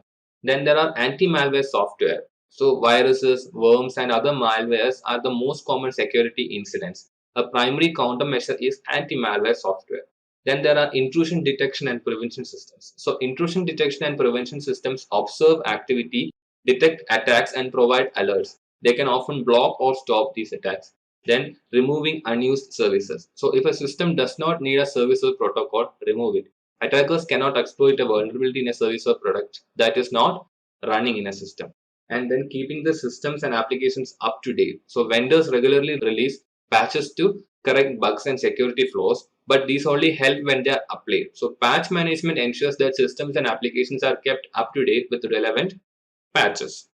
Now we'll see what are the different types of attacks. The first one is denial of service attack, or DOS. So this attacks prevent a system from processing or responding to legitimate traffic or requests for resources and objects. So a common form of a DOS attack will transmit so many data packets to a server that it cannot process them all. Other forms of DOS attacks focus on the exploitation of a non-fault or vulnerability in an operating system, service, or application. Then there are distributed denial of service attacks. These attacks occur when multiple systems attack a single system at the same time. For example, a group of attackers could launch coordinated attacks against a single system.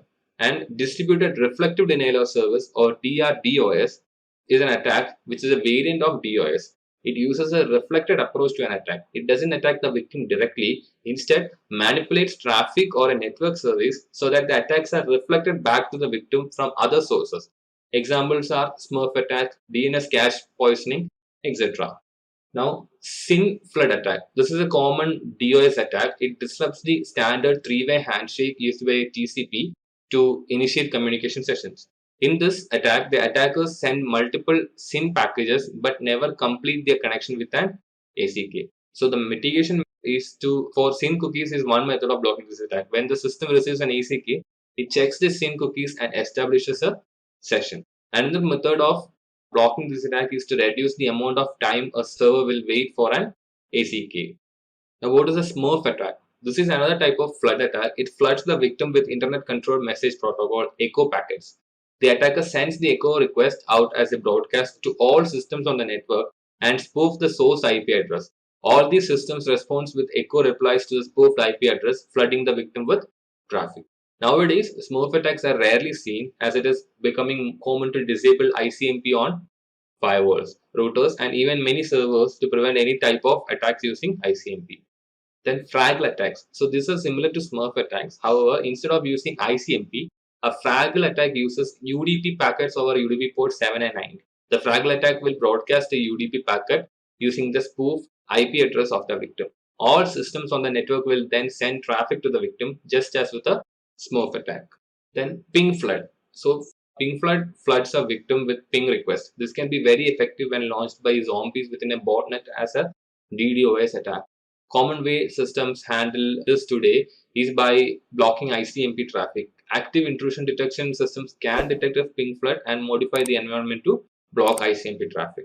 Then there are botnets. So the computers in a botnet are like robots, often called zombies, and will do whatever attackers instruct them to do. A bot herder is typically a criminal who controls all the computers in the botnet via one or more command and control centers. So computers often join a botnet after being infected with some type of malware. Bot herders commonly use computers within a botnet to launch a wide range of attacks, send spam and phishing emails, or rent the botnets out to other criminals as well. Then ping of death. So this attack employs on oversized ping packet. So ping packets are normally 32 or 64 bytes. The ping of death attack changed the size of ping packets to over 64 KB, which was bigger than what many systems could handle. So when a system receives this ping packet larger than 64 KB, it results in the crash or instability of the system. Then teardrop. So here an attacker fragments traffic in such a way that the system is unable to put data packets back together. Large packets are normally divided into smaller fragments when they are sent over a network. And the receiving system then puts the packet fragments back together into their original state. However, a teardrop attack mangles these packets in such a way that the system cannot put them back together. And land attacks. So land attacks occur when the attacker sends spoofed SYN or SYN packets to a victim using the victim's IP address as both the source and destination IP addresses. This tricks the system into constantly replying to itself and can cause it to freeze, crash, or reboot. Zero-day exploit. A zero-day exploit refers to an attack on a system exploiting a vulnerability that is unknown to others. So mitigation of this involves ensuring systems are not running unneeded services and protocols to reduce a system's attack surface, enabling both network-based and host-based firewalls to limit potentially malicious traffic, and also using intrusion detection and prevention systems. Man in the middle. So this occurs when a malicious user is able to gain a position logically between the two endpoints of an ongoing communication. There are two types. One involves copying or sniffing the traffic between two parties, which is basically a sniffer attack. The other type involves attackers positioning themselves in the line of communication where they act as a store and forward or proxy mechanism. Now let's see what is an intrusion detection or intrusion prevention system. So intrusion detection monitors information and real-time events to detect abnormal activity indicating a potential incident or intrusion. Intrusion detection system automates the inspection of logs and real-time system events to detect intrusion attempts and system failures. An intrusion prevention system includes all the capabilities of an intrusion detection system, but also can take additional steps to stop or prevent intrusions. And the responses are passive, which means notifications can send to administrators via email, text, or pager messages or pop-up messages. And in active, they modify the environment using several methods like modifying ACLs to block the traffic. Intrusion detection and prevention behavior or detects malware behavior using two common methods, that is knowledge based and behavior based. So the first one is knowledge based. Here, this is the most common method, also called signature based detection or pattern matching detection. It uses a database of known attacks developed by the IDS vendor. The drawback here is that it is effective only against known attack methods. So we have already stored the known attacks in a database and we are checking with the known attacks. So if a new attack or slightly modified version of the known attack comes, it often goes unrecognized. Then there is behavior-based detection, also called a statistical intrusion detection or anomaly detection, and heuristic-based detection as well.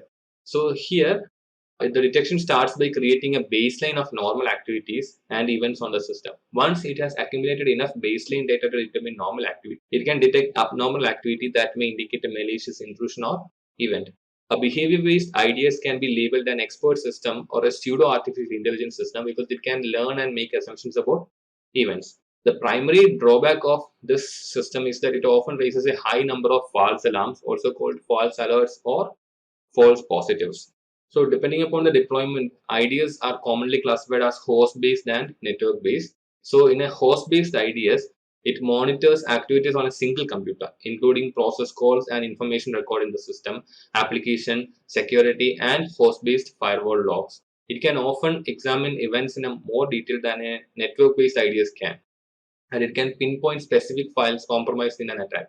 It can also track processes employed by the attacker. The benefits of host-based IDS over network-based is that it can detect anomalies on the host system that the network-based cannot detect. However, it is most costly to deploy and manage. In a network-based IDS system, it monitors and evaluates the network activity to detect attacks or event anomalies. It cannot monitor the content of encrypted traffic but can monitor other packet details. A single network-based IDS can monitor a large network by using remote sensors to collect data at key network locations that sends the data to a central management console. An intrusion prevention system is a special type of active IDS that attempts to detect and block attacks before they reach target systems. It's sometimes referred to as an intrusion detection and prevention system as well, IDPs. A distinguishing difference between IDS and an IPS is that IPS is placed in line with the traffic. In contrast, an active IDS that is not placed in line can check the activity only after it has reached the target. The active IDS can take steps to block an attack after it starts but cannot prevent it. Now, what are firewalls?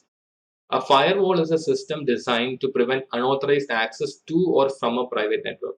It can be implemented in either hardware or software form or a combination of both. Firewalls prevent unauthorized internet users from accessing private networks connected to the internet, especially intranets. Now we'll see what are the different generations in firewall. Basic firewalls. See, these basic firewalls filter traffic based on IP addresses, ports, and some protocols using protocol numbers. Then there is a second generation firewalls. This add additional filtering capabilities. For example, an application level gateway firewall filters traffic based on specific application requirements, and circuit level gateway firewalls filter traffic based on communication circuit. Then there are third generation firewalls. So stateful infection firewalls and dynamic packet filtering firewalls, which includes in them. These filter traffic based on its state within a stream of traffic. And then next generation firewalls. This functions as a unified threat management device and combines several filtering capabilities. It includes traditional functions of a firewall, such as packet filtering and stateful inspection. However, it is also able to perform packet inspection techniques, allowing it to identify and block malicious traffic.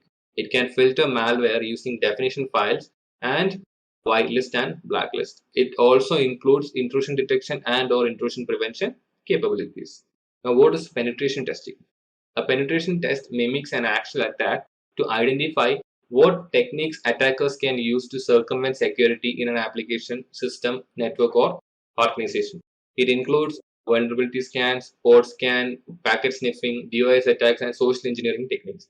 It's also important to get approval from senior management before testing and stick to the scope. So the techniques used are, first one is black box testing by zero knowledge.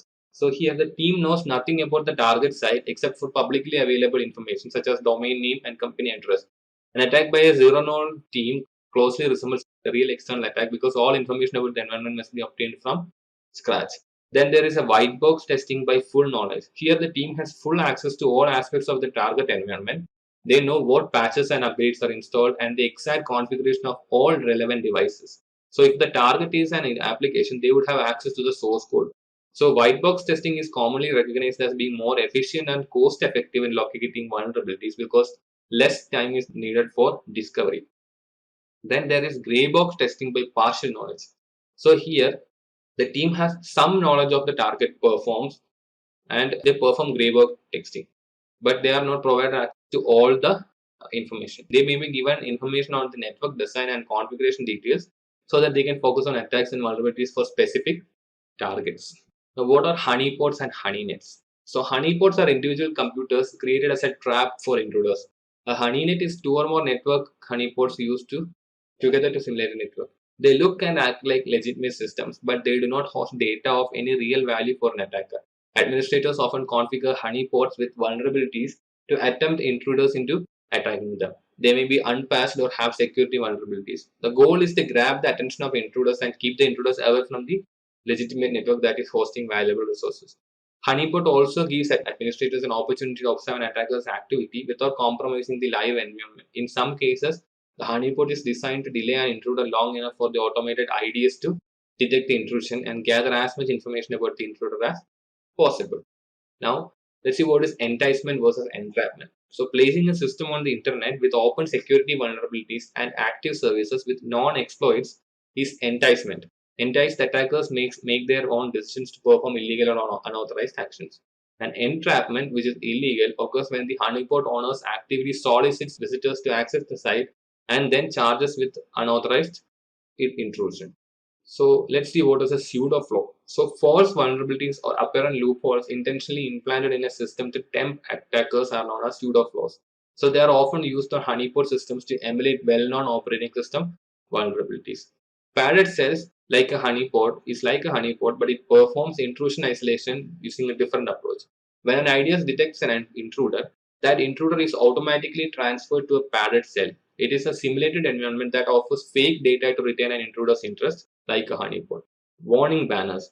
Warning banners inform users and intruders about basic security policy guidelines. They typically mention that online activities are audited and monitored and often provide reminders of restricted activities. In most situations, wording in banners is important from a legal standpoint because these banners can legally bind users to a permissible set of actions, behaviors, and processes. Monitoring. Monitoring is a necessary function to ensure that subjects, such as users and employees, can be held accountable for their actions and activities. Monitoring and reviewing audit trails provides accountability for the users. Legislation often requires specific monitoring and accountability practices. This includes laws such as the Sarbanes-Oxley Act of 2002, the Health Insurance Portability and Accountability Act, and the European Union privacy laws that many organizations must abide by. Now, what is investigation? Whether an incident or a non-disaster, a disaster or a catastrophe, we should treat the systems and facilities that it affects as potential crime scenes. This is because what may at first appear to have been a hardware failure, a software defect, or an accidental fire may have in fact been caused by a malicious actor targeting the organization. So, when a potential computer crime takes place, it is critical that the investigation steps are carried out properly to ensure that the evidence will be admissible to the court if things go that far and that it can stand up under the cross examination and scrutiny that will take place. So, the types of investigation are operational investigation. So, operational investigation examine issues related to the organization's computing infrastructure and have the primary goal of resolving operational issues. Operational investigations have the lowest standards for collection of information. Then criminal investigations. So criminal investigations typically conducted by law enforcement personnel investigates the alleged violation of criminal law. So these investigations may result in charging suspects with a crime and the prosecution of those charges in a criminal court. So most of these cases must have the evidence that proves the crime beyond a reasonable doubt. Civil investigation. Civil investigations typically do not involve law enforcement but rather involve internal employees and outside consultants working together on a legal team. So they prepare the evidence necessary to present a case in a civil court resolving a dispute between two parties. Most of these cases do not follow the beyond a reasonable doubt standard of proof. Instead, they use the weaker preponderance of the evidence standard. Then there is regulatory investigation. Here, government agencies may conduct regulatory investigations when they believe that an individual or a corporation has violated administrative law. So, regulatory investigations vary widely in scope and procedure and are almost always conducted by the government agents. Digital forensic. Digital forensics, sometimes known as digital forensic science, is a branch of forensic science encompassing the recovery and investigation of material found in digital devices, often in relation to cybercrimes. So, the goal of digital forensics is to examine digital media in a forensically sound manner with the aim of identifying, preserving, recovering, analyzing, and presenting facts and opinion about the digital information. So, this comes into action if something a crime happens where digital devices are involved.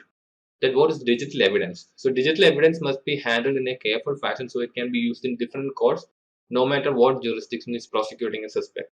The Scientific Working Group on Digital Evidence, SWGD, lists the following principles.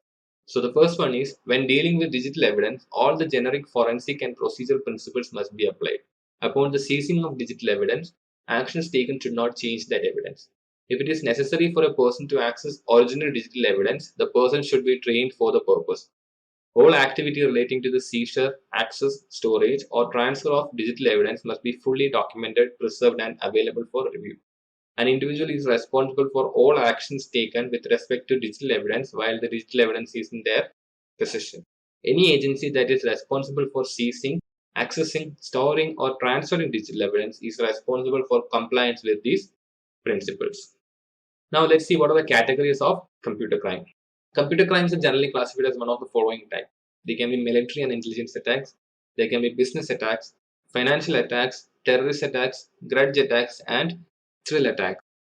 Disaster recovery planning or DRP. DRP steps in where BCP leaves off. When a disaster strikes and a business continuity plan fails to prevent interruption of business activities, the disaster recovery plan kicks in to see the business restored to full operating capacity in its primary operating facilities. Although the IAC Square CISSP curriculum draws a distinction between these two areas, most organizations simply have a single team and plan to address both business continuity and disaster recovery concerns. In many organizations, the single discipline known as business continuity management encompasses BCP, DRP, and incident management under a single umbrella. Now, what are the types of disasters? So, disasters can be natural or man made. The natural disasters include earthquakes, floods, storms, fires, and other regional events. Man made disasters can be fires, terrorism, power outages, hardware or software failures, theft or vandalism, and other utility failures. Now, what is system resilience and fault tolerance? So, fault tolerance is the ability of a system to suffer a fault but continue to operate. Fault tolerance is achieved by adding redundant components such as additional disks within a redundant array of inexpensive disk array or additional servers within a failover clustered configuration.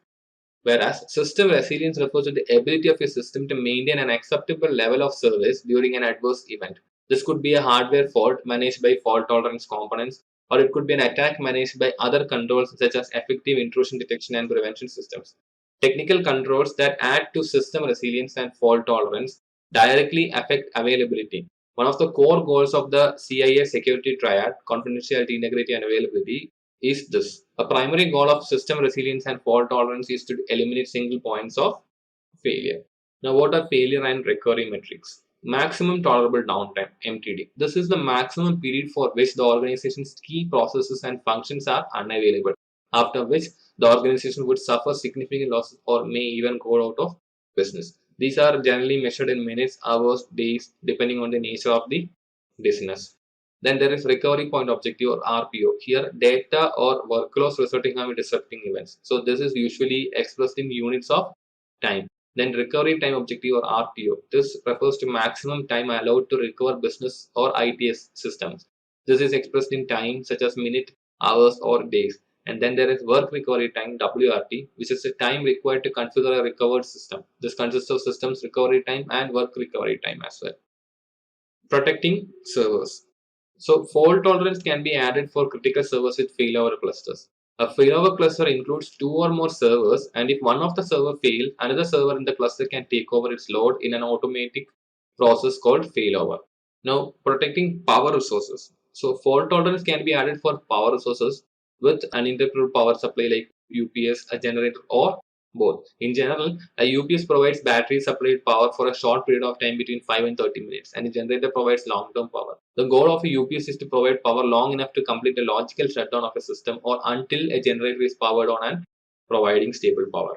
Recovery strategy. When a disaster interrupts your business, your disaster recovery plan should kick in nearly automatically and begin providing support for recovery options. DRP should be designed so that the first employees on the scene can immediately begin the recovery effort in an organized fashion, even if members of the official DRP team have not yet arrived on site. So the business unit and functional priorities are business unit with the highest priority must be recovered first, and the identifying and prioritization of critical business functions as well as definition of functions you want to restore after a disaster or failure and in what order should be restored. Crisis management. Here, individuals like security guards, technical personnel, etc., should be fully trained in disaster recovery procedures and know the proper notification procedures and immediate response mechanisms. All other employees should receive some basic level of training on how to respond in a crisis.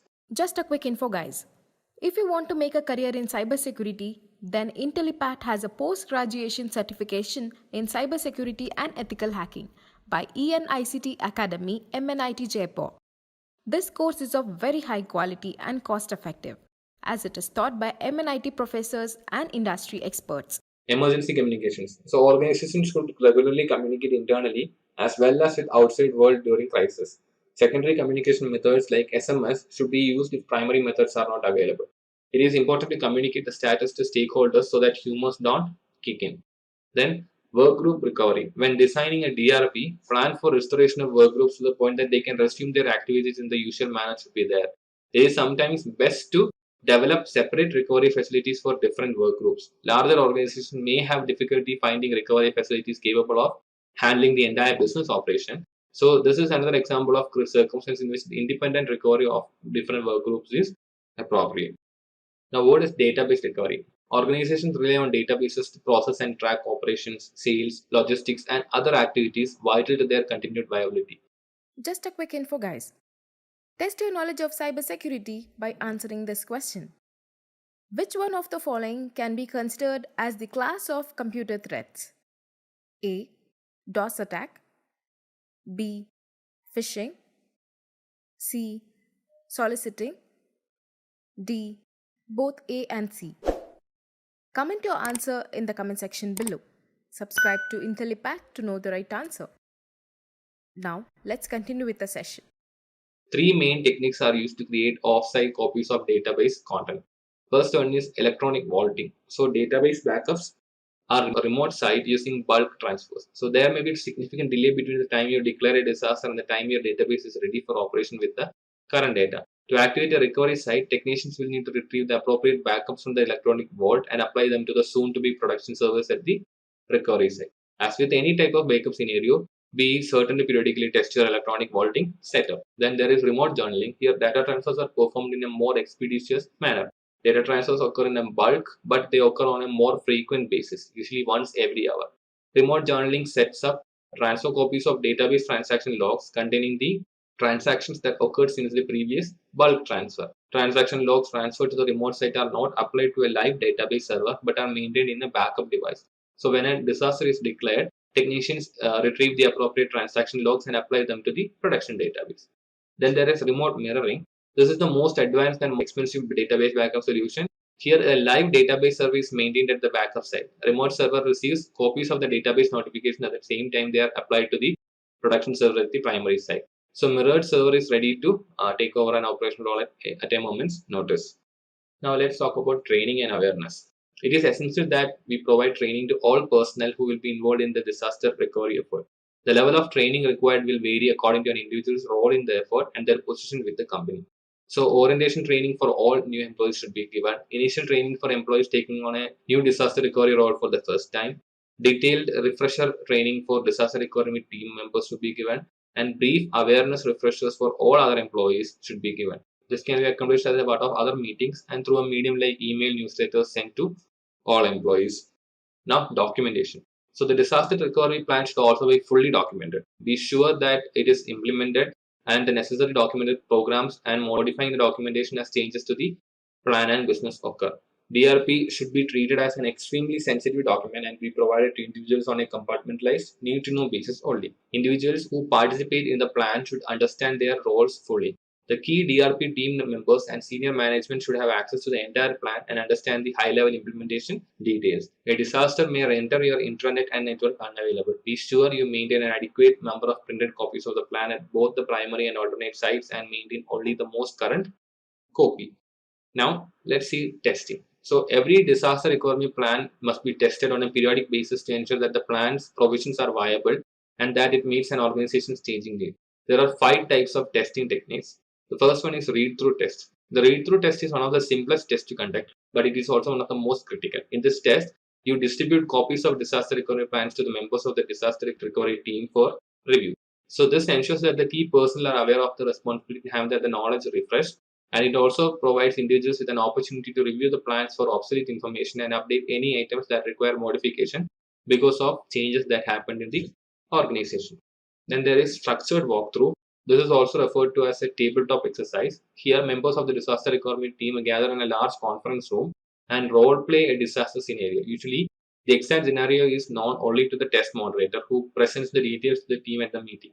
The team members then refer to their copies of the disaster requirement plan and discusses the appropriate responses to the disaster. Then there is a simulation test.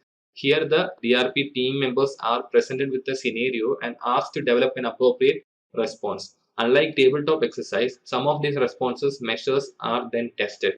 So this may involve the interruption of non-critical business activities and the use of some operational personnel.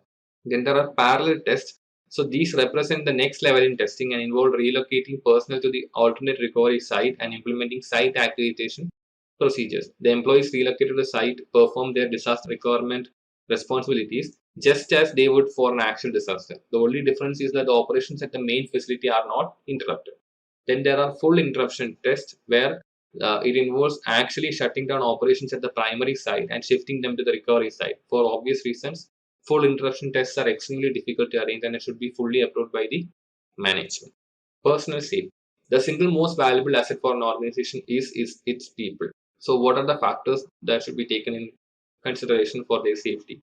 So the first one is emergency management. So this is a common tool for ensuring the safety of personnel during emergencies, which is the occupant emergency plan.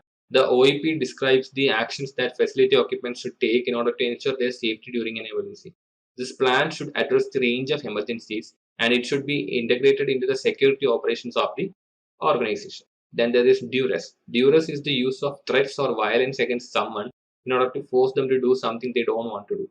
A popular example of a countermeasure for duress is the use of panic buttons by bank tellers. The button is hidden where an assailant can't see it, but where the teller can easily and discreetly activate it to warn the police. Then travel. Determine the threat landscape at the destination. Some organizations provide country-specific briefings that are regularly updated and required for all traveling staff. It is also important to know the location and contact information for the nearest embassy or consulate. In case of emergency, these offices provide a variety of important services. Now, what is perimeter safe? So, perimeter defenses help prevent, detect, and correct unauthorized physical access. The goal is to control access into the facility, and it should employ defense in depth concept with layered architecture for barriers. The center or the highest protective area has the highest level of security, and security systems are designed utilizing multiple barriers called rings of protection, and layered design can reduce the likelihood of a successful attack. Access control system. The primary function of an access control system is to allow only authorized personnel inside the control area. The goal of an ACS program is to limit the opportunity of a crime to be committed. The components are card readers, electric locks, alarms, computer systems, etc. What are the types of ACS? So the first one is access cards. These are different types of access card like magnetic stripe card, proximity card, smart cards, etc.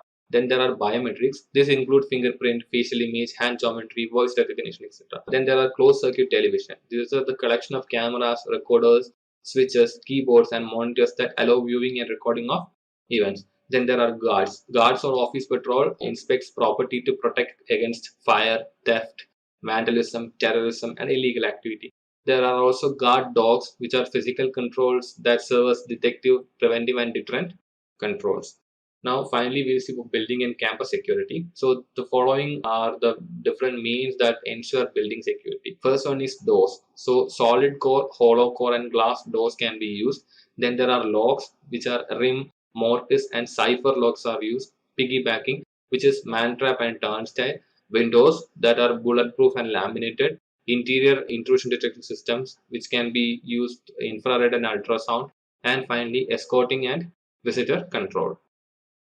Let's talk about software development security. So first of all, we can see what is quality of code. So code quality defines code that is good, that is either high quality, or code that is bad, which is low quality. So this quality that we say whether it is good or bad is all subjective. So which means that different teams may use different definitions based on their context. So code that is considered high quality may mean one thing for one developer, while it may mean something different for another. So the code quality is very important and it impacts the overall software quality, and the quality impacts how safe, secure, and reliable your code base is. So a good code should do what it should do. It should follow a consistent style. It should be easy to understand. It should be well documented, and it should be properly tested. Now let's see what is secure software design.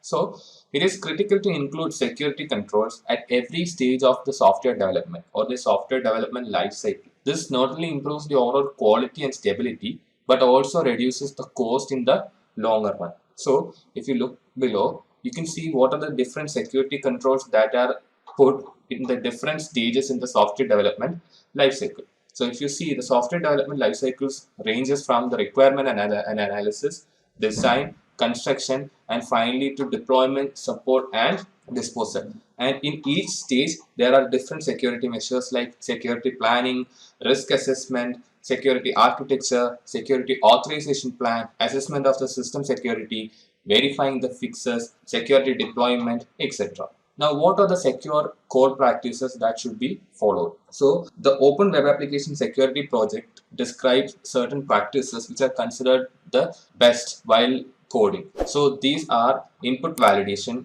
output encoding, authentication and password management, session management, access control, cryptographic practices, error handling and logging, data protection, communication security, database security, file management, and memory management. Now we'll see what are the difference between functionality and security.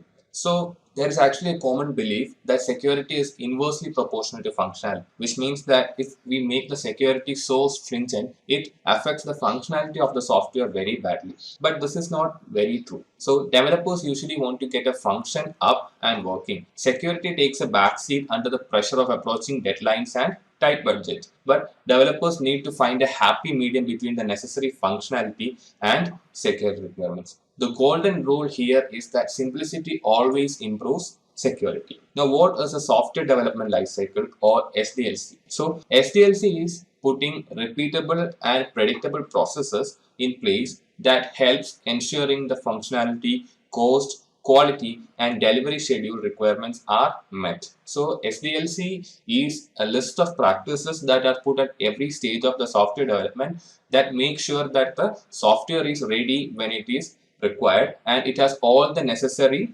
requirements also. The different stages in software development lifecycle are: the first one, which is requirements gathering. Here we determine why, what, and whom for the software is created. Then there is design, where we deal with the how of the software, that is how the software will accomplish the goals identified. Then there is the development stage, where the programming happens to meet specifications laid out in the design phase. The testing phase, where we verify and validate to ensure that the software works as planned and the goals are met. And then the operations and maintenance stage, where the software is deployed and then it is ensured that it is properly configured, patched, and monitored. Now let's see how security is implemented at the different stages in the SDLC. So if we see in the top, we can see the different stages that like requirement gathering, design, development, testing, operation, and maintenance. And in all these columns are the different security controls that are put in place on the different stages. So if you see requirement gathering, so we in this stage we'll assess the security risk, we'll assess what the privacy risk, and we'll also find what is the acceptable risk level. In the design stage, we'll attack surface analysis and we'll do threat modeling also. In the development stage, we'll do automated case tools and we'll do static analysis. In the testing stage, we do dynamic analysis, fuzzing, manual testing, unit integration acceptance, etc. And in the operation and maintenance stage, we do the final security review. Now, software development methodologies. So, selecting the right tools or the right development methodology for your product organizations depends largely on the team size, goals, timeline, cost, as well as many other factors. So, the common methodologies are waterfall, prototyping, spiral, rapid application development, and agile development. So we'll see them one by one. The first one is a waterfall model. So the waterfall model is a breakdown of project activities into linear sequential phases, where each phase depends on the deliverables of the previous one and corresponds to a specialization of tasks. So if you see, it is like a waterfall, water flowing down. So all the different tasks are separated into linear sequential phases. So this is a less iterative and flexible approach as progress flows in largely one direction. So since this is linearly broken down, the progress always flows in one direction, that is downwards, like a waterfalls. So the different phases involved in this model are: first one, the conception, initiation, analysis, design, construction, testing, and finally deployment and maintenance. So this is a linear model in which the progress always goes in the downward direction. Now we'll see what is prototyping. So a prototype is a sample of software or code or a model that can be developed to explore a specific approach to a problem before investing expensive time and resources. So what we do here is, if the requirements are given to us and we need to make a software for the requirements, but we know that making the actual software would be very costly, and if something goes wrong we have to spend more on it to make that right. So before something like that happens, we make a prototype with less cost, with the less resources, so that we can show what we can deliver to them. So prototyping is a sample only, not the actual software. So this is a specific approach used to solving a problem before investing expensive time and resources. So the different types of prototyping are: rapid prototypes. So here the development team quickly creates a prototype to test the validity of the current understanding of the project requirements. Then there are evolutionary prototypes, which are built with the goal of incremental improvement. So instead of being discarded after being developed, it is continually improved upon until it reaches the final product stage. And finally, operational prototype, which is an extension of the evolutionary prototype method, and it improves the quality of the prototype as more data is gathered. But the operational prototype is designed to be implemented within a production environment as it is being tuned.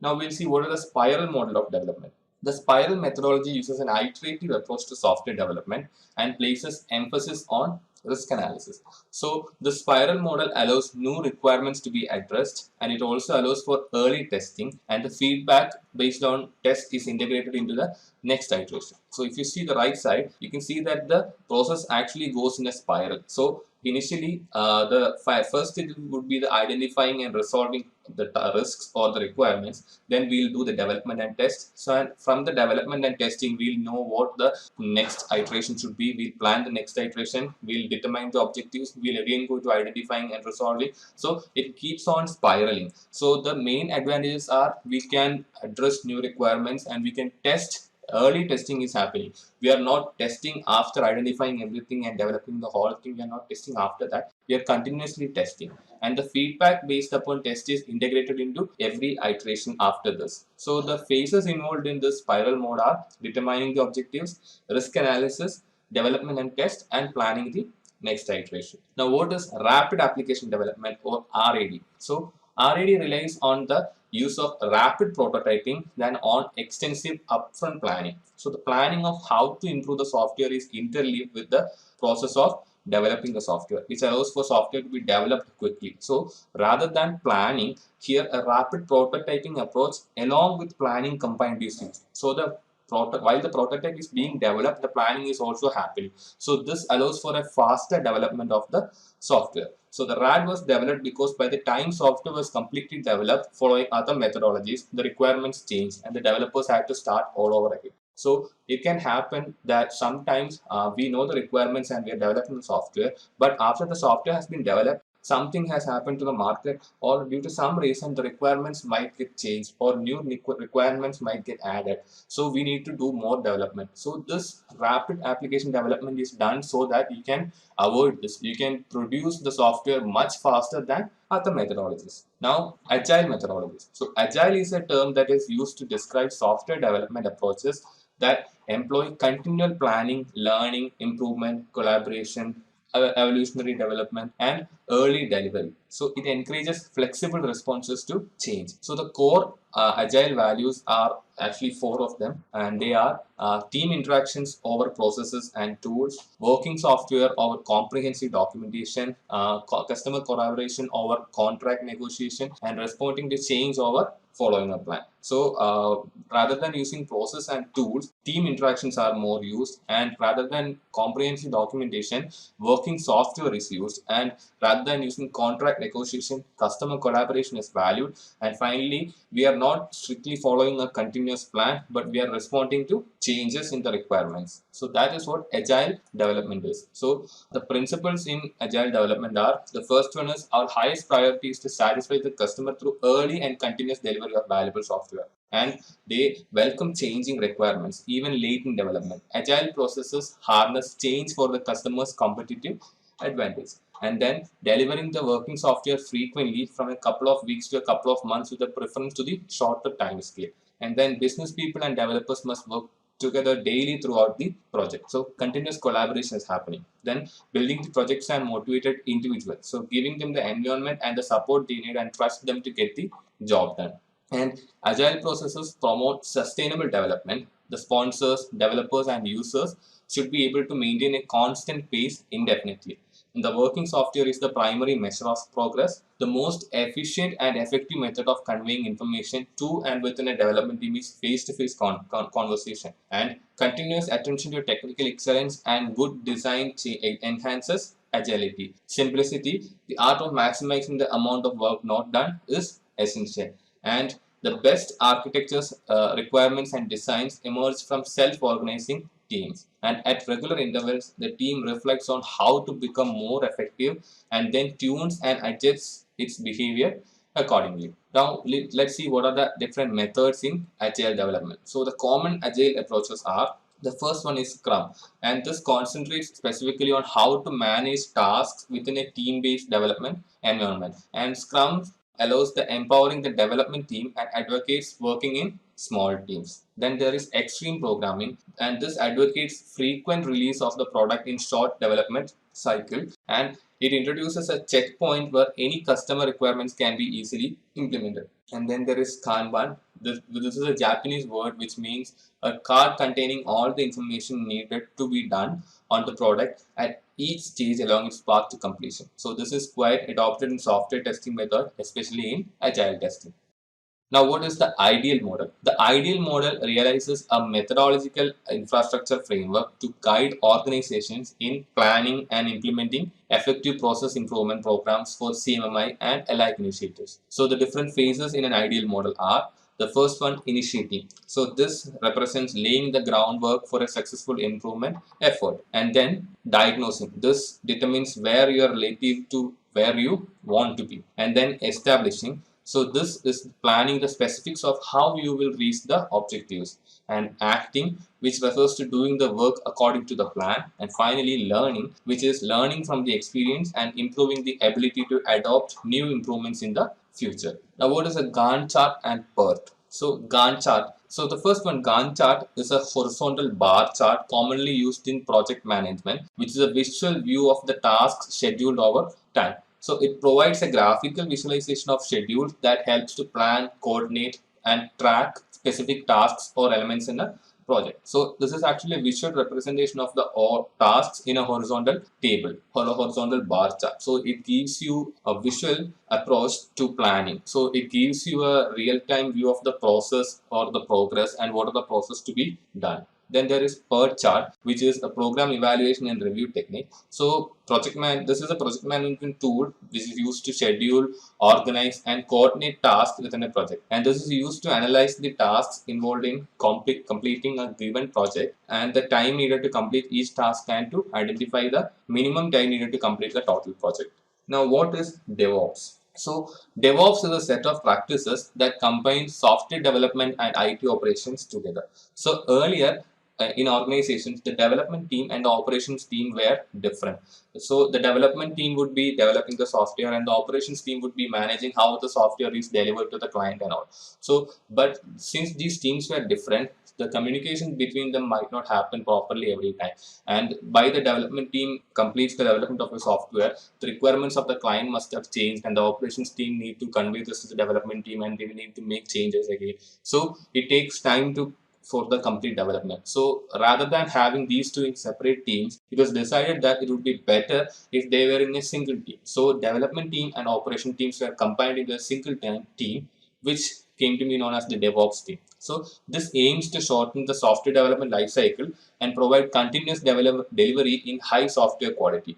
So DevOps is complementary with Agile software development, and several DevOps aspects come from Agile methodology only. So these DevOps has a huge positive impact on security, because in addition to quality assurance, the IT teammates will be involved in every step of the process. So multifunctional integration allows the team to identify potential defects, vulnerabilities, and friction points early enough to resolve them proactively. Now, what is a capability maturity model integration, or CMMI? So CMMI is a process and behavioral model that helps organizations streamline process improvement and encourage productive, efficient behaviors that decrease risks in software, product, and service development. So the different maturity levels in a CMMI model are: the first one, which is the initial level. So here the development process is ad hoc or even chaotic. So the management procedures and plans are not used. There is no assurance of consistency and quality is unpredictable. But in the repeatable maturity level, a formal management structure, change control, and quality assurance are in place. So the company can properly repeat processes throughout each project. So the company does not have formal processes model defined. And in the defined model, here formal procedures are in place that outline and define processes carried out in each project, and the organization has a way to allow for quantitative process improvement.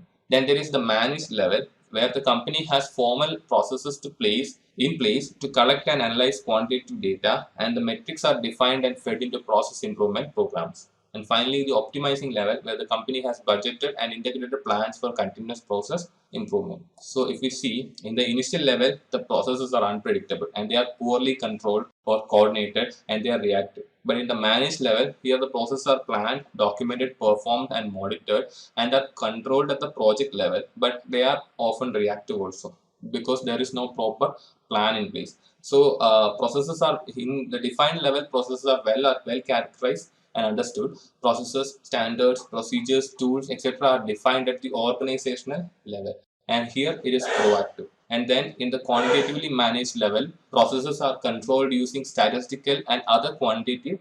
Just a quick info, guys. Test your knowledge of cybersecurity by answering this question. What is code red? A. An antivirus program. B. A photo editing software. C. A computer virus. D. A video editing software. Comment your answer in the comment section below. Subscribe to Intellipaat to know the right answer. Now, let's continue with the session. Techniques. And in the optimizing level, the process performance are continuously improved through incremental and innovative technological improvements. Now let's see what is change management. So change management is a collective term for all approaches to prepare, support, and help individuals, teams, and organizations in making organizational change. So we are actually thinking about change and how the change is managed in an organization. So drivers of change may include the ongoing evolution of technology, internal reviews of processes, crisis response, customer demand changes, acquisitions, and mergers. So these changes can come from different directions or different sources, like the change in technology that is being used, the updation of technology, then reviews of processes. So some processes which were used earlier need to be changed into newer ones to meet the newer market demands. Then crisis response. So there has been some kind of a crisis happening in the organization, and then some change has to be brought in so that the crisis can be solved. The customer demand changes. So the customer demand is changing, or the customers that the company is serving is changing. The customer base is changing. So with that, the company's processes also needs to change. And then changes can also come from acquisitions and mergers also. So change control is a process of controlling the specific changes that takes place during the life cycle of a system and documenting the necessary change control activities. So what happens here is we'll first make a formal request for a change, then analyze the request, and then record the change request, submit the change request for approval, develop the change, and finally report results to the management. Now we are seeing change management. Let's see what is configuration management. So this is a process for maintaining computer systems, servers, and softwares in a desired, consistent state. So configuration management is a way to make sure that a system performs as expected to the changes that are made over time. So configuration management systems lets you decide or lets you consistently define system settings as well as build and maintain those systems according to the baseline settings. So the configuration management tools include classifying and managing systems by groups and subgroups, centrally modifying the base configurations, rolling out new settings to all applicable systems, automating the system identification, patches, and updates, identifying the outdated, poor performing, and non compliant configurations, prioritizing actions, and access and applying the prescriptive remediation. Now, what is code repository? So, software development is actually a collaborative effort, and large software projects require different teams of developers who may simultaneously work on different parts of the code. So, code repositories actually is an important tool here, and this provides functions like centrally storing the point of source code. Then it provides version controlling, it allows for bug tracking, it allows for web hosting, and it also helps in the release management. Examples of code repositories are GitHub, Bitbucket, SourceForge, etc. So here the code that different teams are developing or collaborating over can be centrally stored, so everyone can access this code from a central location. And here version control can be kept. So version controlling is actually keeping different versions of the code. So the different teams are developing different aspects of the code, and new features might be added. So version controlling helps identifying the version of the code and what features it has and what are the new features added in the newer version, all those things. Then bug tracking can be enabled, web hosting, and finally the releasing of the code also helps. Code repositories also helps in the releasing of the code. So it is critical to deploy appropriate security measures for the code repositories because they contain one of the most important assets of any organization. Now, what are service level agreements or SLA? So using service level agreements is an increasingly popular way to ensure that organizations providing services to internal or external customers maintain an appropriate level of service agreed on both by the service provider and the vendor. So SLAs are just basically agreements that the organization makes with its customers, saying that they will provide the service as they approved or as they said they will provide. So for the issues that are commonly addressed in SLAs are system uptime. So as a percentage of overall operating time. So if the service you are using is in the form of a system, the system should be up for a long period of time or as per the agreement. Then maximum consecutive downtime, peak load, average load, responsibility of diagnostics, and failover time. So service level agreements also commonly include financial and other contractual remedies that kick in if the agreement is not maintained.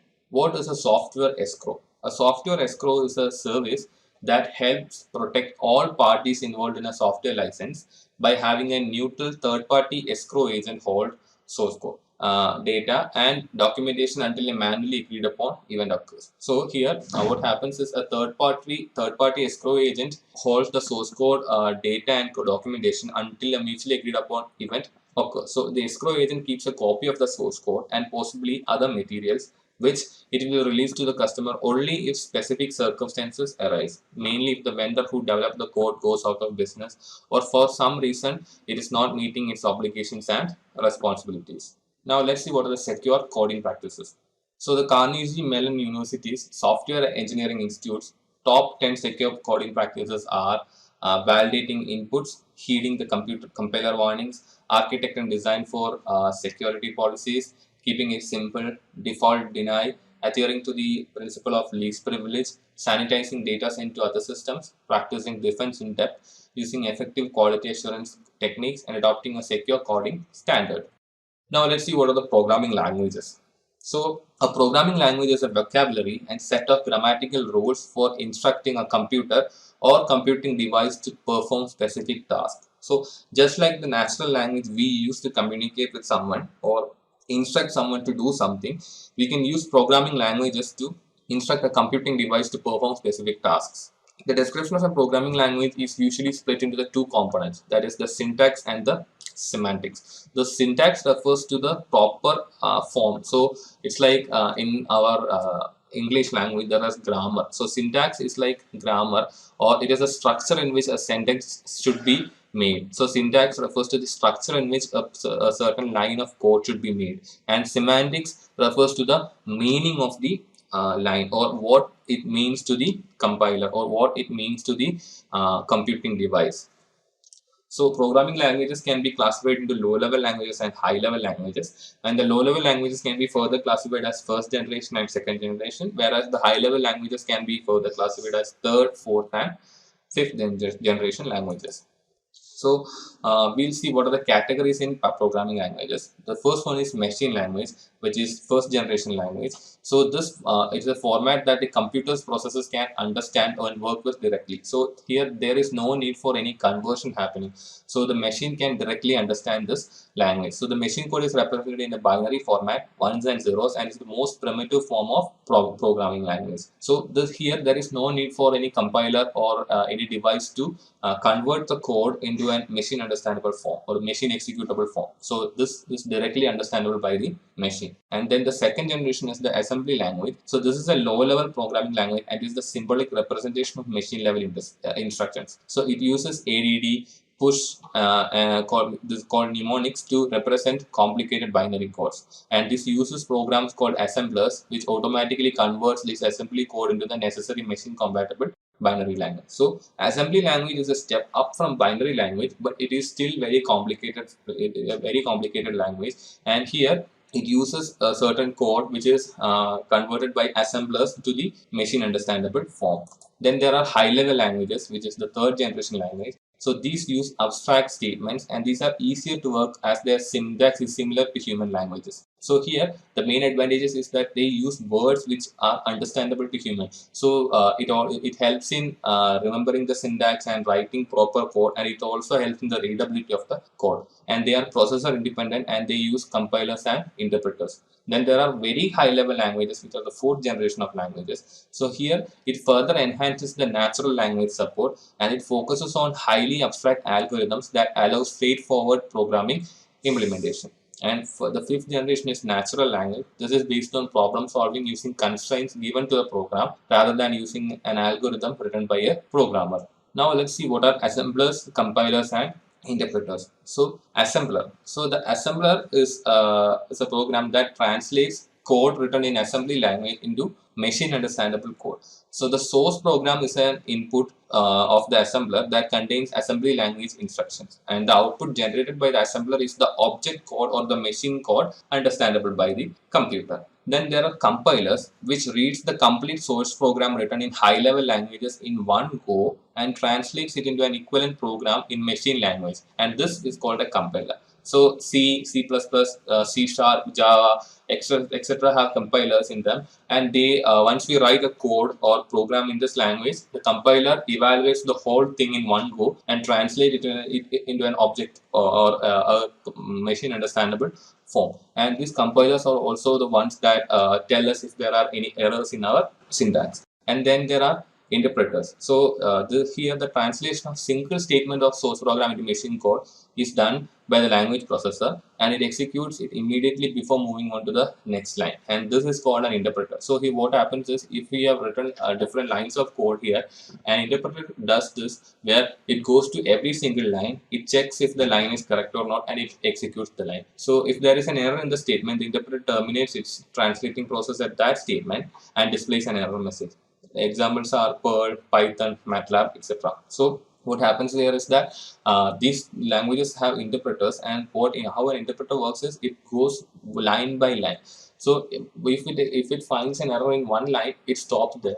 So the disadvantage of these kinds of interpreters are that you cannot find all the errors in the program in one go. Rather than that, you have to run the interpreter multiple times so that it finds every error in. Just a quick info, guys.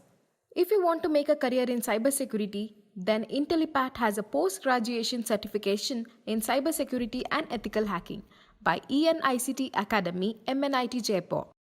This course is of very high quality and cost-effective, as it is taught by MNIT professors and industry experts. All the consequent steps. So, but whereas a compiler reads the whole thing in one go and finds out all the errors. So error debugging or error correction is much easier with a compiler than with an interpreter. Now we'll see a side-by-side comparison of a compiler versus an interpreter. So the first one, compiler. A compiled program is compiled only once, but an interpreter does this where an interpreted code is compiled each time the program is run.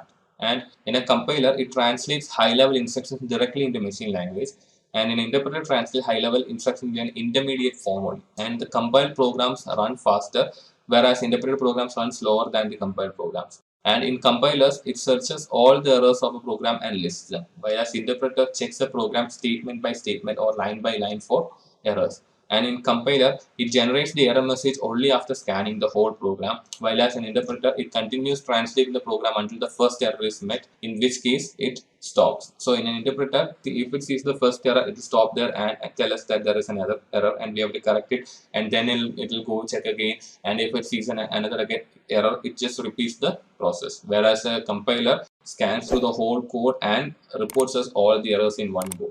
Now, what is a Java virtual machine? So, Java virtual machine is when we have a Java source file and we give it to Java compiler and it converts it to a class file and it gives it in the virtual machine. There is an interpreter and the interpreter converts the whatever the instruction is there and it gives to the operating system.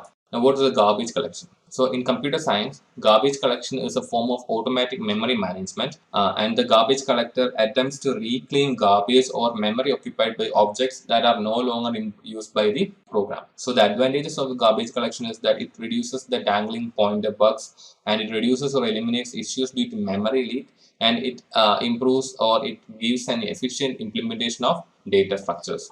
Now, what is object-oriented programming or OOP? Object-oriented programming is a computer programming model that organizes software design around data or objects rather than functions and logic. So, an object can be defined as a data field that has unique attributes and behavior. So, object-oriented programming is a programming approach which stands very close to real-life situations where we have data stored in certain classes and objects are instances of those classes. For example, if a bank account is there, so all the details of a particular account, like the account number, the balance in the account, the name of the account holder, these are all information that is stored in a class, and every account is an object which represents all these data. So every account is an instance of the details in the bank account class. So this is very real life example which connects to object-oriented programming. So the concepts in object-oriented programming are: the first one, inheritance. This is when one object acquires all the properties and behaviors of a parent object, and it is known as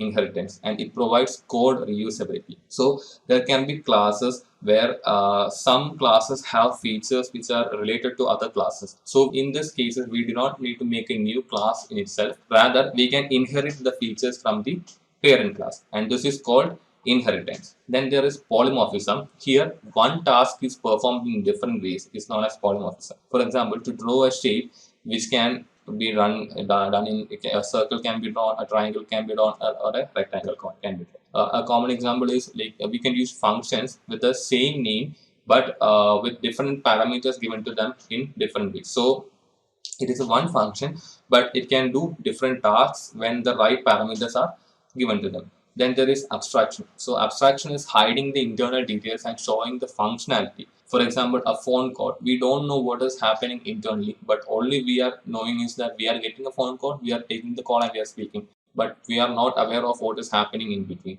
Then there is encapsulation, which is binding or wrapping the code and data together into a single unit so that it can be kept together. So a Java class is an example of encapsulation. Now let's see what is cohesion and coupling. So cohesion is the indication of the relationship within the module. So it is a concept of intra-module. Cohesion has many types, but usually highly cohesion is good for software. So cohesion represents what are the relationships within different modules of the code, or it is a concept of intra-module, how modules are connected to each other. Then coupling. So in coupling, it is an indication of relationship between modules. It is a concept of inter-module, or the coupling has only many types that usually low coupling is good for software. Data modeling and data structure. So first of all, data modeling. So it is an abstract model that organizes elements of data and standardizes how they relate to one another and to the properties of real-world entities. So data models can sometimes be referred to as data structures, especially in the context of programming languages. Whereas data structures is a data organization, management, and storage format that enables efficient access and modification. It is a collection of data values, the relationship among them, and the functions or operations that can be applied to the data. Now, what is an application programming interface or API? An application programming interface is a computing interface that defines interactions between multiple software intermediaries. So it defines the kinds of calls or requests that can be made, how to make them, the data formats that should be used, the conventions to follow, etc. So in today's world, there are multiple applications that are on our devices or on the web or any such application they can be. So these applications need to communicate with each other, and application programming interfaces are defined how these communications can happen. So how the call should be made between different applications. So what kind of data can they transfer between them? What are the conventions to be followed when such communication is happening? So these things are defined by the APIs. So APIs enable modular programming, allowing users to use the interface independently of the implementation. Now we'll see the differences between a SOAP API versus a REST API. So SOAP stands for Simple Object Access Protocol, and REST stands for Representational State Transfer. So SOAP is a protocol, whereas REST is an architectural style. And SOAP uses service interfaces to expose the business logic, whereas REST uses URA to expose the business logic. And then SOAP defines standards to be strictly followed, whereas REST does not define too much standards like SOAP. And SOAP requires more bandwidth and resources than REST, and REST requires less bandwidth than SOAP. And SOAP defines its own security, whereas RESTful web services inherit security measures from the underlying transport. SOAP permits XML data format only, while REST permits different data formats such as plain text, HTML, XML, JSON, etc.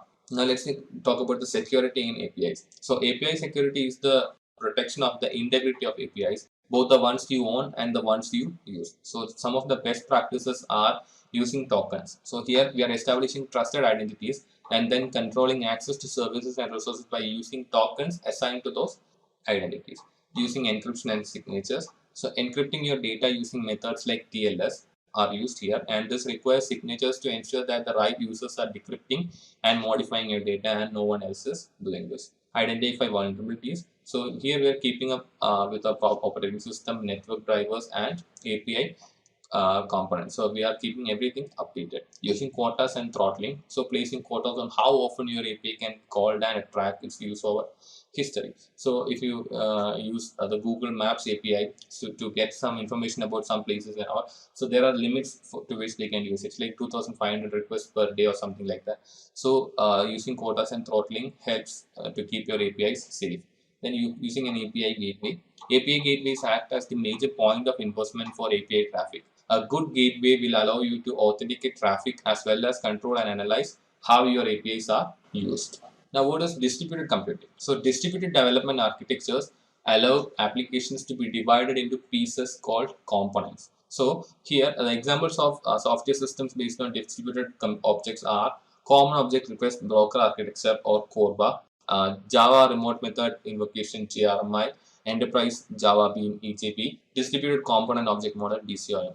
So the Object Request Broker ORB is created for finding objects, initiating objects, and sending requests to the object. Examples are Java-based systems. And then what are Object Request Brokers or ORB? So Object Request Brokers act as the locators and distributors of objects across networks. Example, Component Object Model, Distributed Component Object Model, Common Object Request Broker Architecture. Now what is Component Object Model or COM? So component object model is a model that allows inter-process communication within one application or between applications on the same computer system. It locates objects on a local system. It allows objects written in different OOP languages to communicate. Example, object written in C++ can send messages to object written in Java. It is designed to hide the details of individual objects, and it was developed by Microsoft. Now, what is distributed component object model or DCOM? So DCOM enables applications to use components on the same system, while DCOM enables applications to access objects that reside in different parts of the system, while a COM only enables applications to use components on the same system. And this locates objects over a network, and it supports communication among objects on different computers, and it allows the application to be distributed at sensible locations. It includes object linking and embedding, and DCOM uses globally unique identifiers to uniquely identify users, resources, and components within an environment, and it was developed by Microsoft. And Common Object Request Broker Architecture, or CORBA.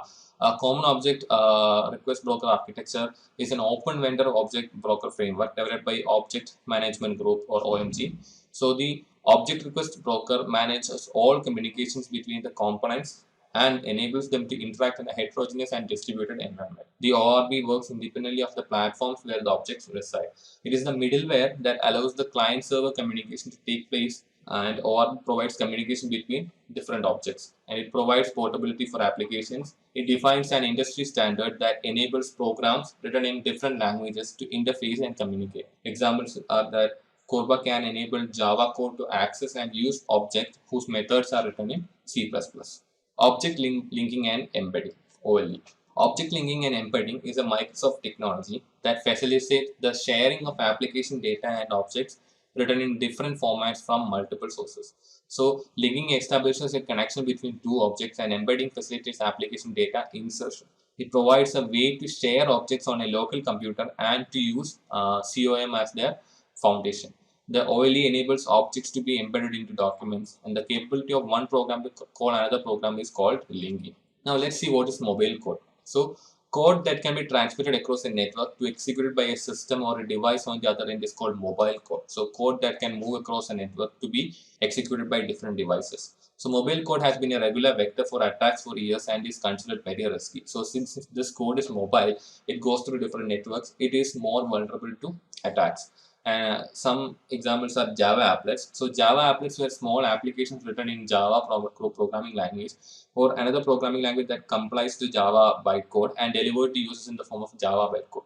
So JVM creates a virtual machine for an applet to run, which provides an environment called a sandbox. This virtual machine is an enclosed environment in which the applet carries out its activities. ActiveX is a depreciated software framework created by Microsoft that adapts its earlier component object model and object linking and embedding technologies for content downloaded from a network, particularly from the World Wide Web. So the problem with ActiveX controls was that it shared the privilege levels of the current user on a system. A malicious ActiveX control would have sufficient privilege to compromise the system security and other systems connected through it. Now, what is a service-oriented architecture, or SOA? Service-oriented architecture, SOA, is a style of software development where services are provided to the other components by application components through a communication protocol over a network. The properties of service-oriented architecture are that it logically represents a business activity with a specified outcome. It is self-contained. It is a black box for its consumers, and it may consist of other underlying services. What are the components of SOA? So the first one is Simple Object Access Protocol, or SOAP. This is an XML-based protocol that encodes messages in a web service environment. It actually defines an XML schema of how communication is going to take place. So the SOAP XML schema defines how objects communicate directly. Then there is Web Services Description Language, WSDL, which provides a machine-readable description of the specific operations provided by the service. Then there is Universal Description Discovery and Integration, UDDI, which is an XML-based registry that lists available services. It provides a method for services to be registered by service providers and located by service consumers. So this is the SOA components diagram. Now, what is web security? Web application security is the one that deals specifically with security of websites, web applications, and web services. At a higher level, web application security draws on the principles of application security but applies them specifically to internet and web systems. So the common prevention systems include web application firewalls, DDoS mitigation, DNS security, user awareness, and vulnerability or penetration tests. Web application security principles. So the 10 principles are: first one is minimizing attack surface area, establishing secure defaults, the principle of least privilege, the principle of defense in depth, fail security, don't trust services, separation of duties, avoid security by obscurity, keeping security simple, and fixing security issues correctly. Now, what are the vulnerabilities in web environment?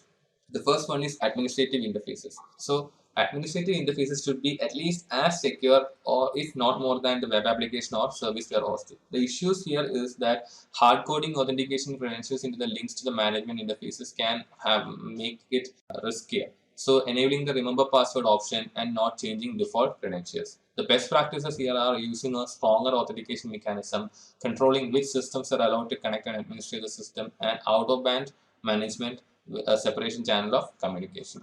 Authentication and access control. So most of the web application deploys some sort of authentication mechanism, example banks, e-commerce, etc. And they want to achieve the right balance between user experience and security. So the threats here are brute force attacks, social engineering, credential stuffing, etc. And the best practices are multi-factor authentication and using a transport layer security. Then input validation. So the testing input received by the application for compliance against a standard defined within the application is called input validation, and this ensures only properly formed data is entering the workflow. It can be as simple as strictly typing a parameter and as complex as using regular expressions of business logic to test. Input validation should happen as early as possible in the data flow. The types are client-side validation, which is an initial check and an important feature of good user experience by catching invalid data on the client side. Then there are server-side validation, where we take whatever is sent by the client and conduct additional checks on the backend server.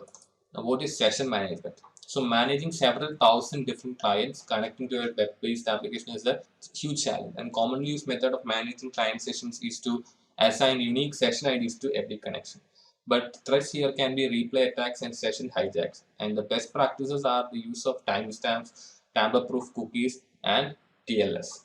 Now, what are the top 10 security risks as per OWASP, or the Open Web Application Security Project? So they are, first one is injection, then there is broken authentication, sensitive data exposure, XML external attacks, broken access control, security misconfiguration, cross-site scripting, insecure deserialization, using components with non-vulnerabilities, and insufficient logging and monitoring. Now, what is SQL injection? So SQL injection is a type of an injection attack that makes it possible to execute malicious SQL statements. So the attackers can use SQL injection vulnerabilities to bypass application security measures, and they can go around authentication and authorization of web page or web application and retrieve the content of the entire SQL database. And they can also use SQL injection to add, modify, and delete the records. The prevention methods are parameterizing your queries instead of directly embedding user input, escaping the characters that have a special meaning in SQL, and pattern checking your parameters, and restricting access to sensitive tables with database permissions. Cross-site scripting. XSS or cross-site scripting attacks are a type of injection in which malicious scripts are injected into otherwise benign and trusted websites. So here an attacker can use XSS to send a malicious script to an unsuspecting user. The end user's browser has no way to know that the script should not be trusted and will execute the script. The prevention is to filter input on arrival, encode the data on output, and use appropriate response headers, also using content security policy. So the different types of XSS attacks are reflected XSS, which is the simplest variety of cross-site scripting. It arises when an application receives data in an HTTP request and includes the data within the immediate response in an unsafe way. Then there are stored XSS, also known as persistent or second-order XSS, which arises when an application receives data from an untrusted source and includes that data within its later HTTP responses in an unsafe way. Then there are DOM-based XSS, which arises when an application contains some client-side JavaScript that processes data from an untrusted source in an unsafe way, usually by writing the data back to the DOM. Now, cross-site request forgery, CSRF. So this is an attack that forces an end user to execute unwanted actions on a web application in which they are currently authenticated.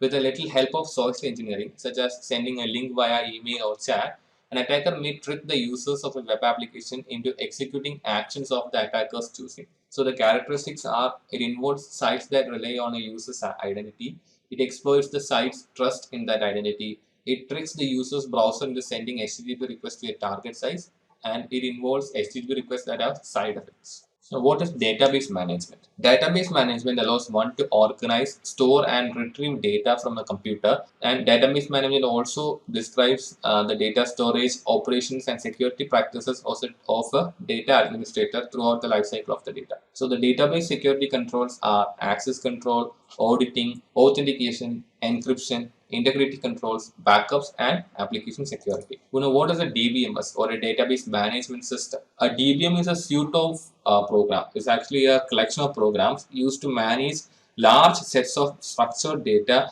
with ad hoc query capabilities for many types of users. It also controls the security parameters of the database. The various features of a DBMS are It ensures consistency among the data and that is held on different servers throughout the network. It allows for easier backup procedures and it provides transaction persistence. It provides recovery and fault tolerance. It allows the sharing of data within multiple users and it provides security controls that implement integrity checking, access control, and the necessary level of confidentiality. Now, what are database models? The database models defines the relationship between different data elements and it detects how data can be accessed and also defines the acceptable operations, the type of integrity offers, and how the data is organized. So there are different types of database model. The first one is a relational model. This uses attributes or columns and tuples or rows to organize information. And this presents information in the form of tables. And here the primary key is a field that links all the data within a record to a unique value. So an example of for a relational database would be our registers in our schools that we use to take our attendance in. So in here we can see the roll numbers on first column, the names, and whether we are present on or not, and all these things are there. So if we take the roll number or our name as a primary, the roll number as a primary key, if the whole school is having unique roll numbers, it can be used to connect different relational databases as well. Then there are hierarchical database models which combines records and fields that are related in a logical tree structure. So parents can have one child, many children, or no children. These are used for mapping one-to-many relationships and they are commonly used in implementation in Windows Active Directory. Then there are network models which are built upon hierarchical data models and allows each data element to have multiple parent and child records as well. This is a redundant network-like structure instead of a strict tree structure.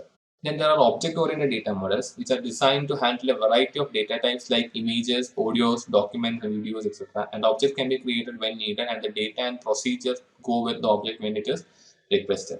It has classes to define the attributes and procedures of its objects.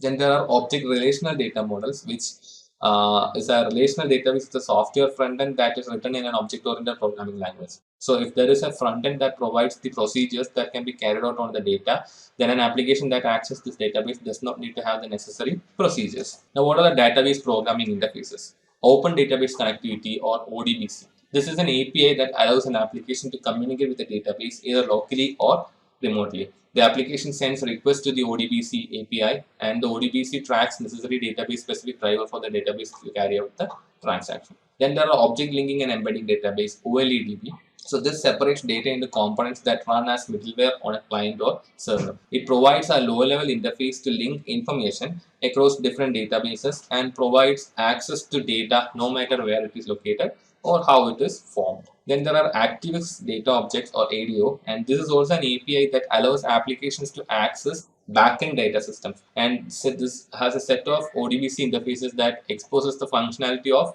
data sources through accessible objects. ADO uses the OLEDB interface to connect with the database, and these are commonly used in web applications and other client or server applications.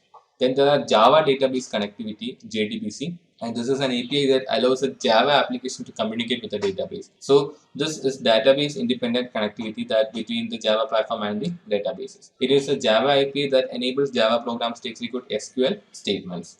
Now let's see a relational database. A relational database is a collection of data items with predefined relationship between them. These items are organized as a set of tables with columns and rows. Tables are used to hold information about the objects to be represented in the database. So the different features of a relational database include candidate keys, which are the subset of attributes that can be used to uniquely identify any record in a table. So no two records in the same table will ever contain the same values for all our attributes composing a candidate key. Just a quick info, guys. Test your knowledge of cybersecurity by answering this question. Which one of the following can be considered as the class of computer threats? A. DOS attack. B. Phishing. C. Soliciting. D. Both A and C. Comment your answer in the comment section below. Subscribe to Intellipaat to know the right answer. Now, let's continue with the session. Then there are primary keys, which are attributes in a relational database that is used to uniquely identify the records. Each table has only one primary key, and the relational database management systems disallows the insertion of multiple records with the same primary key. Then foreign keys are used to ensure or enforce relationship between two tables, also known as referential integrity. Referential integrity ensures that if one table contains a foreign key, it corresponds to a still existing primary key in the other table in the relationship. So if you see these two databases, in the second table, the primary key course ID is also there in the first table. So it is a foreign key which can be used to connect the second table to the first table. Now, what is database normalization? The process of structuring a relational database in accordance with a series of so-called normal forms in order to reduce data redundancy and improve data integrity is called database normalization. The purpose of database normalization is to free the collection of relations from undesirable insertion, update, and deletion dependencies, and to reduce the need for restructuring the collection of relations as new types of data are introduced, and to make the relational model more informative to the users. The types include INF, first NF, second NF, and third NF. Database integrity. Data integrity is the maintenance and assurance of data accuracy and consistency over its entire life cycle, and is a critical aspect to the design, implementation, and usage of any system that stores, processes, or retrieves data. So that there are different types, and the first one is semantic integrity, which makes sure the structural and semantic rules are enforced. These rules pertain to data types, logical values, uniqueness constraints, and operations that could adversely affect the structure of the database. Then there are referential integrity, which happens if all foreign keys reference the existing primary keys. So there should be a mechanism in place that ensures no foreign key contains a reference to a primary key of a non-existing record or a null value. Then there is entity integrity, which guarantees that the tuples are uniquely identified by primary key values. If it does not have a primary key, it cannot be referenced by the database. Database transactions and ACID. Relational databases support the explicit and implicit use of transactions to ensure data integrity. So each transaction is a discrete set of SQL instructions that will either succeed or fail as a group. So the database transactions have four characteristics: ACID, or atomicity, consistency, isolation, and durability. The first one, atomicity, means that the database transaction must be atomic. That is, they must be an all or nothing affair, or if any part of the transaction fails, the entire transaction must be rolled back. Then there is consistency, which means that all transactions must begin operating in an environment that is consistent with all of the database's rules. For example, all records have a unique primary key. When the transaction is complete, the database must again be consistent with the rules. Then isolation means that all transactions operate separately from each other. If a database receives two SQL transactions that modify the same data, one transaction must be completed in its entirety before the other transaction is allowed to modify the same data. Then there is durability, which is the database transaction must be durable. That is, once they are committed to the database, they must be preserved. Database security issues. The first one is aggregation, and this happens when a user does not have the clearance or permission to access specific information, but does have the permission to access components of this information. So the users then have to figure out the rest and obtain the restricted information.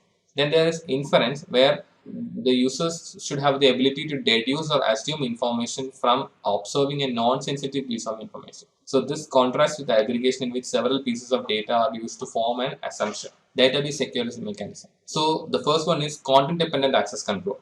So this are access decisions depending upon the value of an attribute of an object itself. So if the attribute of the object is required in many applications, and it is based on the sensitivity of the data.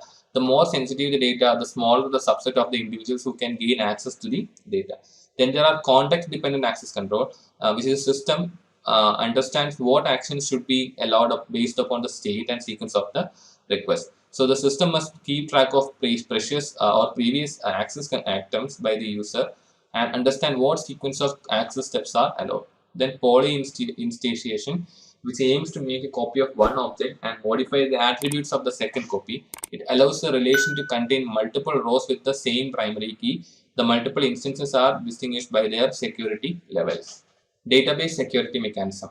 Then there is cell suppression, which is a technique used to hide specific cells that contain information that could be used in inference attacks. Then there are partitioning, which involves dividing the database into different parts, which makes it much harder for an unauthorized individual to find connecting pieces of data that can be brought together and other information that can be deduced or uncovered.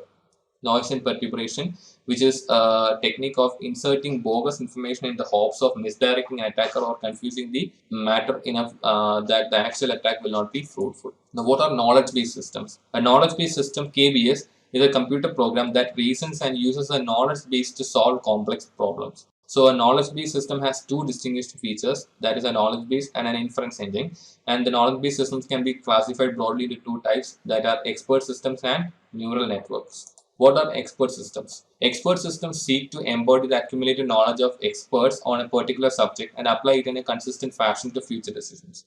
So every expert system has two main components, the knowledge base and the inference engine. The knowledge base contains the rules known by an expert system, and the knowledge base seeks to codify the knowledge of human experts in a series of if or then statements. And the inference engine analyzes information in the knowledge base to arrive at the proper decision. So expert systems can play an important role in analyzing emergency events, stock trading, and other scenarios in which emotion sometimes gets in the way of logical decision. Then there are neural networks. So a neural network is a series of algorithms that endeavors to recognize underlying relationship in a set of data through a process that mimics the way the human brain operates. So in this sense, neural networks refers to systems of neurons, either organic or artificial in nature. So a neural network works similar to the human brain's neural network. A neuron is in a neural network is a mathematical function that collects and classifies information according to a specific architecture. The network bears a strong resemblance to the statistical methods such as curve fitting and regression analysis. Now, what is malicious software?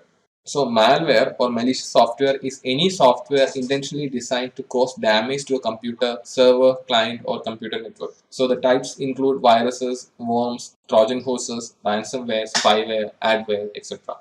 So, the countermeasures to malicious software are antiviruses, firewalls, intrusion prevention systems, training, etc.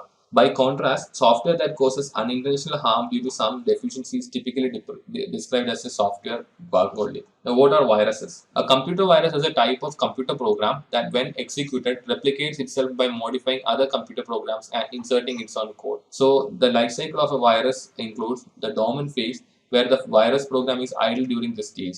So the virus program has managed to access the target user's computer or software, but during this stage, the virus does not take any action. Then there are the propagation stage. So in this stage, the virus starts propagating, which is multiplying and replicating itself. And the triggering phase, which is in which a dormant virus moves into this phase when it is activated and will now perform the function for which it was intended. And then the execution phase. This is the actual work of the virus, where the payload will be released, and it can be destructive, such as deleting files from the disk, crashing the system, or corrupting files. What are the different types of viruses? The first one is a macro virus, which is written in Visual Basic or VB script and is platform independent. So macro viruses infect and replicate in templates and within documents. These are easy to write and are used extensively in commonly used products. Then there are boot sector virus, which infects the boot sector of a computer. So they have part of their code in the boot sector, which can initiate the viruses when a system boots up, and the rest of their code in sectors on their hard drive marked off as bad. So because the sectors are marked as bad, the operating system application will not attempt to use these sectors. Now, what is a stealth virus? So these viruses hides the modification that's made to the files or boot records. So when an anti-malware program attempts to read an infected file or sector, the original uninfected form will be presented instead of the actual infected form. It is a virus that hides its track after infecting a system. Then there are polymorphic viruses, which produces varied but operational copies of itself. This is done in the hopes of outwitting a virus scanner. So the polymorphic virus can use different encryption schemes requiring different description routines. So a polymorphic virus has the capability to change its own code, enabling the virus to have hundreds or thousands of variants. A multi-part virus or multipartite virus has several components to it and can be distributed to different parts of the system. For example, a multi-part virus might infect both the boot sector of a hard drive and the executable files as well. By using these kinds of viruses, it can spread more quickly than a virus using only one vector. Then there are script viruses, which are files that are executed by an interpreter. The virus will carry out the payload that the virus writer has integrated into the script. Scripts are just another infection vector caused by malware writers to carry out their evil ways. Now, what are worms? So, worms are different from viruses in that they can reproduce on their own without a host application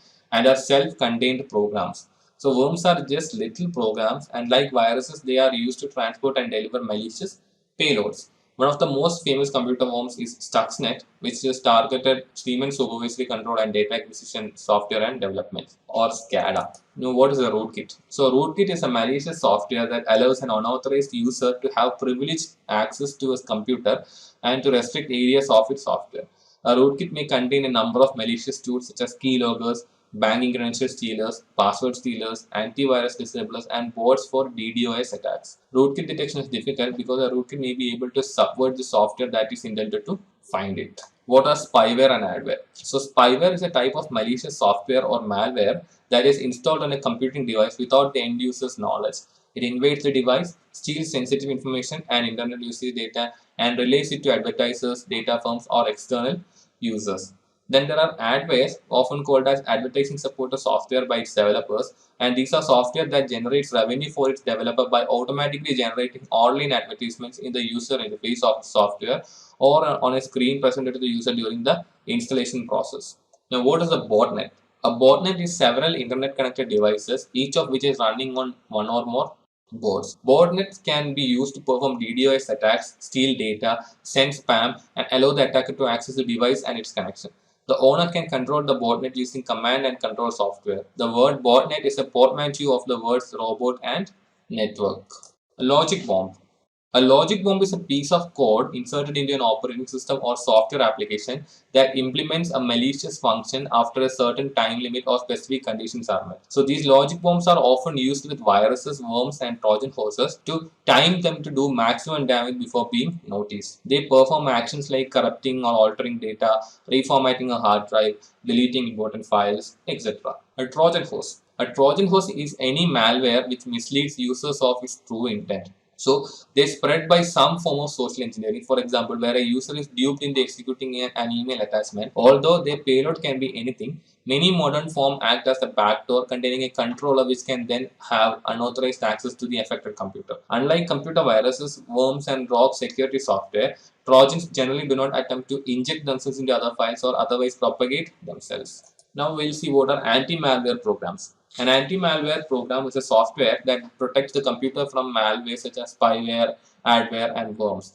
It scans the system for all types of malicious software that manage to reach the computer. An anti-malware program is one of those best tools to keep the computer and personal information protected. So the different types of detection methods by an antimalware program are: first one is signature-based detection, where it involves your antivirus having a predefined repository of static signatures that represent known network threats, and these threats are different from one another because of their unique coding. Then there are heuristic-based detection, where the anti-malware program analyzes the overall structure of the malicious code, evaluates the code instructions and logic functions, and looks at the type of data within the virus or worm. It collects a bunch of information about this piece of code and assesses the likelihood of it being malicious in nature.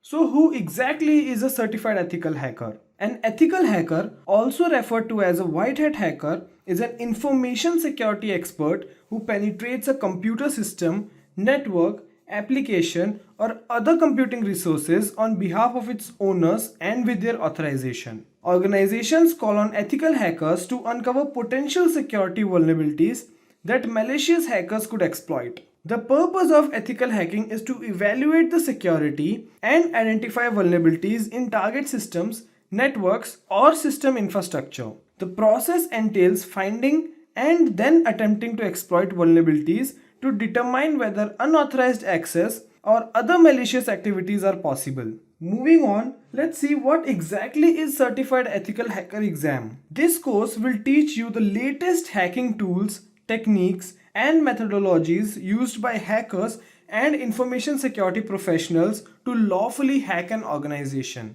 This exam covers more than 500 new threats and vulnerability scenarios as it is updated to version 11. And one more thing, CH version 11 is provided by EC Council, that is the governing body who give all certifications for cybersecurity. Now let's see what makes this cybersecurity CEH version 11's certification different from other cybersecurity certifications. The first one, it has mapped NICE 2.0. CH version 11 falls perfectly under NICE 2.0 framework specialty areas, protect and defend and analyze, and even securely provision, helping you to further your career as a federal employee.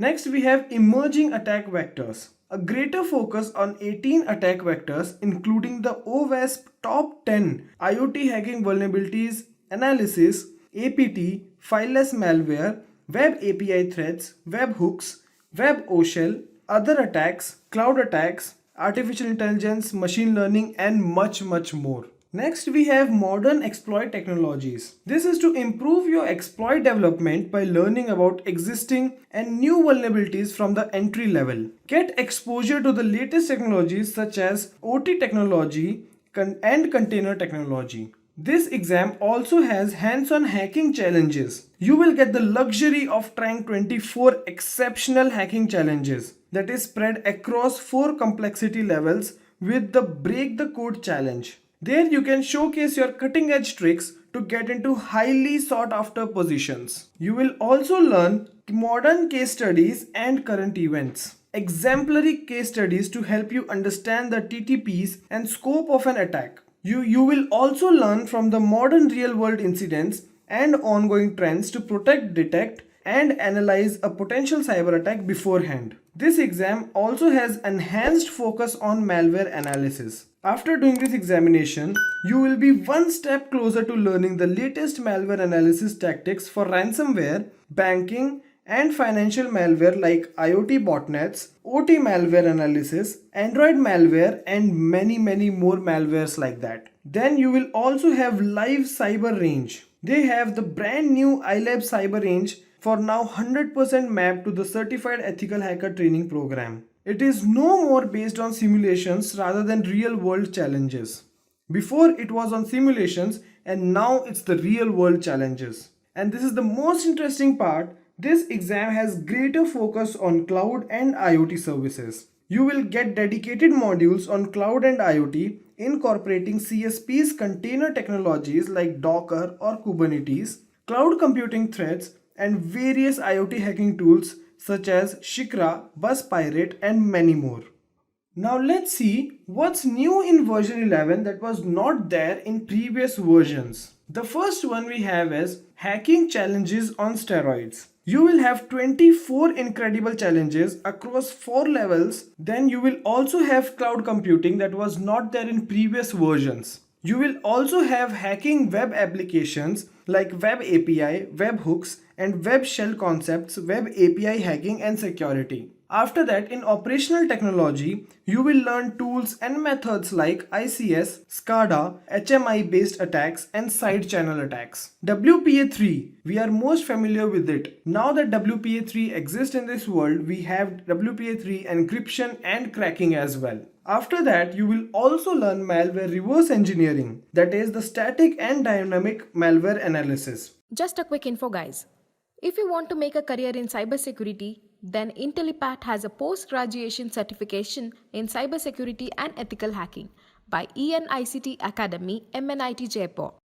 This course is of very high quality and cost-effective, as it is taught by MNIT professors and industry experts. Here you will analyze the malware and even create it, and then you will learn how do you even prevent a malware. Then you will also learn enumeration, where you will learn new networking techniques like NFS, Telnet, SMB, FTP, TFTP, even IPv6, border gateway protocol, and enumeration techniques. After this, let's move on to the exam outline. What exactly CH version 11 exam consists of. First one, it has 125 number of questions and you will get 4 hours to answer them. And for 125 questions, you will not have negative marking, so you can attempt any number of questions. Now the format of the questions is there will be multiple choice questions. The 4 options, you will have a question that is real world scenario based and you have to answer that. For example, I am CEO of a company and my company has been attacked by some attackers. Now what are the next steps I have to take in order to prevent those attacks in future? So the questions like that, you have to answer them. Now the exam prefix that you have is 312-50. It's more like an exam code that you have to put before applying to that exam. After that, let's move on to the interesting part, how you are scored and what are the passing scores. In order to maintain the high integrity of the certification exams, EC Council exams are provided in multiple forms. Each form is very carefully analyzed through beta testing with an appropriate sample group under the preview of a committee of subject matter experts that ensure that each of the exams has not only academic rigor but also has real world applicability. They also have the process to determine the difficulty rating of each question. The individual rating then contributes to an overall cutoff score for each exam form. To ensure each form has equal assessment standards, cut scores are set on a per exam form basis, depending on which the exam form is challenged. Now the cut scores can range from 60% to 85%. Now this is the exam outline of what you will learn in CH version 11 exam. You will have 20 modules in total, starting from Introduction to Ethical Hacking to Cryptography. You will learn 5 phases of ethical hacking inside it, like footprinting, reconnaissance, scanning networks, vulnerability assessment, malware threats, sniffing, and the most interesting and new topics that we have is IoT hacking, cloud computing, and even hacking wireless networks like WPA3 and WPA2. In addition to it, you will have a separate module for denial of service, session hijacking, and even SQL injections. Now moving on, these are the tools that you learn in CH version 11 exam. Now these are not all the tools that you learn. You learn around 500 plus tools that are there in Kali Linux operating system. These are the most famous tools that you learn for creating malware and scanning networks. Wireshark and Nmap are the two tools that scans the network and gives you the IP addresses of all the devices that are connected to it. MySQL will be useful when you do SQL injection into a website. And Metasploit is a tool, and it's a very famous tool that we use to create malwares and viruses. Not only these, you will have 500 more tools to learn.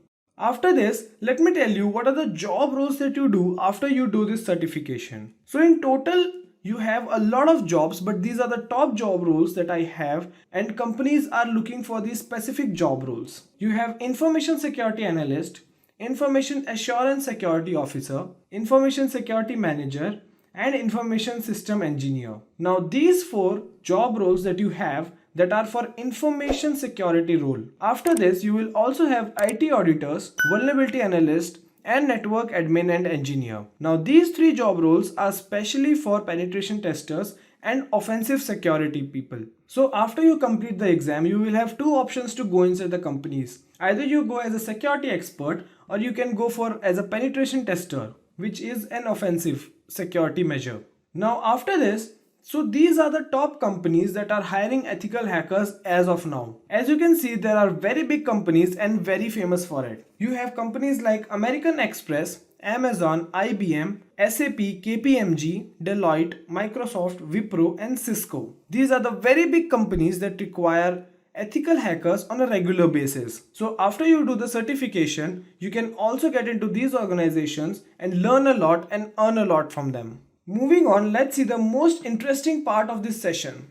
You will get to know the salary of all the job roles that you do after you complete CH version 11 exam. Now for new people who are in USA, their salary starts with $104,500, that's annual. And in India, for new people who have just graduated or who are new to this industry, they earn from 3.5 to 6 lakhs per annum. Now for professionals who have 3 years to 5 years of experience, they earn $2 million in USA. And for India, you will earn 30 LPA. Let's start with subjective questions. Now let's get into our first question. The first question is, what is a CIA trade? Now CIA Triad is a model designed to handle policies for information security within an organization. CIA stands for confidentiality, integrity, and availability. Confidentiality is a collection of rules that limits access to information. Integrity means it assures the information is trustworthy and reliable. Availability provides reliable access to data for authorized people. It is the most important part of an organization to work and increase their business. Now let's get into our second question.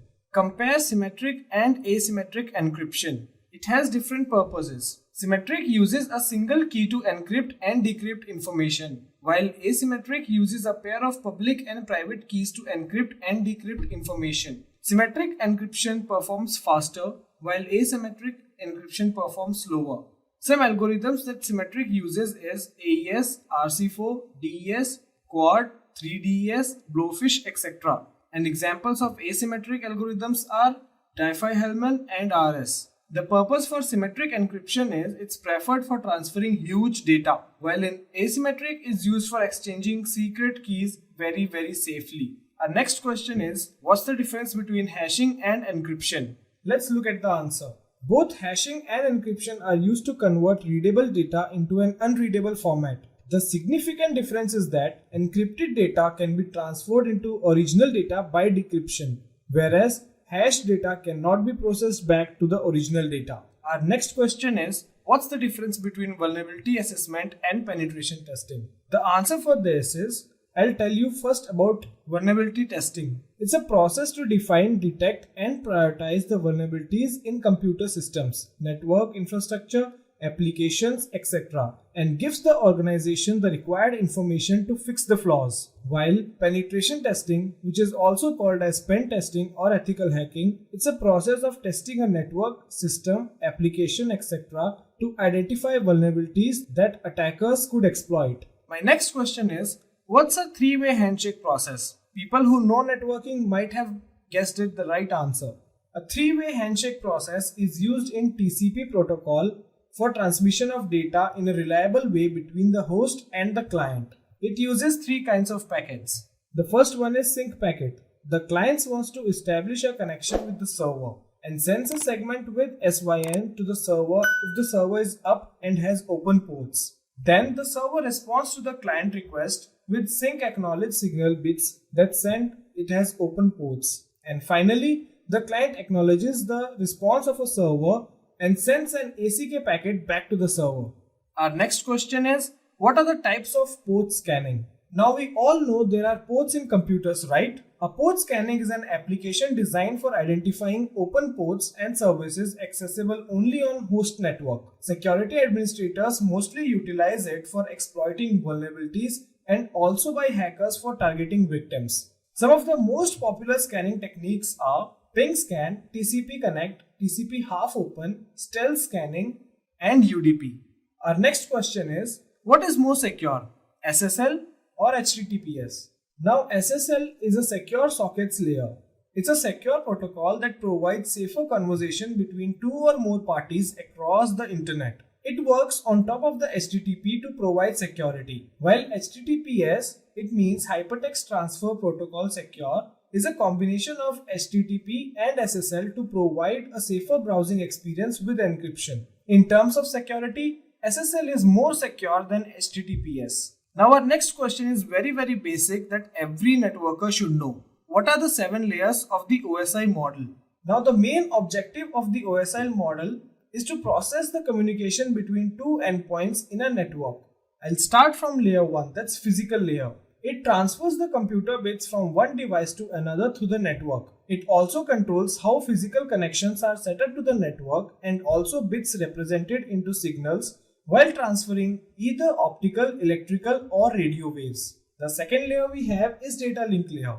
It handles the flow of data to and fro in the network. It also controls problems that occur due to bit transition errors. The third layer we have is network layer. It is used to transfer data to and fro through another network. Transport layer is used for sending data across a network and also offers error checking practices and data flow controls. Session layer determines the period of a system that awaits for another applications to respond. Presentation layer manages encryption and decryption of data required for the application layer. It translates or formats data for the application layer based on the syntax of application that accepts. The final layer we have is application layer. It allows users to communicate between network application when required to perform network related operations. Now let's get into our next question. This is very important for cybersecurity and networking people. What is the use of Address Resolution Protocol, aka ARP? Now ARP is a protocol specially used to map IP address to physical address such as Ethernet addresses. It translates 32-bit addresses to 48 bits addresses and vice versa. This is needed because the most common level of IP we use today is 32 bits long and MAC addresses are 48 bits long. Our next question is how to reset or remove the BIOS password. Now there are many ways to reset or remove BIOS password. You must have seen similar picture like this in your PCs or in your laptops. You have to enter password there, and then the hard disk allows you to get into the computer. Now the ways are by removing the CMOS battery, by using software, by using the MS-DOS command, or by using motherboard jumper, or by using backdoor BIOS passwords. Now we use tools for this, which you are going to learn when you learn cybersecurity. The next question is explain traceroute. Traceroute is a tool that shows the packet path. It lists all the points that the packet passes through. Traceroute is used mostly when the packet does not reach the destination. It's also used to check where the connection breaks or stops, or to identify the failure. Now if you see in this command prompt, I tried to traceroute google.com and it shows me how many hops I have to reach the Google server. The next question we have is, what is a VPN? Now VPN stands for Virtual Private Network. A VPN connection establishes a secure connection between you and internet. It's a network connection method for creating an encrypted and safer connection. This method protects data from interference, snooping, and censorship. Next we have define the process of salting. What is the use of salting? Now salting is that process to extend the length of passwords by using special characters. To use salting, it's very important to know the entire mechanism of salting. The use of salting is to safeguard passwords. It also prevents attackers testing known words across the system. For example, what you see on your screen. We have a user password that's happy face. We add some salt value to it and we get an hash algorithm. Then again we use salt into it and then we get a hash value. Now even if hacker tries to hack your password, he can see the hash value but not the user password. The next question we have is, what is black box testing and white box testing?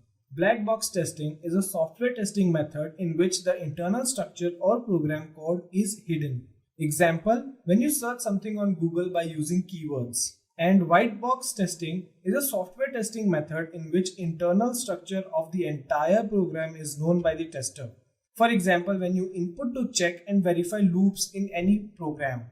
The next question we have is, what is IP and MAC addresses? IP address is the acronym for Internal Protocol Address. An Internet Protocol Address is used to uniquely identify a computer or device such as printers, storage disk, or a computer network. For example, we have IP address as 192.64.25.124.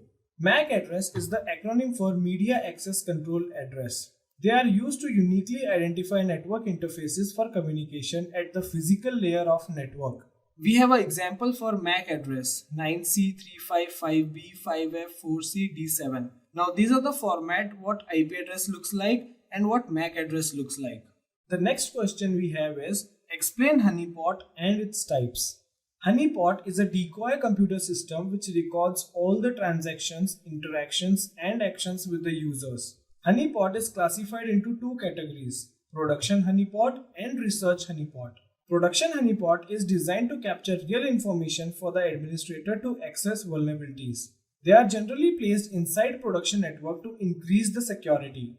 Research honeypot is used by educational institutions and organizations for the sole purpose of researching the motives and tactics of the black hat community for targeting different networks. The next question we have is, what is WEP cracking?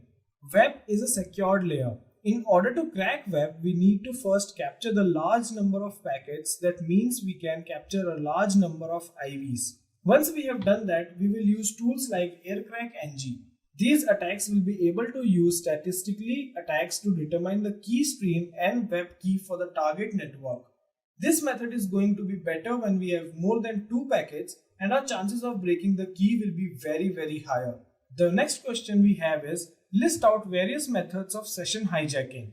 So we have 4 methods of session hijacking. The first is using packet sniffers, cross-site scripting, IP spoofing, and blind attack. The next question we have is, explain the difference between stream cipher and block cipher. Stream operator operates on a small plain text units, while block cipher works on very large block data. Stream requires very less code, while block requires a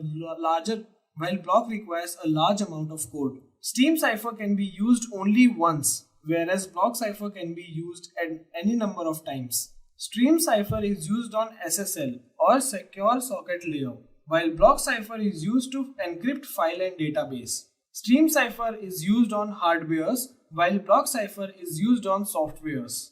Now let's move on to our next question. What is remote desktop protocol? Let me show you an image first. Have you come across image like this, guys?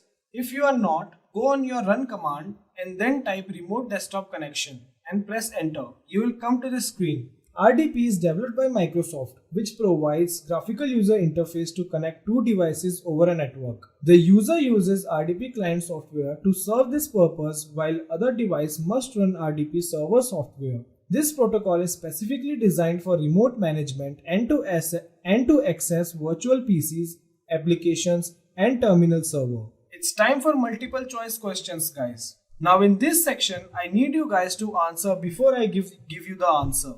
Which of the following tool is used for Wi-Fi hacking? Any guesses? Well, the correct answer is AirCrackNG. Our second question is, which of the following is a popular IP address and port scanner? I think you guys can guess it. It's Angry IP Scanner. There are dash types of scanning in ethical hacking and cybersecurity. How many types of scanning are there, guys?